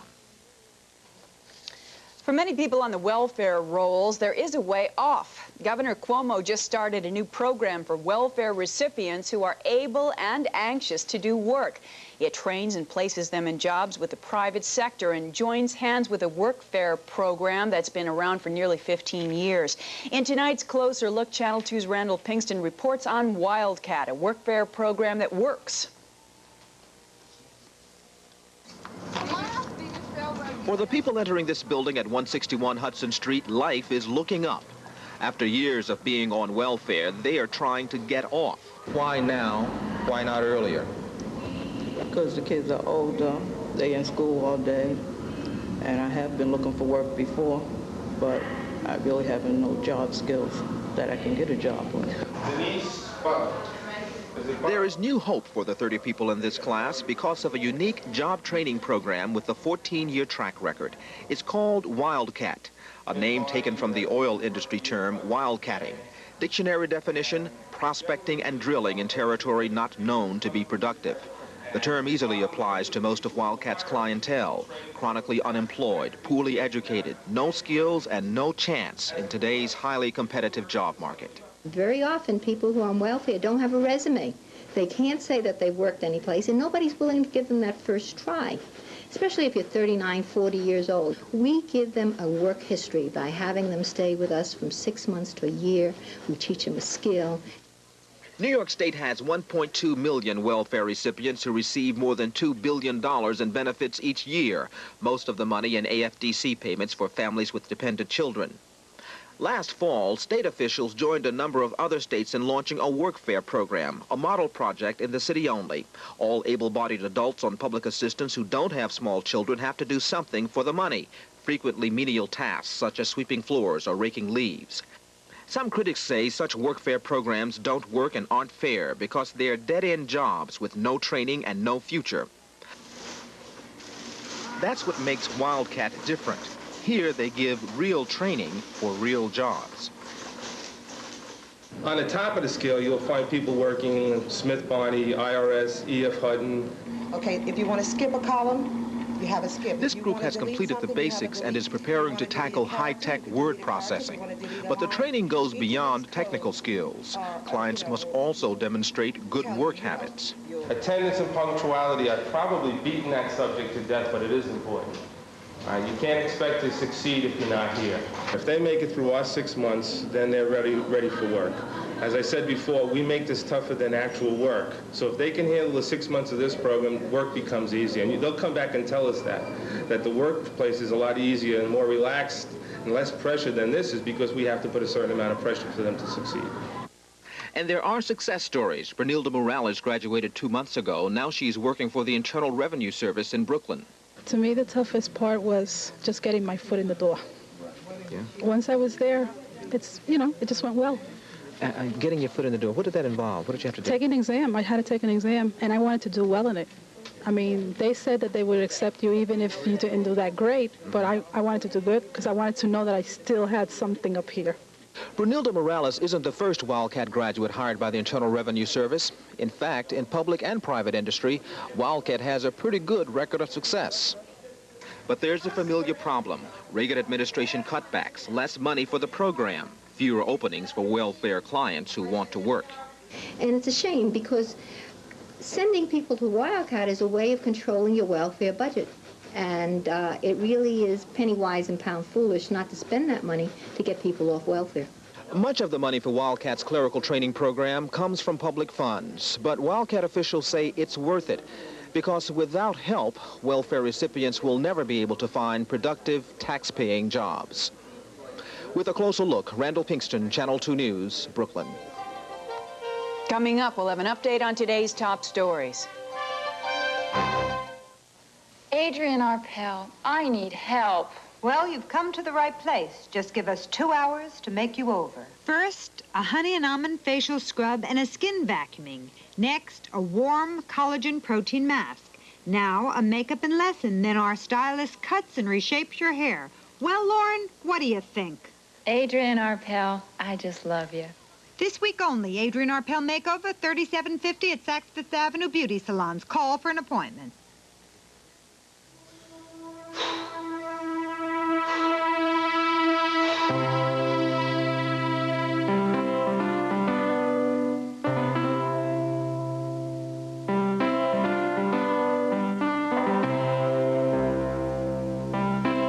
No chemical preservatives, no artificial sweeteners, no caffeine. Very, very, very fine. Here's to your health. H&R Block found Don and Flo Brown a tax refund of $939. We couldn't have done it without you. H&R Block found Lois Lesser $547. I couldn't have done it without you. We're pledged to finding you the biggest refund you're entitled to. This year, let H&R Block do your taxes. Get back everything you've got coming. I couldn't have done it without you. H&R Block, where more Americans find a bigger refund. What can we find for you? Your flash is interrupting their ceremony. Hey, they'll thank us when they see how nicely their Pathmark processed pictures turn out. I don't think they've heard of Pathmark. Well, they should. Pathmark has their own labs, uses Kodak paper, and the new Kodak Color Watch computerized quality control system for picture-perfect processing. They'll be so impressed. And it's just 15 cents a print with no charge for developing. The chief's walking toward us. Probably wants copies. Good thing second prints are just half price at Pathmark. He knows a nice shot when he sees one. Now that's what I call a nice shot. We're going to go now live to Frank Field, who is at the Metropolitan Towers on 57th Street. Look at that view, Frank. Hey, I want to, you know, we were just looking at an airplane, and if he'd let his wheels down, he would have bumped Tracy right off and John right into the street. We're 78 stories above the street, and you can see the spectacular view behind us. It must be at least 20 degrees colder up here than it is on the street, and we really have been hanging on. As a matter of fact, Michelle, look at the distance. There's a solid haze out there, and that haze, this is Central Park. We're looking north, right at the horizon itself. That haze really began as a pall of smoke that moved over somewhere in the Brooklyn area, and it drifted across LaGuardia. We've watched it for the past hour as it drifted across the city, and it's just incredible what people are driving through and living through under that smoke. And you get a real bird's eye view, and off there you can see the city core building. We're looking due east. It's a clear sky overhead, but the haze that envelops the city simply indicates that what we have now is a strong southeasterly flow. There's cool air. It's sweeping in from the direction we're looking. It's right at the surface, and above it is that nice, warm, dry air. Let's take a look at the readings. Today, we had a high temperature of 70 degrees. Right now in Central Park, it is 61 degrees. The humidity is 51%. The wind is south-southeast. It's 14 miles an hour. A falling barometer. The air quality is good, and we have bright sunshine. Now, looking at the satellite photograph, we're in the fair weather system. That line of clouds you see extending from the Great Lakes down through the center of the country represents the leading edge of colder air. Not colder, I'll call it milder, because there's a drop in temperature of maybe 10 or 15 degrees. And that should be moving in. It is triggering off quite a line of showers and thunderstorms and some fairly severe weather from the Great Lakes. You see it on the latest radar. That won't reach us. What will happen is that overnight, as that line through the middle of the country moves this way, it will bounce into the warmer air that's been over us, and it will gradually dissipate. So that southwesterly flow that brought record-breaking high temperatures for the past 24 hours will give way as the cooler, or we'll call it milder air, and that blue line you see is the leading edge of that cooler air, moves through. There'll be a difference of about 10 or 15 degrees. So the cool front will start moving in, and we will go from southwesterly winds into those cool northerly winds. The flow of air, and if we can animate that, will give you the sharp contrast.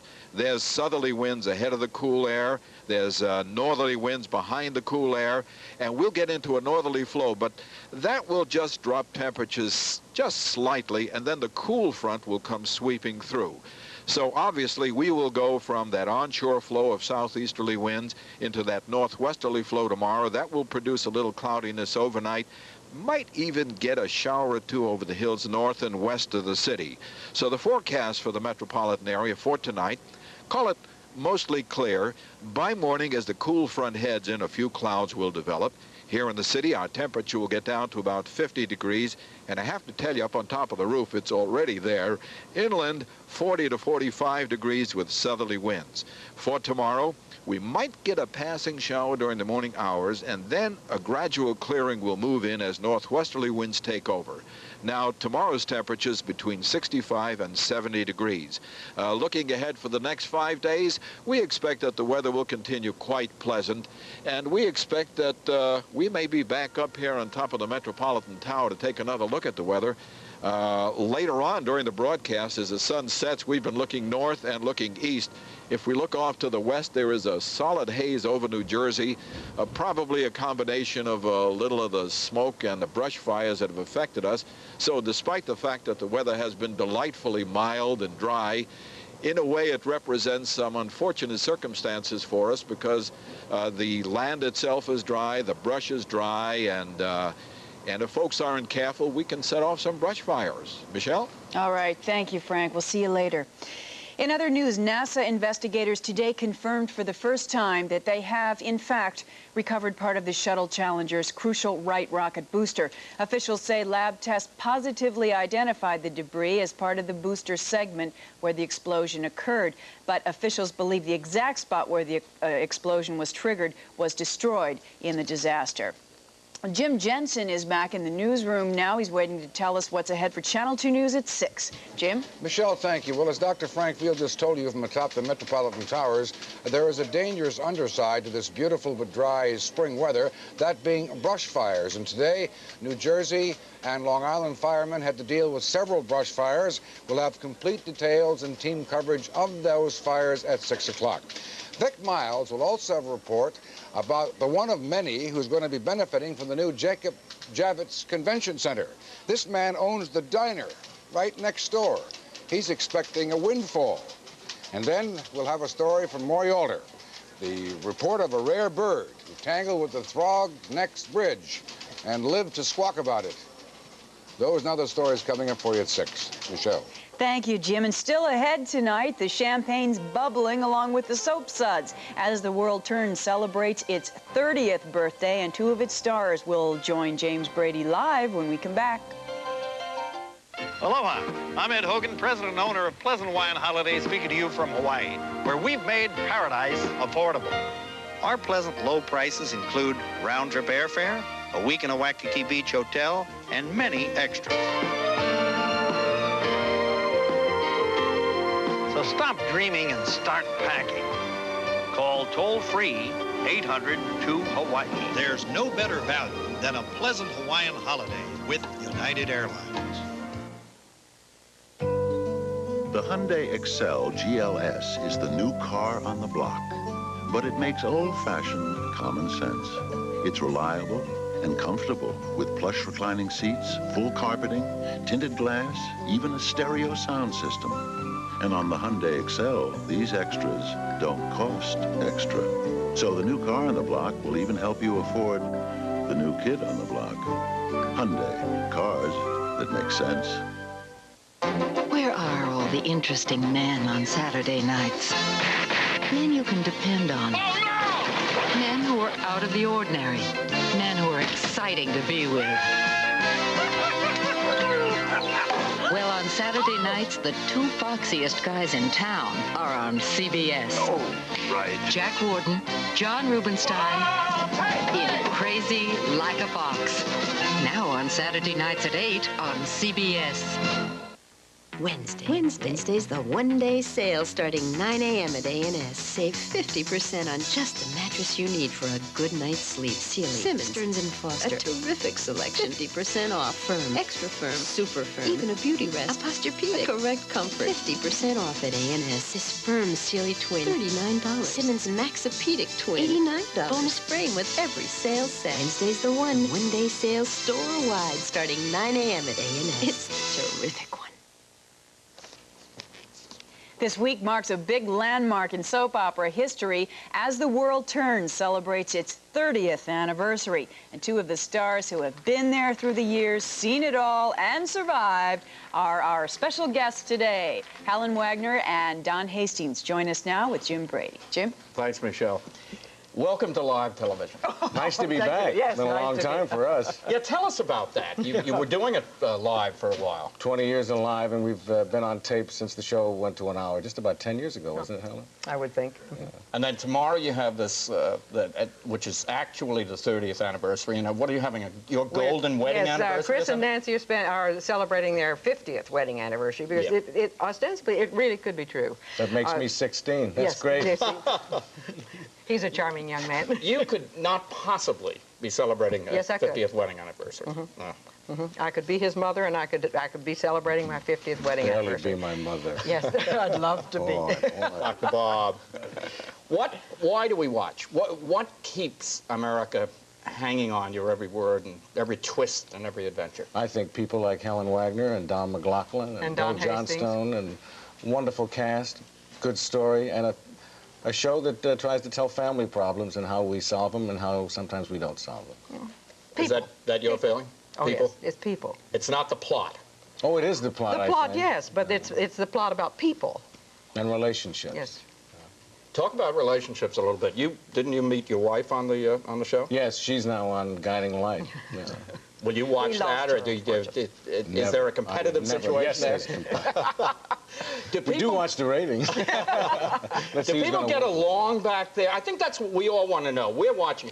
Do you guys all love one another or hate one another? No, is there intrigue or what? That's one of the reasons why this show has been was number one for as long as it was, because everybody really did get along. And if anything was getting very uptight, Hastings would come in with some little remark. He's one of the funniest men that ever lived. And the whole thing would just dissolve. He told me that. I'm supposed to be a serious actor. Well, he has My mother's may be watching, Helen. Watch what you say. He has a wide range. You have a wide range. Oh, thank you. Hasn't there ever been a time, though, when someone on that cast just didn't click with the rest of you? There was a clash of personalities. What would happen? I don't know. We've had we never had any time for temperament. No. How hard do you work? How many hours a day do you work? 13 hours is our scheduled day, 7 in the morning until 8 at night. And how many days a week is that? It varies. Right now, the Hughes family's on just about every day. But the show is on 5 days a week, 52 weeks out of the year. The only time we're not on the air is we're preempted Thanksgiving, Christmas, and New Year's for football. Otherwise, we're on the air. It's done here in New York, and there are very few soap operas here in New York. Is there a difference between working here in New York and doing it out in Los Angeles? See, I don't know. Actually, there are more here. Maybe not here at CBS, but I think there are more, about 8 or 9 here and the rest are on the coast. Yes, there are fewer on the coast, Jim, than there are here. This has always been the place, the source of the daytime shows. Because they drew upon the theater so much and other mediums really for their cast. Are you able to go out, and I know that you were trained as a singer, came out of Texas. And can you get out and do a supper club? Can you do a gig? Can you go down, work off Broadway, that sort of thing? Oh, yes, yes. And do you do that? Yes. It's hard to do. It's hard, but you have to give a lot of notice to get time off. Well, when do you have time with your family? Because you have, what, a daughter now? Well, I have a little girl, and I have 3 older children. Yeah. They range from 28 out on the West Coast, Jennifer, to Julie, 25, Matthew, 19, and Kate the Great is 3. Kate the Great. And I know you're married to a producer, Mr. Willie. Yes. Yes. Do you have children? No, we just claim everyone else's children. Well, that's it takes great. good care of all of us. What's going to happen now? Can you tell us what's going to happen tomorrow? Can you give us a little peek? Tune in tomorrow. Can you lift up the edge of the tent? If we did, you wouldn't want to hear, because that's happened to me. Somebody said there was something about the story that somebody was dying to know, and I finally said, all right, I'll tell you. And then, why'd you tell me? Now I know. Okay, so no one ever tells. Well, listen, happy anniversary to you and to the show. Okay. Thank you all. And still ahead, get out your rod and reel. Joe Zone's gone fishing for trout. We'll see if he caught any when we come back.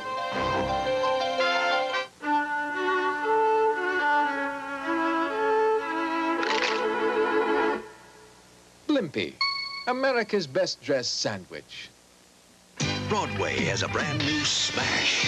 The great new breakthrough musical hit, Song and Dance. It's the best time you'll ever have in or out of the theater with Broadway's brightest star, Bernadette Peters, Broadway's best composer, Andrew Lloyd Webber, Broadway's biggest hit, Song and Dance. You're gonna love it.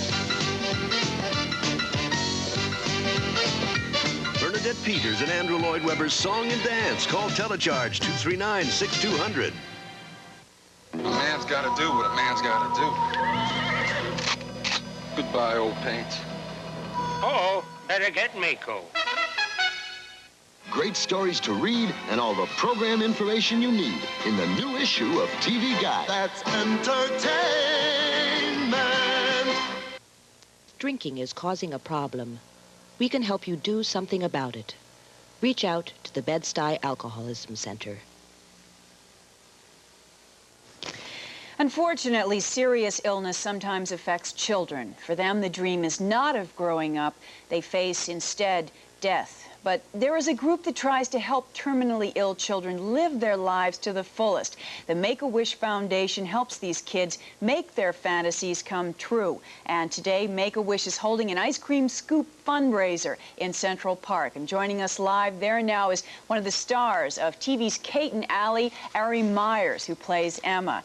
Thanks a lot for joining us, Ari. You're welcome. Tell us more about Celebrity Scoop. What's going on there in the park today? Well, we're here for Baskin-Robbins to raise money for Make-A-Wish Foundation, and all these kids have come out to have some ice cream. Tell me more about the kids there. I understand there are, what, over 3,000 of them? Yep. Yeah, there's a lot. And are these children all ill? Yeah. Yeah, they are. Yeah, it's really, I don't know. They're all ill children, and we've come out to help to raise money for the fund and give them a chance at a better life while they're still here. Who's going to be there besides you? Well, these people have also come out to help us. This is Jeff Trotter from Loving and Christy Tudor from Loving also. They've come out to help. And it's really been a lot of fun. Yeah, that's really terrific what you're doing. Tell us more about the Make-A-Wish Foundation. They've helped so many people. Yeah. Huh? Danger Mouse has also come out to help us. Say hello, Danger Mouse. Okay. That's great. Well, we wish you a lot of success with this. It's a wonderful thing that you're doing. Ari Myers from Kate and Allie. Thanks. Among the people making news tonight, Britain's Prince Charles and Princess Diana will be opening Expo 86 in Vancouver, British Columbia on May 2nd. The $1 billion fair boasts the largest number of countries, 54. That's the biggest ever to take part in a world fair. The theme of Expo 86, which will last until October 20th, will be World in Motion. 16 million visitors are expected to attend. And former Congressman John Jenrette has been disbarred by the South Carolina Supreme Court. 5 years ago, he was convicted on bribery and conspiracy charges in the FBI abscam sting operation. And today's disbarment comes after Jenrette, who is now serving a 2-year prison term, exhausted all court appeals.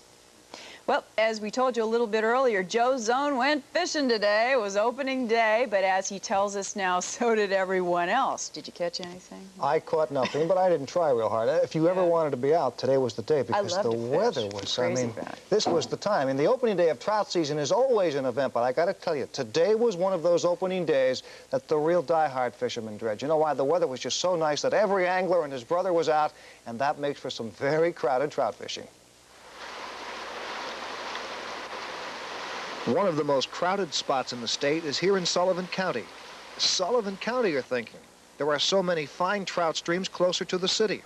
But this spot, right here, Junction Pool in Roscoe, where the Beaverkill and the Willowee-Mac rivers meet. It is one of the most famous trout fishing places in the whole country.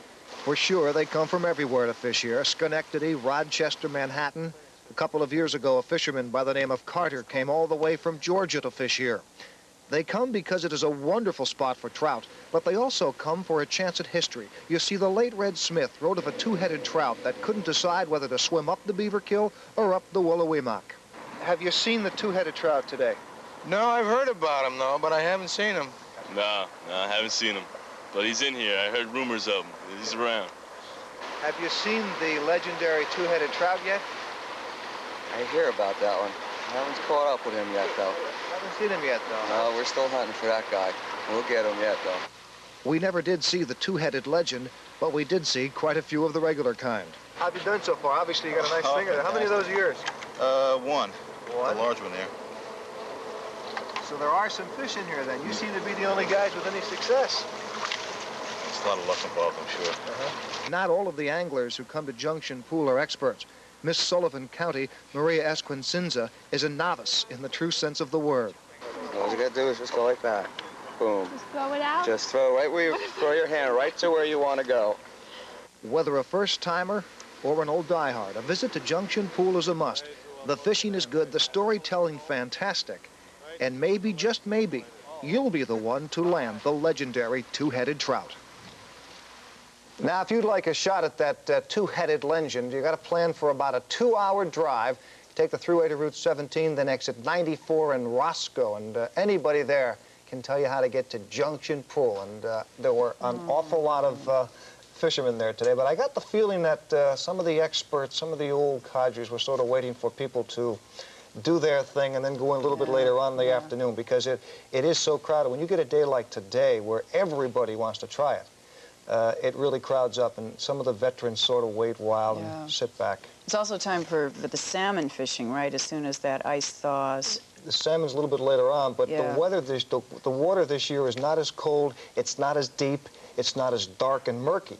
So the way fishermen look at that, for some fishermen, they like it a little murky because the fish really can't see you. They can see for a long ways when the water's clear like it is. On the other hand, when it's not as deep and not as rushing, it's also easier to fish in the water. So it's kind of a combination of conditions today. How hard is it to learn how to fly fish? I mean, do you need to take lessons or something on that?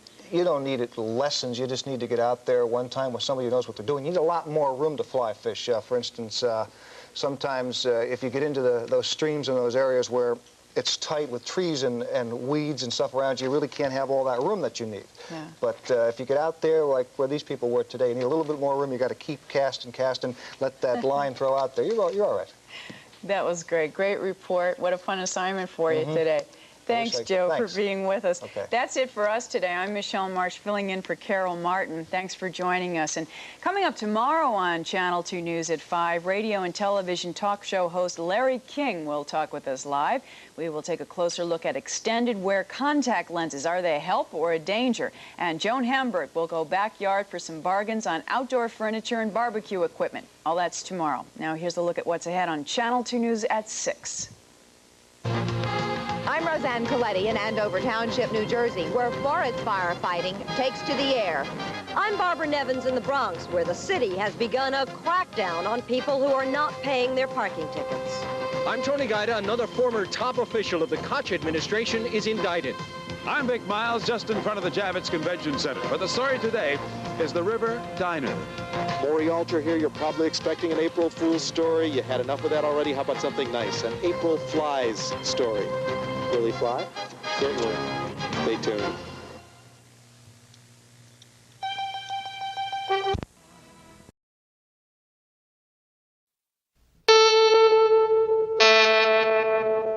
CBS presents this program in color.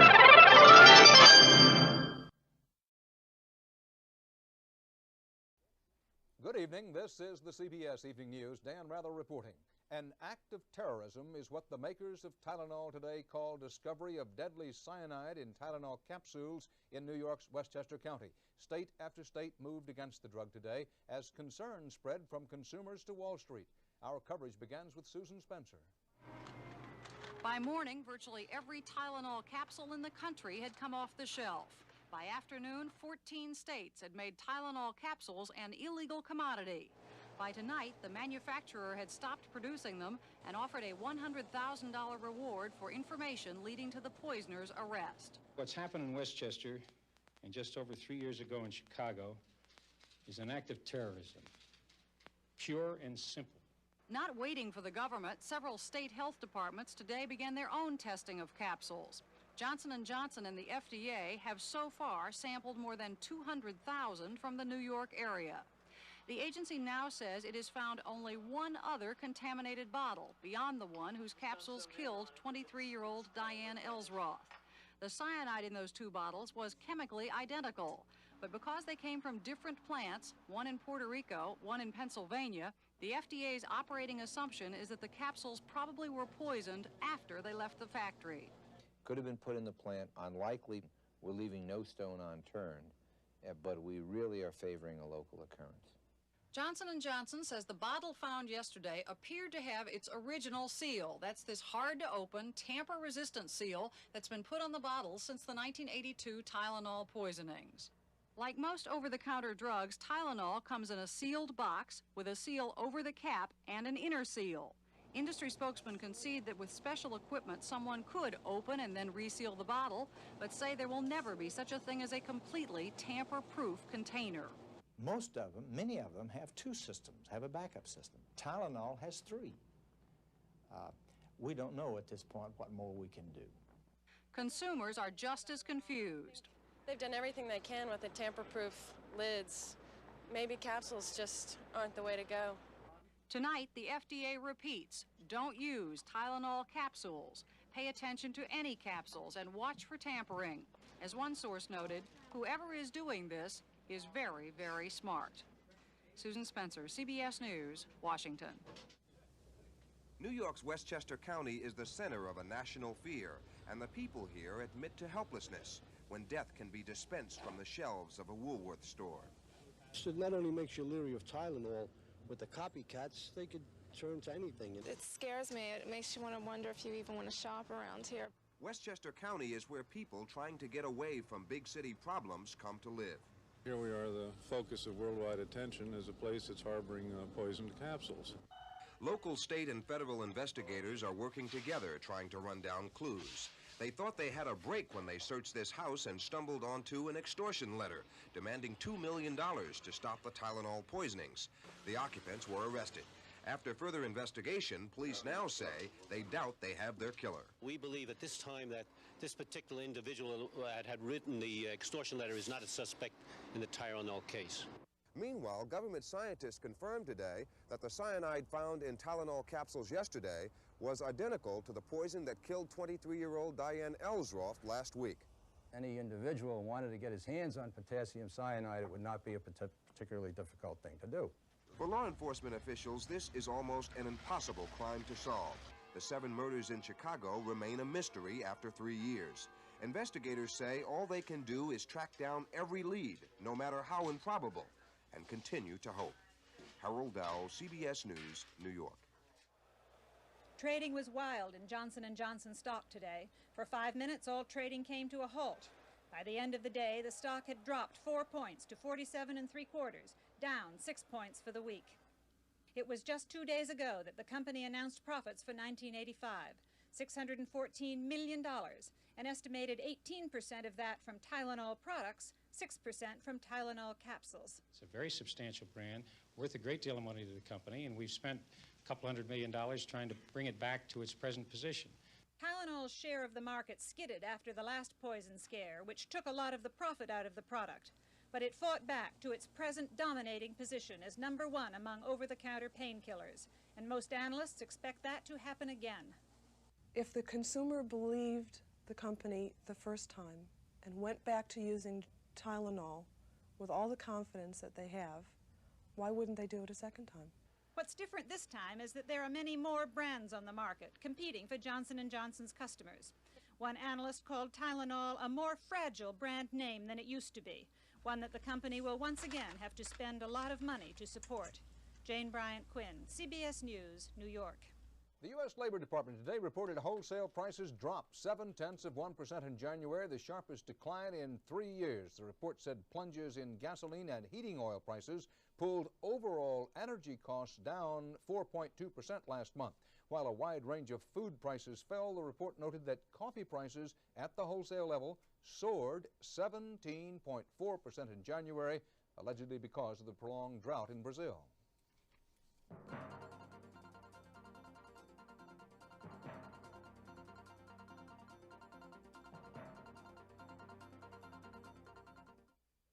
The Roman Catholic Conference of Bishops in the Philippines today formally called the elections a fraud and urged nonviolent civil disobedience against President Ferdinand Marcos. The bishop said a government that keeps power by fraud has, quote, no moral basis. The independent citizens group known as NAMFREL said at least 1 million Aquino supporters were illegally struck from the voting rolls in Manila. With the bishops now urging nonviolent civil disobedience, with President Marcos about to win the official vote count, Bill Redeker reports the real battle to control the Philippines may just be starting. In a few hours, the Marcos-controlled National Assembly is expected to proclaim him president for the next 6 years. With 97% of the vote counted, he has an insurmountable lead. It's all but over. For challenger Cory Aquino, a mass for one of her campaign directors murdered 3 days ago provided a much-needed issue for a once powerful political movement now threatened with extinction. I am for a non-violent, peaceful protest. But beyond that pledge, her advisors have drafted a much more ambitious plan to maintain her momentum. CBS News has obtained a copy of a post-election strategy agreed upon by more than 300 special interest groups that supported the Aquino candidacy. Among its recommendations, protests that would overrun the presidential palace, a series of destabilizing urban guerrilla actions, and a program of civil disobedience aimed at discrediting the Marcos government. This means active resistance. The country's influential Catholic bishops today unanimously adopted a resolution which supported the call for civil disobedience. The way indicated to us now is the way of non-violent struggle for justice. In a nation that is about 85% Catholic, that sort of language is bound to provoke a battle between church and state. The people has changed, and we will not allow evil, we will not allow injustice, we will not allow Mr. Marcos to impose his evil will on the people. The church condemned the election as unparalleled in fraudulence. By winning, President Marcos may hang on to power, but may lose the mandate he so desperately sought. Bill Redeker, CBS News, Manila. President Marcos says the bishops are in cahoots with the communists. I'll have a special exclusive interview with him later in this broadcast. Remember the dust-up about so-called spy dust, the chemicals Soviets used to keep track of U.S. diplomats in the Soviet Union? Last summer, U.S. officials charged that spy dust posed a possible cancer risk to Americans exposed to it. Today, U.S. scientists who analyzed the chemical called it relatively harmless. U.S. officials say, health risk or not, the Soviets have no business using this stuff on U.S. citizens in the first place. Startling testimony in a Washington trial of 9 anti-abortion protesters arrested for marching onto the grounds of the U.S. Supreme Court. The surprise testimony didn't come from the witness stand. It came from the judge. Just after the first witness began testifying yesterday, Judge Michael Hannon announced that he himself had taken part in the anti-abortion march at the Supreme Court, and so did his law clerk. But unlike those arrested, he said he hadn't broken the law by marching onto government property. Judge Hannon, who is hearing the case without a jury, did not disqualify himself. Prosecutors who demanded the judge's withdrawal later dropped that demand when they realized that under the law of double jeopardy, asking to have the trial stopped would mean that all 9 defendants could not be charged and tried again for the same crime.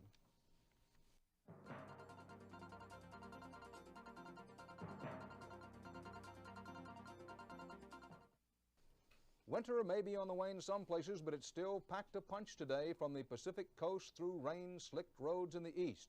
A tempestuous storm howled into Northern California with gale-force winds, dumping as much as 2 inches of rain that triggered flooding and closed schools. A police captain in one town said, "We're advising people to stay home. We've evacuated several housing areas. Lots of major streets are flooded, and people are complaining about water being in their homes." Across the continent, the southern edge of a storm caught Chattanooga, Tennessee, with freezing rain that caused as many as 50 morning rush hour accidents. And up to 10 inches of snow may fall by tomorrow in Lexington, Kentucky. The second snowfall of the week closed at least 4 dozen county schools in that state. A new twist tonight on a possible cause of the space shuttle calamity. The possibility that the all-important safety seals on the Challenger's right solid rocket booster may have been affected not just by icy cold weather, but super cold.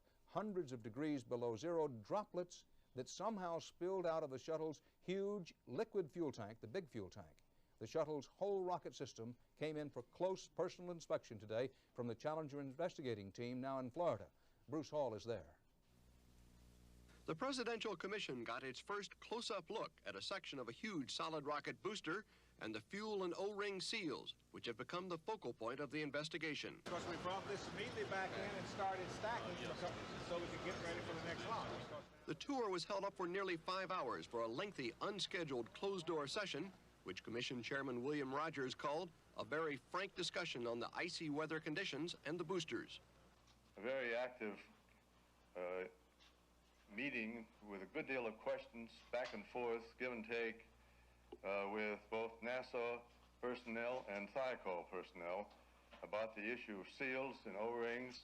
Aviation Week magazine reported today that NASA engineers say the critical O-rings may have been frozen by super cold fuel leaking from the external tank. The magazine said 90 minutes before the launch, an infrared sensor reported temperatures of 7 and 9 degrees on the right booster, well below flight safety standards. However, those low temperatures apparently were never reported to the launch team. Georgia Tech solid rocket expert Gary Flandreau says it appears that the small puff of black smoke seen 1 second after the launch could mean there was a crack in the O-ring or a break in the putty that surrounds the seal. Tells us that there was a rupture of some sort. The integrity of the structure had been violated right at the beginning of the flight.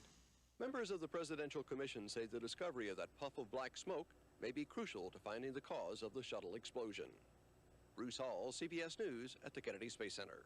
The shuttle tragedy is rippling through the American aerospace industry. One of the biggest ripples came late today at the Morton Thiokol facility in Utah, builder and retooler of the reusable solid rocket booster for the shuttle.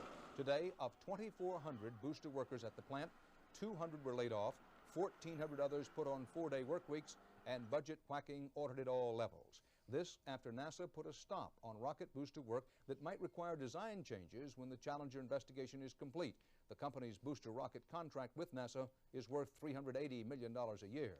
The U.S. space shuttle is about to get more competition from abroad, already fighting for satellite launch dollars against Europe's unmanned, use once and throw away Ariane rocket. Britain today detailed plans for a super shuttle of its own, a reusable space plane that takes off and lands on ordinary runways. Operational, the British say, 1997. British Aerospace says it turned down U.S. military funding because it doesn't want to share the secret engine design.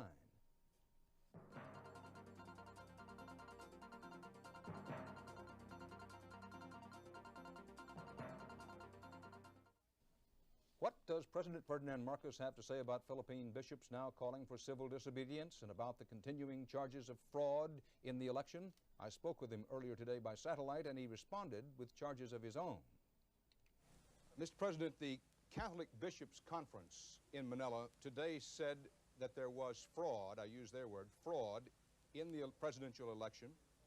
What's your reaction to that?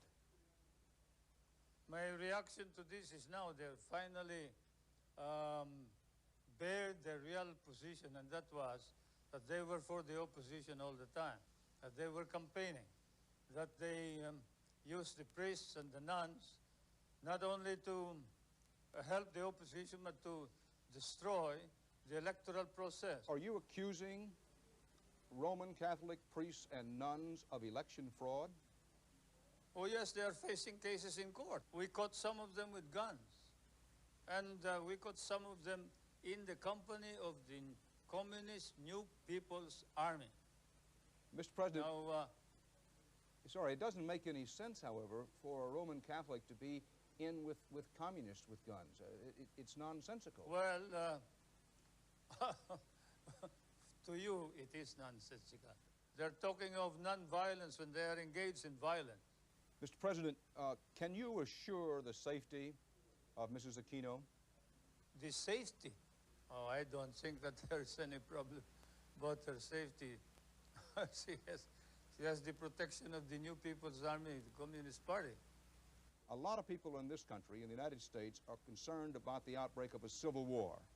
Is that a real and present possibility? Okay. Of course not. Civil war. We can handle anything that they will throw at us.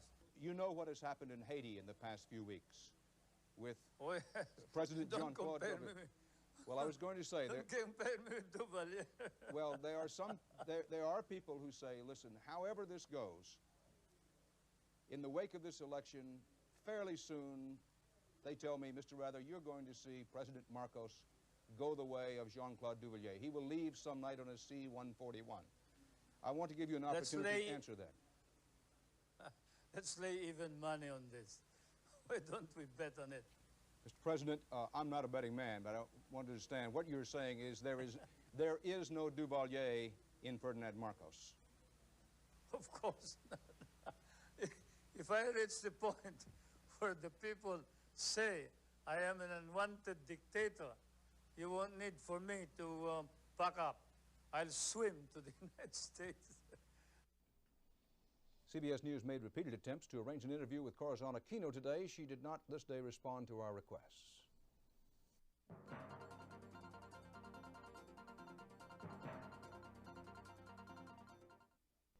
As you may know, one of the things we try to do is keep you up to date with trends, so we end this week with a couple of stories about the tastes and trends of American children.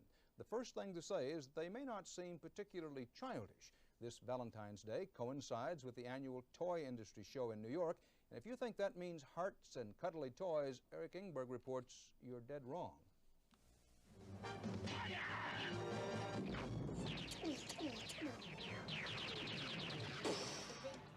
The sound of battle now engulfs many living rooms. Toys that glorify war and other fighting are on the march, each with a TV show to keep the kids combat ready. They're being brainwashed into a war philosophy, into a barbarian war ethic. Children absolutely distinguish the difference between fantasy and reality. The Tomahawk comes completely outfitted with its own arsenal of bombs and weapons carried under... There's a pint-sized arms race raging at the toy industry's annual trade show, now underway in New York. This is Quad Uzi Defense Shield. About half the best-selling toys now have a weapons theme. $1 billion worth were sold last year, a trend that scares peace advocates and reformers who picketed the trade show today, demanding toy demobilization. We're trying to teach our children morals and values that encourage problem solving in different ways than pointing a gun at somebody. Many parents say it's much ado about nothing. I'm tired of these people sticking their noses in raising my children when I know I'm doing a good job, and they're sitting there with a bunch of textbooks and saying, you're making an aggressive child. That's baloney. Much research shows TV violence can cause children to behave more aggressively. Whether toys themselves twist young minds is still under debate. Children who play with the toys get the aggression out of themselves through the toys.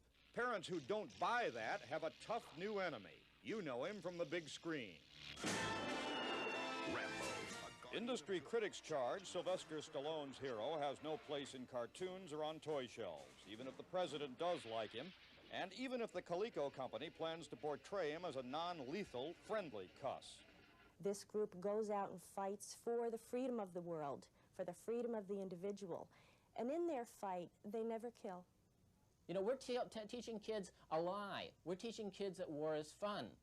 Toy companies sensitive to violence charges generally keep real bloodshed off the air, but savvy kids aren't fooled. When it shoots, does it hurt people? Yeah, it's a bad guy. The toy firms note that concerned parents can refuse to buy and turn off the TV, and the guns will fall silent. And that is exactly the goal that toy doves are pursuing with vigils and marches reminiscent of a life-size peace movement. Eric Ingberg, CBS News, New York. The other trend involves that old phrase, take a card, any card. You'll probably wish you hadn't. Terry Drinkwater explains that American children these days are obsessed with the whole disgusting deck. The wonderful folks who brought us baseball cards, tributes to the excellence of genuine heroes, the idols of generations of young Americans, now bring us Acne Amy, Tommy Gunn, Bad Breath Seth, Slain Wayne, and the rest of what are called the Garbage Pail Kids. Among the preteen set, they are really hot. I like 2 Garbage Pail Kids. The manufacturer won't release sales figures, but so many youngsters have become so obsessed that the cards have been banned by some school principals, from the West Coast to the East. Simply said, if you have them, fine, keep them home. Monday morning, I don't want to see them in school.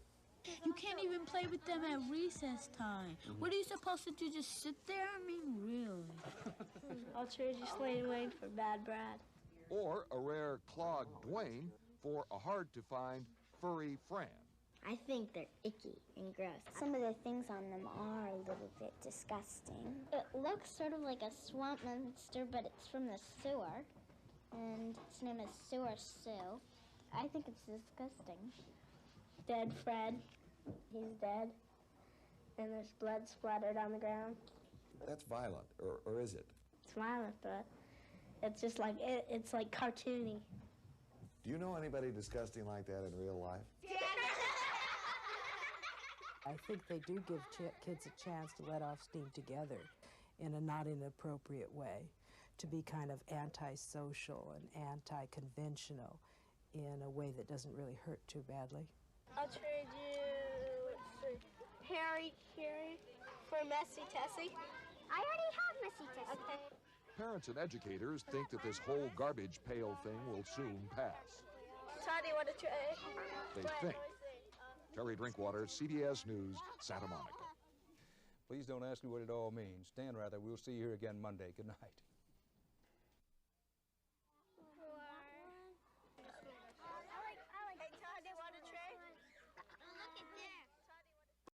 Pilot's marriage takes a nosedive today at 4.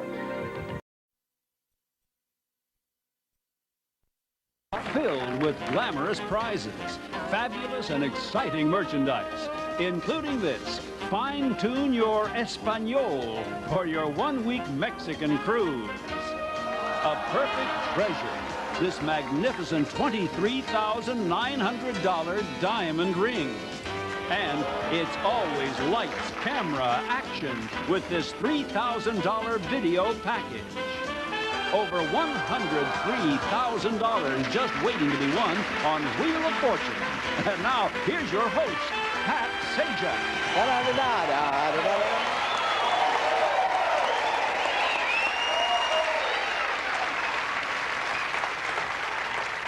Thanks. Welcome to Wheel of Fortune. Would you do that again for our hostess? Here's Vanna White. Vanna!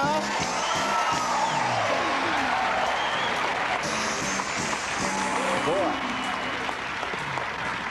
We pass out free tuna to the audience before the show, and they're very excited, and that's why. Hi, group. How are you? Great. Oh, good. This is Kathy Chastain from the town of Leon, Iowa. You bet. Is that farmland there? You bet. Yeah? Did you grow up on a farm? No. Oh, are you on one now? I'm from California. Oh. I just live in Iowa on a farm. You live for on a years. farm now. You like farm life? You bet. Tough, great. Tough life, but you enjoy it. Married? Married. Right? How many kids?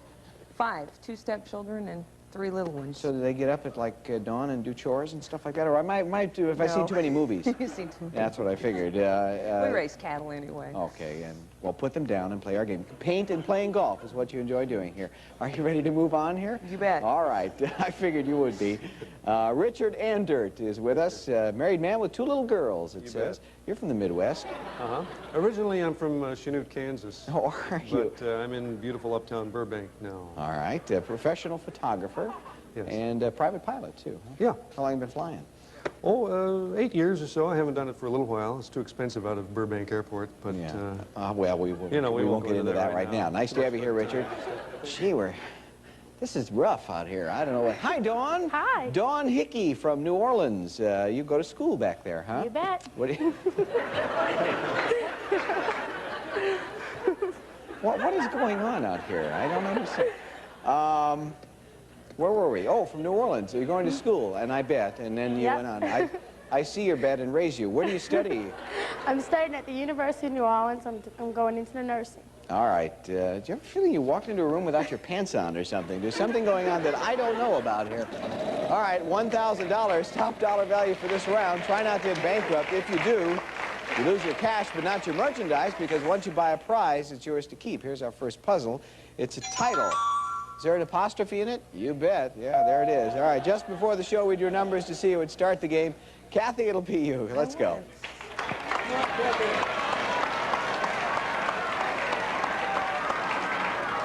$250. Is there a T? There is one T, yes. All right.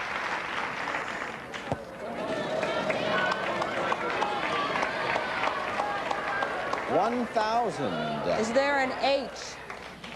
You'll like this news. There are 4 H's, Kathy. $4,250. I'd like to buy a vowel. All right. I'd like an E. Well, that would seem safe, huh? Let's see how many E's we have. 1, 2, 3 E's.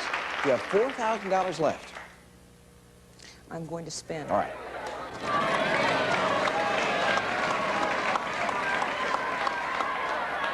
$200. Is there an S? I believe there is. 1 S. Keep it up. I'd like to spin again.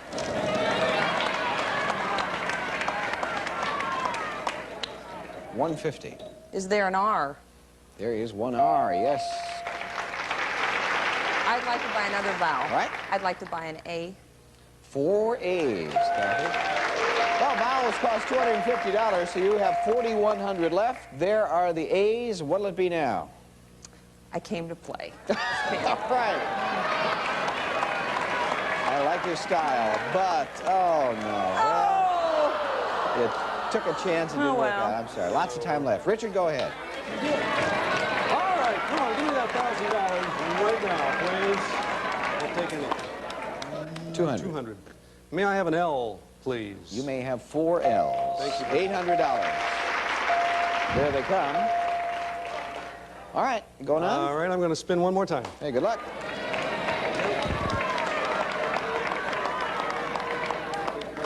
Oh, boy. $300. $300. All right, I would like a G, please. Give him his 2 G's. Well, is that going to be it? You have $1,400, Richard. Yeah. Pat, I want to solve the puzzle. Please do it. Hail, hail, the gang's all here. Nicely read. Yeah, there you go. Congratulations. Thank you very much, sir. What the heck do we care? $1,400, the old-fashioned bedroom. All right. Well, I think my wife's going to love this. For $1,150, the white iron brass bed. Okay, I'm glad to hear that. $250 left. Probably enjoy it, too. Let's see, the... Oh, boy. For $234, the elephant table. That's selling it, Richard. $16 left. We'll put it on a Gucci gift. Let me have $16 at Gucci. That'll be nice. Why am I the only straight man out here? I don't understand. Jack. How did we get here, Pat? Richard, let's take a look. You'll enjoy this ceramic elephant table, a decorative accessory which may be used for knickknacks or for plants. A retail value, $234. And then this decorative bed is reminiscent of the turn of the century. White iron with brass trim, a flourish of ironwork capturing the past. It's by Corsican. Retail value, $1,150. Okay. I guess we'll take a break, and I'll probably be back for round 2 after this.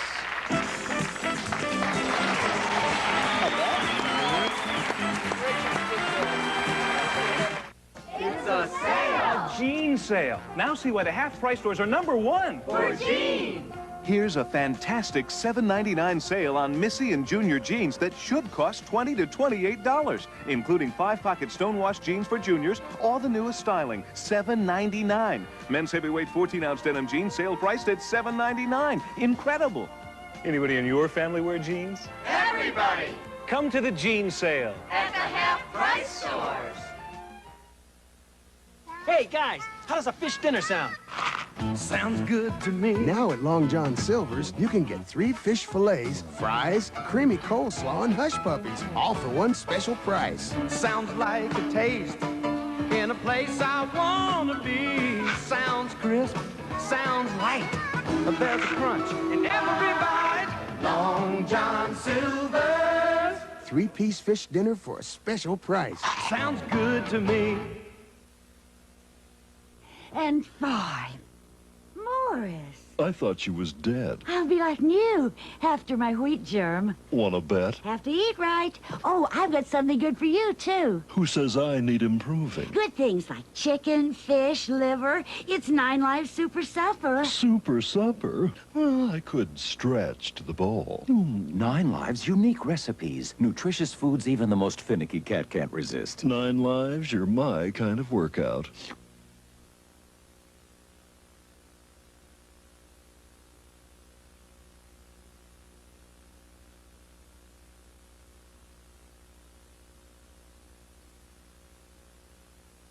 All right, round 2, we have $1,000 space still out there on the wheel and a space-marked ring. We need some more details. Jack? I have them here, Patrick. This is for the gentleman who desires something unusual. It's a large cabochon sapphire dome ring sprinkled with diamonds and 18-karat gold. You might choose this with your Cartier gift certificate. It's $2,600, Pat. So, players, you land on that special prize. We will put it in your bank, and if you solve the puzzle, that ring will be yours. That's $2,600 worth of jewelry. That could go a long way toward winning the match around here. This time we're looking for a phrase. That's our category for round 2. Richard, you will start it off. Let's go.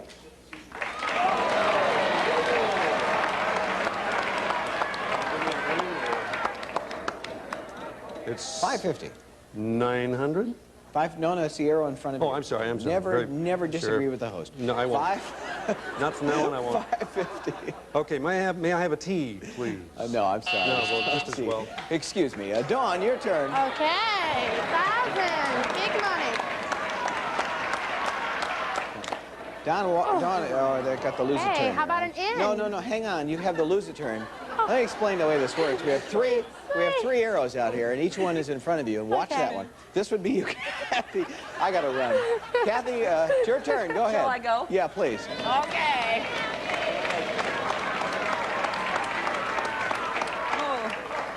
400. Is there an R, please? I don't know. Let's see. Yeah, There's there is. an R. 1 R. Okay, I'm keep it gonna going. spin Kathy. again. Oh.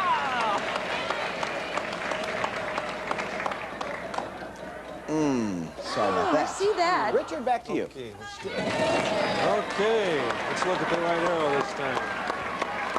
Okay. Hey, look at that. Richard, you are on that ring. All right. Could you pick that up, please? Put it right in front of you. That $2,600 ring will be yours if you end up solving the puzzle and don't hit any bankrupts, of course. 150 under there. Pick a letter, please. May I have an N, please? There is one N. Yeah, $150. Give it another spin. Okay.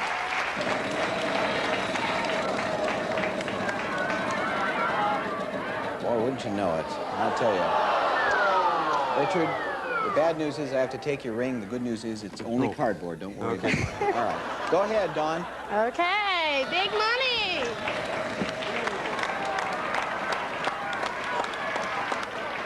$800. Okay, how about a D? Yeah, there are 3 Ds. There you go. Right. $2,400. Gonna spin. Go ahead. Big money, come on. 1,000. Stop. 450. Okay, how about an L? Yes, there is one L. Okay. You want to do it, Dawn? I'd like to buy some vows. Okay. I'd like to buy an O. Well, you have 3 O's. You sounded to me like you might want to buy some more. We'll find out. You have 2,600 left.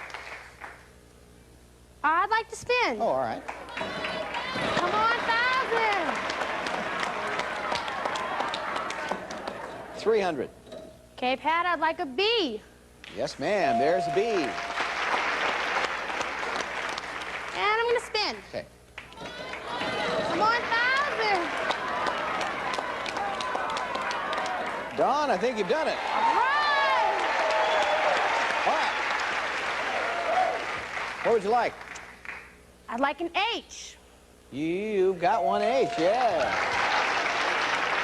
$3,900. I'm gonna spin. Okay, good luck. Come on, 1,000. There you go. I'd like a C. Give that lady a C. Now you have $4,500, Dawn. What would you like to do here? I'm gonna solve the puzzle. For all that money, what is this phrase? Behind closed doors. Yeah, that's it. Congratulations. Thank you. Behind closed doors, $4,500. We go to the playroom. What do we have? Okay, for $2,650, I'd like the Diamond Panther ring. That's yours. You have $1,850 left. Okay, for $1,600, I'd like the rocking horse. Okay, $250 to go. Yeah, for $154 with the ceramic Dalmatian. Okay. I know you do. No, we wanted to give it to you. $96. I'd like it on a gift certificate, All right. please. Jack, are you still here? I'm right here, Pat. Dawn, we start with this. It's beautifully reproduced in ceramic composition. It's the Dalmatian dog. Now, these dogs ran between the carriage, and they were companions to horses. Well, now he's your companion. It's $154.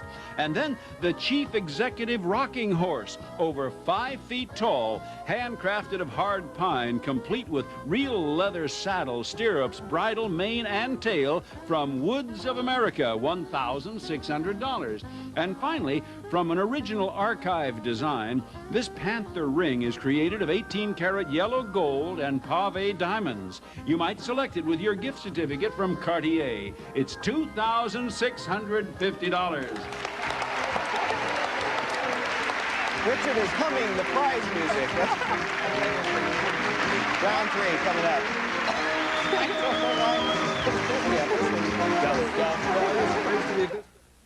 Hey there. You're really into getting healthy, aren't you? Bet you got high marks on your last physical. Haven't had a physical in a while?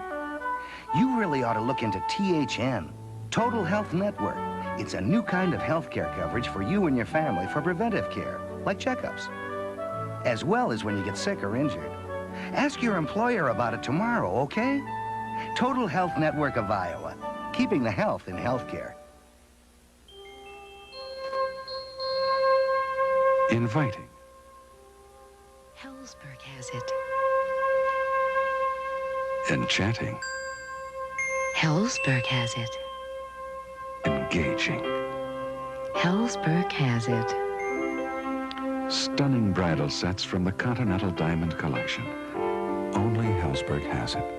Priced from $550 to $6,800. I'm a toy expert, so I come to Walmart, because they got the neatest toys, like Sky Talkers. They're fun. They're real walkie-talkies, and they're cool. Mom lets me play anywhere, because it's safe. During Walmart's 23rd anniversary, Fisher-Price Sky Talkers and Parker Brothers Nerf Pool are just $19.94 each. Walmart, where kids love our toys and parents love our low prices. That's real savings. That's the Walmart way. Honey, have you heard the latest? It's quite a week on entertainment tonight as Jane Wyman welcomes Cesar Romero to Falcon Crest. Jason Robard stars with Don Johnson, and Lisa Hartman gets fired up about being a Beverly Hills cowgirl. Crazy about it. Then the latest from British rocker Adam Ant. Plus, rocking back the clock for a look at the first rock and roll movie and remembering a rebel, James Dean. I love you too. This week on E.T. See Entertainment Tonight, right after the TV8 News Live at 10. All right, round three. We have a lot of money on the wheel. There's a $5,000 space. I hope one of these folks will hit it. Let's see what happens. We're looking for a fictional character this time. That's our category. Dawn, you'll start the third round. You're the third player. Come on, 5,000! Come on! 5,000! $250. Okay, I'd like a tea, please. No, there's no tea. Kathy, let's go.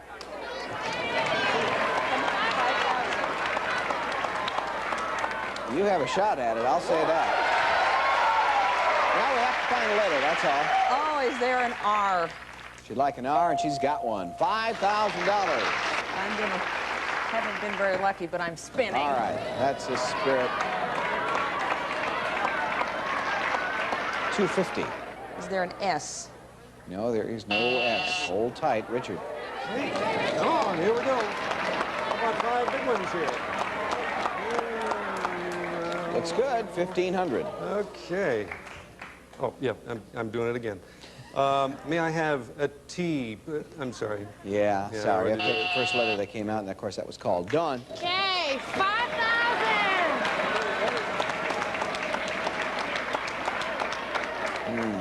300.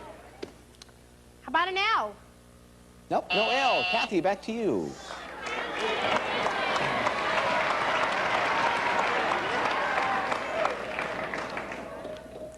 $350. Is there a D? There is one D. Yes, ma'am. Right there. A lot of money, $53.50. I'm going to buy a vowel. Okay. E. Makes some sense, and there is one E. Yeah, you still have $5,100 left. Is there an A? There are 2 A's. Here they come. And still you have plenty of dough, $48.50. Kathy? I better spin. All right.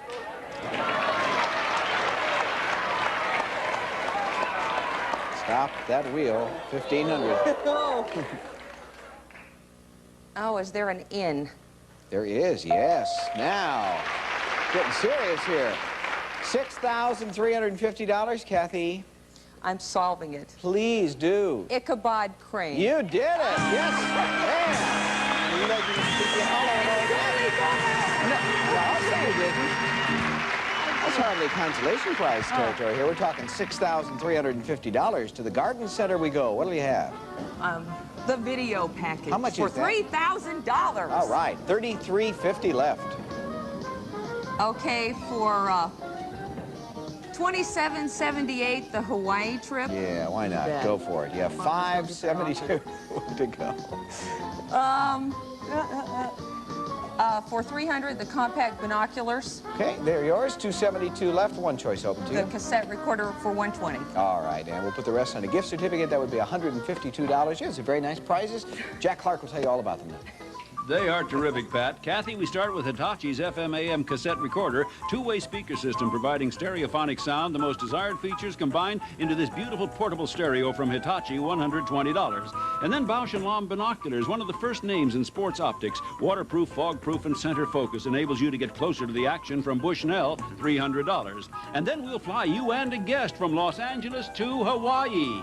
And there you'll spend 6 nights and 7 days at Great American Hotel's fabulous Royal Sea Cliff Resort. And while there, you'll enjoy a fun-filled dinner, cruise, and tour to the volcanoes, courtesy of Hawaii's famous Kama'aina Visitors Club, $2,778. And finally, a big 26-inch diagonal screen is contained in this sleek new black lacquer color TV monitor receiver. Digital command center and broadcast stereo sound are among its outstanding features. And Panasonic provides home and go video pleasure with this lightweight portable video camera and this portable home video cassette recorder from Panasonic. It's $3,000. Yeah.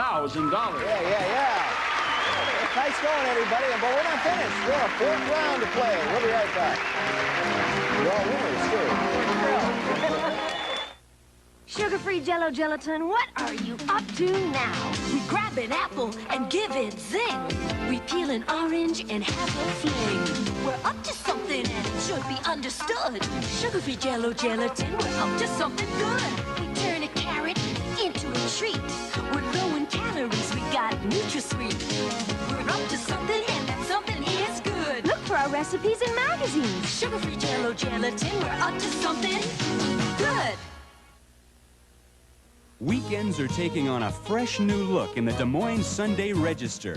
Welcome USA Weekend, a new magazine from the publishers of USA Today. You'll find it fresh, fun, easy reading. Next, turn to our new improved leisure section for a lively look at movie reviews, travel news, and fun things to do in Iowa. Then there's the Big Peach, a must for sports fans of all ages. And now put more fun on your weekend for less. Look for a special money-saving offer Sunday in the Register, Iowa's best read newspaper. This is New Brawny paper towels. It's bigger than ordinary paper towels. In fact, New Brawny is the biggest paper towel you can buy. And tough. Tough enough for giant messes. Giant messes. Get it, Brawny? Giant messes. No. Next. This is New Brawny paper towel. It's bigger than ordinary paper towel. Next. New Brawny, the big tough towel. Okay, guess what this is? That's our topic. Dream come true. 5-minute pizza, eh? For lunch. Comes in your own personalized size, eh? Okay, lunch hour. Toot. Lunch hour. Okay, how long does it take to get over to the place, right? How 10 long? minutes. 10 minutes, okay. How long does it take? Okay, we're sitting down, we want to order pizza. Oh, no, are we going to get back to work in time? Yes, why? We don't have jobs.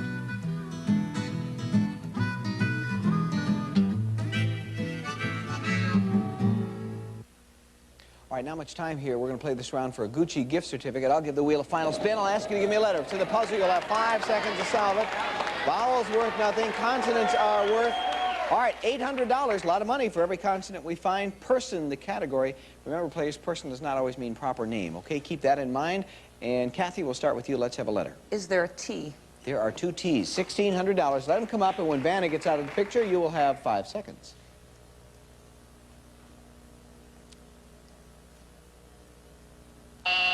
Richard. S, please. No S. Don. N, please. 1 N, $800. Person. Time starts now.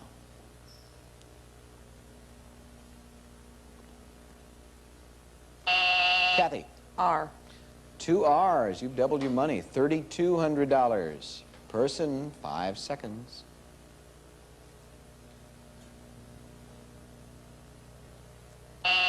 Richard.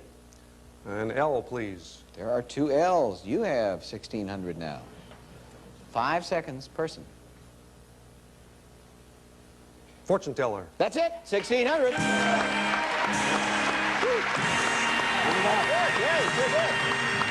That's $1,600 Gucci gift certificate, $3,000 for you. Congratulations. And really to everybody, in addition to being a terrific group up here, you all won a lot of nice prizes. Richard, $3,000. Dawn, $4,500. Thank you both for being here. That leaves you a... You bet. You're going to keep them down on the farm. $6,350. You're going to play the bonus round. I know. We'll do it right after this. Of course, you have to do your chores. Here's your ticket, your chance to get it all.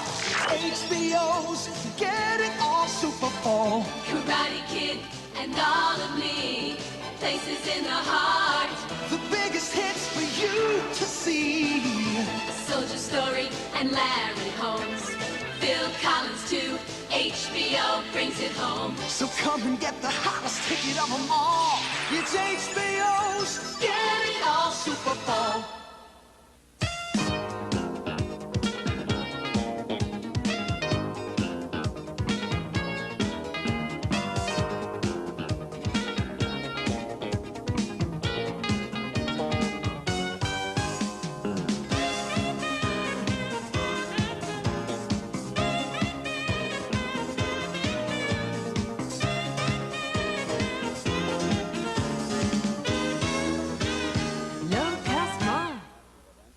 See tennis history in the making as John McEnroe and Bjorn Borg come to Des Moines Veterans Auditorium live Saturday, November 16th. It's the Iowa Methodist Sports Medicine Center, R.G. Dickinson and Company Celebrity Cup, featuring the two greatest tennis players of all time, John McEnroe and Bjorn Borg. Tickets on sale now at Bet's Box Office and other outlets. It's a night of tennis you'll never forget in Des Moines, Saturday, November 16th. Presented by 1350 KRNT, Q102, and KCCI TV8. Bonus round time. What would you like? The truck. A fine choice since it's here in the studio and right in front of us. Jack. Makes it very convenient, doesn't it, Pat? Well, Kathy, you're going to be trying from Mazda's new 1986 B2000 truck. Comes standard with carpeting, tinted glass, 5-speed overdrive, ventilated front disc brakes, and more from Mazda. $7,505. Good luck. We want you to get this truck, Kathy, and you will if you identify the phrase we have up there. Let's have 5 consonants and 1 vowel. S. 1. T. 2. R. 3. N. 4. L. 5. And E. Seems like good choices to me. Let's see how they work for you. Vanna, turn those letters. Audience, please, very quiet, very important. Playing for the truck. Almost $14,000 in prizes for this show, for this lady, and that's what you're going to get to work with. It's a phrase. You have 15 seconds to talk this thing out. Good luck. Crystal clear. You've got a truck. We need one. You got one. $13,855. Nice going. Do you have anyone here with you in this studio? How about these? Where are they when we need them? She did it, huh? We're too old to run, so they won't. But they like to run. Turn around and just stay right here with us, and we have to go. Would you say goodbye to the folks? Goodbye, thanks. Yes. Would you say goodbye? Goodbye. I'll do it too. We'll see you next time. Bye-bye. Oh. Some contestants will receive a $25 check from Western Union. To send money fast, come to Western Union. We'll send any amount anywhere, usually in 15 minutes. And a gift certificate from trustworthy hardware stores, the Problem Solvers, committed to serving you with brand name products, expert do-it-yourself advice. Trustworthy hardware stores. Active women choose today's girl pantyhose for sheerness, fit, and 6 dazzling new colors. Look for today's girl at fine department stores. And Van Mel Mentos, a delicious candy-coated shell with a chewy center that lasts almost forever in 7 sensational flavors. Curity, when your family hurts, they need lots of TLC.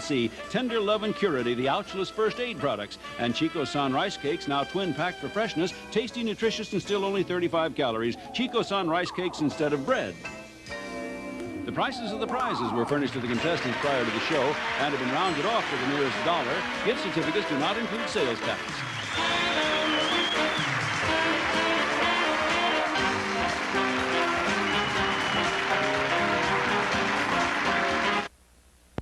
Burger King presents building a delicious new breakfast sandwich, the Croissandwich.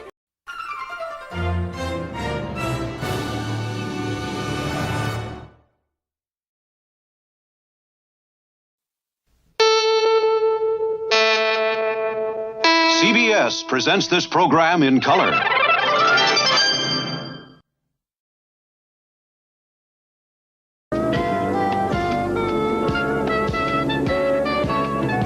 Mary? Joe? I'm running for the open seat on my union strike committee. I had these buttons made up. Hey, what do you think of that slogan? Vote for Tully. Well, that certainly says it. Joe? Did you think that up yourself, or did you hire one of those media experts? No, I planned the whole thing myself. There's no expertise of any kind connected with my campaign. Oh, good morning, Mary Brenner. Good morning, Ed. Do you have a pen? Yes? I'd like you to do me a favor, then. Last night, at 3 a.m., I finished my play, Big Shoulder Symphony. Oh, Ed, Wait a minute.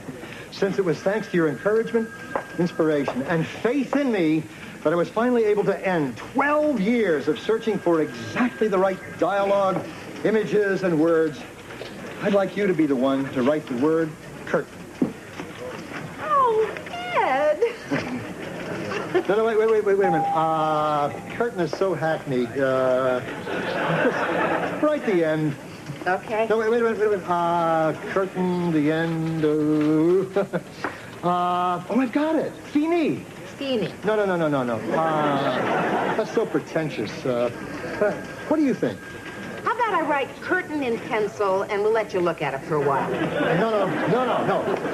Write curtain in ink? I don't know why I do this to myself. Ed, I am just so proud of you. Hey, Ed, why does she get to write curtain? You know, I've encouraged you over the years, too. I'm sorry, Joe Tucker. I was never inspired by your challenge to write or get off the pot. Congratulations, Ed. Hey, way to go, Big Ed. Thank you. What's your play about? You looking for a one-line summary, Ronnie Dicker? Well, if you can make it shorter, that'd be good, too. No, I'm sorry. That's impossible. That'd be like trying to come up with a one-line summary of Tennessee Williams' streetcar named Desire. An erotic Southern belle goes to visit her sister and brother. No. I'm sure you can summarize the plot, but what about the intent, the essence? You can't describe the theme of Streetcar in one mere sentence. Society destroys sensitive individuals. I'm sure you can. I was talking about him. Society destroys sensitive individuals. I guess that's the theme of my play, too. Very succinctly put. Thank you again, Mary Brenner. Hey, Ed, I heard you finished your play. Congratulations. Thank you, Frank. What's it about? How society destroys sensitive individuals. Really? I'd love to read it. Oh, no. None of you are going to read it. You're all going to see it. See it, Ed? What do you mean, see it? I mean that I'm going to produce and direct this play myself. I'm not taking any chances with the vagaries of all these theater boards and artistic directors. After 12 years of sweat and anguish, if anybody screws this play up, it's going to be me. Well, we've all got faith in you, Ed. Thank you, Joe Tucker.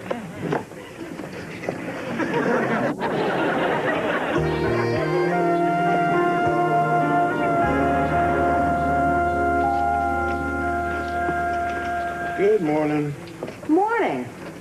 Boy, this union election is really heating up. Have you seen these pamphlets that are lying around the lobby? Isn't that something? Huh. Tully, a menace to you, your union, and the world. Who is this Dobronsky? Tully's opponent for the strike committee. Works down on 2. Now, he's a real union man. You don't think Tully's a real union man? I'll read the pamphlet. Tully's missed 2 membership meetings in the last 26 years alone. Oh, look, it's the Tully menace. My God. Have you seen these? I think Dobronsky's running a smear campaign. You think? Tully, in this cartoon, you're pictured with horns, cloven hooves, and you're dancing on a grave marked Our Union. Boy, you win 3 dance contests, and they never let you forget it. Did you really miss 2 whole union meetings, Tully? It was my wife's fault. She was giving birth to our children. Look at these. Character assassination, mudslinging. Well, Vincent T. Tully will never stoop so low. What was that? Ed's auditioning actors for his play in the lounge. Here? Isn't that going to be a little distracting? Not if you're used to living in my neighborhood. No, dear. The character doesn't die physically. It's a death of the spirit. I thought that's what I was doing. Darling, you fell on the floor, clutching your heart. What should I clutch? Perhaps a copy of Uta Hagen's Respect for Acting. See you tomorrow. Frank, a question. Have you found a qualified reviewer for my play opening? I'm working on it, Ed. I'm working on it. There's still some freelance writers out there. I thought Simpson might be the one. Simpson? Frank, the man's a fossil. He hasn't liked anything since New Faces of 21. All right, then, Katie Penland. No, Frank, not Katie Penland. Everybody knows about our crazy trip to the moon. She's never forgiven me. You see, it was a one-night-only performance. Ed, what do you want me to do? You've turned down everybody I've come up with for the last 4 days. Yeah, I know it's tough. Well, if worse comes to worse... No, Ed, not you. Oh, of course not. I could do it under a pseudonym if... Ed, this is a town of 8 million people. I'm sure we can find someone whose opinion you respect, who doesn't hate you, and with whom you haven't had an affair. And if not? I'll fly somebody in. All right, thanks, Frank. I really appreciate that. Mary Brenner, have you read that play I gave you, Waiting for Godot? Yes, I have. Beckett, Samuel Beckett. What did you think? Well, see, Ed, the thing is, you're a theater expert, and while I enjoyed the dialogue and the characters, I didn't have the foggiest idea what it was about. Oh, your honesty, it's so refreshing. Do you know how many people out there pretend that they know what Godot means? Oh, pseudo-intellectuals blowing hot air, expounding endlessly on and on. Look, some afternoon we'll set aside a few hours and I'll explain to you exactly what the play is about. Good. I look forward to that. Oh, Ed. Yeah, Tully. I'm sorry I can't make it to the opening of your play, but it's my union election night. I'm sure you understand as one cockeyed dreamer to another. Sure, Tully. I hope you break a leg. On the biggest night of my life? That's a hell of a thing to say. No, that's how we theater people wish one another well. Oh. Well, I hope you rupture yourself.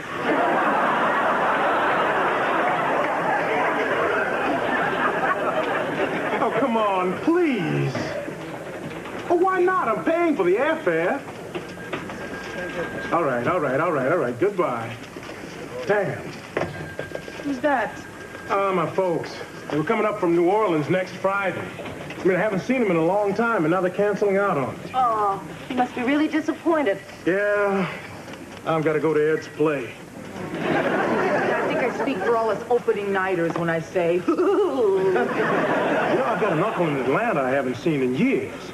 That might be worth a shot. Come on, you guys. How bad can it be? December the 5th, 1979. This young reporter was covering a meaningless gridiron tilt between Oshkosh and Gonzaga. Wind chill factor was 32 degrees below zero. The score was 48-0. I don't remember who. I got frostbite and almost lost the tip of my nose. Yeah, but you're not saying... I was standing on the sidelines. The snow was so deep on the field that day, the referee planted the down marker on my foot. Yeah, but Ed's play is... As I was writhing on the ground, Oshkosh decided to run a power sweep led by their two guards, Joe the Italian Anvil DeLuca and Moses Dr. Punishment Patterson. I broke 3 ribs and my jaw was wired shut for a month. Yeah, but I can't believe you think it's going to be close. Why do you have to assume the worst? Maybe it's going to be good. Mary, listening to Ed's thoughts for 3 minutes is enough to drive you batty. Just imagine 3 hours. Ed is an intelligent, sensitive man. His reviews are well written, usually witty. All right, maybe the play's going to be a bit experimental, but Ed's a friend. All he's asking is that you give up one night of your life to share something that is really important to him. Why can't you just go in there with an open mind? You might be surprised. You might enjoy it. That is a wonderful attitude, Mary. Let me ask you, have you ever written any drama reviews? Yeah, sure. No. I never have. Frank, I would not know where to begin. Well, how about beginning with Ed's play? No. Oh, come on, Mary, please. Have Now he's to. driving me crazy trying to come up with someone. Frank, I thought of the perfect person. Looks like you dodged the bullet, Mary. Who is it, Ed? Mary Brenner. No, she won't do it, Ed. I just asked her. Why? And I'm a friend. You don't want to have... Oh, no. You think you're going to hate it. No, not at all. That's the only explanation I can think of, Ed. Frank. Please. All right, I'll do it. Thank you, Mary Brenner. Thank you. White. And the B train clacked along. Clack, clack, clack, clack, clack, clack. My mother's face floated out at me. And there was blood. Blood on the B train. And all the night wrapped around me like a shroud as I stumbled and fell. And fell. And fell. And fell. And fell. And...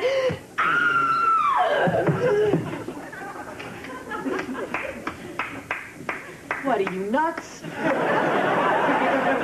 What time is it? 11:17. Well, that was quite a night at the theater.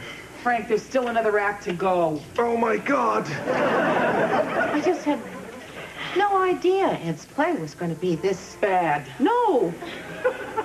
Experimental. I thought it was going to be... Good? No. Well, yes. But different. All I want to do is... Go home. Yes. Well, no, but soon. I don't know what I'm going to write about this. What are you going to say to Ed after the play? Mary. You are not going to steal my empty flattery. It's all I've been thinking about for the past 3 hours. Was there something any of you liked about it? You know, any little tiny thing? Nobody got hurt. Frank, what was your favorite part? When my date fell asleep and stopped complaining. Ronnie. I'd say the nudity if it wasn't for all that awful dialogue. And usually I enjoy nudity. Guys, you're not helping me. I've got to write about this. Look, Mary, why don't you ask some real theater critics? There were about 6 of them here tonight. I think they could be reached at home by now. I'm not going to give up. There's still another act. Maybe all these loose ends will be tied together. Maybe Ed's theme about society destroying sensitive individuals will surface. Maybe because there is another... Frank, do I really have to write this? Mary, if we didn't print a review, we'd just be ignoring Ed's play, and that would be more insulting than anything you could write. Let's hope so. Well, there's nothing more I can do backstage. Do you mind if I sit here with all of you and watch it the rest of the way? Oh, that's terrific. Ed. Oh, thanks. You know, Mary Brenner, working with the actors, molding their performances, seeing my ideas come to life, I could just kick myself that I hadn't done this sooner. Really? Really? I mean, I wish the other drama critics hadn't walked out, but, you know, jealousy. Besides, I knew Big Shoulder's symphony wasn't a piece for the masses. I knew it wasn't Cats. I knew it wasn't Annie. I knew it wasn't Der Überschwein. What? Der Überschwein, a German expressionist piece in the 20s. It means the super pig. It was quite popular in its day. Is it playing anywhere tonight?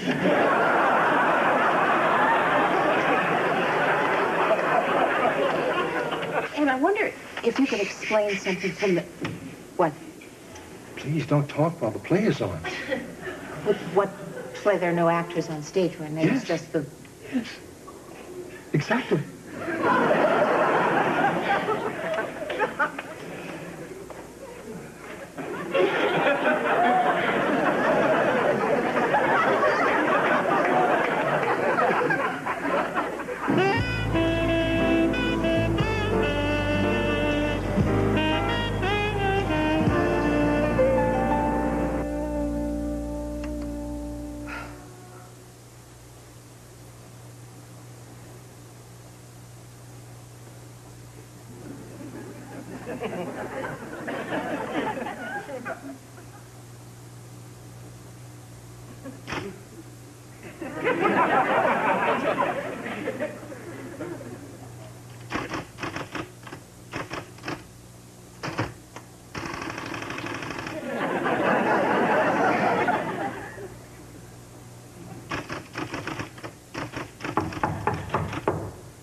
Mary Brenner!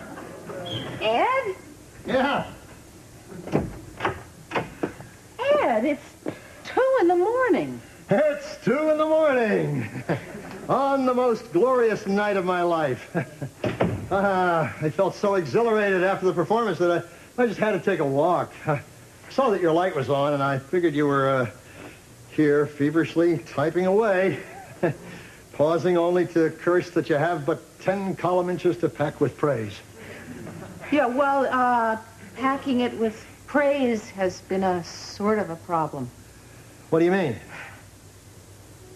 Ed, can I be honest? No, please. Anything but honesty.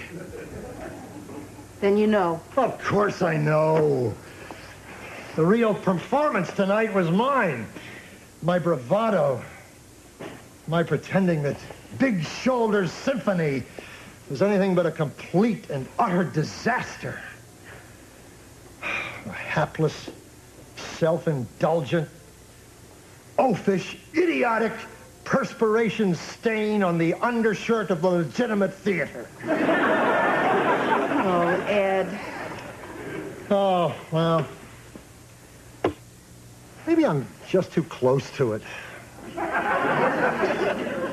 You know, that's it. I'm just too close to it. I'm too close to it, aren't I, Mary Brenner? No, Ed. Maybe we're both too close to it. I wish we were.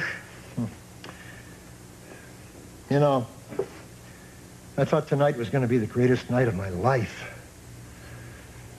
When the house lights went down, I was transported. I heard my words, my beautifully crafted words falling on the audience like a gentle rain. And then suddenly the play was over. Suddenly? Yeah, well, eventually. You know, my entire career, I've sat in that audience watching the others, dreaming about my moment. The curtain call, the ovation, cries of author, author. I take my bow. I'm showered with roses. The applause is deafening. I'm so sorry. At least you clapped politely. Bless your heart. I would have stood. I was just so darn tired. I'd hoped they were going to shower you with roses. You know we all did. Well, maybe next time. Right. Maybe next time. You mean it?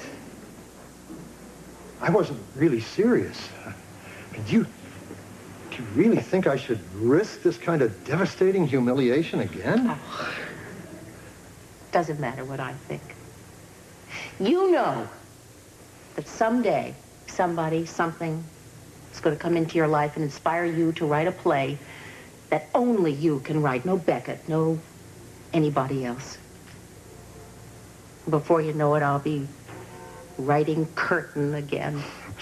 Or Finis, or The End, you know, right. Whatever you like. Give it you. Yeah. You know, I think my problem is that I'm just too experimental.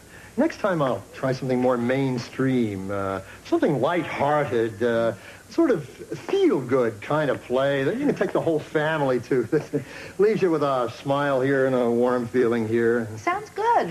The only trouble is I hate that kind of play. Well, thanks for everything.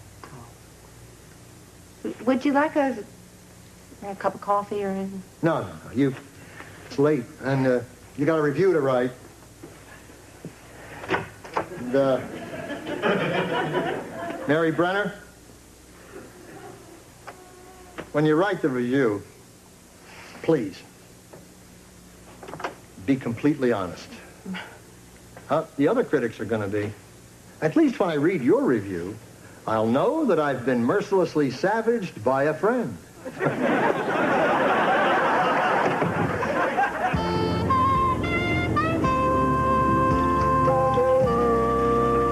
Hey, Tully, how'd the election turn out? Well, I am very proud of my union brothers.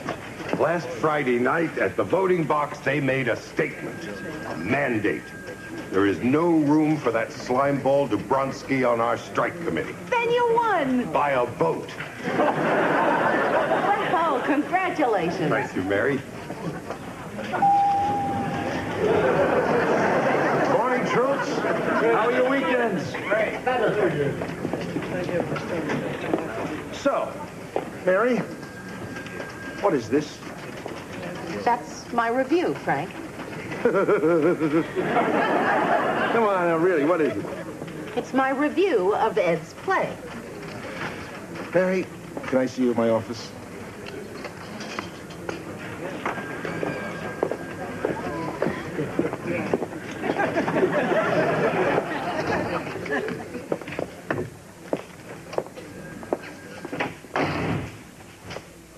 All right, now, what is this?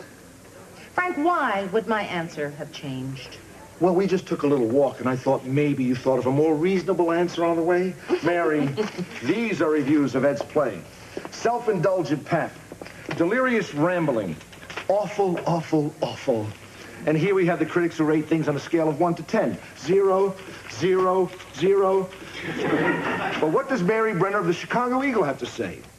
A noble failure with flashes of insight. Could have used some trimming. You didn't think it could have used some trimming? No. Trimming would imply that some of it should be kept. Oh, Frank. Mary, relax, relax. I'm just having a little fun. I thought the way you took care of things was great. Really? Really. I mean, it was a sticky situation, and I'm glad we had you to handle it. Yeah, Ed's a friend, and I knew you'd shade the truth, but I'm impressed that you could lie this audaciously. Now, wait a minute, Frank. I didn't lie. After thinking long and hard about it, I happened to find some merit in Ed's play. That's not a rave review. It's a impartial, faintly encouraging, but make no mistake about it, bad review. I don't see how anyone could interpret it any other way.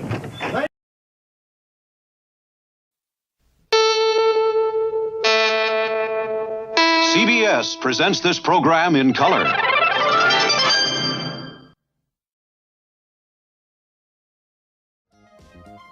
Hi, here you are.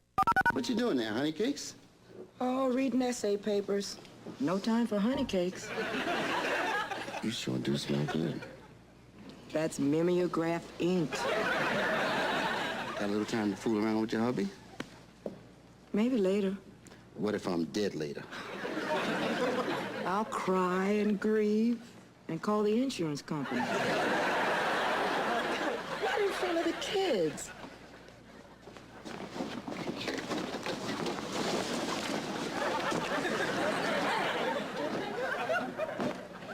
I'm leaving home forever, and I just want to say goodbye. Bye. Do you want to tell us where you're going? I'm going to live with my friend Stanley Vogel and his family. Oh, I see. Are the Vogels expecting you? Sure, they said they'd adopt me. Oh? Nice folks, the Vogels. You could do worse.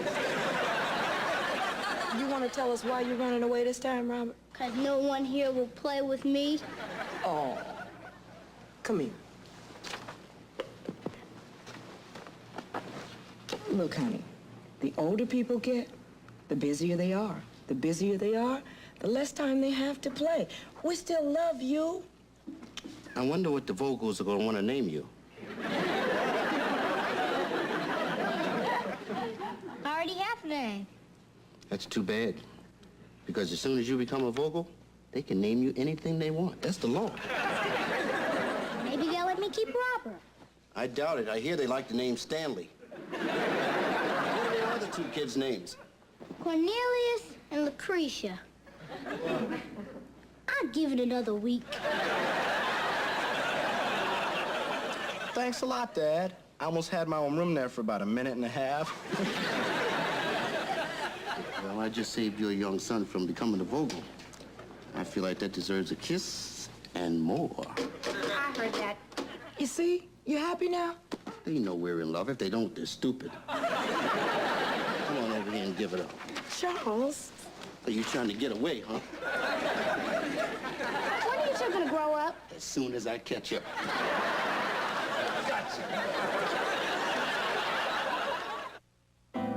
Picnics in the park, kids in the car, Sunday's family day, getaway.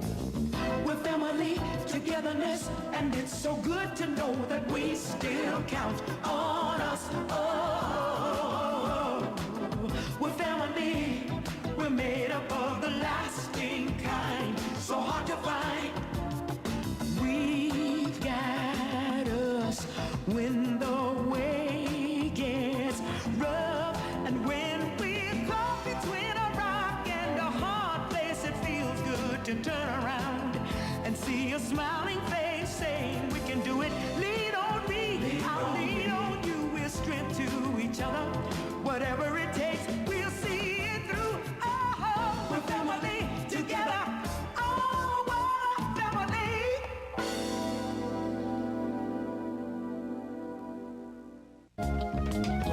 Really, Sharon, I know what you mean. New family law number 1. No phone calls during dinner.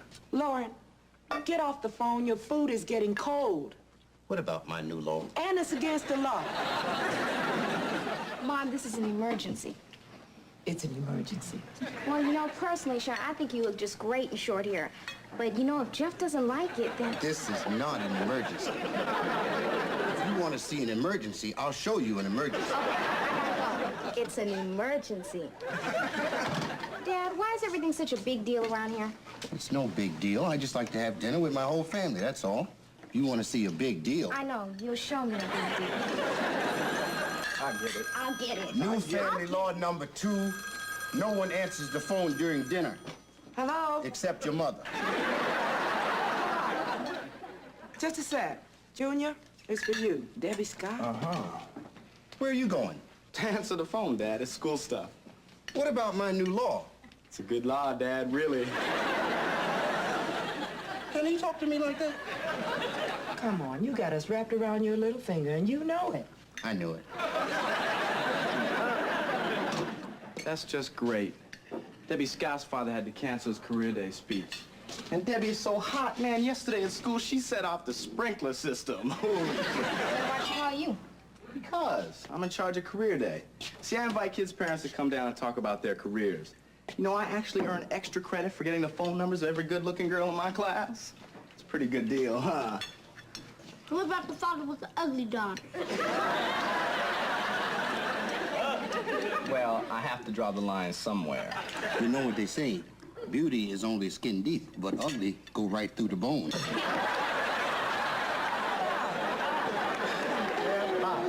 That's terrible.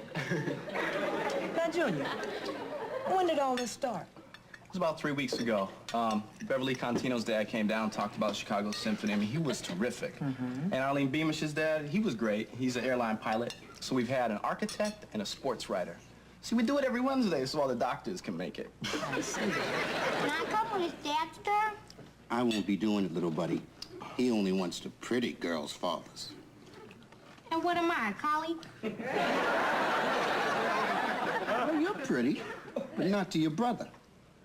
Hey, you know Eddie Rankin's dad? Yeah, the nut who wears the hats with the antlers on them. Yeah, right. Well, he owns a radio station in Oak Park. He's a funny guy. Now, hey, everybody wants to be in radio. Well, it sounds as though there's no shortage of interesting careers.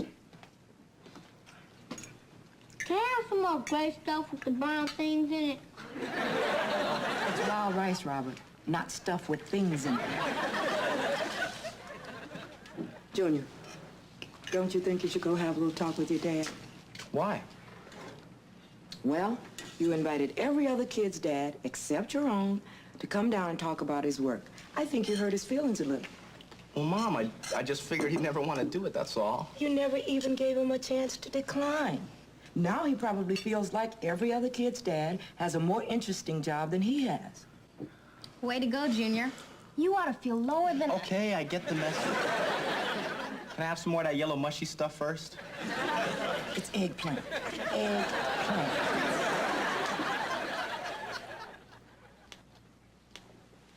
Hi, Dad. Hi. You know something? Whenever I see a road or a really nice highway, I always think of you.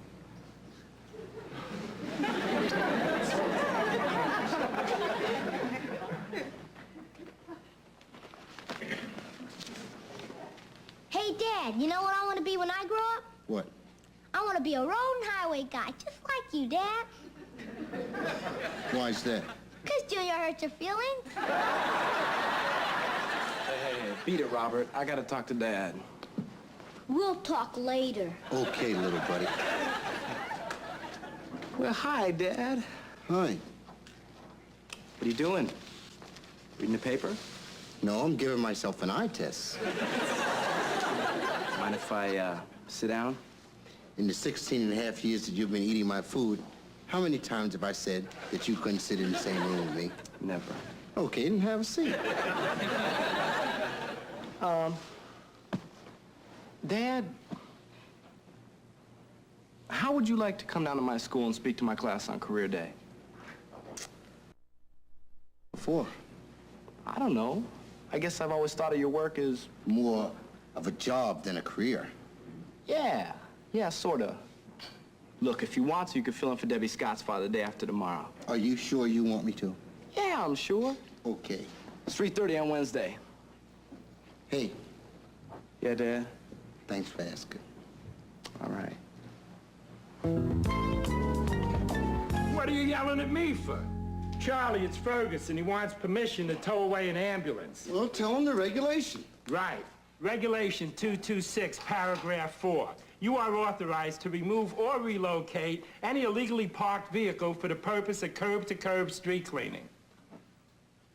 So what are you hollering at me for? The answer is yes, you can tow it. Oh, well, the same to you. They're all big shots on the phone, but when you meet them face to face, they're just like us. If Ferguson had a half a brain, he'd be dangerous. If anyone had half a brain, they'd be dangerous. It's just an expression, Bieberman. Of what? It's just a very old, very famous expression, Beeb. Now leave it alone. Anyone else ever heard the expression, if Ferguson had half a brain, he'd be dangerous? What are you writing? I gotta go down to junior school and give a speech. Why, is the class being punished? No, it's career day. Oh, well, just don't get them too excited. The last thing we need is competition from a bunch of snotty know-it-alls who just want to work here for the glamour and prestige. You know, I wish somebody got me excited about a career when I was a kid. It's not too late, Sandler. With a little training, you can become a speed bump. You know, Miguel's right. This is America. You could be anything you want to be. I want to be a nude photographer. If I had a body like you, so would I. All right, listen up. I want to know who's in charge of Ferguson's road crew. Sir, that would be Ferguson. Charlie, who told Ferguson he could tow away an ambulance? I cannot tell a lie, sir. It was Bieberman. I just told him the regulations. I was just kidding, Mr. Simpson. I did it. But we are authorized if it was parked illegally. With a patient lying in the back? This sounds serious. Serious? We're talking lawsuit city here, Charlie. Hope you don't mind spending your next 4 months in court giving depositions. Sir, Ferguson never mentioned there was a sick person in the back of the ambulance. Why do you guys listen to Ferguson anyway? Everyone knows he doesn't have both oars in the water. I didn't even know he had a boat. Just make sure you get some paperwork typed up before the city attorneys come calling. Excuse me, sir, if I may. I haven't... Sandler, whatever it is, no. He likes me. Sandler, if you could leap up and catch a frisbee in your mouth, I bet he'd take you to the park. I'll tell you, Charlie, I don't know how you can do it. Get up in front of a room full of strangers and stand there and talk. I could never do it. I'd be too nervous. I once spoke to about 100 people when I worked for the post office.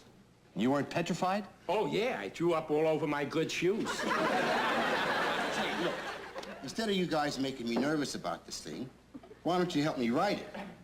All right, okay. All right. What about, without the Department of Roads and Highways, Chicago would come to a standstill? That's good. That's good. Yeah. Oh, wait a minute. Hey, I got one. How about this? We pave the roads and clear the snow and melt the ice to keep Chicago on the go. That's good, too. It has a little rhyme to it. Yeah. Oh, you want poems, huh? Okay. How about, there once was a man from Nantucket. I was speaking at a school, not a prison. Oh, you know what you should do? You should tell some Ferguson stories. Remember that time he put up that sign on Rush Street, Hooker's Crossing? Do you remember that time? I remember that time. That was a funny time. And so a lot of people decide to become veterinarians so that they can play with puppies. Well, certainly that's a step in the right direction. And in my business, where you step is very important. But as you can see, there's a lot more to it than that. And if you're willing to put in the years of study required, you'll find the veterinary profession to be fun, worthwhile, and lucrative work. We now get 50 smackaroos just to brush a dog's teeth. Thank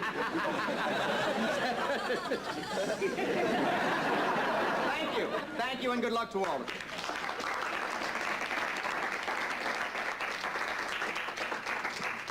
Thanks again, Dr. Keppel, for your informative and entertaining talk. My pleasure. Anything for my Wendy. And a fine-looking specimen she is, your Wendy. Goodbye, children. Good luck. Thanks again, Doctor. Stay. Knock him dead.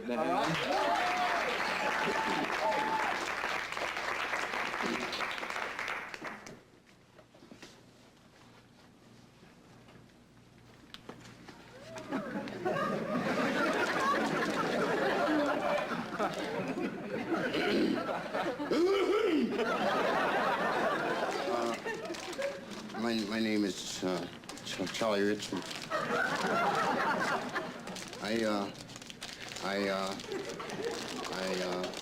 Clear the snow. Clear the snow?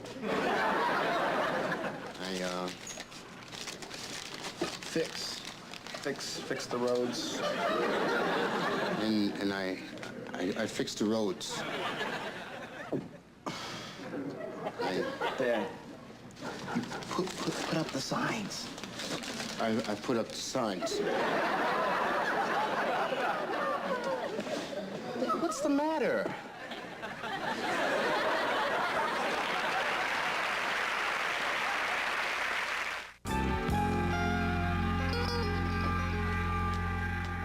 Honey, you can't hide in this kitchen all night. I'm not hiding, I'm squeezing. Whenever you spend an hour and a half making juice, you're hiding. So I'm playing hide and squeeze. Look, honey, I know how badly you feel about what happened today with your speech, but don't take it out on that harmless fruit. Would you like to talk about it with someone who loves you? There's nothing to talk about. You've been really hard on yourself. No, no father wants to fail in front of his son. Hey, Junior, come in here. I want to talk to you. Look, Dad, I think that you did the best you could, you know, considering you had no time to prepare or anything. You don't have to make excuses for me, Junior. I know I embarrassed you. Mom, Dad, we have to get Robert to a psychiatrist right away. And the reason? I walked into my room and caught him putting on my pantyhose. I'll be good. Please don't take me to a scientist. Why'd you do it, Robert? Why? Well, I could never figure out how Lauren could fit those long legs into these teeny things. Like man-to-man talk to me, Charlie. Come on over here, little buddy. Robert, it's not normal for a man to be putting on ladies' underwear. We gotta nip this thing right in the bud. We can't let this become a habit. See, what I'm trying to say, son, is that There are some men who don't like their own underwear. Charlie. No, what I'm trying to say is... I shouldn't do it again, right? That's right. You got it. I still think you can use some professional help. You would. Mom, if anybody needs professional help... Now go and give your dad a hug and tell him you love him. Mom, he doesn't like the hug. He doesn't have to like it.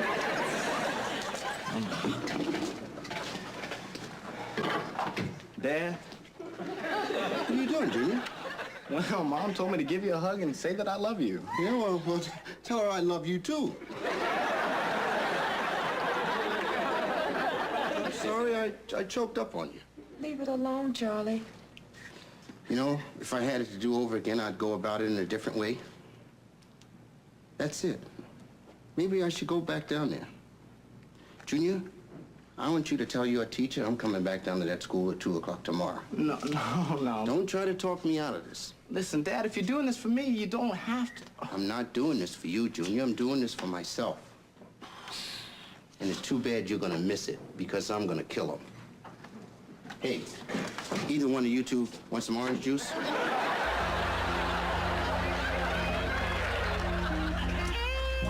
There he is, taking it down. All right. Well, how'd it go yesterday? Went so well, I gotta go back down there today. Details, Charlie, details. Well, there's nothing to say. I went home, I put my lucky tie on, got in the car, put some nice music on. Yeah.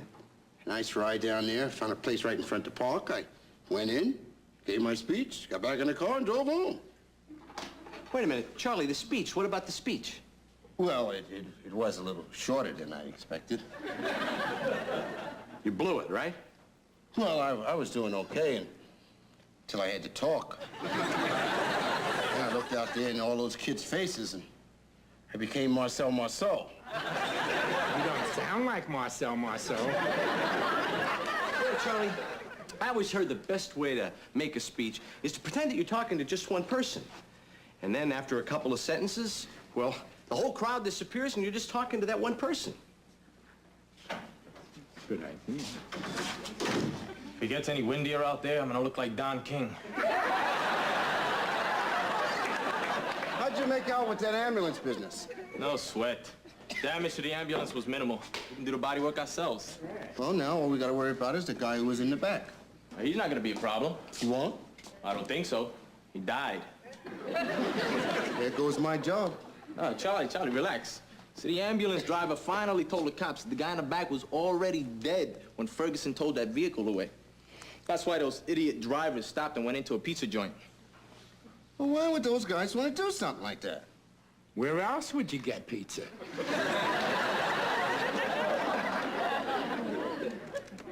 Hello, Joyce. Let me speak to Simpson. Now, all I gotta worry about is my speech. Hello, Mr. Simpson. This is Charlie. We don't have to worry about the guy who was in the ambulance. He died. Hello? Hello, Mr. Simpson? While my job may be not quite as glamorous as other professions, I still take just as much pride in my work as would a doctor, scientist, or an attorney. And besides, I was raised in this city, and I feel that my job gives me an opportunity to give something back to this great city of ours. Thank you very much.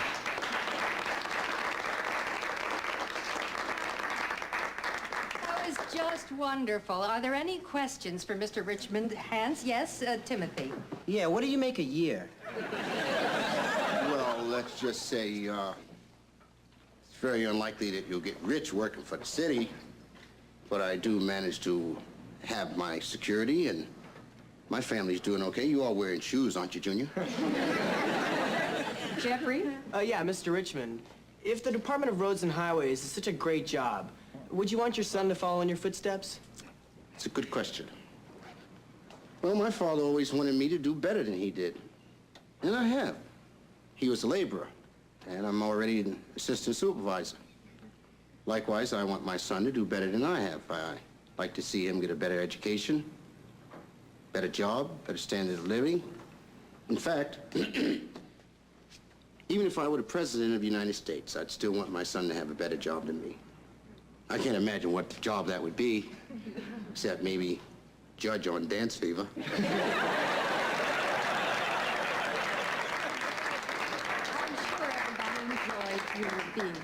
I'd also like to say that my reason for coming back down here today was not just to show you that I could come down here and speak to you without choking, but also to show you that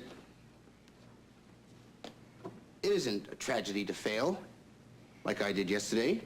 And very often, failure can lead to success, like today. And once again, in conclusion, I want to thank you for your attentiveness and your graciousness in having permitted me to come back and see you again today. Thank you very much.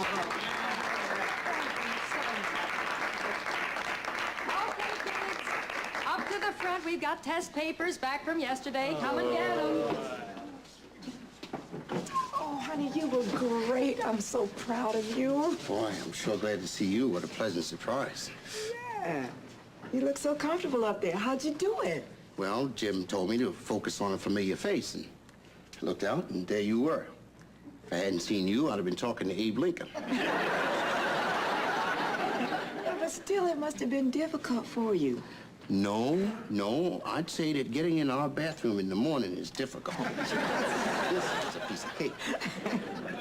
I know, and so does Junior. I mean, he's learned a lot about character from you. You're a fine dad, Charlie Richmond. Not here. Calm down. Dad? Yes, Junior? I just want to say you were so terrific. I mean it. And well, I know you don't like this, but... Not here.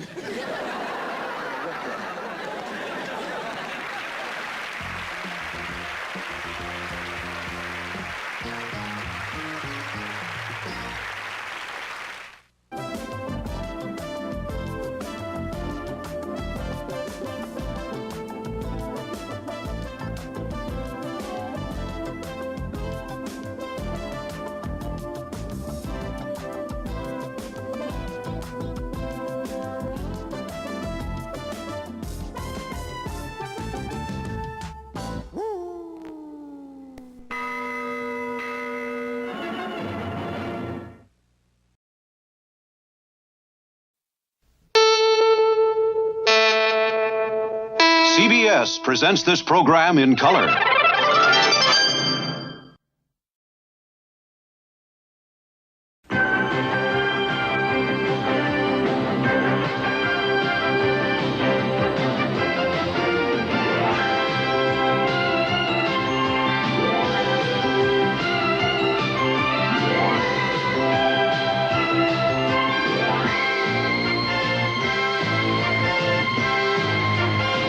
Tonight on the CBS Tuesday Night Movie.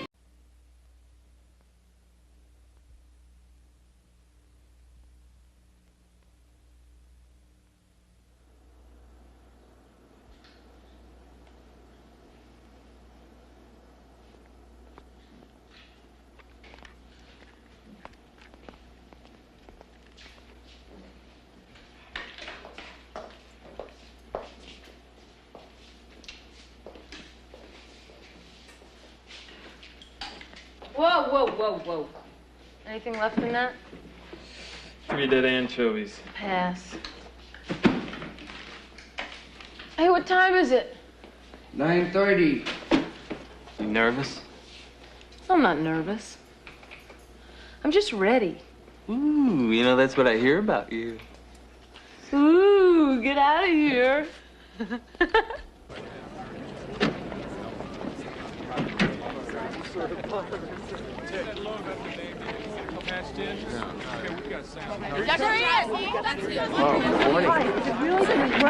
Is she really going to walk?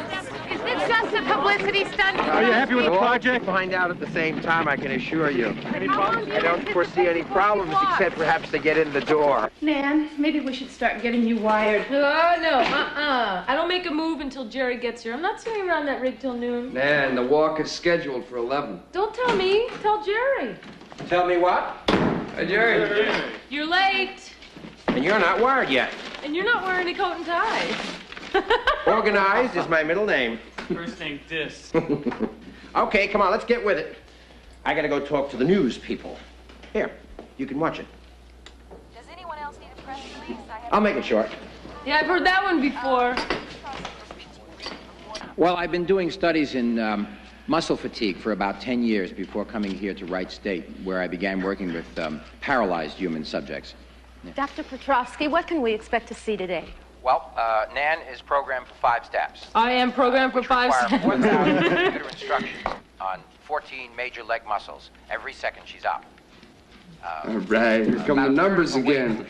Okay, folks, I think we're ready. Let's get going. Okay. So when I turn on the computer, basically what will happen is she will stand, take 5 steps, and sit down again. Are you sure about that? No. But won't it be great if it works? No, seriously. No, Nan will be the first person to walk using computer feedback control instead of her own brain. What does your technique consist of? Hard work for the subject. It's like training for the marathon. Why did it take you so long to begin working with paralyzed people? Well, a lot of things. Computer size, for example. About 10 years ago, it would have taken a van to haul one alongside behind the subject. But recent advances in miniaturization have made the process feasible. So thank you very much, and wish me luck. I think we're ready now. Yeah. Here, just this one turn. So, how close are we? Just waiting for you, Coach. All right, Naomi, send in the press. All right now. Quiet, please. Pool reporters and photographers may come in now. Everyone else, please move down to the auditorium. Is that real tight? All right, you're going to have to help out on the left leg. All right, now, we're going to start now, please. Hold it down. I want to be quiet. Everybody, just be quiet. Not a sound. Ready, Ned? All right, power on.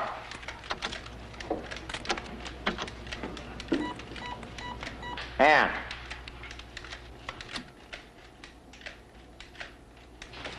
coming up.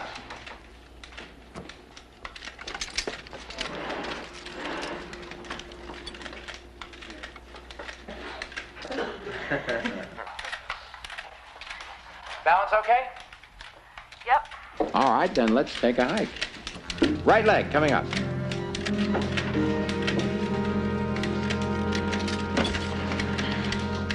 Left leg coming up. Tight, keep it in. Right leg coming up.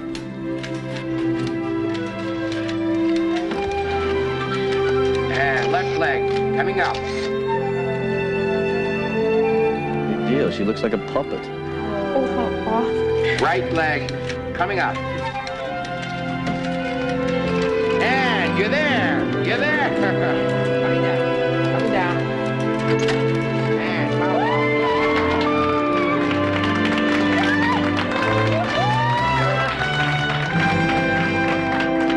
One small step for woman. And one giant step for mankind.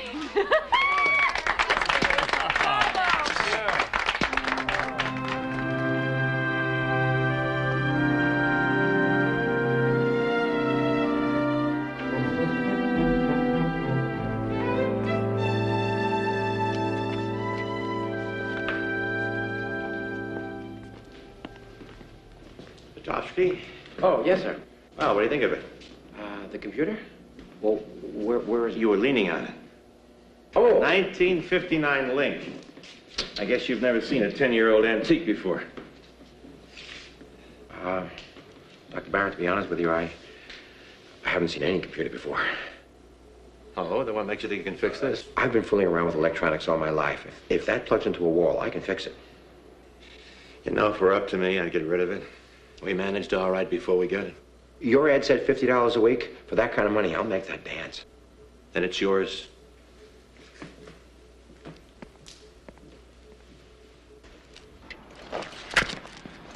Come on, man. You can't cop out on us at the last minute like this. We'll get fired if you don't show. The dude's expecting a trio.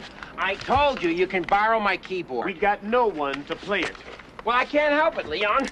This girl just volunteered for my experiment, and tonight's the only time that I can use the computer. What kind of scientist are you, anyway? You gotta scrounge around for garbage? Garbage? This is a classic. Look at that. Look at this. Hey, what do you think?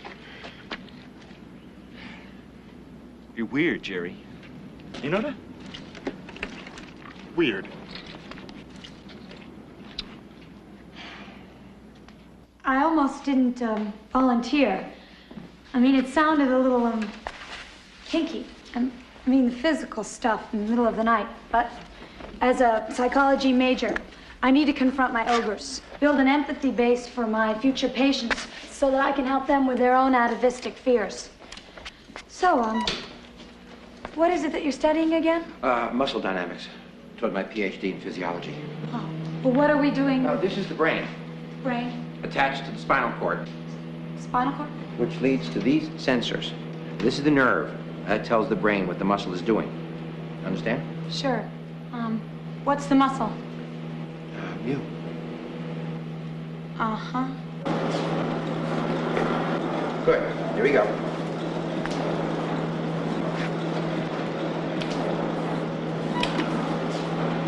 That's good. A little faster. That's perfect. All right, just keep that pace up. Oh, good. That's very good. Oh! Good. Oh! Good. Again. Oh! Again. That's very good. Push. Push. Please, I am exhausted. I know. I'm getting a fantastic reading of frequency decline. What decline? Come on, 3 more. Oh! Well, thanks, Carolyn. I'll see you tomorrow night at the same time, okay? Right. Or maybe a little earlier.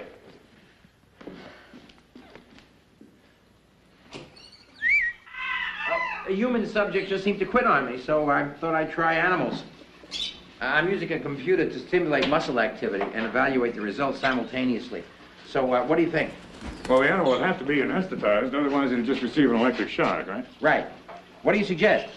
Well, we got cats, and I'd recommend ketamine as an anesthetic. Now, it's a hallucinogenic. You've never seen a cat grin. Well, give it a shot and you will. Okay, thanks. That was potent stuff. I'd be careful if that was a cat of mine. And they say zoologists are dull.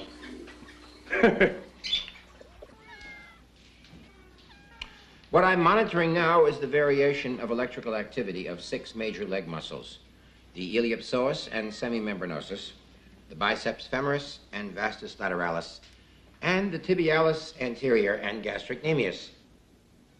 It is a quantum leap in complex computer analysis. What do you care? I don't know why I talk to you.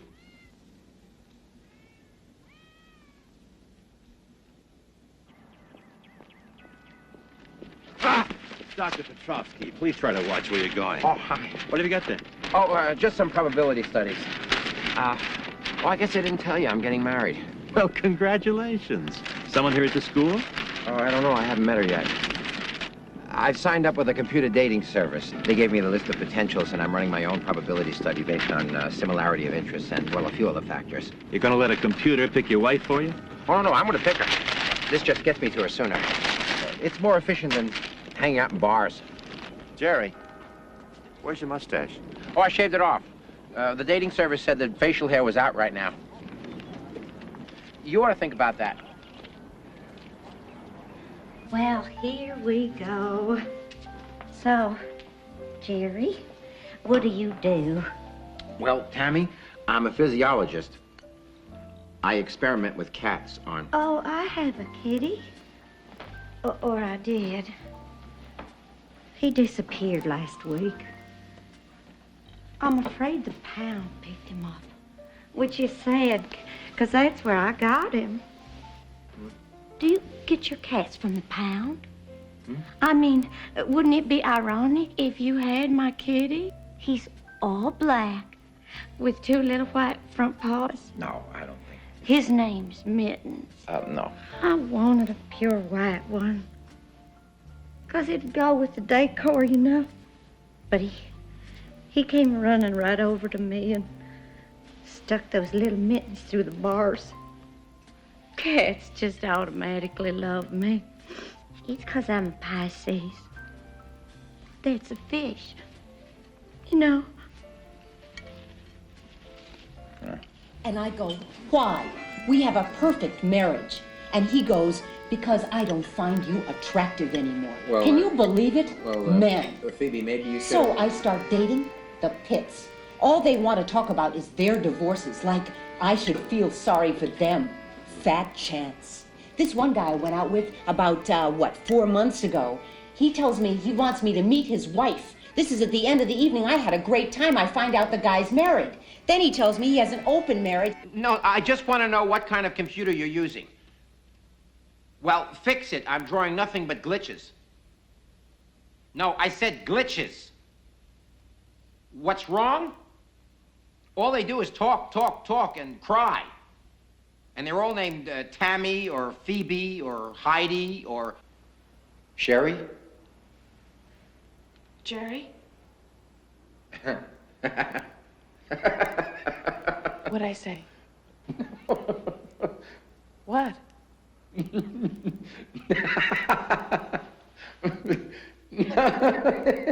So then it hit me. It was obvious. The magnitude of blood pressure and heart rate response during isometric exercises was likely unaffected by partially fatiguing isometric contractions prior to fully fatiguing isometric contraction. You could tell me to shut up. Oh, no. I like it. It's like listening to a marvelous foreign language.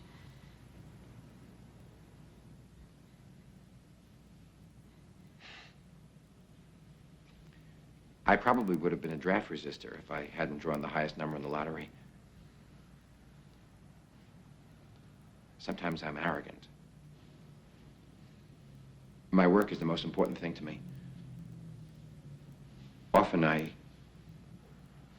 forget to come home. And when I do show up, I smell of cats. I eat too much. I'm a terrible cook. My mother drops by without calling. I'm not very social.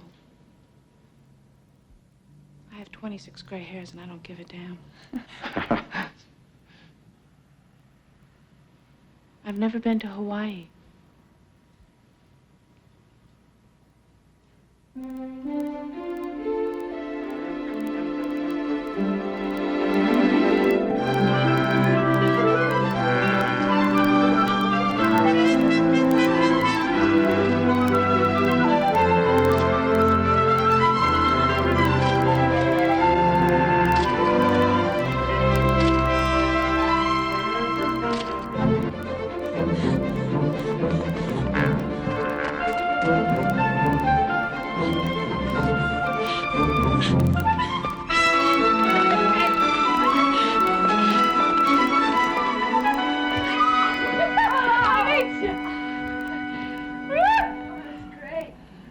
I'm gonna miss our little runs. Oh, Mom, we still have all summer.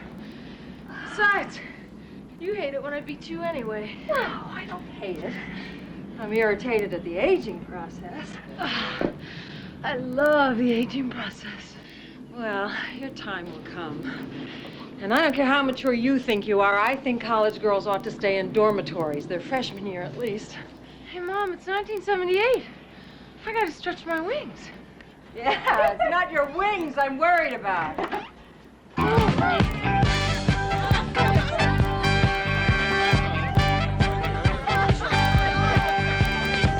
a pretty girl, you're pretty big.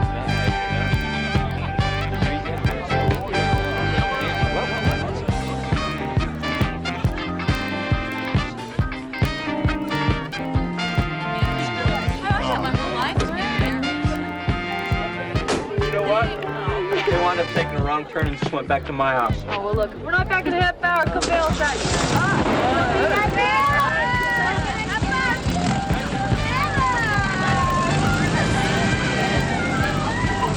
You guys. 3 months and I'm out of the house. Yeah, I hear you. Hey, we need some music. What I'm gonna do, I gotta get back to you. Oh, you gotta slow down. Slow down. Sweet talking woman. Slow down. You got me running. Got me searching. Hold on. Hold on. Sweet talking woman. the way it's over. Sing some, Nan. You got it. Slow down, sweet talking woman. Watch out, David Crow!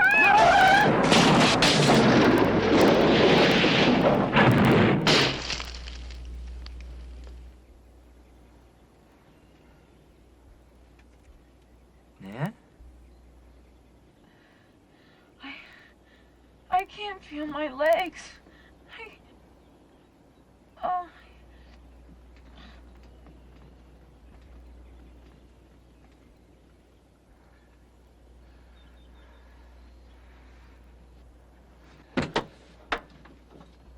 I think it's some help.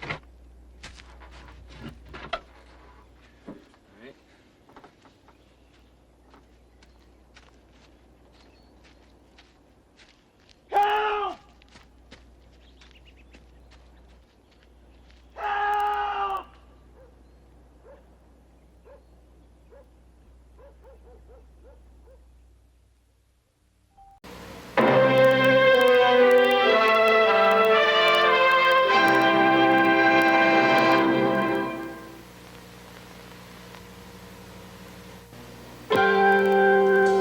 After working the night shift, I get together with my family.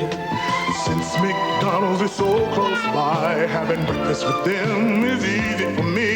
The food is good, the price is right, and I can see my family after working all night. It's a good time. Get a good day's sleep, Daddy. For the great taste of McDonald's.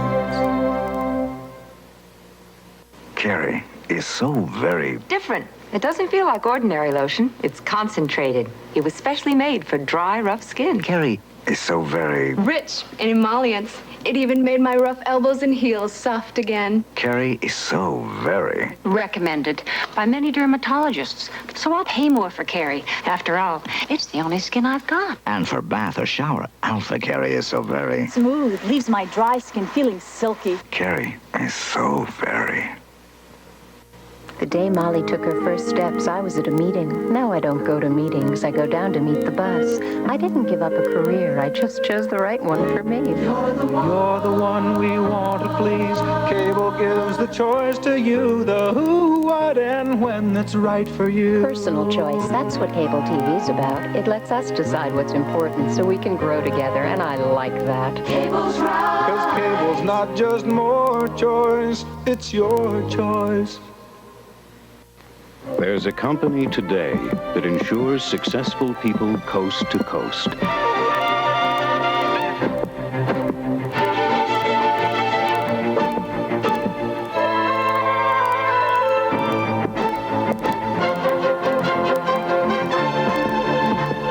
Across America, we bring security and financial planning to people like you. We're Mass Mutual, and we insure more than lives. We insure success.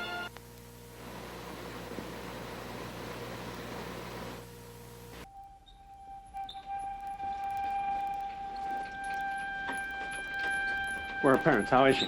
There's no time to make this easy. She has a cervical and a spinal fracture. Now, we can't treat her here. She has to get into Lima now. I'll ride with her. All right, I'll follow. Can I ride with you? You've done enough.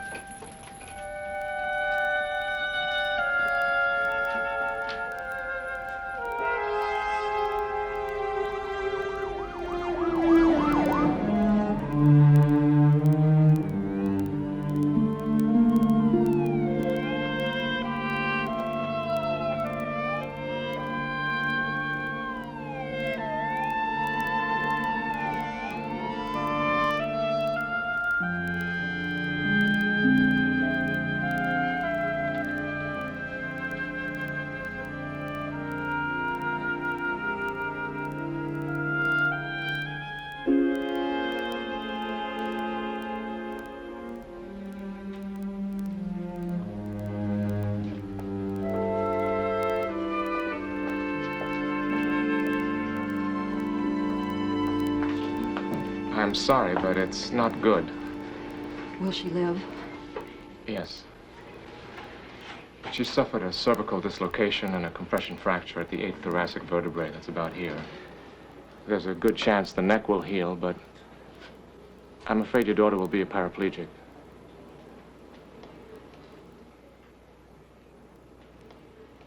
She should be told. Now? Right away?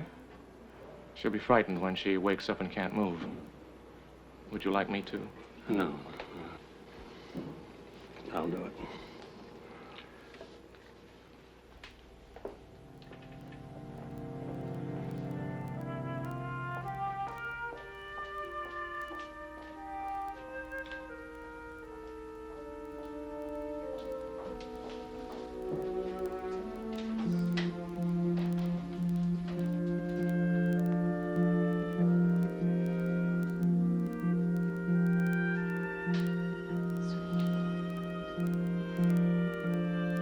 Hi.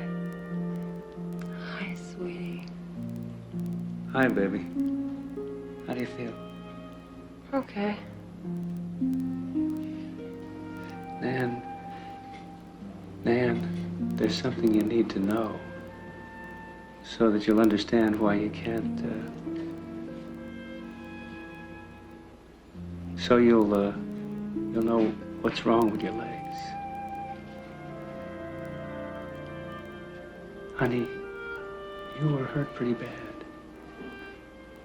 And you probably won't be able to walk anymore.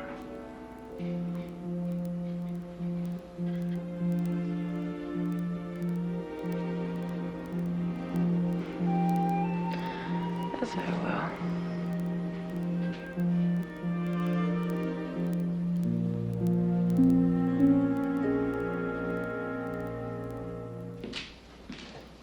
All right, Ellis. Your day is over.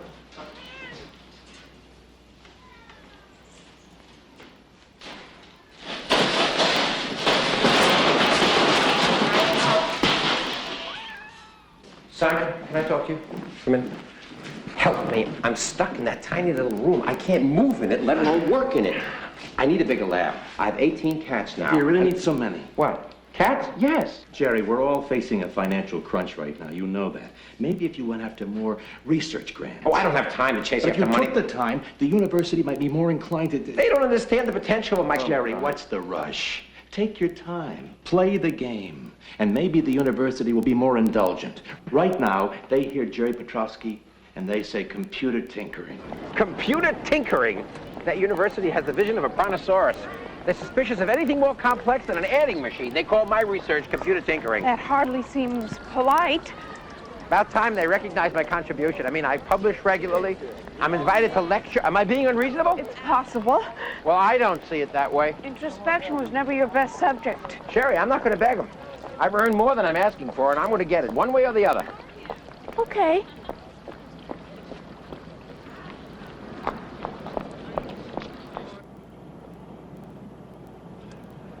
So, you think you'll make the Navy a career? I don't know.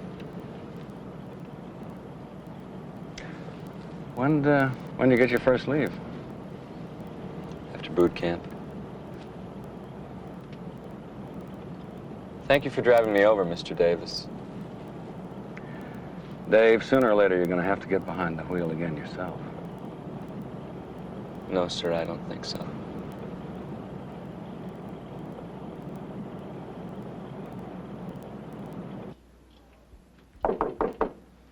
Come in.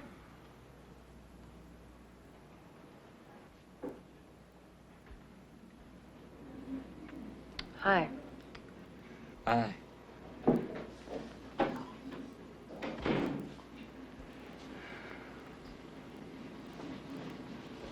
Father drove me over to say goodbye. He's been great. So's your ma. Almost made me feel like it's not my fault. It wasn't your fault. It just happened.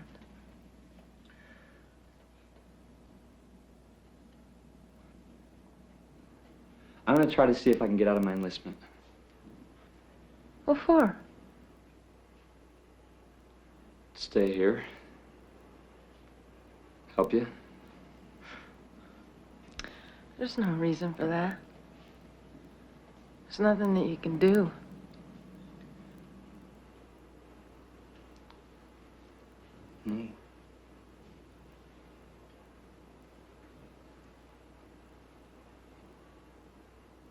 Well, I'll write to you. Okay? Will you answer? Sure.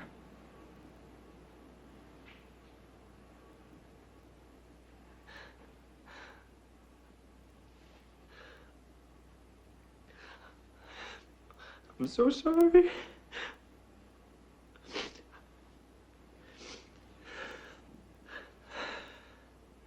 I wish it had happened to me. I just wish it hadn't happened to anyone. Yeah. Yeah.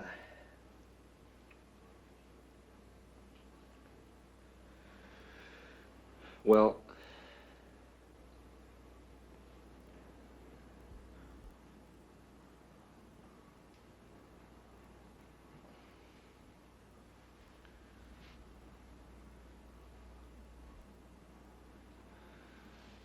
see you around.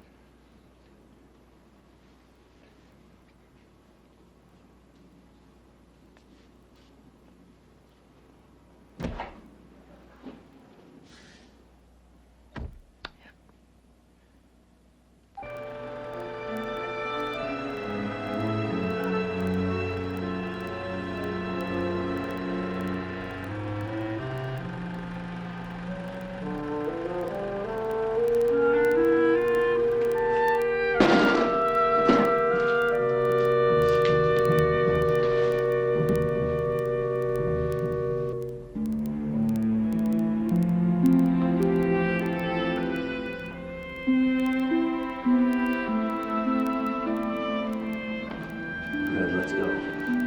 Wait, what are you doing? I'm smuggling you out of here. It's time you had some fresh air. Where would you like to go?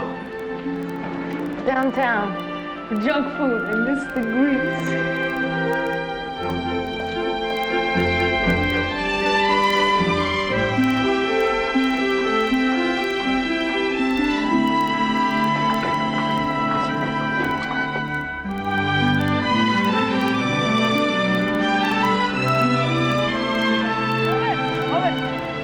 I want to get my ears pierced. What? I want to get my ears pierced right here. Both of them? Let's go! Your ears. What do you think of these right here? Now, this may hurt a little. Oh, then forget it. Pierce their knees.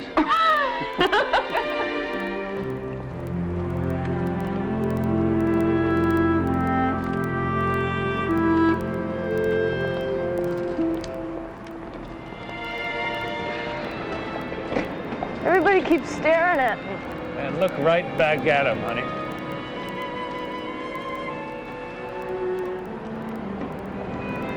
I can't. I just can't.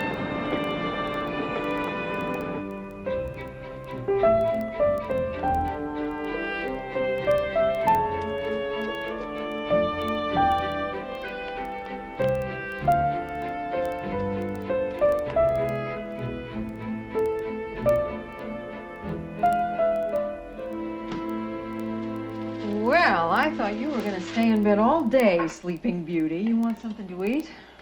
Let's have some cereal. We're having lunch. And I'm having breakfast. Unless that's a problem. Here, I'll get it for you. I can do it. Hey, Nan, Pam called to see if you wanted to go out with her and the girls tonight. No. Well, you better call her and let her know. Let her call back if it's such a big deal.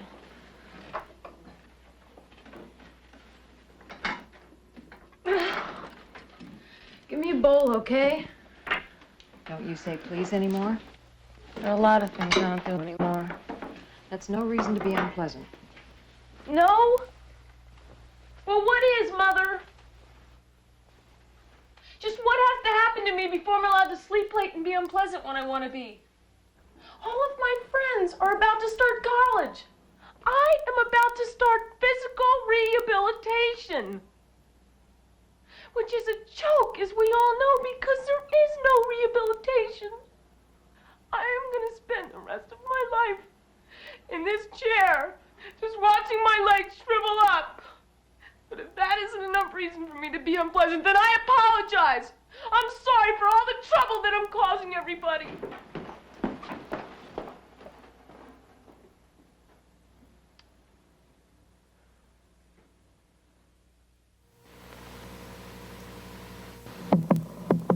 It isn't easy. It's not supposed to be. Because they set the standard. Some of the toughest standards in the insurance industry. They teach you all there is to know about insurance. But that isn't enough. Not for Mass Mutual. You have to know about wills, trusts, tax-advantaged investments. Annuities, mutual funds. You have to care about people. About their financial success. About their financial security. Financial planning. That's what people need today for their business and their personal finances. Because it isn't enough to make money. You have to make it grow and protect it. And that's where your Mass Mutual representative comes in. Call us. At Mass Mutual, we insure more than lives. We insure success.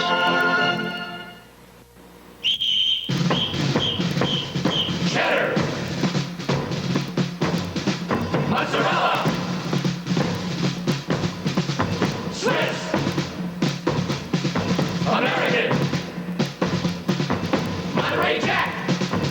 The great cheeses of America are on parade now at your grocer's dairy case. March on down and enter the Great Cheeses of America sweepstakes. You could fly free on American Airlines for life. Inside this bottle is hair care so advanced, it actually works inside your hair. Introducing New Style Shampoo and Conditioner. New Style works deep inside your hair, deep inside each hair, with natural collagen protein to moisturize, help mend, to bring out your hair's natural body and shine. New Style Shampoo and Conditioner. More beautiful hair. From the inside out. New Style. We will return to the CBS Tuesday night movie, First Steps.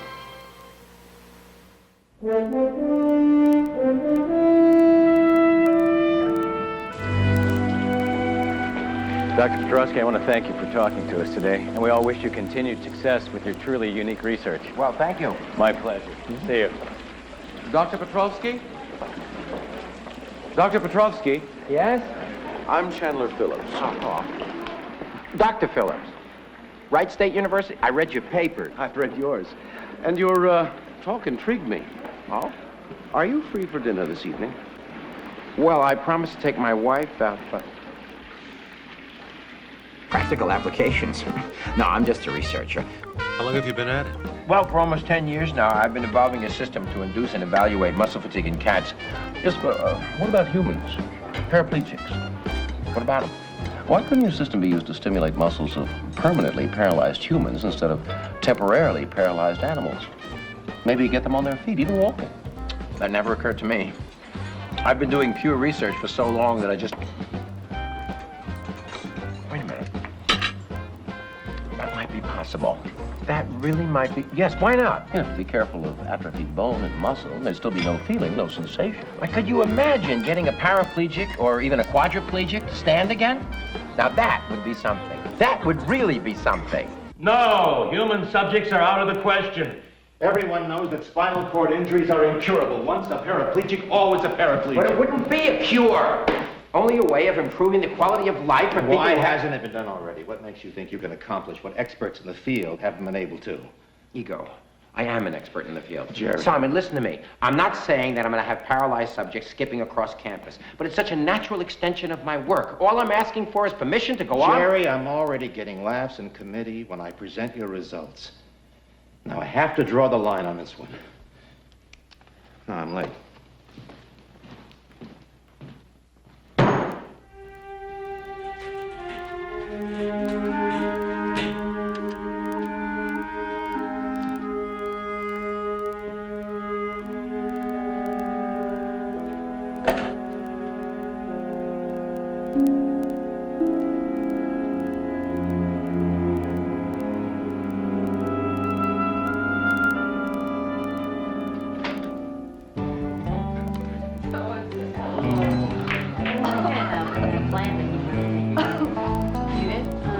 I don't doubt it. Better.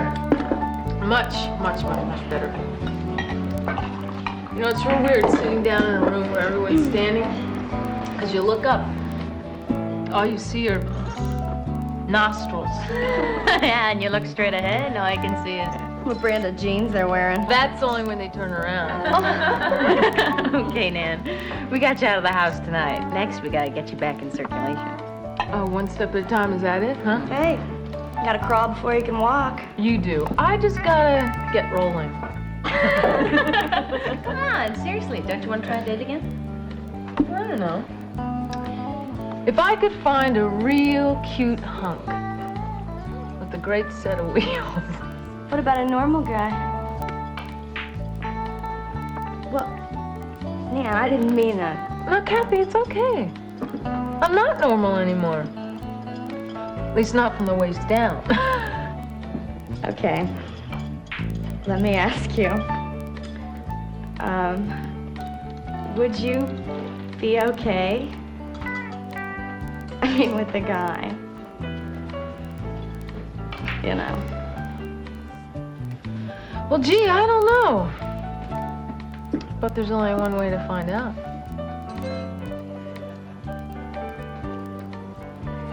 Excuse me. Sir, can I ask you a favor? I just want to ask you. Oh, stop it. How can you sit here and joke like that? What's happened to Nan is a tragedy, and it's not funny, it's horrible. Thanks a lot, Deb. That really cheers me up. Oh, I'm sorry, but when I look at you like this, it just tears me apart.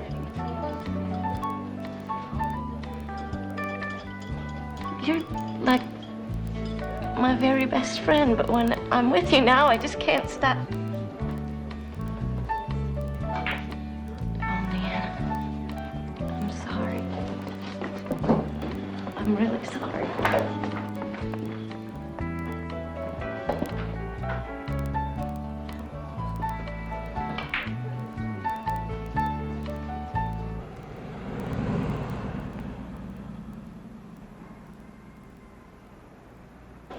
Chan, you're a lifesaver. If I could work here with you on human subjects... I'd welcome it. And so would Wright State. The school's named after the Wright brothers, so they're committed to attracting progressive young researchers. Great. And we attract a number of handicapped students because the whole campus has been designed to accommodate them. You shouldn't have any problem finding the subjects you need here. It's perfect. I can't wait.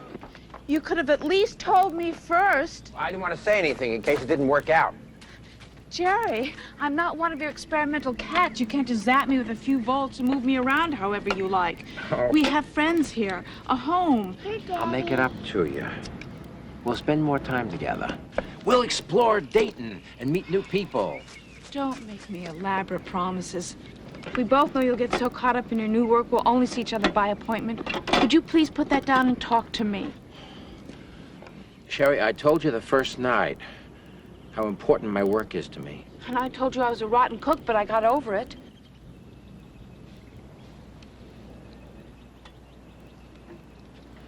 Jerry, of course we'll move to Dayton if it's that important to you.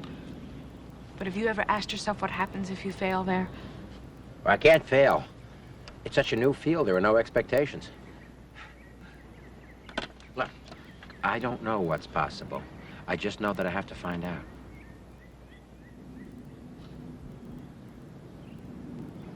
I guess we start packing. Okay. Hot off the grill. Nice day for a barbecue, Dad. I've been thinking. Now we're in trouble. Hey, don't pick on your sister. Not. Jeez, can I even talk around here? What? I want to start college in the fall. Nan, I don't think you should. I don't think you're ready. Face it, I get less ready every year. And I can start the junior college here and then maybe transfer to Ohio State later. I think you should wait. For what, Mother?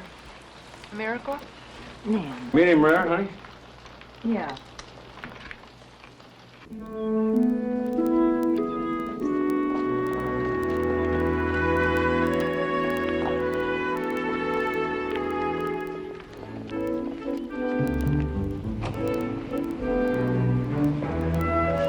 get that for you. I got it. No, it's okay. No, I can do it.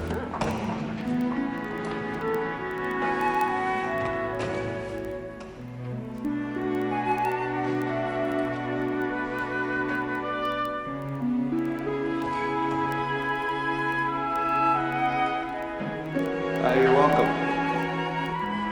I didn't ask for any help, you know. Yeah, but I was raised to open doors for ladies. But if you're into women's lib, Well, I can take care of myself. yeah, I can see that.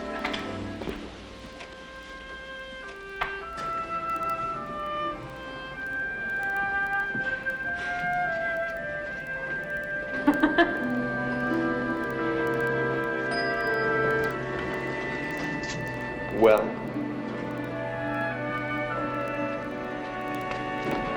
Haven't you ever heard of ladies first? I need more room. You haven't even moved in. I know, but people are a lot bigger than cats. Well, when can we start interviewing our potential subjects? Right away. Good, because I don't want to waste any time. Oh, I'll show you something. Take a look at this. Know what this is? That's an old Link computer, isn't it? Right. Vintage, 1959. Cherry. Takes a certain type of man to become sentimental over a computer. Well, it's a good reminder of how far we've come. I mean, just think, from this to a computer chip in 20 years. No telling how far we can go. Maybe into the next room. Hey, Chan, what's through this door?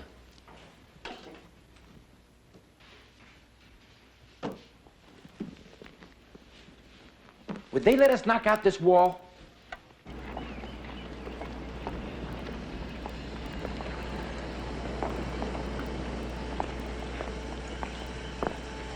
Jerry, this is Dean Conroy. Oh, nice to meet you, Dean.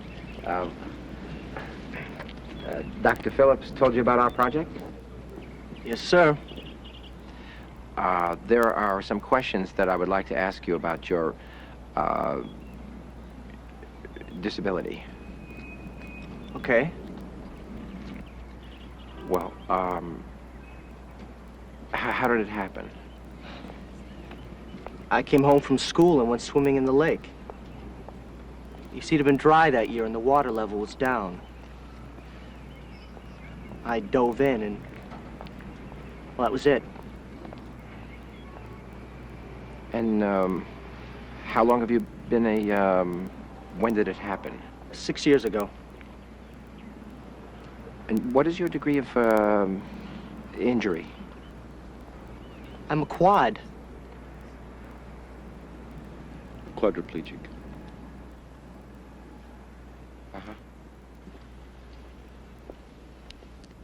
Well, thank you. Yeah. I'm a paraplegic. Injury is at T12. I'm paralyzed from the waist down. I'm a paraplegic. Quadriplegic, 5 years. That means that I have use of my fingers and hands, but I minus a little bit of strength in them. In 1972, I asked my neighbor to go to the store for me, which he did. When he returned, he gave me my change. He randomly put his hand in his pocket. He turned around grinning, and he said, "You don't believe I'll shoot you, do you?" I was the first London Bobby shot in Lord knows how long. We stopped, and this guy just ran into us from behind. Not hard. No one else was hurt. But I'm tall, and was tall. And I just banged my head on the roof of the car. Well, I wasn't familiar with the lake at all. And as I went running down that dock, I didn't have a care in the world. Well, I dove a little bit deeper than I should have, obviously, and I hit my head. And I felt the base of my neck snap. And as I was coming up for air in about 3.5 feet of water, it was the weirdest feeling. I just felt my feeling drain from the middle of my chest down out through my toes. At first, when I felt it, it felt like someone had put a hot pin through me. It went in right here in the rib cage. My body started burning all over, just on fire, like somebody had put hot coals in it. all of a sudden my legs were just going up in the air. And I kept trying to hold them down, and I asked the kids, I said, help me hold my legs down. Hold my legs down. Don't let them float away. And they started crying. They said, Mommy, your legs are there.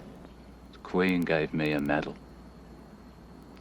Mind you, I don't mean she came round to the flat and pinned it on me jammies.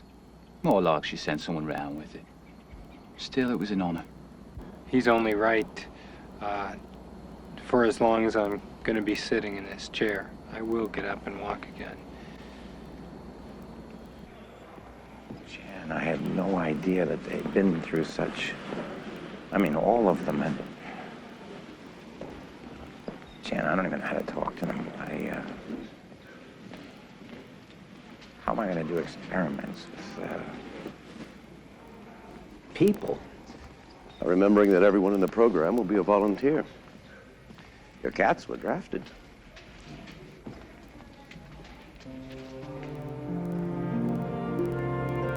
Let's go to work.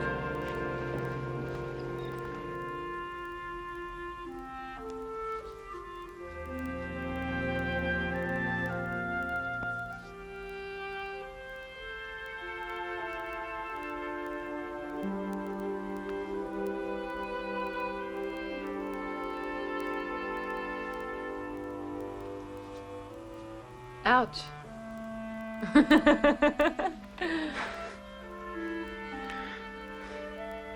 For a second, I thought,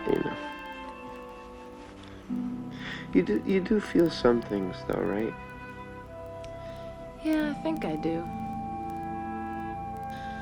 Deep feelings sometimes. That's really the only way I can describe it. But it could be just my imagination.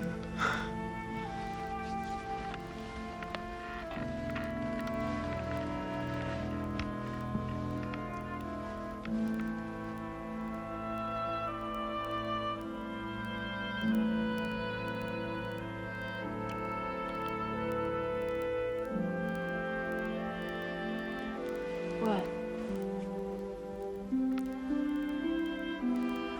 Is it good with us? Brian, it's wonderful with us. I mean, I'm only asking, because... you're my first paraplegic. No. Honest? Well, what do you think? Would you recommend him to all your friends? No way. Then everyone would want one.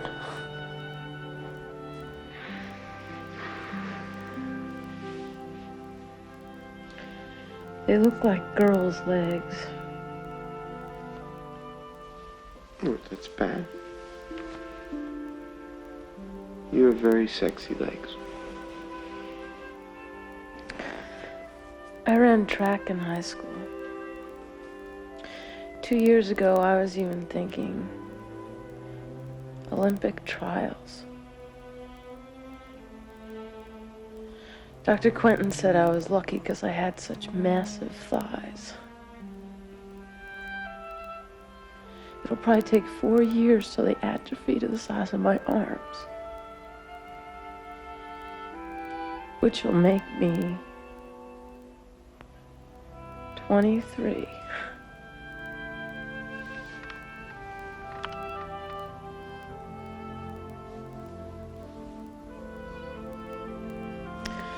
But hey, what the hell? I'll just stay sexy for another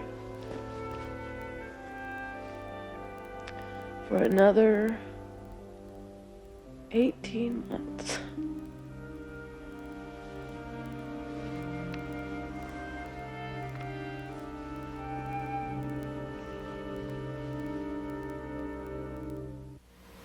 When it's important, America turns to CBS News for objectivity, accuracy, reliability.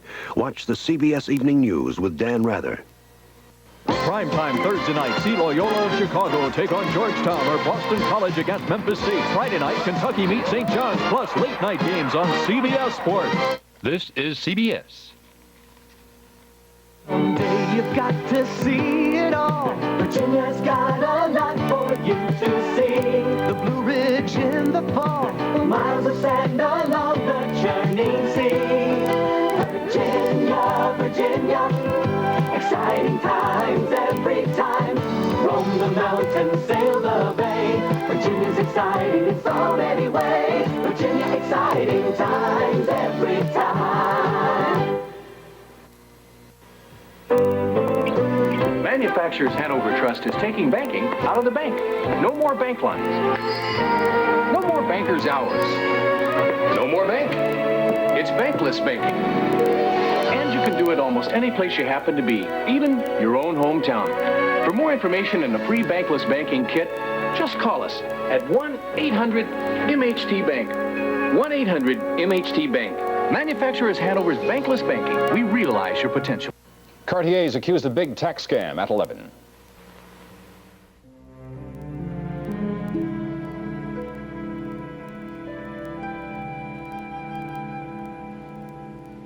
It's not going to work.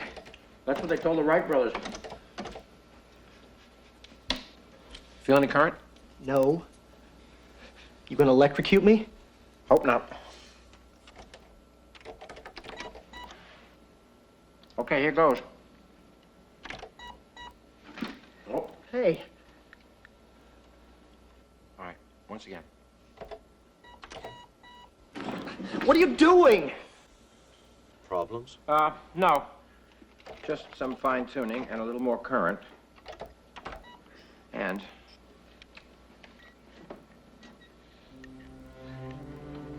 I'm not doing that.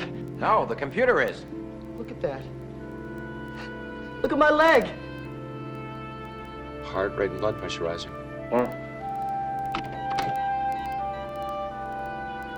That's fantastic. Do it again. All right.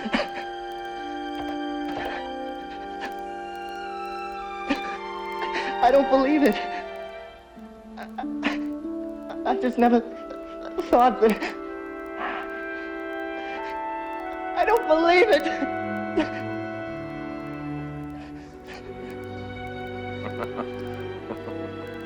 I don't believe it.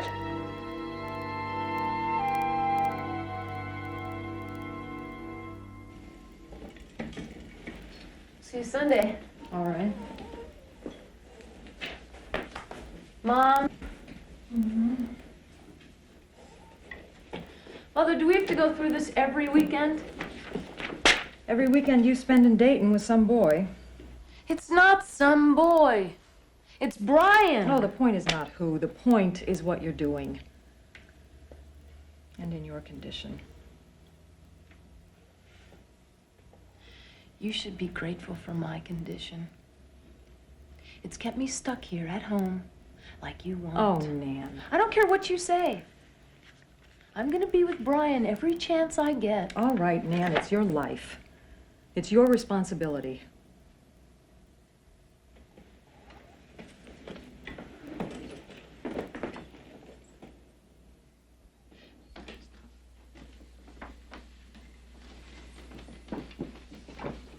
Where are you going? Dayton. Oh.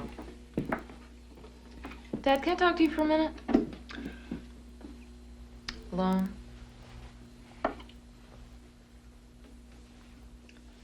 Sure, why not? I had another fight with Mom. I always say things that I don't mean. Tell her that. What about you, Dad? I mean, do you think it's so wrong what I'm doing? Yes, honey, I do. But what's wrong for your mother and me, maybe it isn't wrong for you. I only hope that you don't get hurt.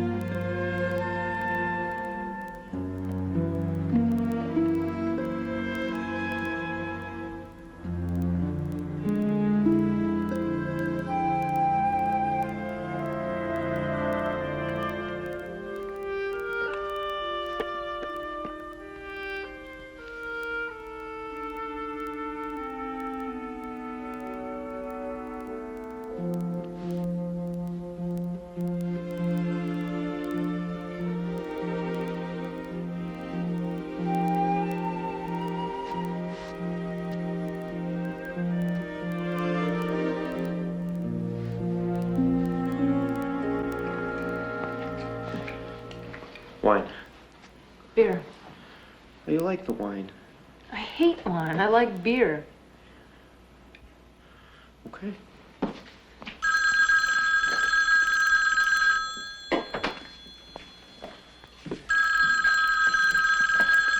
Hello. Hey, hi. How are you? Yeah, I am. Yeah. No. Okay. Okay, I will. I promise. Okay, bye. I'm sorry. Who's that? Friend? Close friend? Just a friend? Do I know her? No, you do not know him. Come on.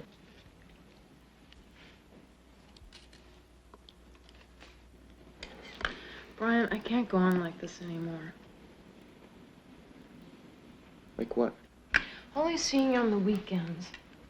Not knowing what you're doing the rest of the time, who you're with. Oh, Nan, I'm not with anyone. But I don't know that.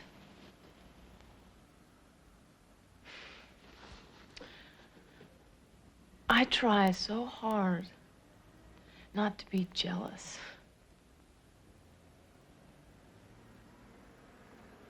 But this chair just keeps getting in my way, and, Oh, Nan, I don't mind the chair.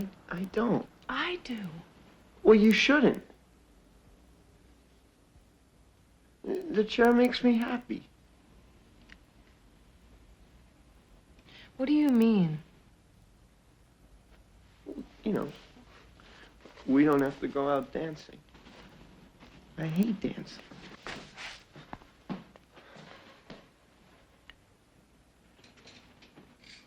You know, Brian,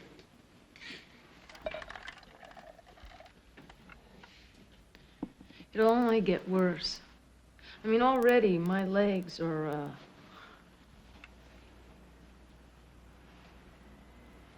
I think that we should just let this be over. Nan,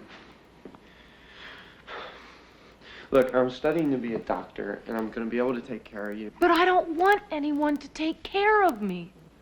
I'm sorry.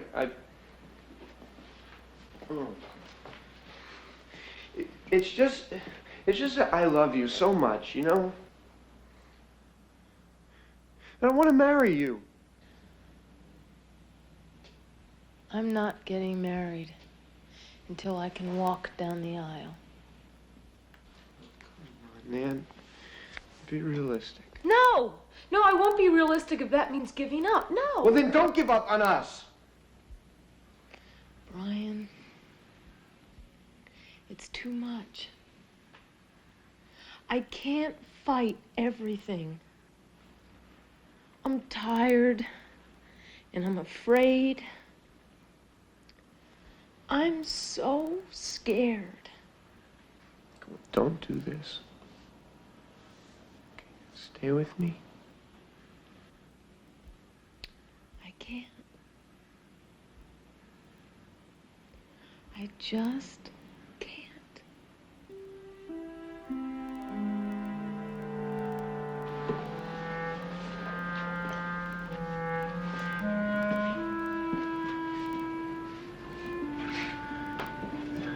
Then what are you hanging around here for?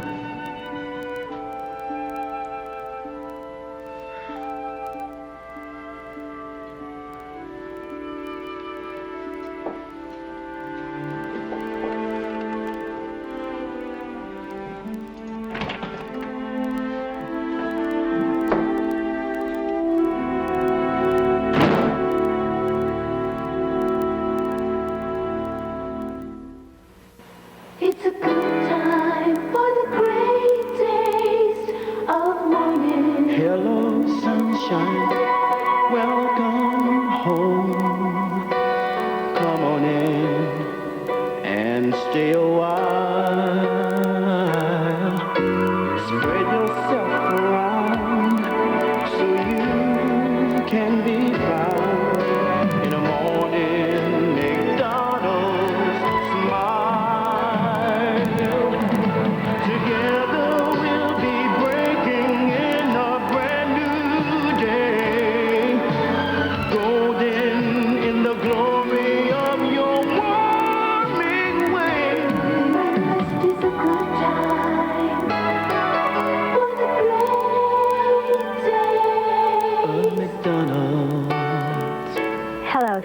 night. Welcome home. Introducing Safari from GMC. Its personality is your personality. This GMC is me. Just the right size outside. This GMC is me. Safari has optional V6 power. This GMC is me. This GMC is us. And it holds a lot inside. This GMC is me. And me. And me. And me. The new size Safari. This GMC is me. This GMC is we. New from GMC, it's Safari.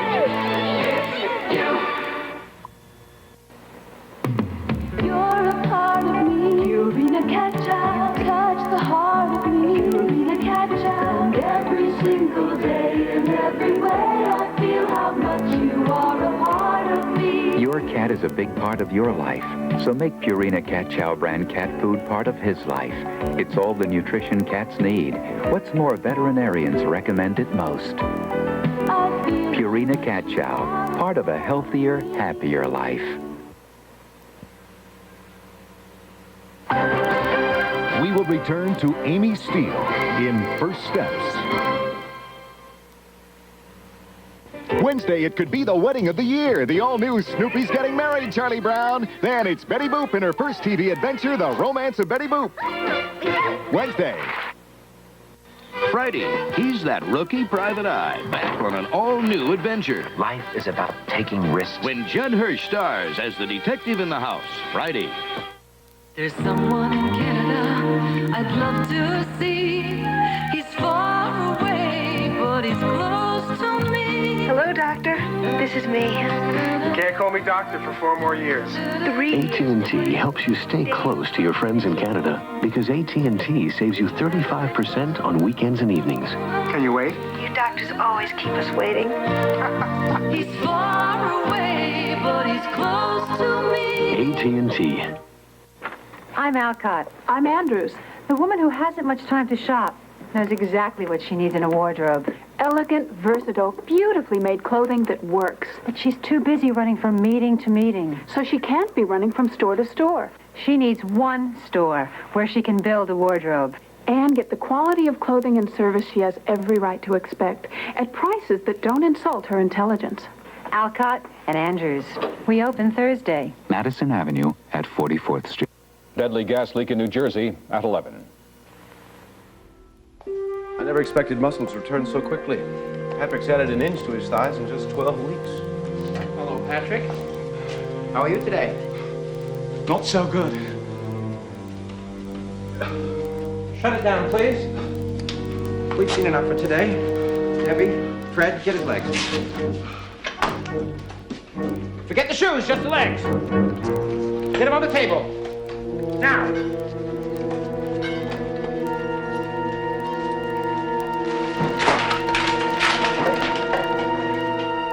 Raise his feet up. Raise him up.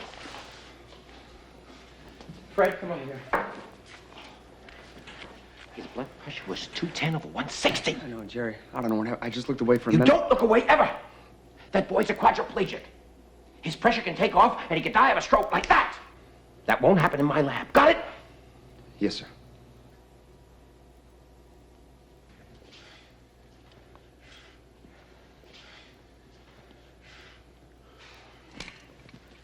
It's okay.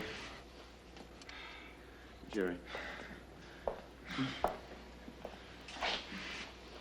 You're taking a real risk with quads like him where the margin for error is so slight. I know. How you doing? Are you okay? I just wish we had a healthy para, T8 or T9, with good upper body strength. We're looking.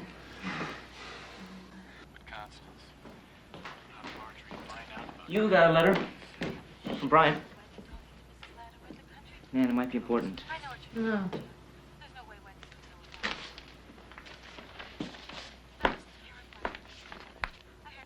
Hey, Nan, you ever read these bulletins you get from the Spinal Cord Society? No. This one says Dr.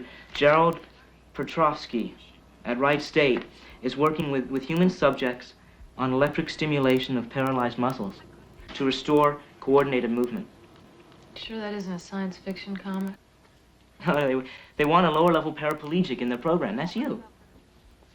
Ultimate aim is artificially induced walking, John, I really don't want to be somebody's guinea pig, okay? If he can make you walk again. Get serious. Unexpected was the rapid return of muscle tone in atrophied limbs. Increased muscle size and strength is accompanied by an improvement in general health. I see that. If he can make you... Well, if you could get better, even a little, Mom and Dad wouldn't have to worry about you so much. Maybe things could get back to how they used to be.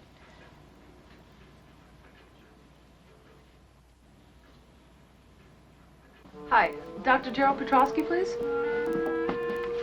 Oh, all right. Thank you. He's in the lab and can't be reached. Thanks. The lab. Thank you.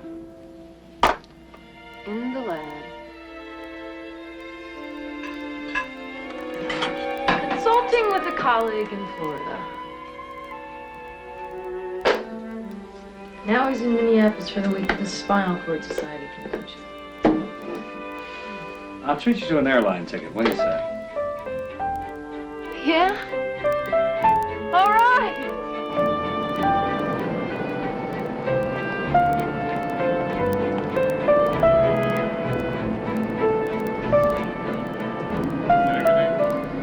And so, to sum up, our work is progressing better than we anticipated. Of course, as yet, we don't know if bone comes back at the same rate as muscle.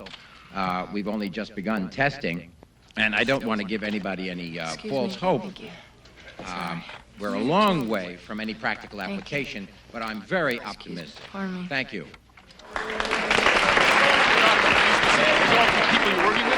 Well, as I say, we've only been at it for just a few months, but we'll probably be up. Dr. Petrosky, funding your research. Well, I would welcome anyone at this point. Excuse me, Dr. Yes. Petrosky? Yes. Dr. Petrosky? Yes? Hi, I'm Nan yes. Davis. I've been trying to get in touch with you for weeks. I'm the low-level parry you've been looking for. Oh, you are? Yes, I am. When can I start?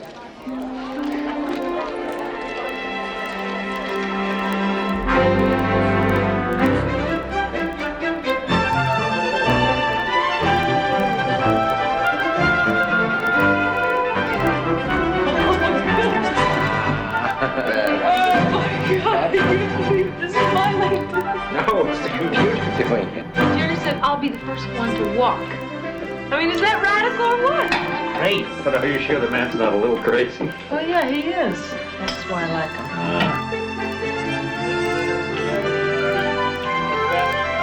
Go. All right? All right, and then we have the pressure right here.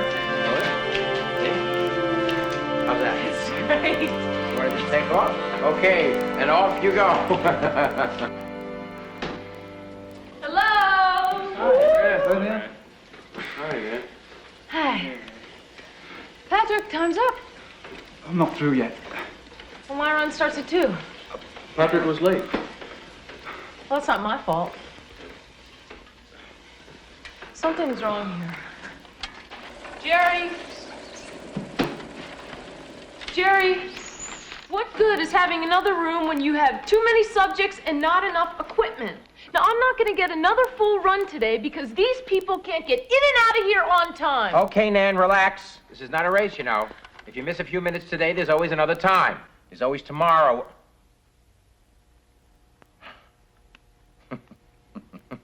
I'm glad that you think it's so funny because I don't find anything amusing in it. I wasn't laughing at you. I just heard some very familiar phrases. Relax. No hurry.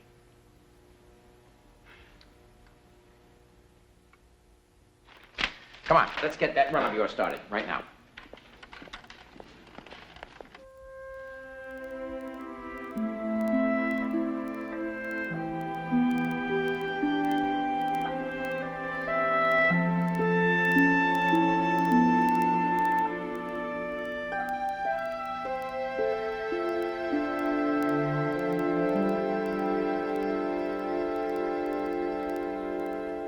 Hey!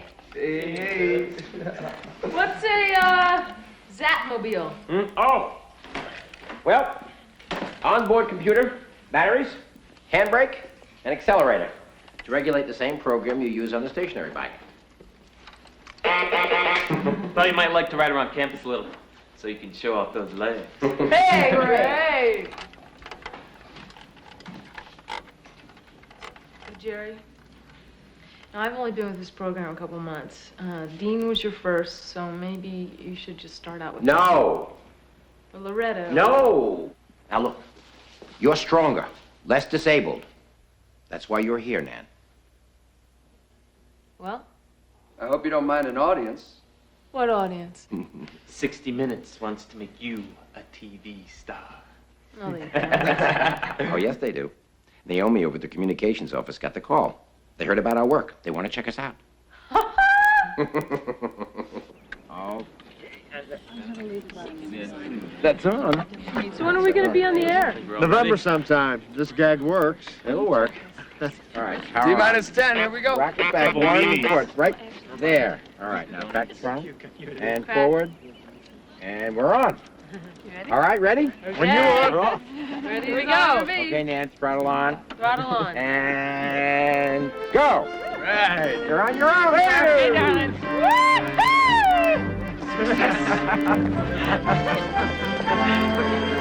Okay, Nan, shut it down. Forget it. Never. I'm going to the store. What can I get you? All right, Nan, shut it down. That's it.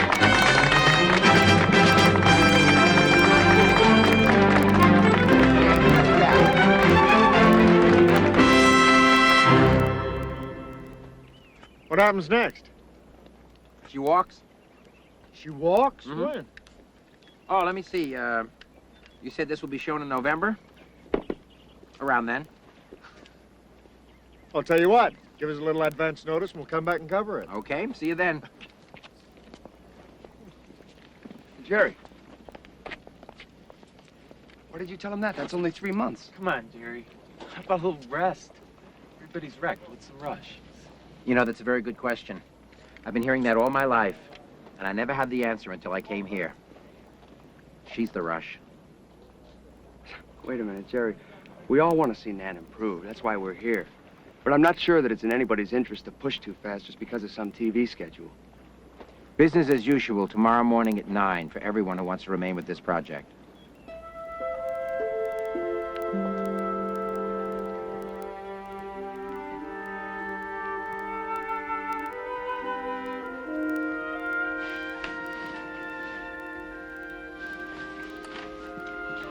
Sorry I'm so late. I only meant to spend a few minutes, but I... Please don't apologize again. I'm not apologizing. I'm explaining...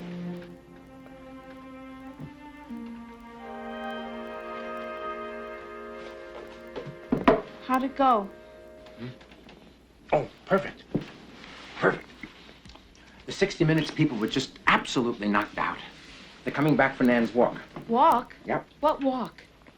Oh, didn't I mention the walk? Jerry? Oh, it's been on my mind so much lately, I just assumed everyone else knew about it. Sherry? Sherry, what is it? Nothing. Just neglected housewife syndrome. You're on the brink of something so important, and the only thing that I know about it is what I hear between the time you put on your pajamas and fall asleep.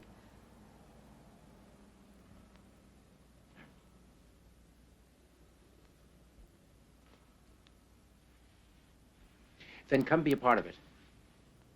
What do you mean? Come and work with me at the lab. Really? Now, don't say it if you don't mean it, because I could. I have a few hours off during the day when Melissa's in kindergarten. You're hired. Wait a minute. What's the pay? You're fired. You're hired again. Then when I took off my sock last night, it was huge. Broken? No, Jerry, just a sprain. How'd that happen? On the run yesterday, or somewhere. I don't know, it just swelled up. Well, you have to go home. You can't work like that. No, I'll just run the right leg. No, I don't want any injuries on TV. Don, help her out to a car. Wait, Jerry, no, I can... Out, now! I got it. Debbie, Yeah. see if you can get Mary Frances out of her class. We'll run her program for them. Okay. Something on your mind, Fred? Nan gets hurt, all you can think of is drag out another lab animal to do her tricks. See the quad, brush your hair. Now look, Fred, you don't have a monopoly on compassion, you know. If you don't think I care about Nan, then you don't know No, Jerry, me. you care. You care about Nan, but you care more about the project and yourself. Well, maybe I do. You could be right. But ask Nan why she's here, or any of them. Patrick or Loretta, ask them why they're here. They're here because they want to get up out of that chair. And maybe if they get up, others will too, in time. They're here for themselves, and I don't see anything wrong with that. Now, are you here or are you gone? I'll have your sensors ready for you next week.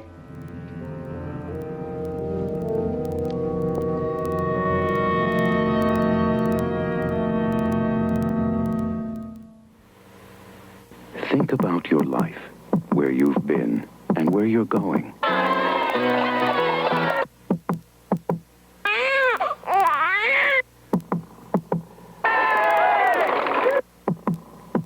To the new vice president. Today, you need more than life insurance. You need a financial plan to take you where you want to go. We're Mass Mutual, and we insure more than lives. We insure success. It's here. It turns strands of hair into streams of glistening light. Introducing Rave Hair Mask. It's not just another conditioner. After just one use, just 2 minutes in the shower, you'll see a difference in shine. Introducing Rave Hair Mask. It's not just another conditioner. Brilliant. Before you slide into that satin, before you slip into that silk, before you put on anything at all, caress. Before you dress, Caress isn't a soap. It's a body bar with bath oil. Caress can't dry your skin the way soap can. Gives you the soft you just can't get from soap. After all, shouldn't your skin be softer than anything that goes next to it? Before you dress, Caress. Veterinarians know that puppies have special needs.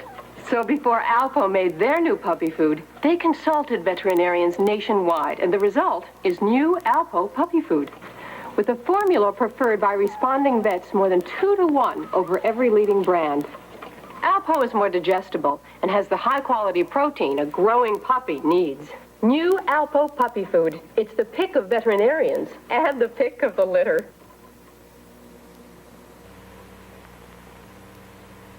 Try something different to set yourself free. Pick up your life in a new GMC. Go day and night time, be all you can be. Pick up your life in a new GMC. Expand your horizon, see all you can see. Pick up your life in a new GMC. Right now, pick up your life with 8.8% financing on all GMC S15 pickups. That's a mask he's wearing. I sure wish he'd take it off. He didn't choose to be different. Looks like Frankenstein. But to everyone, he became special. Yeah, you're more beautiful on the inside than most people. For academic excellence. The true story of Rocky Dennis. When they counted him out, they didn't count on his courage. Mask, rated PG-13. Now in select areas, starts Friday at a theater near you. The personal computer game is heating up. May I? Go ahead. The AT&T personal computer is faster, 2 to 3 times faster than the IBM PC. It has a higher resolution screen, too, for better graphics, and runs thousands of business programs. In fact, it's more computer for the money to put your business ahead of the game. Your move. The AT&T personal computer. For the dealer nearest you, call 1-800-247-1212. All right, Nan? Ready to stand? I've been ready for 4 years.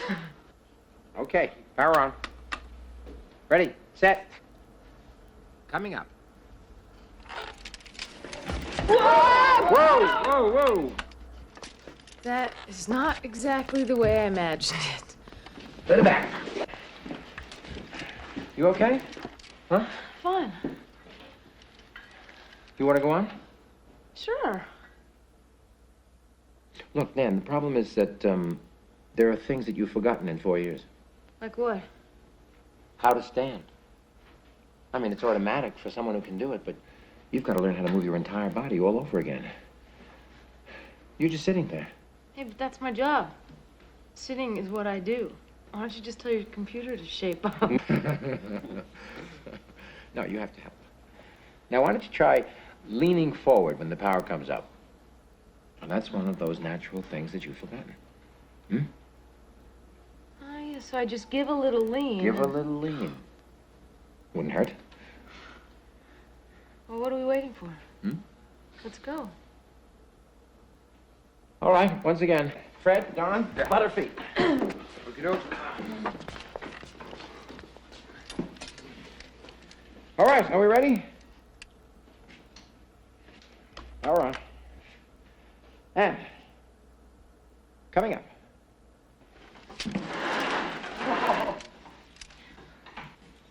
I feel tall again! Okay. Good tight. Ready, Jerry? Yeah.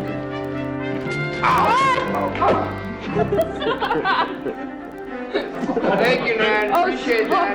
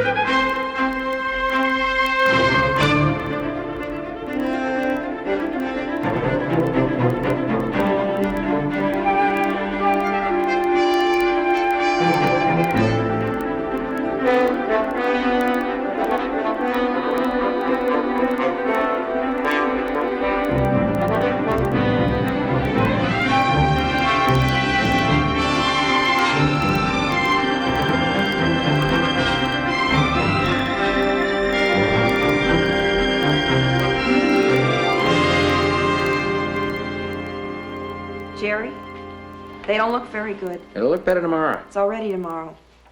You want to call it off? We can't. The media people are coming Well, then from relax, everywhere. please. Look, maybe I'll prepare 2 press releases just in case. Huh? Ohio Girl walks and Ohio Girl stands. What about Ohio Girl just sits there? Jerry, this is serious.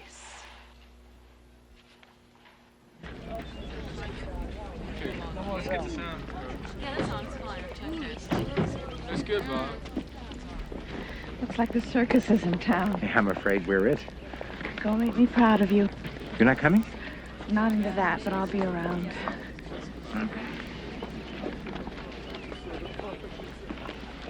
That's what there is. You really going to walk? Doctor? Power on. All right, here we go. Coming up. Balance okay? All right, then let's take a hike. Well, all I can say is that Nan is the only paraplegic I've heard of who wears out her shoes. Dr. Petrovsky, where do we go from here? Any plans you can discuss? Well, Nan graduates in June, and recently we've been doing some work on miniaturizing the system that you saw today. No, we haven't. We're aiming at a portable system so that Nan can walk up and receive a diploma. No, we're not. What do you think about that, Nan? Outstanding. Outstanding. The guy is out of his mind. Actually, When the gas dogs punched in, I knew it was go all the way. You were more confident than I was. I saw you up in the current. Well, I knew we'd stayed conservative on the voltage load, and I wanted to be sure. It was fantastic. Oh, wait till your graduation. You think we can really pull that off? Can we? Not only will you walk up to get your diploma, but afterwards you and I are going dancing. All right. Oh, come on, everybody. This is a celebration. Cheers. Congratulations. Cheers. Cheers. Jerry. Jerry, it's bedlam. Hundreds of calls. People wanting to join the program, requests for interviews with you and Nan. I don't know what to tell them. There's no room in the program. Ask them to write letters and we'll start a file. Well, what about the interviews?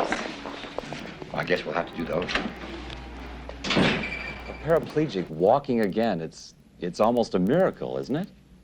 No, just hard work and a lot of courage from Nan. Oh, wait, I take that back. It is a miracle of computer technology. You see, our computer is capable of 4,000 electronic instructions per second on each of 14 major muscle groups. Now, if the current is not regulated too carefully, this could overstimulate Nan's muscles, causing strain and exhaustion. Mommy, when is Daddy coming home? I'll see him tomorrow, Missy, I promise. Without tiring too much. In addition, Nan needs 20 senses on each leg. That's how many she needs. Over and over. Fred, tell him how many she has. 2, Jerry. And these in turn evaluate her movements, again, every 4,000th of a second. To ensure that if anything goes wrong, a stumble, say, the computer knows it instantly and can react. Now, this is something while we test our new computer. Are we all with us so far? Okay. Over the next year or so, we're using these on the surface. Eventually, this entire system will be implanted inside the body, where it belongs. We're moving very quickly. Right, Jerry. Sherry! Sherry!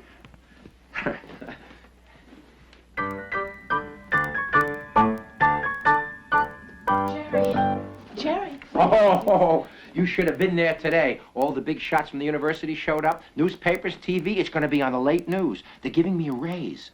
They're even talking about building me my own research facility, the Petrovsky Center for Bioengineering. Where's Missy? In bed. Already? Oh, sorry. Don't worry.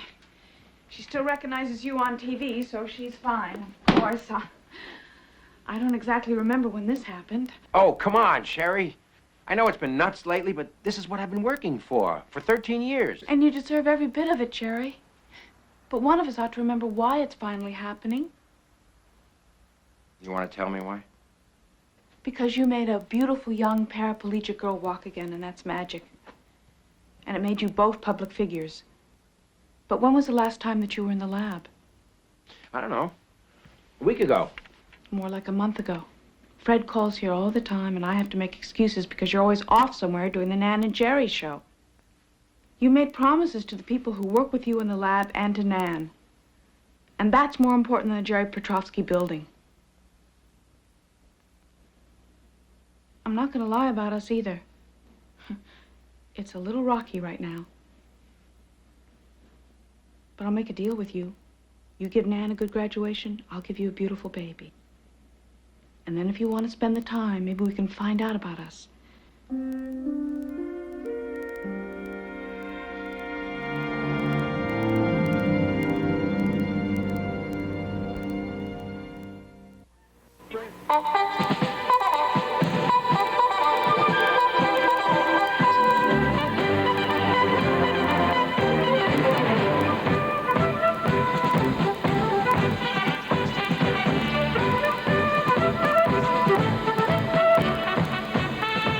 Fresh hot McDonald's breakfast. It's a taste worth waking up for. It's a good time for the great taste of McDonald's.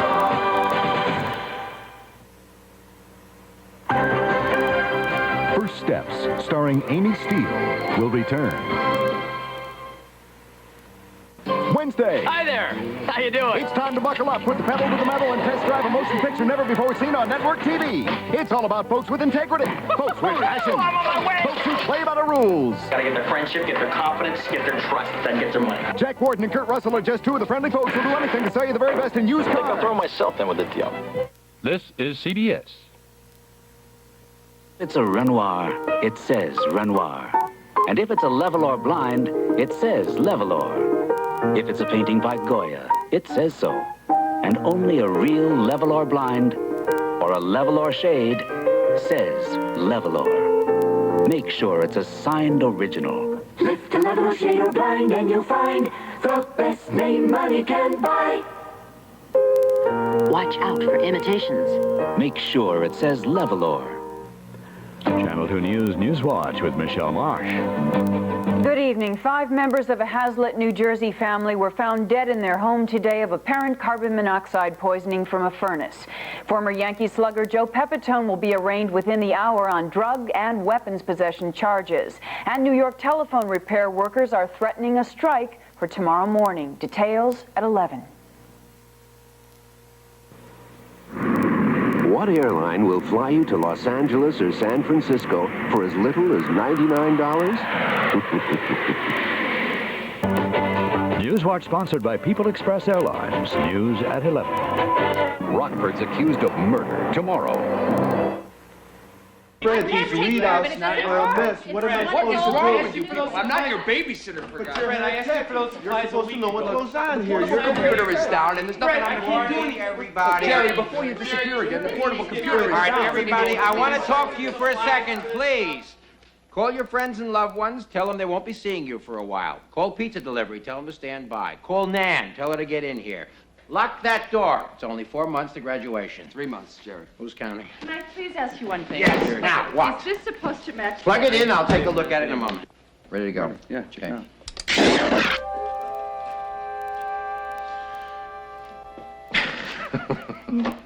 Go.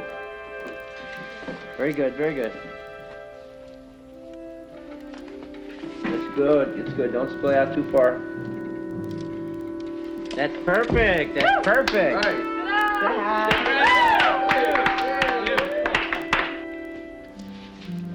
Good, good. Okay, now, right leg. Stay right between us, right leg. Coming up. Good, good. Okay. There we go, great. No, let's do it better. Let's do it again. Okay, let's see if we've got this portable computer working. Ready? Yes, sir. Let's go. Here we go. You okay? Okay, here we go. Power on. Okay. Coming up. That's it. Come on. Come on, honey. Power off. Needs a little work. Fred, check the connections. I just did, Jerry. I couldn't find anything wrong. Well, do it again, but better.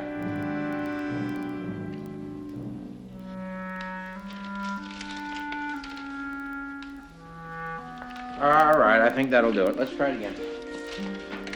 Keep in position. Fingers crossed. Are you ready? Okay. Power on. Sit. Coming up. Yes. All right. All right, let's try a leg now. Right leg, here we go. And.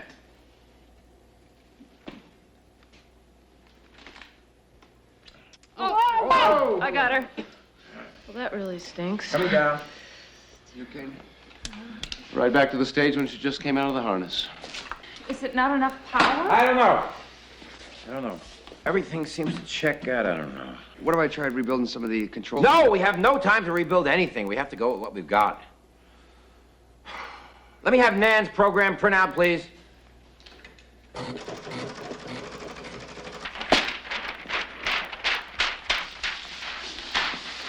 All right. Find the subroutine for the left leg. Oh, here we go. Let me see. 1100. All right, now find the line where the left knee locks. That's it. Huh? 5700. Load accumulator with sensor 5. That's part of the problem right there. Either one. Doctor, it's all yours. Let's get going here, people. This one has to go. Feet in place. Okay, let's go. Are you ready? Yep. Power on. Sit. Wait a minute. Coming up. Yes. Good. That's fine, that's You're fine. Right leg, coming up. You're all That's good enough, that's good enough. Let's go to left leg. Left leg, coming up. Damn it.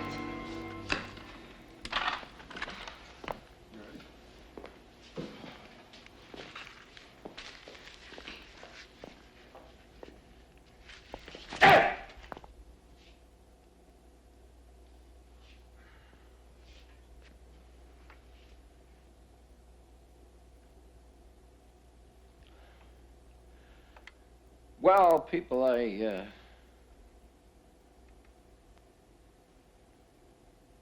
doesn't look like we're gonna make it.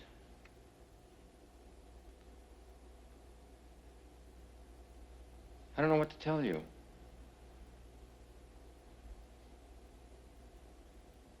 Any suggestions? Leave town?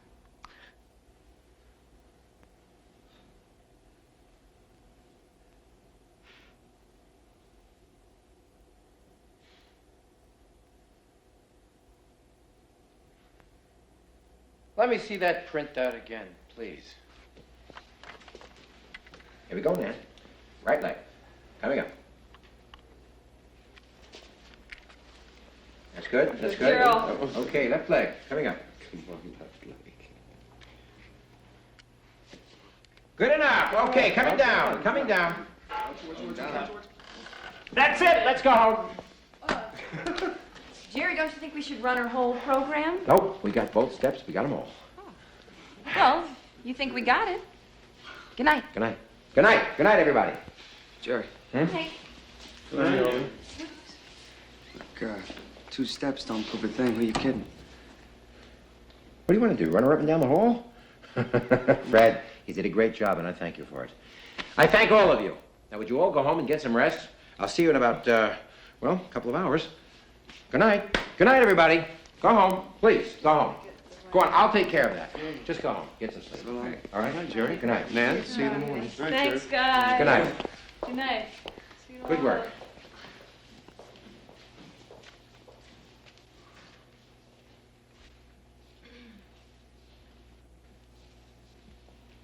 Nan? Jerry?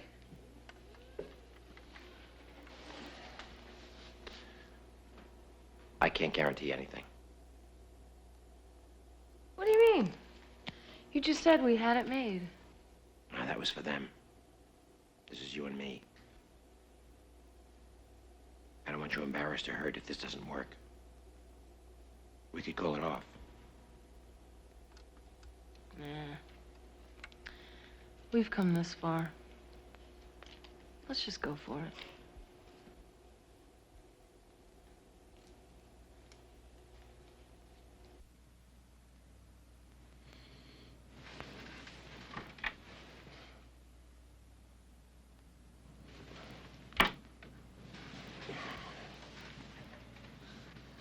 Worried? No. Terrified. How's Nan? Oh, Nan, she's a rock. Nothing bothers her. People say that about you. I hope they're still saying that tomorrow.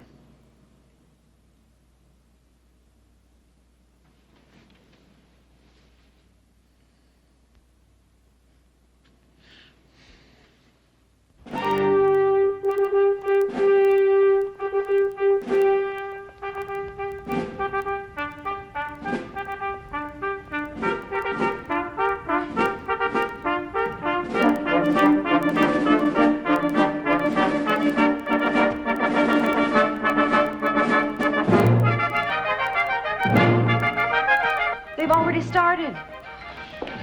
Good luck, honey. Thanks, Dad. Will it work last night? No, it's not working now. Debbie, Jose, check the connections. I'm reading 0. All right, listen up. Now, did you check the connections on the low voltage regulator? Anthony Corelli. Thank you. Good luck, Anthony. Louis Crowder. Congratulations, Louis. Edward Nally. Good luck to you, Henry. Barry Nethersall. Congratulations, Barry. Vern Nickerson. Congratulations, Barry. Adam Niedermeyer. Good luck to you, Adam.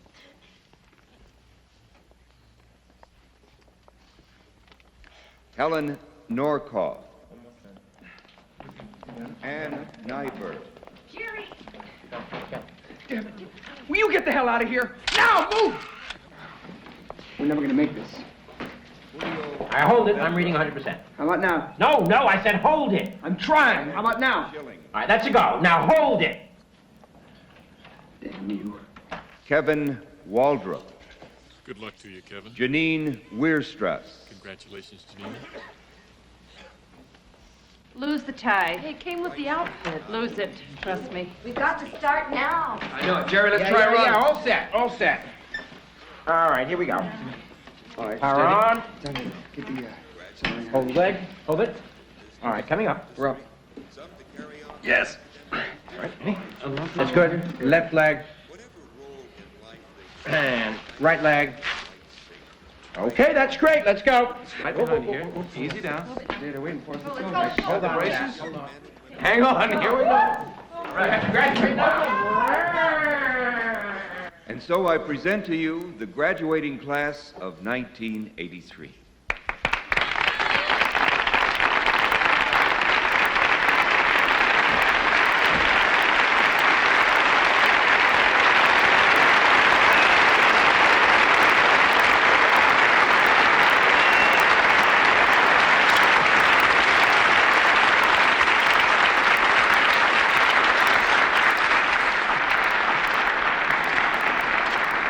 We have one final graduate whom we've saved until the end for a very special reason.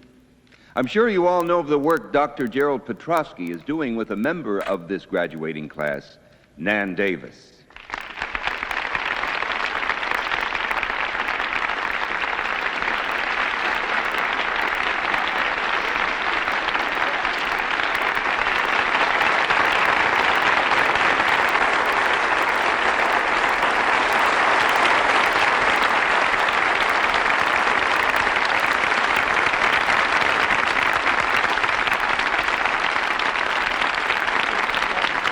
And so, Nanette Davis, will you please step forward to receive your diploma?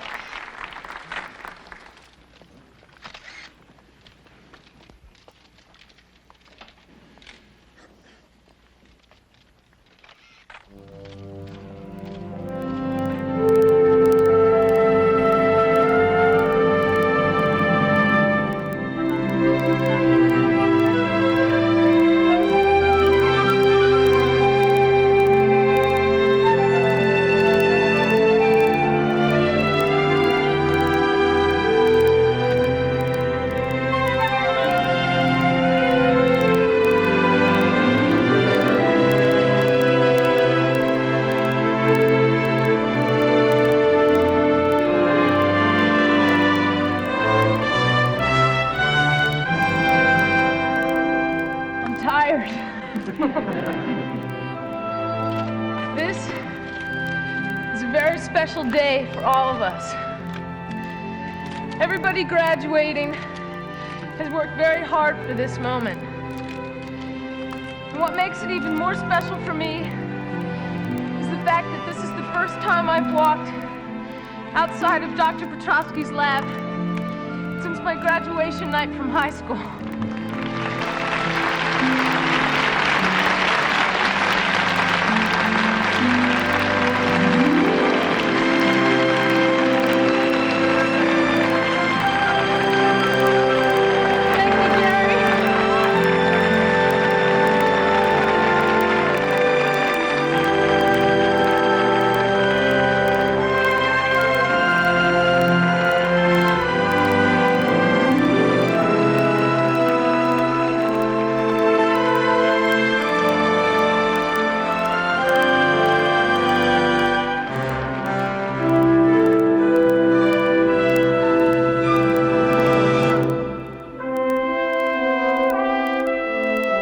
Dr. Gerald Petrovsky and others continue their research in this expanding field.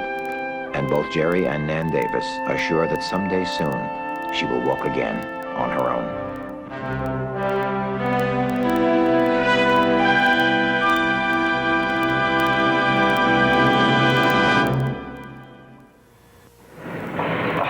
When I get a headache, it rips through my head. I could take aspirin or Tylenol, but I don't. I choose Advil. Advil contains a non-prescription strength of ibuprofen.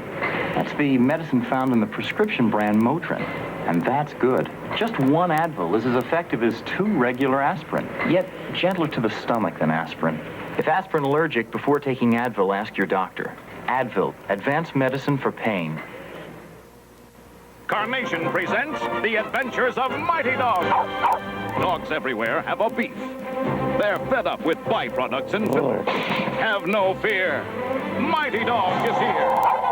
Guardian of good taste, he brings the pure beef taste of Mighty Dog, the only leading brand that's beef, pure beef, and no animal byproducts. For the great taste mere mortal mutts love. So, for pure beef taste, you can always call on Mighty Dog. Mighty Dog beef for dogs from Carnation. There's a company today that ensures successful people coast to coast.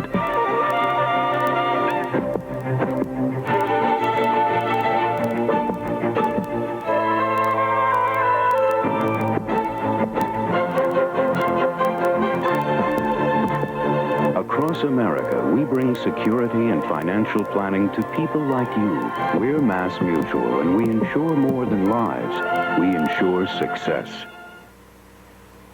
And now, the conclusion of First Steps, starring Judd Hirsch and Amy Steele.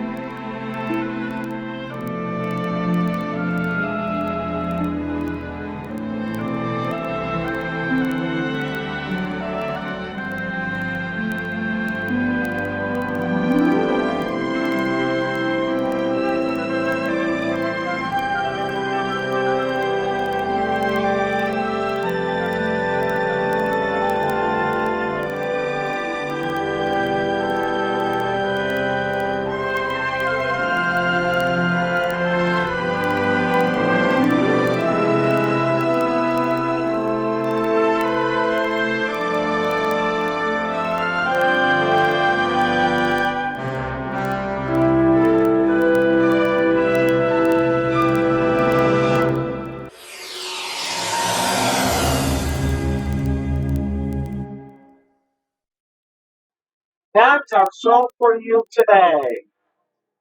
We'll be back next time for another edition of Town West next Sunday. And more fun with Bob continues tomorrow. February fireworks continue. See you then. Bye-bye. Beyond Lord, tell us about that, our friend. Bye.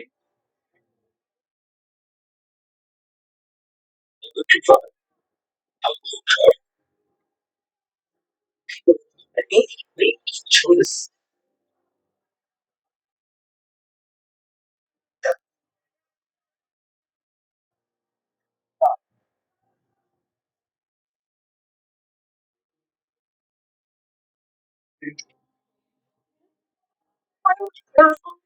To take care of houses. Cybersecurity. What do we got here? This has been a presentation of Adam David Kepper Curry production. Bob.